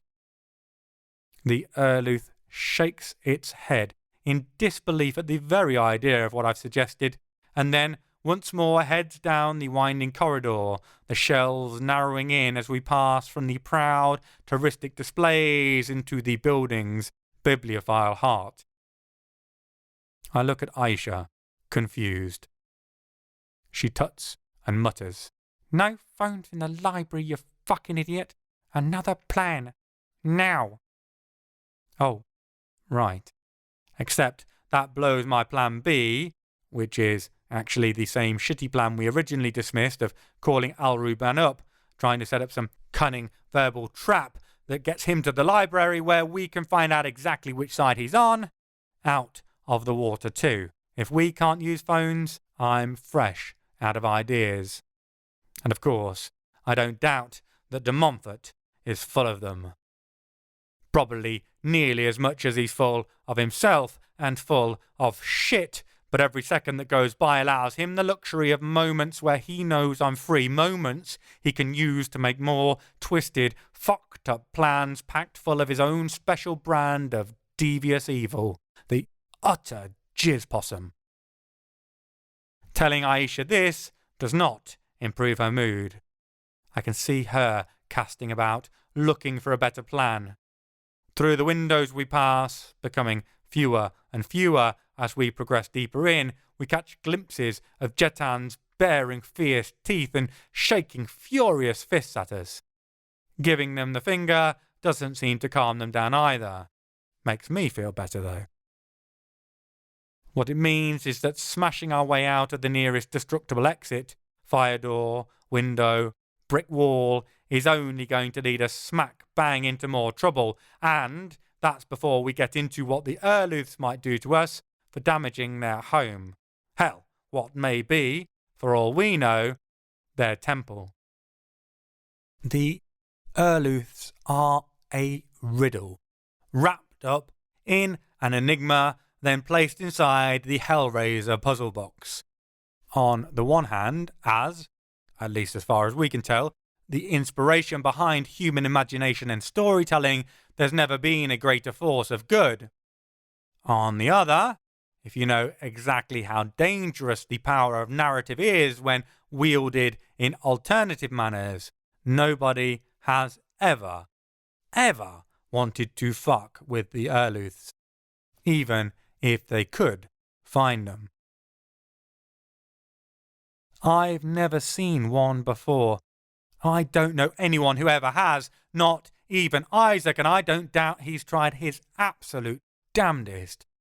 If we ever resolve this whole entente with Leandra, and I can confirm the truth in the story about the Lutan prince persuading the Erluths to act as guardians of the Agrippa, I'm sure he'll be writing beautifully elegant begging letters to the Lord of Paris, asking permission to visit the library post haste, and there's still no guarantee he'll see one.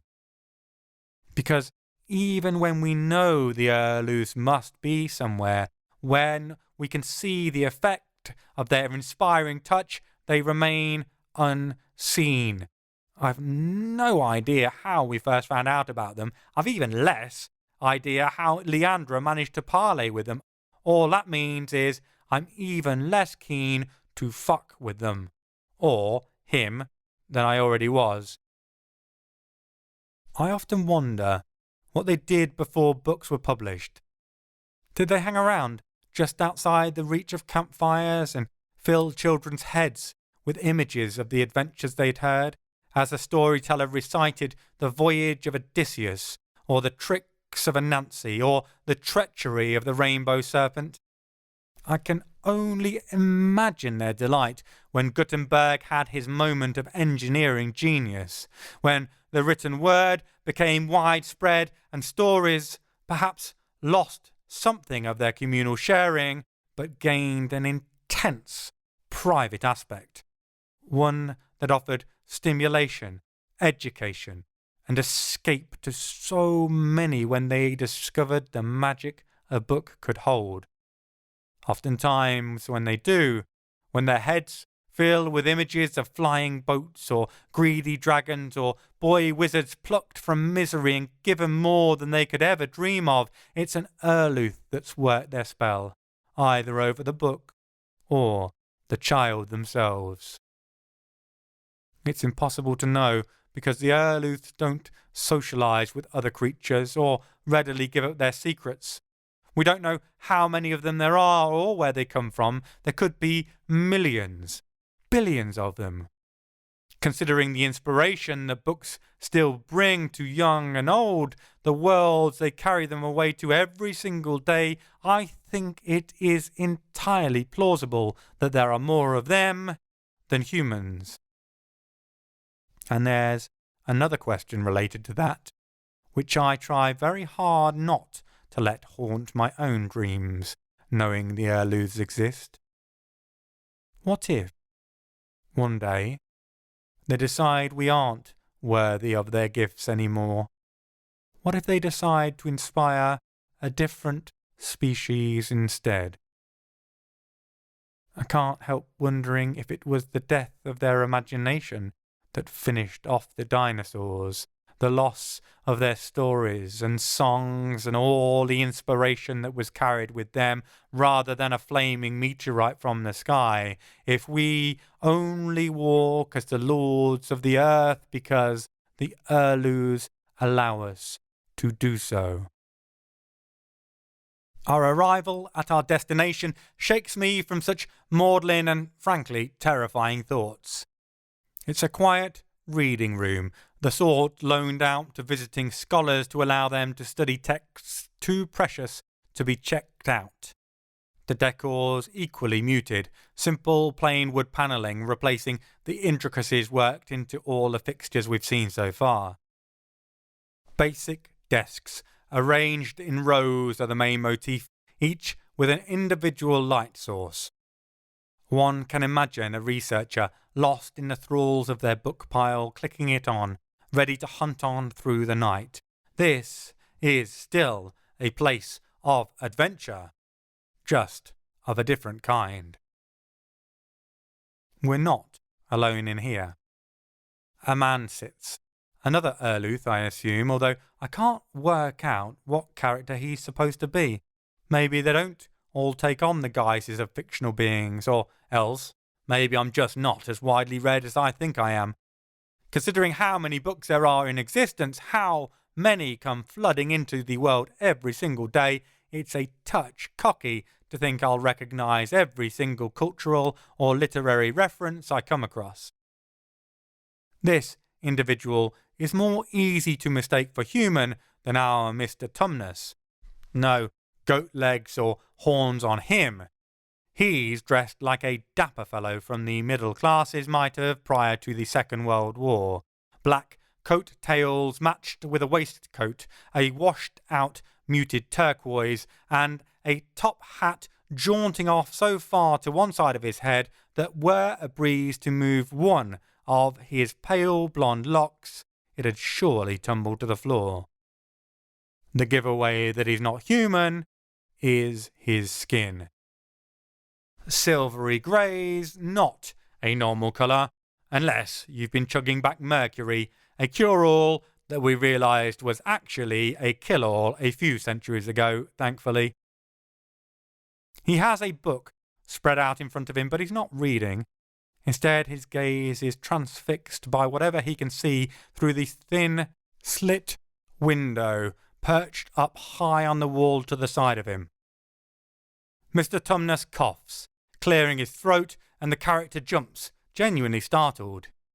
He looks across at us with a slightly bashful, entirely bemused expression on his face. "Oh, hello." A smile that somehow looks like a question spreads across his face. "How can I help you?" Before we can answer, our guide does instead. "Pierrot, I must be gone. They've requested sanctuary. I leave the decision to you." Pierrot, as the seated individual is apparently called, waves a hand vaguely at the Erluth. "Of course, fine fellow. Of course, leave it to me." I turn to say goodbye, to ask who this is, why they are to be considered as neutral arbiter if they are an Erluth as well, but he's already gone. I think he stayed much longer already than he wanted to. When I look back at Pierrot, he's staring out of the window again, almost seeming oblivious to our presence.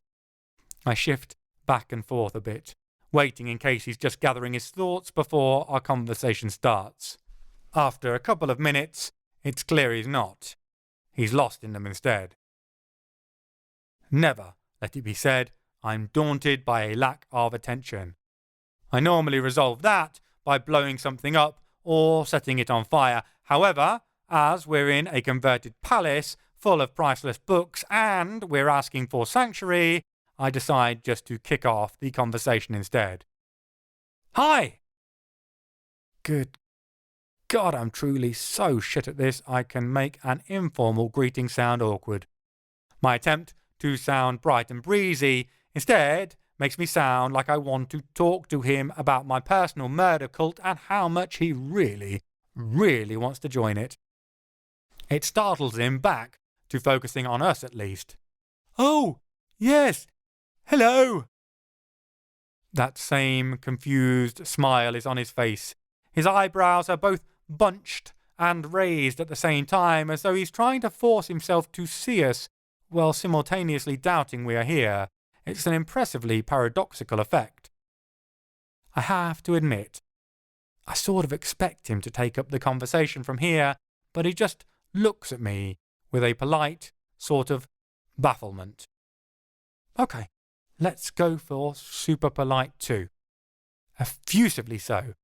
I can kiss arse if it gets us out of here so we can get to Leandra. Get to those goddamn bones before Demon Fart comes up with some genius stroke to get his grubby mitts on them instead. Let me kick off by saying thank you to you and all the Erluths for... He startles, as if I shocked him with a cattle prod, and I get the feeling he phased out again despite looking straight at us. Sorry, I might have misheard there. Did you say you think I'm an Erluth? He chuckles when I nod. Oh no, sad to say. I'm not one of them.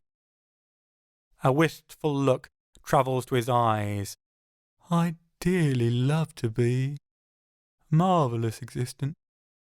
Marvellous.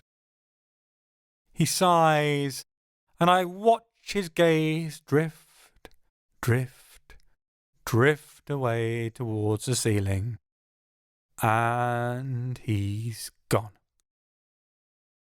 There's a saying in French that someone is in the moon, meaning their head is in the clouds. This chap's not just in the moon, he's created an Airbnb there with guided tours of the moon's core. I resist the urge to snap my fingers, primarily because it'd be rude, and I don't actually want to end up either scrapping with a group of miniature Schwarzenegger-style lutins or being put next on the Agrippa's TBR list. I settle for clearing my throat, loudly and pointedly. Piero's attention snaps back and he smiles apologetically. I'm terribly sorry. What were we saying? You were telling us what you are if you're not an Erluth. Piero smiles again, although he looks as though he's not entirely sure he knows what he's smiling about, or even if it is actually a smile. He only looks middle-aged, and he certainly doesn't appear human, but I can't help wondering if early-onset dementia can affect magical beings. It certainly seems possible, based on the evidence at hand. Yes, he says, and I can see it's taking an actual conscious effort of will to keep talking, to stay concentrated on holding a conversation. I'm not an Erluth, no. Dear me, not at all. I'm a Lorelei, Piero of the Moon, as they call me. I smile and introduce us by name, practically on fire with curiosity now. Why? I have literally never even heard of a Lorelei. What's a Lorelei? I can hear the barely controlled frustration in Aisha's voice. Getting direct to the heart of the matter is close to a religion to her. Failing that, getting direct to the heart, with a rusty spoon. Piero blinks owlishly. Oh, right, yes. Sorry. We're a rare breed, I suppose. You might call us moon-touched. Certainly that's how Molière thought of me. The truth is we aren't. Well, we are, actually. But that's not the point. The point seems to be something Piero takes a long time talking around and rarely actually getting to. More than anything, though, we're Erluth-touched. Well, that's a huge amount of information to digest simultaneously. I start working through it bit by bit. The part about Molière, France's equivalent to Shakespeare, gets my gears turning, thinking back to watching his firebrand, decidedly risque by the standards of the time, theatre pieces when they came out. Then, what they led to. I click my fingers, though. It's an instinctive, sympathetic action to my mind clicking on to the bit of information I'm searching for. The play! Dom Juan! you're Piero the clown. Oops. It has been suggested to me on more than one occasion that I should sometimes engage my brain fully before speaking. That perhaps just blurting out whatever is running through my head is not always the best way to interact with people. Seeing Piero wince like I slapped him across the face when I mentioned Dom Juan, and then again like I kicked him straight in the family jewels with the clown denominative, says that perhaps I should have held on to that thought for a moment rather than just feeding it straight into my voice box. Aisha looks blank at the Molière reference, where Piero is a simple peasant whose fiancée gets stolen by the lecherous Dom Juan, but gets the second one. The Commedia dell'arte? Piero sighs dejectedly, a sigh that carries with it the weight of centuries of being wronged. Indeed, although neither are the most flattering portraits of me, for Molière, a dreamer must be a lover, and anyone as easily, I can see him searching for the word. Initially, at least. Then it's almost like I can watch him progress from that to another thought, and then another, and he's getting further and further away from us and more lost in his own head. There's no time for him to go meandering, no, not with the mind and soul-eating threat of the Agrippa hanging over us on one hand and the constant threat of de Montfort's fuckeries on the other. I decide to lend a hand. Easily distracted? He bangs his hand on the table, half in agreement, and half as a reflex action at snapping back to the matter at hand. Quite! Yes! For him, anyone as easily distracted is a victim in the making, and what better victim than at love? I can sympathise. It's easy to get stereotyped. So neither Charlotte nor Columbina existed then? Charlotte was his woman stolen by Dom Juan. Columbina, his wife, seduced away by Harlequin in the Comedias. He sighs again, a deep, powerful sigh that suggests he sighed in just such a way over just such a subject many, many times. No, they both existed. I made the mistake of telling my story to Molière. He told them onwards, both when writing and when in his cups, and lo, a mooncalf I am made into. Ouch. Now it's my turn to wince for him. We've all had disastrous relationships. See my recent woes and imprisonment as a prime example. We don't all get said disasters immortalised in the two most dominant forms of Parisian theatre of the 17th century, theatre that has remained ingrained in the culture. It's basically like having photos of your hideous breakup waved in your face over and over by random members of the public. Forever. Grim. I want to get on to the other part of what he said, though. Firstly, because understanding it might just keep us from getting fed to a man-eating book. But secondly, because my natural inquisitive bent is absolutely desperate to learn anything about our mysterious and enigmatic hosts. Also, fascinating though his history is, I don't think it's going to get us out of here and back on our way towards securing that ribcage. I suspect he's not going to object to a change of subject. You said that the Loriolet were earluth touched. Do we need to break out the anatomically correct doll so he can show us where the earluth touched him? Aisha's voice is low enough that it only carries to my ears, and I suppress the snigger by choking on my own breathing. Luckily, Piero is entirely oblivious to most things in life, I suspect. Indeed, wonderful, wondrous even creatures, the earluths. Without them, I wonder if we would even exist, whether when we still huddled in the back of caves, hiding from things with quicker legs and sharper teeth than us, whether it wasn't them who got us telling stories to make sense of death and the dark. The secret ingredient in human evolution, if you will.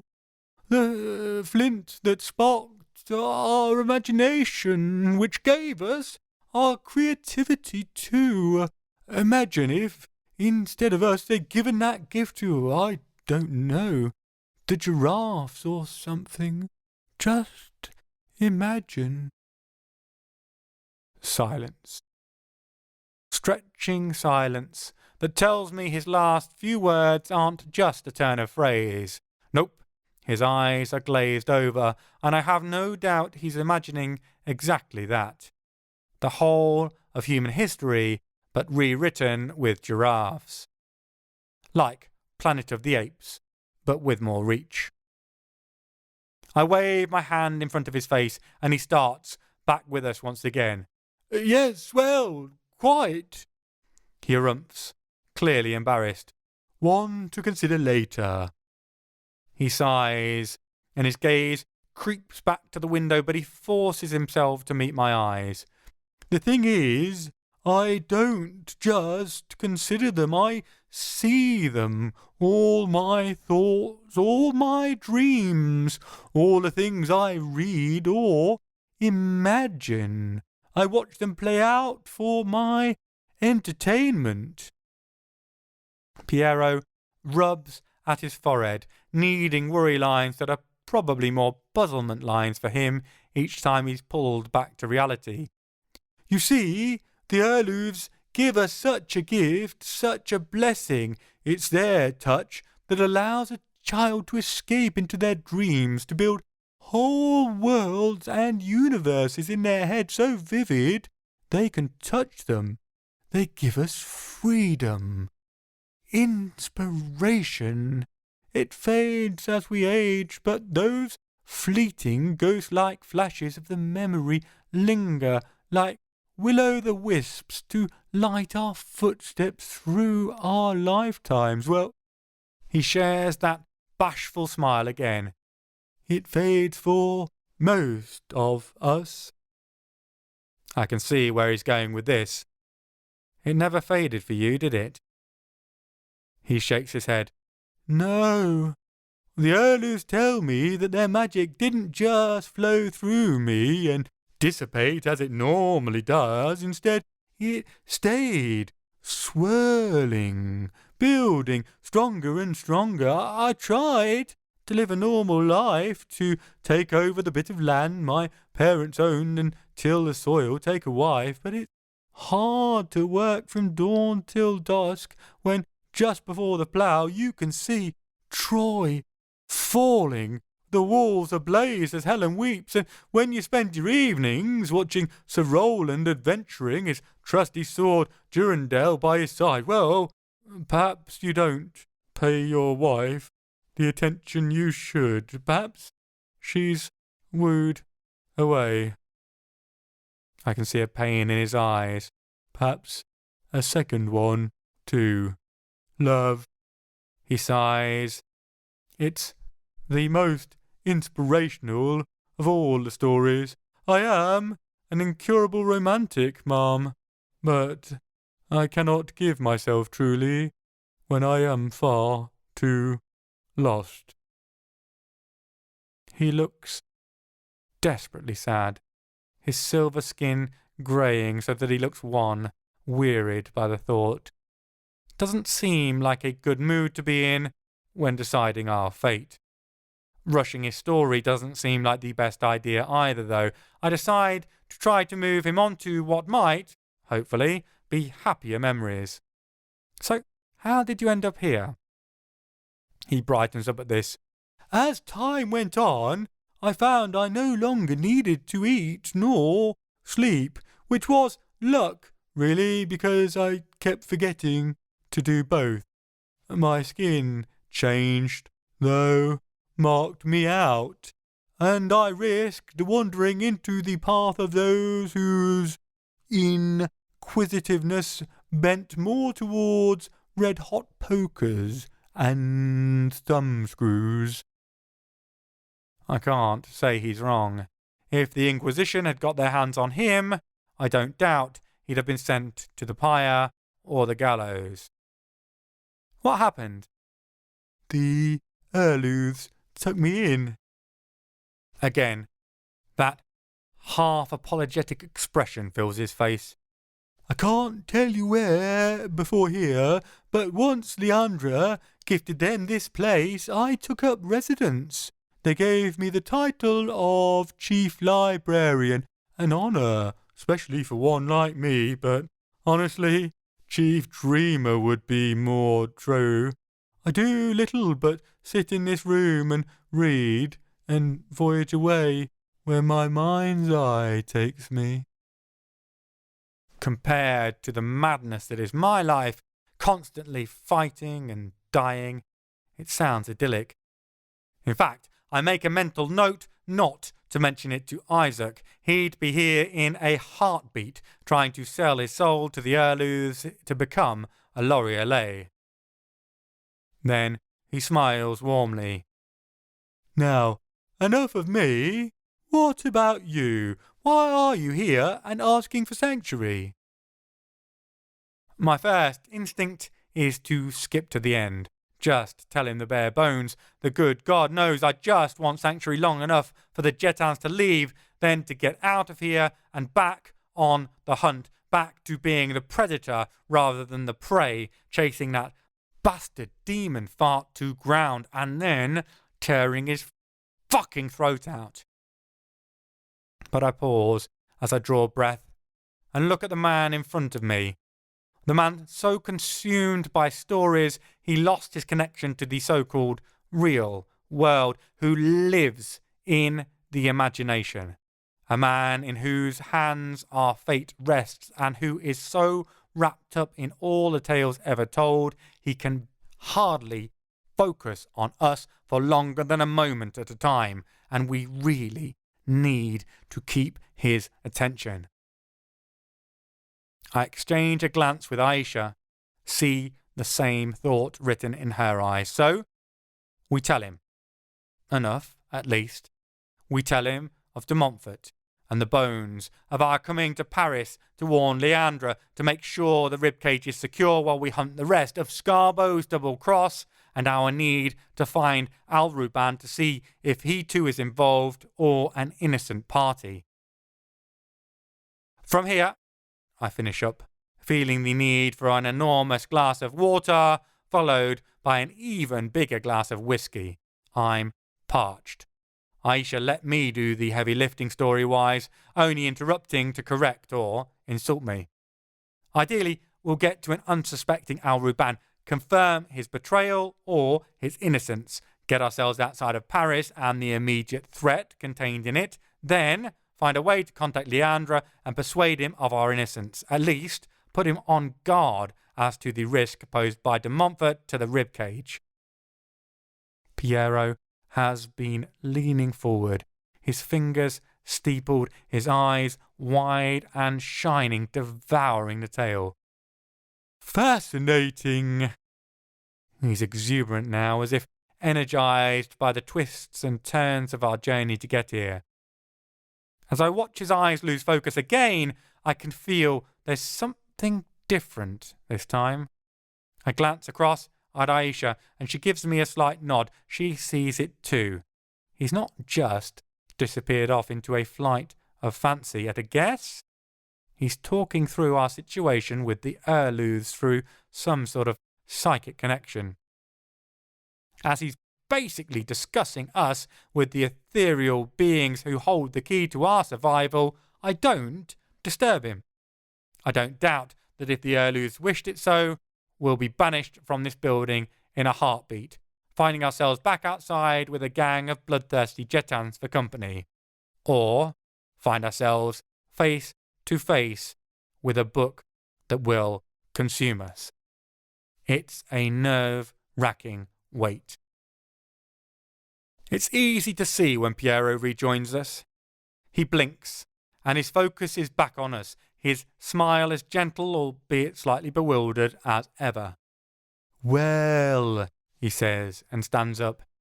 He paces the room, his hands behind his back. There's a strange rolling gait to his walk, as if we are on a boat with a gentle tide making us bob up and down. Perhaps for him, in his waking dream world, there is. He looks back at us. The Erlus greatly enjoyed your story, greatly so. He nods fervently, still walking back and forth. I've passed my verdict and they agree. They are prepared to help you, or rather, they are prepared for me to help you. He stops pacing, and a serious look replaces that uncertain smile. Of course, there is a cost to it. Of course there is. Just as the mother told me over and over. There's always a price to... Chapter 31. Paris, 8th of June, present day. Trying to avoid telling Piero that Lorialet, Lorialet, sounds like an Irish truck rental company. Now we're getting into the nitty-gritty. Right, so what do they want? A temple built in their honour, a fattened calf, my firstborn, 'cause I've got to warn you, you really don't want him. Then I remember that even the body de Montfort wears isn't really my child, and a strange mixture of guilt and rage rumbles up in my stomach like I might vomit up a shame demon to tear me and de Montfort to pieces. Rage for what he did to Suzanne, for all the things he did. Guilt because it's a relief that it's not my child he wears, a feeling I can't help, even though it is awful, a dark part of my psyche I wish didn't exist. Piero doesn't seem to witness the war of emotions going on behind my expression, thankfully. No, he's loading up to drop his own bombshell on us. The terms for their help are very simple. When this whole adventure, he says, the word so wistfully that I wonder if I haven't actually got the better end of the deal, living my adventures rather than being lost in dreams of them, is done. The Erlus want you to write it all down for them. They want you to write them a book. My stomach sinks. Write it down. A book. Do I look like a masochist? That's what authors are, after all, torturing themselves with their attempts to twist tales out of thin air, poor shades of the Erlus-given inspiration that apparently makes our species what it is today. As for a book, geez, with everything I've need to get down, we'd be at more than a trilogy at least. Probably a pentology. I shudder at the very thought. Aisha's grinning like the fucking Cheshire cat, of course. Perfect, Sabi. You can wear a beret and smoke a pipe. It's just the excuse you need to be even more pretentious than you already are. I know how to answer that. You realise I'll have to tell your story too? Her look doesn't change. Damn it. Of course. You know, I'm going to read the first draft and force-feed you your limbs one by one if you don't present me in a flattering light. She always has a better answer than me. There's a reason she's the smart one, and the violent one, and the scary one. I'm actually pretty redundant, truth be told. I wonder if I should just give up taking a lead role and become her personal chronicler instead. Piero smiles, understanding in his sad eyes. It's okay. You don't ever have to publish it. Just send a copy to the Erlus, a private addition to the stories they hold. I might have a peek, but that's about it. Oh, good. Only Piero, and an uncountable number of the very species that endowed us with stories themselves will get to read what I write. That's no pressure at all then. Thing is, I'm far from confident that this is ever going to end, or rather, that it'll end when I die the ultimate death. That's sort of the whole point of life, isn't it? We all feel like we're the hero, whether tragic, comic, or epic, or all three. In my case, the epic tragedy of a clown. An appropriate image considering our current company.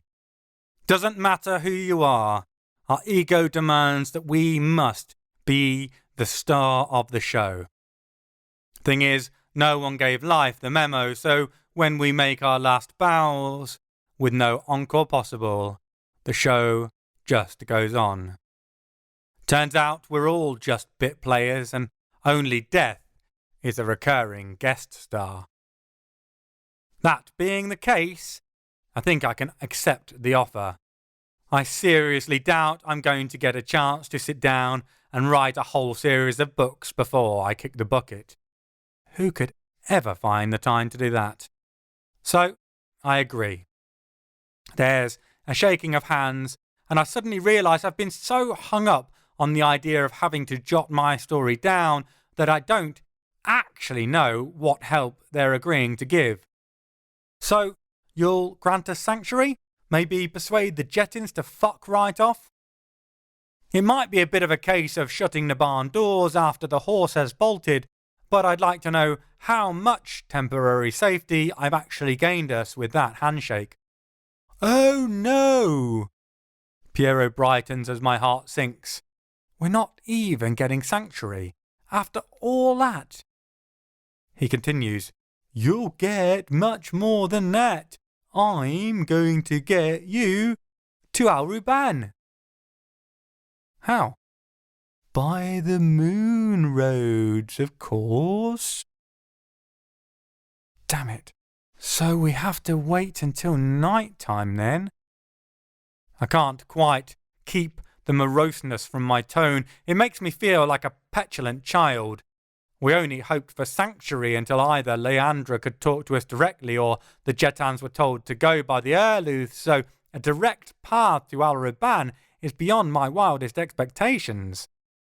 Now that we know it exists, though, I want it to be now, like Veroka Salt stamping her foot for a golden goose. Piero looks out of the window, and there's a wistfulness there even stronger than his normal expression.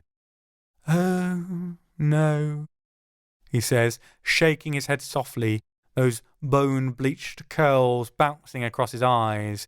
If he were anyone else, they'd be annoying him, but I'm not entirely sure he even sees them. The world is always lit by moonlight for me. He stretches out a hand to each of us, and good God damn it if I don't feel like Wendy getting whisked away out of my room by Peter Pan. I suppose, in some ways, that's exactly what Piero is, the boy who never grew up, the one who never lost his sense of childlike wonder and whimsy. And the only price he had to pay for that was the rest of his life. We both take his hand without hesitation, and for a moment I see what he sees. The world ripples outwards from the empty air like the line on an etch-a-sketch.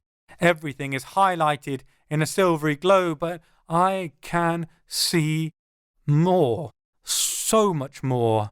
I see hobbits and hobgoblins, moomins and misunderstood monsters, adventures I've ridden shotgun on 1,000,000 times when I've opened a book's pages, all mapped out for me to see better than any Hollywood director could ever hope to capture. This is the real silver screen.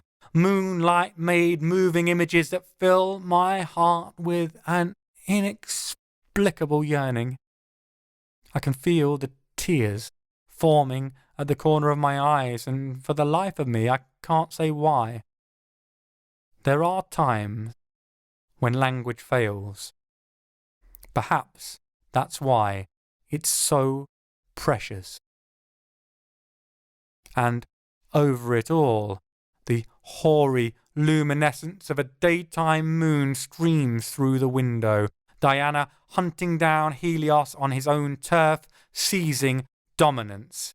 It pours through the opening, and as I watch, it seems to pool at the feet of Piero like a quicksilver puddle. I wonder if it's as likely to drive you mad. Maybe all that innocence is just a form of insanity. I don't mind.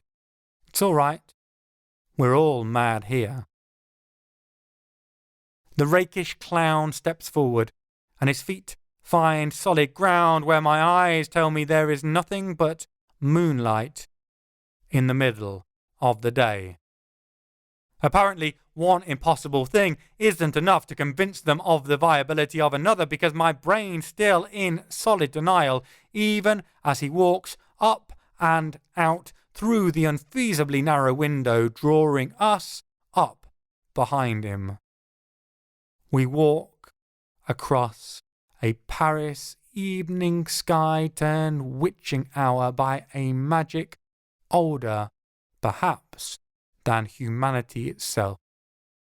The skyline is picked out like a storm cloud, framed by the sun it shrouds, the lining we all hold on to when life's thunder rumbles. We're walking on air, and I'll be damned if I don't feel like the kid in the snowman, seeing a world slumbering underneath us, even though it's awake. It's more than gorgeous. It's indescribable. It's as if Michelangelo possessed a spider and set out to weave his greatest ever masterpiece out of moonbeams. Paris, picked out in silver thread provided by Ariadne herself. A single line drawing made of molten white gold to design the most famous city vista in the world, a place of dreams highlighted by the fantastic, more real in this marvellous ethereality than it could ever be when faced with truths of faults and failings. I've lived 4 centuries, and this is still something else, something beyond the miracles and marvels I've seen across my existence. It's a moment of pure, distilled beauty. And damn, I owe Piero and the Toulouse for this. Trust me, travelling by moonlight is the only way to travel. Chapter 32. Paris, 8th of June, present day. Drinking in sights, drenched in molten moonlight. This is one memory I'll revisit many times. We pass straight over the top of Sacré-Cœur. It's a view of Paris I once would have considered impossible to beat, but well, Mike Oldfield knew what he was talking about. The moonlight shadows are more than just a pathway. They're carrying us to where we need to go. It's over too quickly. Not much past Montmartre, we're already descending, coming down at a rate of knots. Piero is still just walking through the air, following the bridge built of lunar radiance, for all the world looking like he's just out for a midnight stroll through the air in the late afternoon. It's totally mad, but a madness that is brilliant as well, an insanity I can embrace and just enjoy, as opposed to most of the lunatic things life throws at me and just expects me to soak up. As I step off the light beams, I stumble, finding the sense of solidity under my feet utterly off-putting after our Neverland moonwalk. Aisha dismounts with considerably more grace, of course, not even breaking stride. We each let go of his hands, and suddenly we're back in the brightness of a June early evening. The sun struts, asserting his dominance, refusing to acknowledge he was even temporarily overshadowed by his nighttime counterpoint. "Tripping the light fantastic, Sabi," she says, giving me a nudge in the ribs with her elbow that comes dangerously close to putting me on my arse. I'm too busy trying not to show my disappointment at being grounded. It's not the first time I've flown, whether mechanically or magically, but walking the lunar pathways is something else entirely. I look at Piero with newfound respect. Forget about Isaac. I'm giving serious thought to converting to the ways of the L'Oreal myself, if that's one of the perks. Thank you. So much. I feel pretty safe expressing my gratitude. He was human once, and I can't see the Fae rules that thanking them lays you in contractual debt applying to him. And I am genuinely grateful. I don't know how long I'll end up living, probably not much longer the way things have been going recently, but even if my lifespan's measured in millennia rather than centuries, that's a memory I won't need my mind palace to hold on to. The L'Oreal tips his hat with a touch to the brim, but his eyes are already drifting off, and I can feel he wants to get away. No doubt the silver is calling him, the road back to the library to get lost in 1,000 worlds all over again. Moon-touched indeed. The real origin of the word lunatic, lunar, tick, moon, madness. But if what Piero has is madness, who would wish to be sane? A little more of his brand of crazy might make the world a gentler, more magical place without the need for talent or the power struggles that come with it. We've come to ground on a nondescript road, definitely outside Paris proper. There's the odd building from the 18th or 19th century, but mostly it's late 20th. Plenty of tower blocks or their little cousins, the 6 or 7 story brick houses converted into flats. We're outside a nondescript white residence, unusual for having just a single buzzer. Of course, we're only just outside the ring road, so a small house still means big money. By the fact Aisha's currently burning holes in the wood with her glare, I guess this is the place. I turn back to Piero, but he's already gone. All that's left is a strange ache in my chest. That feeling when you finish a series and have to say goodbye to all those friends you made along the way. It's no wonder the L'Oreal looked melancholic. As frustrating as keeping him concentrated on the matter at hand was, I hope our paths cross again some day. Not least because I want to catch another sky stroll out of him, if possible. Aisha isn't wasting time. She's not just staring, burning destruction at the door. No, she's assessing the warding as well to make sure it's not us who will suffer burning destruction when we go through. Whatever she sees obviously isn't cause for concern because she rears her foot back and, without a word, she launches it at the lock. The wood splinters. So do the 3 metal locks, including the deadbolt holding it in place, and the plank of wood securing it from the inside, and the hinges, and half the plaster of the wall, plus a decent section of the door frame as the whole thing comes clean off and smashes into the wall opposite about 6 meters back. Apparently, Aisha wants to make a statement. I'm entirely fine with that. "Knock, knock, motherfucker!" she yells, and man, it's like Omar coming, knocking at the stash house's sawn-off shotgun under his raincoat. Al-Ruban better not be involved in this for his own sake. You come at the Queen, you best not miss. As the dust settles down, I see the man himself standing in a nearby doorway. He's white as a sheet, and I don't think that's solely because of the plaster he's picking out of his hair. Lala, Sabi, what are you doing here? I thought you were with Leandre, and why are you destroying my front door? His frown grows deeper by the minute. This is most improper, invading my personal space like this. I'm honestly surprised that Aisha was able to just kick the door in like that. If you tried that at my house, you'd end up losing your foot. Either Al-Ruban is massively lackadaisical in his protective wards, or they're not possible for a half djinn. Or Aisha has another secret trick up her sleeve that nullifies his ones in particular. I wonder if he's invited her in before, if that's what's allowed her to get around whatever protections he put up.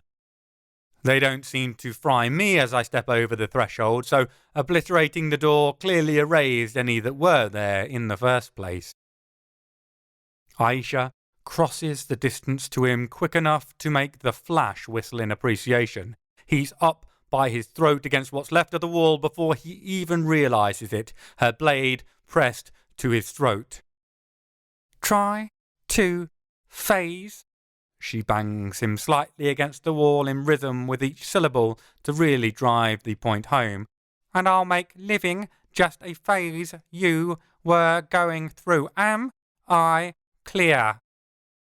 If I thought he was pale before, now he makes chalk look like it's been hitting the tanning booth twice a week on the regular. Understood, he manages to stutter out. It's never easy to talk when you feel you're going to open your own jugular if you so much as swallow. "Good. Now, convince me not to kill you. Quickly." The monotone menace in Aisha's voice is enough to convince anyone of the seriousness of her deadly intent. The knife only underlines it. "What? Why would you want to kill me?" His eyes roam over to me, pleading. "Sabi, you know me." I hold up a hand to interrupt. "Nope. Going to have to do better than that. Recent events have involved people I mourned for centuries popping up with the express intent of killing me or fucking me over. People who I loved with every inch of my soul. Dude I once went on a jolly chasing Nazi fuckwits around Saint Ouen for 24 hours with doesn't even come close to that category." My eyes narrow. I'm nowhere near as bedwettingly terrifying as Aisha, but I'm still no slouch at intimidation. Try harder. Honestly, I'm pretty convinced Al-Ruban doesn't know anything, but I'm not going to ease up just in case he's Pinocchio without the nose job. He's giving Piero a run for his money in the entirely baffled stakes right now, though, and he's a Hollywood-grade leading man if he's faking that. "Wait, please, I genuinely don't know what's going on." I believe him. For starters, he didn't attack us the moment we blew in through his front door. You have to have cojones the size of the Elgin marbles to brazen your way out after a double cross like we've been through. He's never come across that way. Either he's running the longest of long cons, which, based on some of the long cons we're still currently reeling from running back centuries, isn't impossible, or he's innocent. Run us through what you think's been happening. Aisha's voice is grating. like she's pushing the words out through a garlic press. I guess her throat's tight, with the thought that a friend might have betrayed her, that she might have to kill him as retribution. Welcome to my world, Laguna. I called Scarbo, as I told you. He called me back yesterday evening, said he'd taken you straight to Leandra, and that you were dealing with stuff together. Said he'd bring you here to see me once you completed your business with the prince, and to wait right here. And you didn't listen to the radio at any point in the last 24 hours? Looks like Aisha still needs more convincing than I do. The disbelief in her tone is evident. It's a fair point, though. One I didn't think of. The radio? You mean the prince's station? He's not looking any less baffled. No. Why would I? I've not been out travelling, and you made it clear your meeting with Leandra was hush-hush. They were hardly going to be talking about you on the radio, were they? He scoffs, then stops when he sees our faces. Were they? Last question. Aisha's tone is still ice cold. It'd give the Winter Court a run for its money in Sub-Zero. What have you been doing since we last spoke? Al-Ruban's eyes flick to the door where he came from. I peer through to see a huge TV set and recliner chair facing it. On the TV, a Persian man dressed in Ottoman Empire-era clothing is discussing something in Turkish with a glamorous woman in harem garbs. There's a couple of empty pizza boxes and a discarded Ben & Jerry's ice cream tub. It takes me a minute, but then I clock it. It's Magnificent Century, a hugely popular TV series in the Persian and Arabic world from 2011 about the longest ruling Ottoman Sultan, Suleiman the Magnificent. Well, either he was super relaxed about our setup running perfectly according to plan, despite the fact it hasn't, or he's innocent. I tell Aisha, whose eyes don't leave the half djinn she has pinned to the wall. I'm convinced. No one is that casual. Al-Ruban's spent the last 24 hours binging his favourite soap opera. Aisha releases her grip, though I notice her knife doesn't go back in its sheath. I see something else, though, too. Just for a moment, a flash of sheer, utter relief flickers across her, only for a microsecond, before locking down into its normal, impassive state. I wonder if Al-Ruban will ever realise just how close she came to killing him, or how glad she is that she didn't need to. Of course, had it been necessary, I would have done everything possible to ensure I dealt with the matter instead. I don't think she'd have let me, though. Honour matters to Aisha Kandisha. She takes it deadly serious, emphasis on the deadly.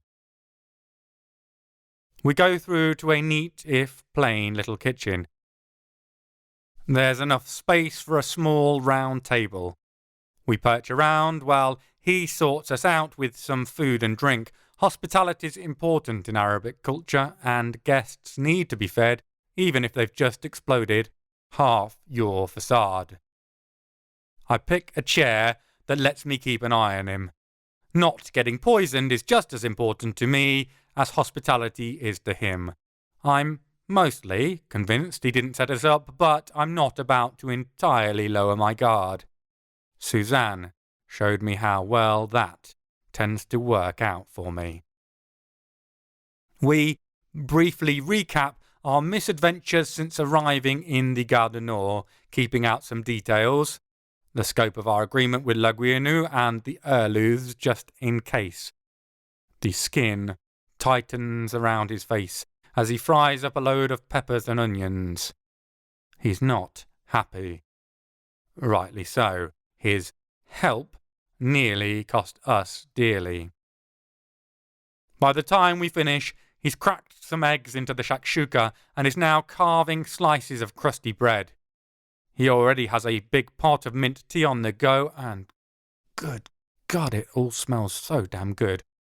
I'd almost forgive him even if he did set us up.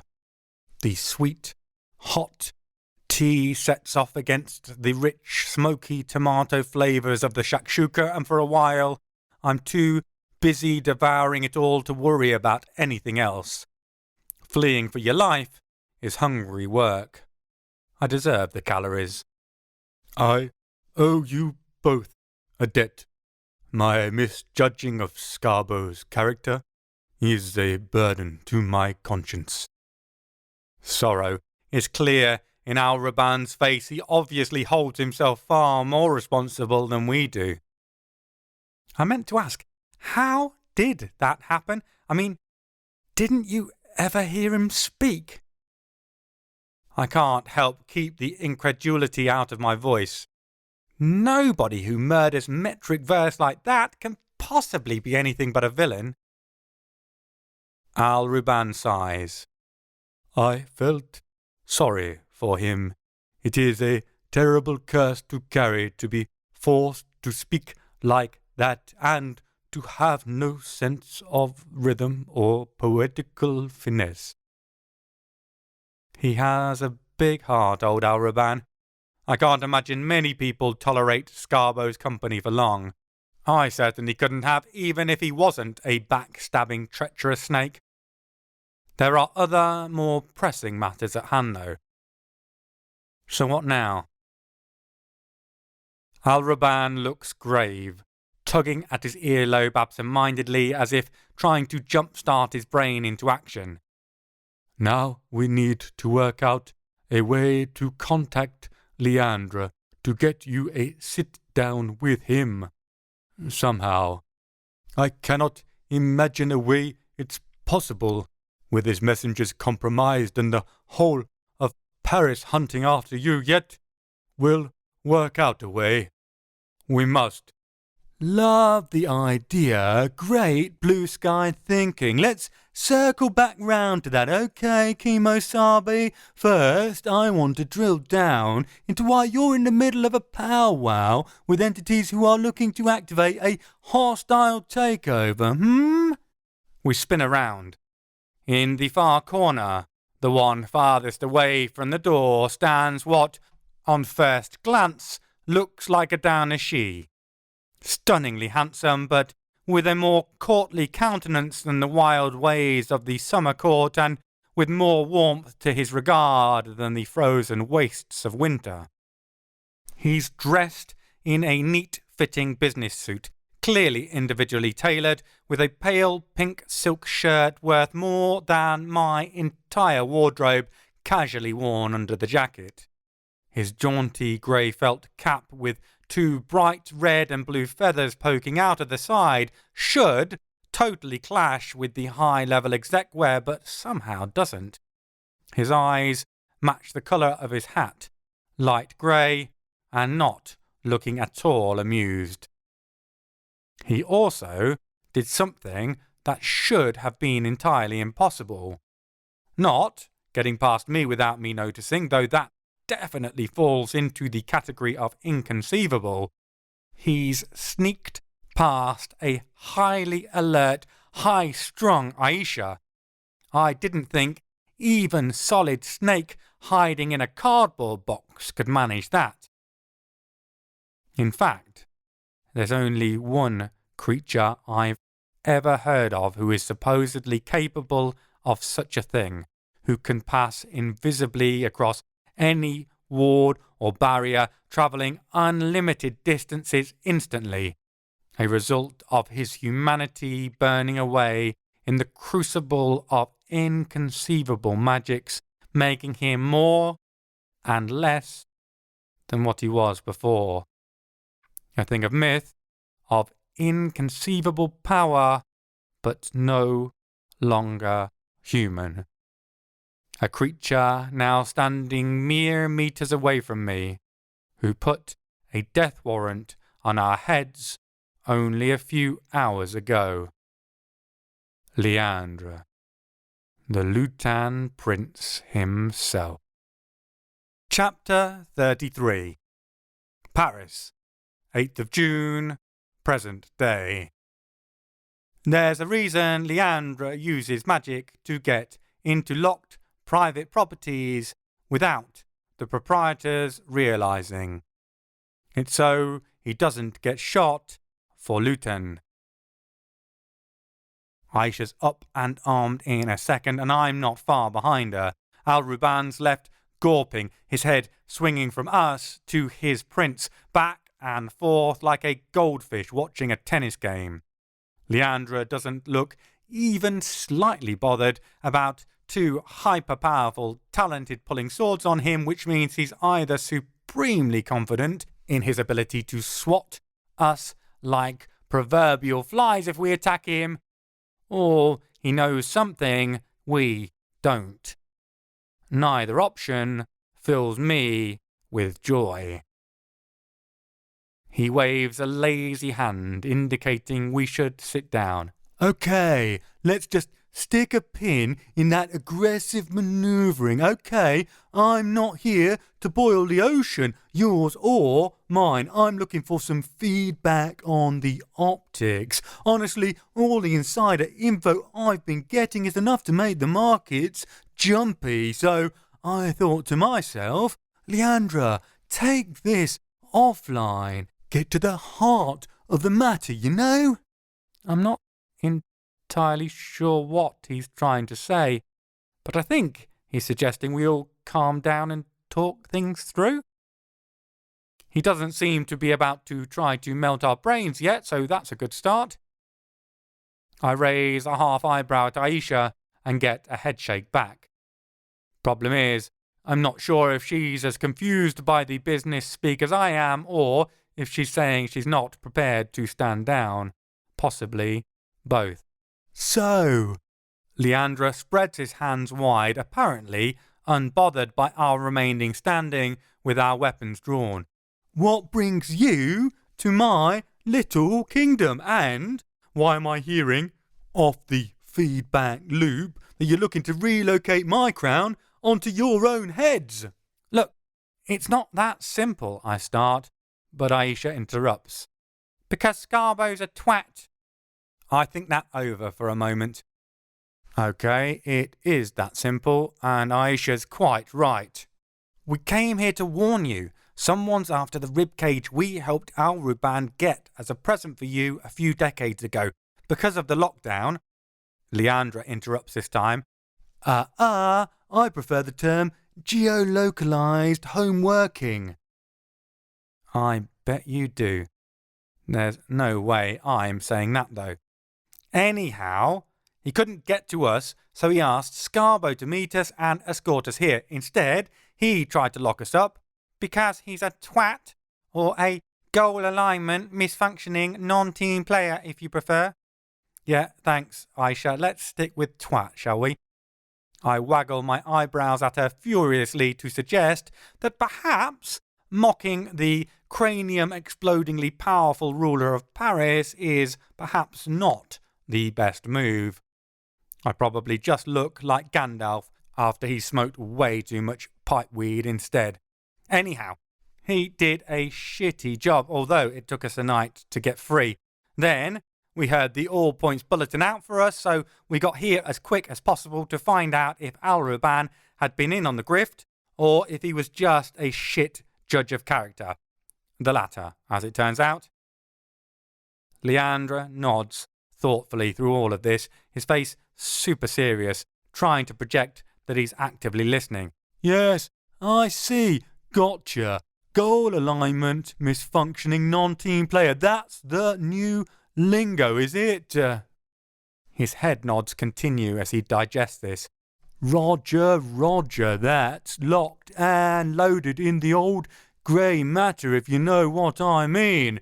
Anyhow, sounds like you've been giving 110% 10% the whole way round.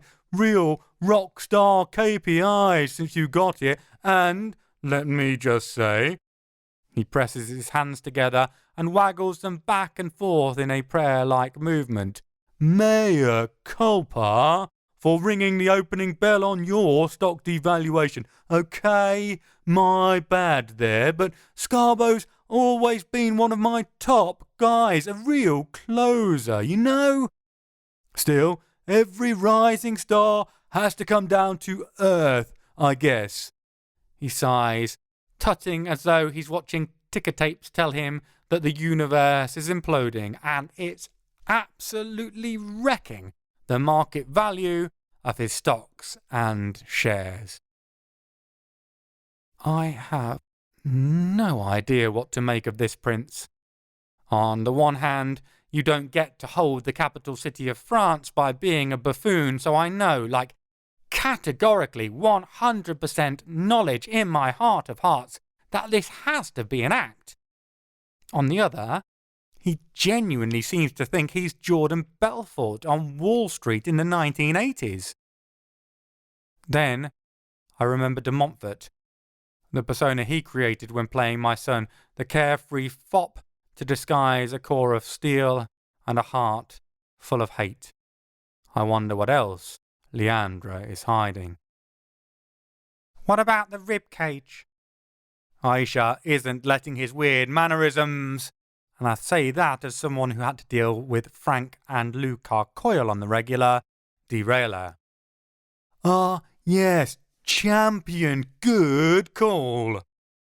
He clicks his fingers at her. It's like the gun fingers we occasionally shoot, but unironically, that's a gun finger misfire in my opinion. Totally blows up in your face. Don't need to double click on that. I have a high energy, low risk, synergistic safe option stock plan that keeps them away from any attempt to short me. Knew there were challenging headwinds on the horizon, regardless of our blue sky thinking. That's why I imposed a temporary non-relocation employee restriction across the whole business strata. The ribs are locked up tighter than Fort Knox. Only people who can get in and out are me and my lieutenants. I heave a sigh of relief. From what I can understand, Leandra had the foresight, magical or mental, to know something bad was coming, which is why Paris was in lockdown. De Montfort wasn't banking on someone as well prepared as the Lutan Prince. So your messengers can't get in. Scarbo can't get access. Thank fuck for that. I watch the change come over Leandra's face. Those grey eyes become chips of granite, and its emotionless state could give Aisha's resting stitch face, as in, talk to me and I'll give you something needing stitching up, a run for its money. Now we see just the tiniest glimpse of the Prince of Paris, and I'm glad I don't need the toilet at this precise moment. It makes bladder control a damn sight easier. Let's just put a pin in that for a mo. Okay, BRB. And like that, he's gone. It's weird. Not like any form of magical teleportation I've ever seen. No tearing open a portal across space and time. No dramatic clouds of smoke. No wobbly lines and accompanying teleporter noises. Just one moment he's there, the next he's not. And that, again, I suspect, is the real Prince. That he talks like a business bro to keep people thinking he's a fool, a liability. But that when he acts, it's instantaneous, precise, and, if you're in his way, almost certainly fatal.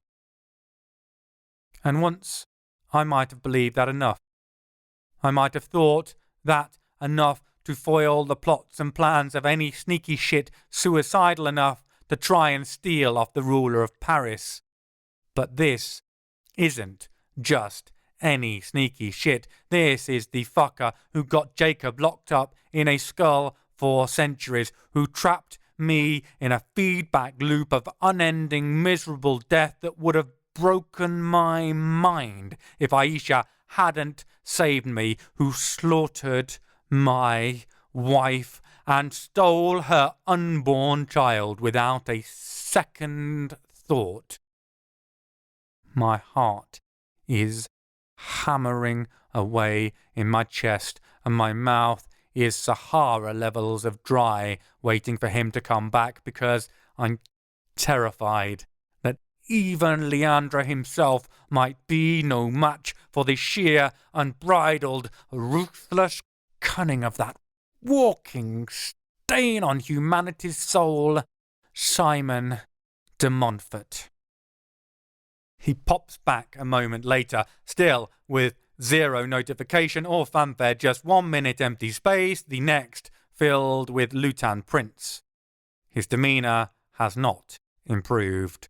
In fact, he has a face like thunder. If Thunder just discovered that its whole crypto portfolio has been wiped out. And I'm only just holding back from shaking him and screaming at him to tell me the ribcage is still there, that de Montfort hasn't taken yet another impossible step towards whatever unimaginable evil he needs it for, that we haven't failed again. But as me dying in excruciating agony and losing this body would only be helping the fucker further, I restrain myself from physically assaulting Leandra and wait to see what his next step will be. Because I'm pretty much 100% sure the ribcage is gone. Right. Time for a little mano a mano chinwag, I think. Dot the I's and cross the T's, Again, there's no evidence of his talent at work either prior, during, or after. Just one moment Scarbo's not with us, and the next he is. It might be unexpected for us, but it looks like it is for him too. He gawps at us. Before he has time to do anything else, Aisha sweeps his stubby legs out from under him and has her foot pressed to his throat. He's not going anywhere. Not willingly, anyway. Probably not still breathing, either. Leandra watches all this with a sort of benign indifference. I think we're being humoured. He has questions to ask Scarbo, but based on his expression when he came back, the ribcage is gone. I guess that was enough to corroborate our story in his mind, so he's prepared to let us get a few digs in before he starts the interrogation proper. It's petty, considering I'm pretty sure the prince is about to tear strips off Scarbo, possibly literally, but then so am I. I kick him clean in the ribs, hard enough to wind him, not hard enough to snap one off and impale his heart on it before I pull it out of his chest and use it on a raclette, pouring melted cheese fondue over it before I devour it, preferably still beating. Not that the thought of kicking him that hard ever crossed my mind. Obviously. When Scarbo recovers the ability to draw air in without vomiting dribble everywhere, Leandra snaps his fingers, and suddenly the twat is sitting in the chair nearest to him. It makes me more than slightly nervy. No one should be able to do that without glowing like they just swallowed a 10-ton nuclear warhead when looked at. He should be awash with talent, and I don't understand how he isn't. It's unsettling, scary. I guess this is the reason he still holds Paris, why people like Laguianu are ready to bend the knee to him. It makes even a hag's weird magic and chronomancy look piddling small in the power stakes. No wonder he underplays himself. Otherwise, no one would even say boo to a goose in front of him. Although, side note, you're a raving psychopath if you tried to scare a goose, and I'll be the first to point and laugh when it pecks your eye out. This way, people might just forget how scarily powerful he is, relaxing in his presence enough to say something stupid that he'll never forget. Then, one day, you'll find yourself in a PR review meeting, just like the one Scarbo's about to have. Now then. Leandra bends down, all casual-like, albeit business casual, and looks Scarbo in the eyes. He's just pulled off 3 sets of insane magic, and he's not even breaking a sweat. Terrifying. Where's my rib cage, Scarbo? Oh, damn. Oh, no.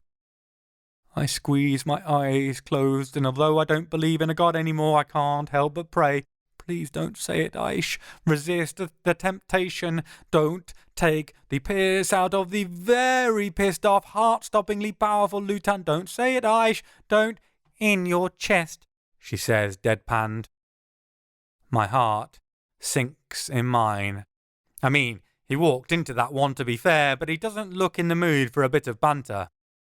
I crack one eye open to see if he's, I don't know, about to turn up the gravity in our immediate locale and crush us with the air itself, or something else equally impossible and comparable to what he's already done. Instead, he looks like he's choking, like maybe he swallowed a bee and it's now stuck in his throat. I'm just about to dive across to perform the Heimlich manoeuvre when he gasps in air, and I realise he's dying. With laughter. Sorry, dying with laughter. I should have probably put that together, considering the preceding imagery. Oh, she's hilarious! Top draw material, bish bosh! He turns his attention back to the unfortunate prisoner. Don't you think so, Scarbo? All the attention swings back round to the little poet shitbag. Aisha's eyes narrow. I don't think he'll agree. What did you call me the last time we met? A mouthy bitch, wasn't it? Notice you're not mouthing off now. Unlike Leandra, Scarbo is definitely sweating. It's pouring off him by the gallons. I don't know how he's not rapidly emaciating, considering what percentage of his own body weight he must be shedding each time he mops frantically at his brow with the back of his hand. I wonder idly if he'll end up as the equivalent of beef jerky if he carries on at this rate.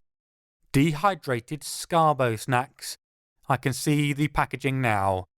Fill your mouth so you don't have to listen to him run his. Marketing genius. It's probably not going to massively reduce his life expectancy, though. He stole from the Lutan prince. He's not walking out of here. I know it. He knows it. Leandra knows it. Hell, I bet even Al-Ruban knows it, and he managed to single-handedly miss us getting chased by the entire supernatural community of Paris while he indulged in some solo Netflix and chill. That brings some horrible images to mind that make me want to reformat my own brain with an overpowered magnet. Wipe it all, please. Anything to scrub that thought away. Leandra leans closer. Where is it, Scarby, huh? A nickname based on the actual name, no shorter than the original? Truly the stuff of nightmares. It reeks of boarding school bonhomie and privilege. I'm so horrified that I almost miss the answer. It's far away, though I am not. Though hard to say quite what is what, how I was taken from the spot. my plans unmade and gone to rot. I groan. It's fucking painful. He obviously considers himself a genius rather than the hack he is. That's the worst part. Aisha apparently agrees. She answers him back. If you should rhyme another time, the next line I'll write with your spine. I can't help myself from breaking out into applause. I mean, it's rubbish, but it's still a million times better than anything he's said. Leandra also gives it a somewhat distracted, half-hearted clap too. Yes, very good, definitely hilarious. His attention never wavers off Scarbo, pinning him in place, dissecting him with his eyes, looking for his answers. Now, as for how you're called to order, well, you signed the contract. Full disclosures always in the fine print, devil in the details. The same optimization applied to you that lets you into my boardroom also means if I call, well, you come running, willingly or not. Fascinating. There's almost something of a demonic contract to it. The irony being, of course, that demonic contracts don't exist, at least not in the way Christopher Marlowe presented them in his famous play, The Tragical History of the Life and Death of Dr. Faustus, a title that made Mephistopheles cry with laughter for several weeks. I believe he's still ribbing Faust about it. Leandra's magic doesn't seem to follow the same rules of any talent I've ever come across, and I'm trying really, really hard to ignore it.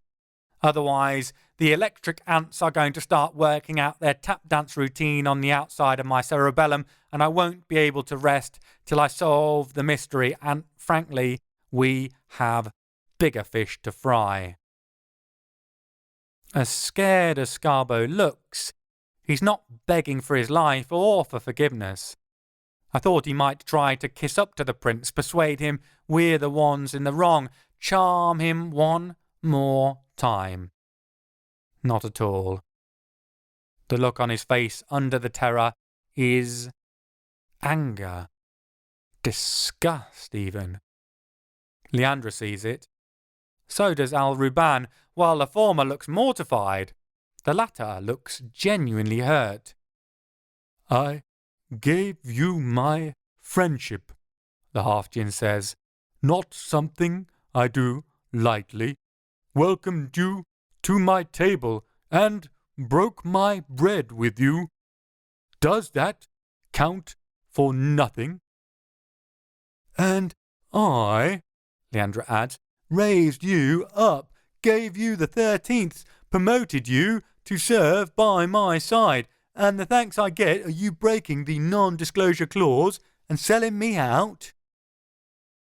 Scarbo opens his mouth to answer and catches sight of Aisha. I watch her mouth speak plainly at him. He closes his mouth, opens it again. Then a strange thing happens. I don't know if you've ever seen the old John Carpenter film Big Trouble in Little China. At the end, when Lo Pan is killed, one of the 3 storms, Thunder, I reckon, kills himself by holding his breath till he swells into a huge blob and explodes.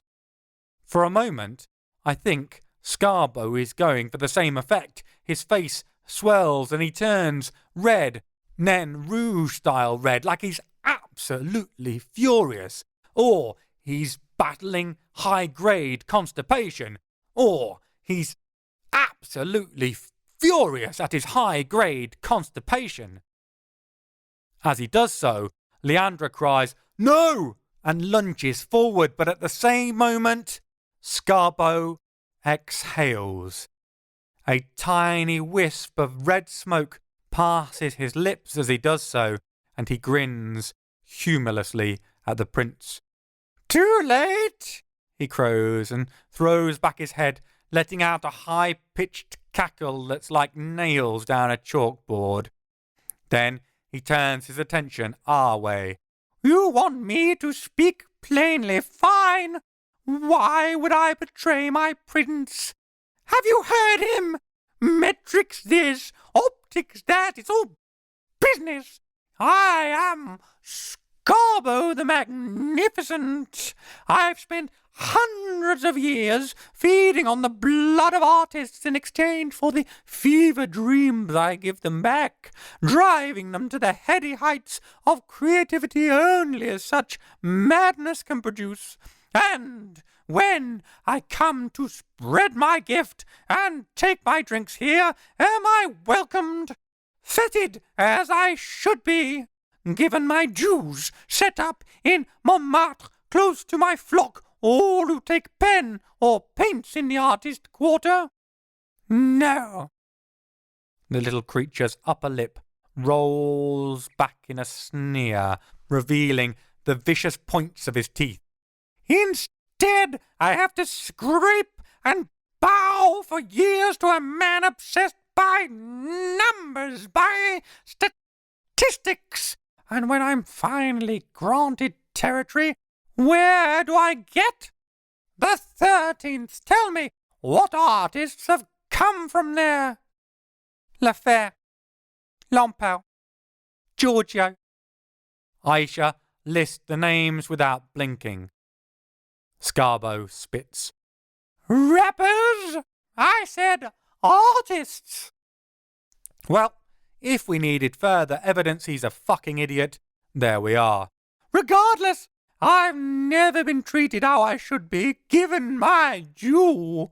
He promised me all of Paris, all the artists of France, every poet, every painter, every tortured writer, so I can sup their blood like an aged Bordeaux. Who promised it to you?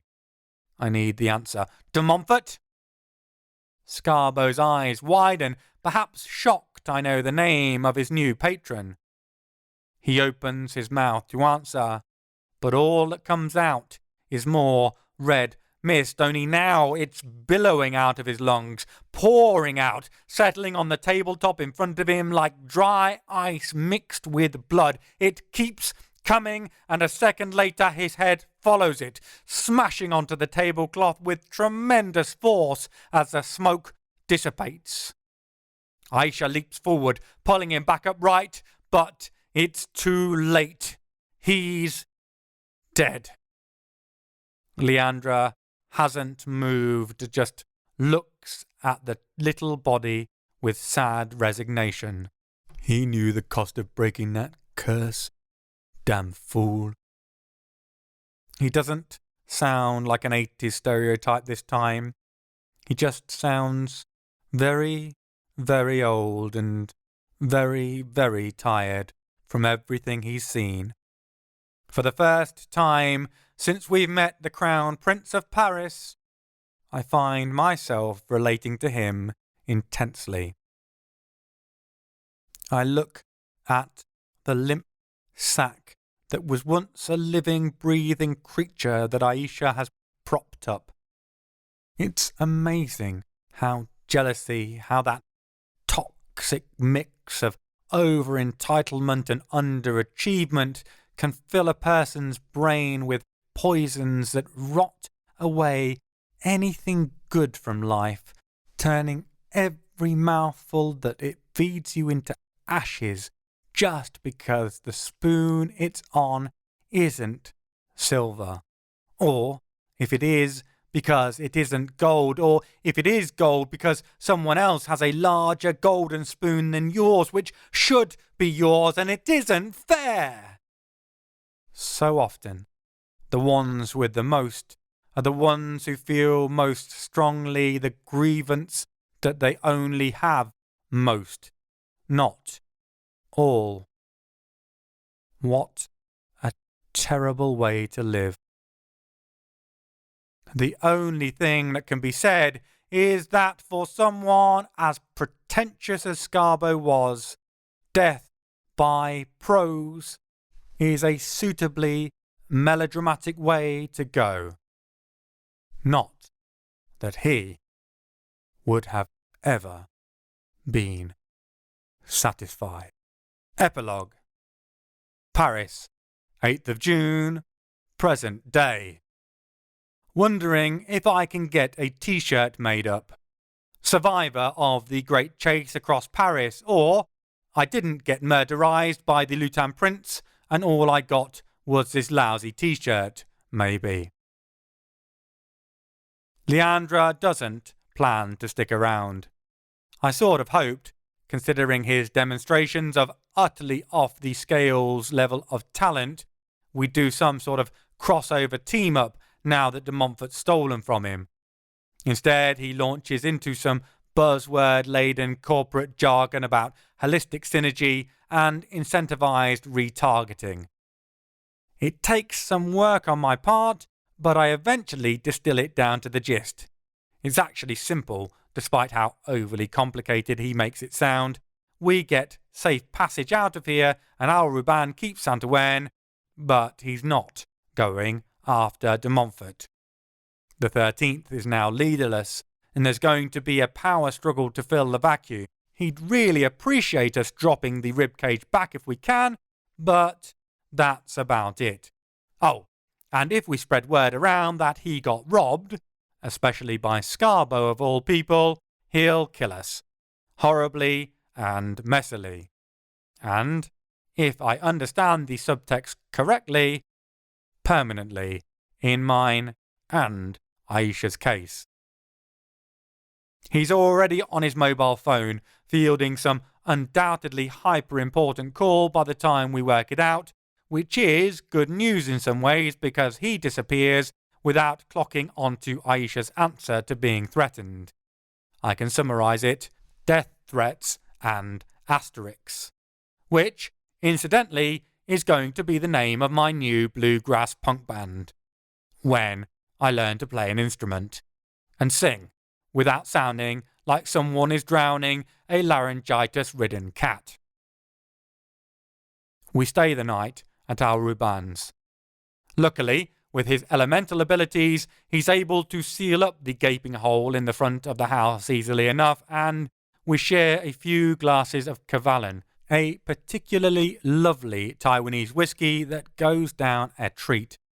Then we crash out in the two respective guest rooms because, honestly, today has been a lot, a whole lot. I'm more than ready to get some sleep. The following morning, I have the delightful job of calling up Isaac and telling him we're heading back empty-handed while Aisha books train tickets. Catching the train isn't going to take us that much longer than flying would, and it saves me from having to be anywhere near Aisha inside an aircraft, which is something I'm happy to avoid for the rest of existence, if at all possible. Thank you very much. It's a bleak call to make, but at least it involves talking to one of my favourite people. I expect him to be more downhearted than he is, more matching in my crowd from an 80s The Cure concert mood. He tries to commiserate, but I know him too well. Despite our misadventures, he has something positive. Whatever it is, after all we've been through, I want it. Gimme, gimme, gimme. Enough, Zach. What's going on? What's got your knickers in a twist? Of course, he tells me. He was only being polite, letting me vent my misery beforehand. Well, that's a truly disturbing image, my lad, he says. Still, you've caught me. There's something. Well, two things, really, but one I want to keep as a surprise. I'll show you when you get back. But the main thing, lad, is the bones. I avoid hitting myself in the forehead with the phone till it breaks. The phone or the forehead, I don't care which. We know it's all about the bones, man. That's why we've been chasing after them since... I checked my watch. The day before yesterday. Has it only been 2 days? Good God, it feels like weeks, months even. When this is all done, I'm going to go and lie on a beach somewhere and have a decent break for like a century or 2. It's well due. Then I remember I have to write all this down when it's finally done. Maybe I can stand it lasting a bit longer after all. Yes, but it's when the bones are, okay? Hold on a second. I take the phone away from my ear and wiggle my finger in it, trying to clear it out. Right, say that again. Could have sworn you said when the bones are. I did. Well, when the bones are from, rather. Look, I started researching for a pattern. We know one skull was Almeric's, the other Torquemada's, right? I nod, then feel utterly foolish as I'm on a phone call. Luckily, Isaac's too excited to notice my awkward pause or care. Well, I did some digging, looking for other bones that have gone missing. A thought came to me about Melusine Sceptre. How long was she gone before setting up in Lord? I rack my brain. Nearly 1,000 years? Right. So, what does that tell you about the sceptre? I shrug, and then kick myself again mentally for the non-verbal communication. Aisha kicks me physically. She stopped trying to get the booking done, drawn in by the conversation. She didn't have it, initially. I can feel Isaac beaming at her from here, like she's a star pupil. Bloody swat. Right. I mean, it's not impossible she did, but considering how much she enjoyed being worshipped and adored, I doubt it. It might have taken some time for her to decide it was worth killing her sister, but not 1,000 years. It's a good point, and one that didn't even cross my mind in all the other madness I've had to deal with ever since Gilles drove said sceptre into Melusine's heart. So you sound like this gave you a lead, Zach? Absolutely. I started searching for any evidence of the sceptre anywhere. I found nothing. At first, it took a lot of digging before I found a tiny scrap of information in the diary of Franz Anton Mesmer. He talked about hearing of a working by those who paid heavily for their talent during the witch hunting era. A group of those who lost loved ones apparently gathered together under a secret patron. Here, let me send you a photo of the excerpt. I avoided pointing out that it'll be a damn sight quicker if he just tells me, and look at the screen, waiting for the beep of arrival. He's done good work. It's up to him how he wants to pull the big reveal. My phone beeps a few seconds later, and I pull up an image of a book, stained by the passage of time and covered in a scrawl that takes me a few moments to decipher. I get there, though, as does Aisha, leaning over my shoulder. Word didst reach mine ear of a great magic, worked by those whom had paid price most high, caught i' the hunt of the temple and its empowered representatives. Great power was found, most terribly ironic, in the bones of Matthew Hopkins, Witchfinder General of England, and Archbishop Johann von Schonenberg, leader of the hounding of Protestants, Jews, and womenfolk accused of witchcraft. These formed a wand of great power ere of itself. Yet, when the bones contained within the hand of Cotton Mather, much hated minister of Salem, were found to bear also power, they were added to the working, wherein mere 'twere a thing capable of great magics. Yet, all involved, it did disappear, and the sceptre too, so as I never wot if it is a truth or hold but for a rumour. I mull it over for a moment.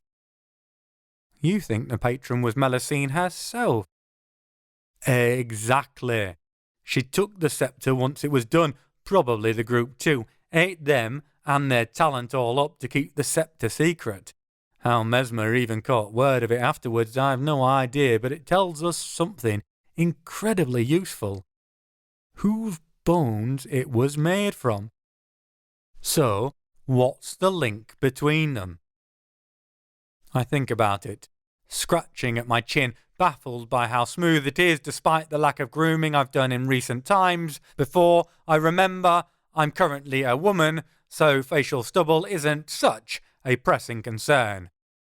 Well, those three were all active in persecuting witches or anyone suspected of witchcraft. I'm almost there. I can feel the neurons forming, making the neural pathways that'll get me to the answer. Aisha gets there first, of course. They were all religious, extremist wankshafts. Good God. Damn it, she's getting all the gold stars today. I'm pretty sure I hear Isaac clap his hands together through the speakerphone. Right, so I dug into bones of religious extremists, particularly those where the bodies, or parts thereof, have disappeared. I found it to be a reoccurring theme throughout the span of time since you destroyed the Grail. A pattern, even. One thing doesn't fit for me in this, though. What about the bones from the dig in Leicester, the woman buried by the king? Isaac has the answer, of course. Think it through, lad. A woman buried in an abbey by Dominican monks? Must have been someone the local order considered almost saint-like, and the Dominicans always did like their saints liberally painted in the blood of sinners. So, an informer of some sorts, or perhaps just a local harridan who terrified the population into religious submission. Okay. So, you said there was a pattern to it? Absolutely. A loose one, but a pattern nonetheless. Seems to be every 30 to 50 years a Christian extremist pops up. I think you mean every 30 to 50 minutes. It's a fair point by Aisha, however wryly delivered. Okay, yes, thank you, valid. But the ones who come along in those time frames are proper fire and brimstone sods, and the thing that links them? Magical bones once they're dead. So, who was the last one then? I rack my brains for arsehole Christian leaders in the last few decades. There's a fair few that spring to mind. Before we get to that, who was the first one? And like that, it all slots into place. I can't believe I didn't click onto it. Now that Isaac said it, it's so obvious. Almeric. They're all fucking Almeric. That son of a bitch keeps coming back.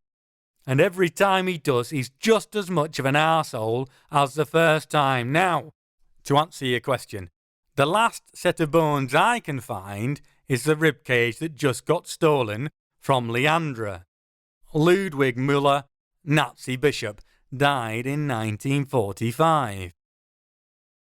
1945. So if Almeric comes back every 30 to 50 years, the realization hits me like a ton of bricks. That's where the last set of bones are. In his current body. He's out there, somewhere in the world. Arnold Almeric is alive right now. Author's notes. There we are. The penultimate tale in the first story arc is complete and finally some answers are becoming clear. Almeric is alive, and de Montfort is still loose, and so very close to getting his hands on all of the bones. What is his undoubtedly malicious and utterly fucked up plan? You'll have to pick up Imperfect Gods to find out. Thank you for following me so far in this journey. I hope you enjoyed the sojourn across to my hometown of Leicester and then to Paris, where I also lived for some years. The story of the discovery of Richard III, including the mysterious woman's sarcophagus, are both true, although her bones didn't go missing, at least as far as I'm aware. Kenilworth Castle is much as described, and I didn't even give them chance to visit the Elizabethan gardens, and definitely well worth a visit, should you ever head that way.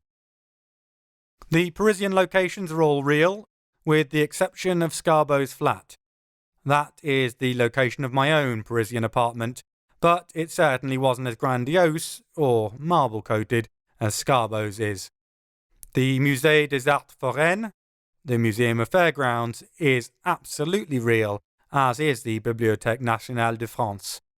I did have Paul and Aisha initially plotting their next move, and discovering their wanted status via the radio, in my favourite watering hole in the Butokai, Sputnik.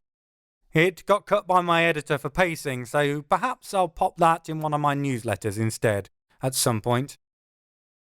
Craig, the Magus of Blackburnshire, is based on a real person, owner and presenter of Killer Tapes, the rapper Grimy Quick. I had the great chance to present a French version of Killer Tapes for a year for Booster FM, the radio station in Toulouse, and wrote a short story for Killer Tapes magazine, Creating the Hob King, a link for which you can find after these notes.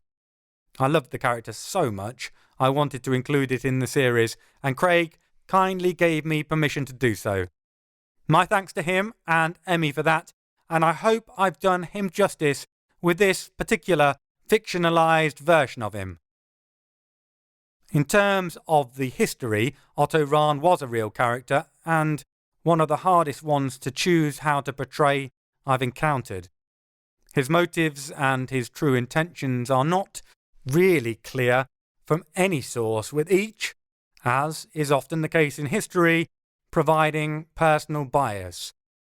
Some friends of his said he absolutely did not subscribe to the views of the National Socialists, that he was a liberal academic forced into something he could not escape from by Himmler's fanship. Other sources say he was delighted by the prestige and accolade, and perhaps happy to go along with the attitudes and actions of the Nazis, at least until he discovered the true horrors on his tour of the camps. In creating his character, I've done my best to include all those moral ambiguities and questions, but perhaps created a little redemption for this strangest of figures, this gay, Jewish, Nazi, esoteric scholar, supposedly the inspiration for Indiana Jones. If you want more information about Rahn, I can highly recommend the excellent documentary The Hidden Glory by Richard Stanley. His other documentary, The Other World, about his own strange experiences around Montsegur and some of the curious happenings and individuals around it, is also a fascinating watch. So, we have one book left. One more until this first tale of the imperfect Cathar comes to completion. What is de Montfort's devious plan, and what will be the price to be paid? By him, by Paul, by the world. Join Paul, Aisha, and Isacob for Imperfect Gods, the last step in this first strange and wondrous journey for the imperfect Cathar and his friends. The end. Imperfect Hunt, Book 5 of the Imperfect Cathar series, was written and read by C.N. Rowan. All rights reserved by C.N. Rowan and Main Rock Publishing.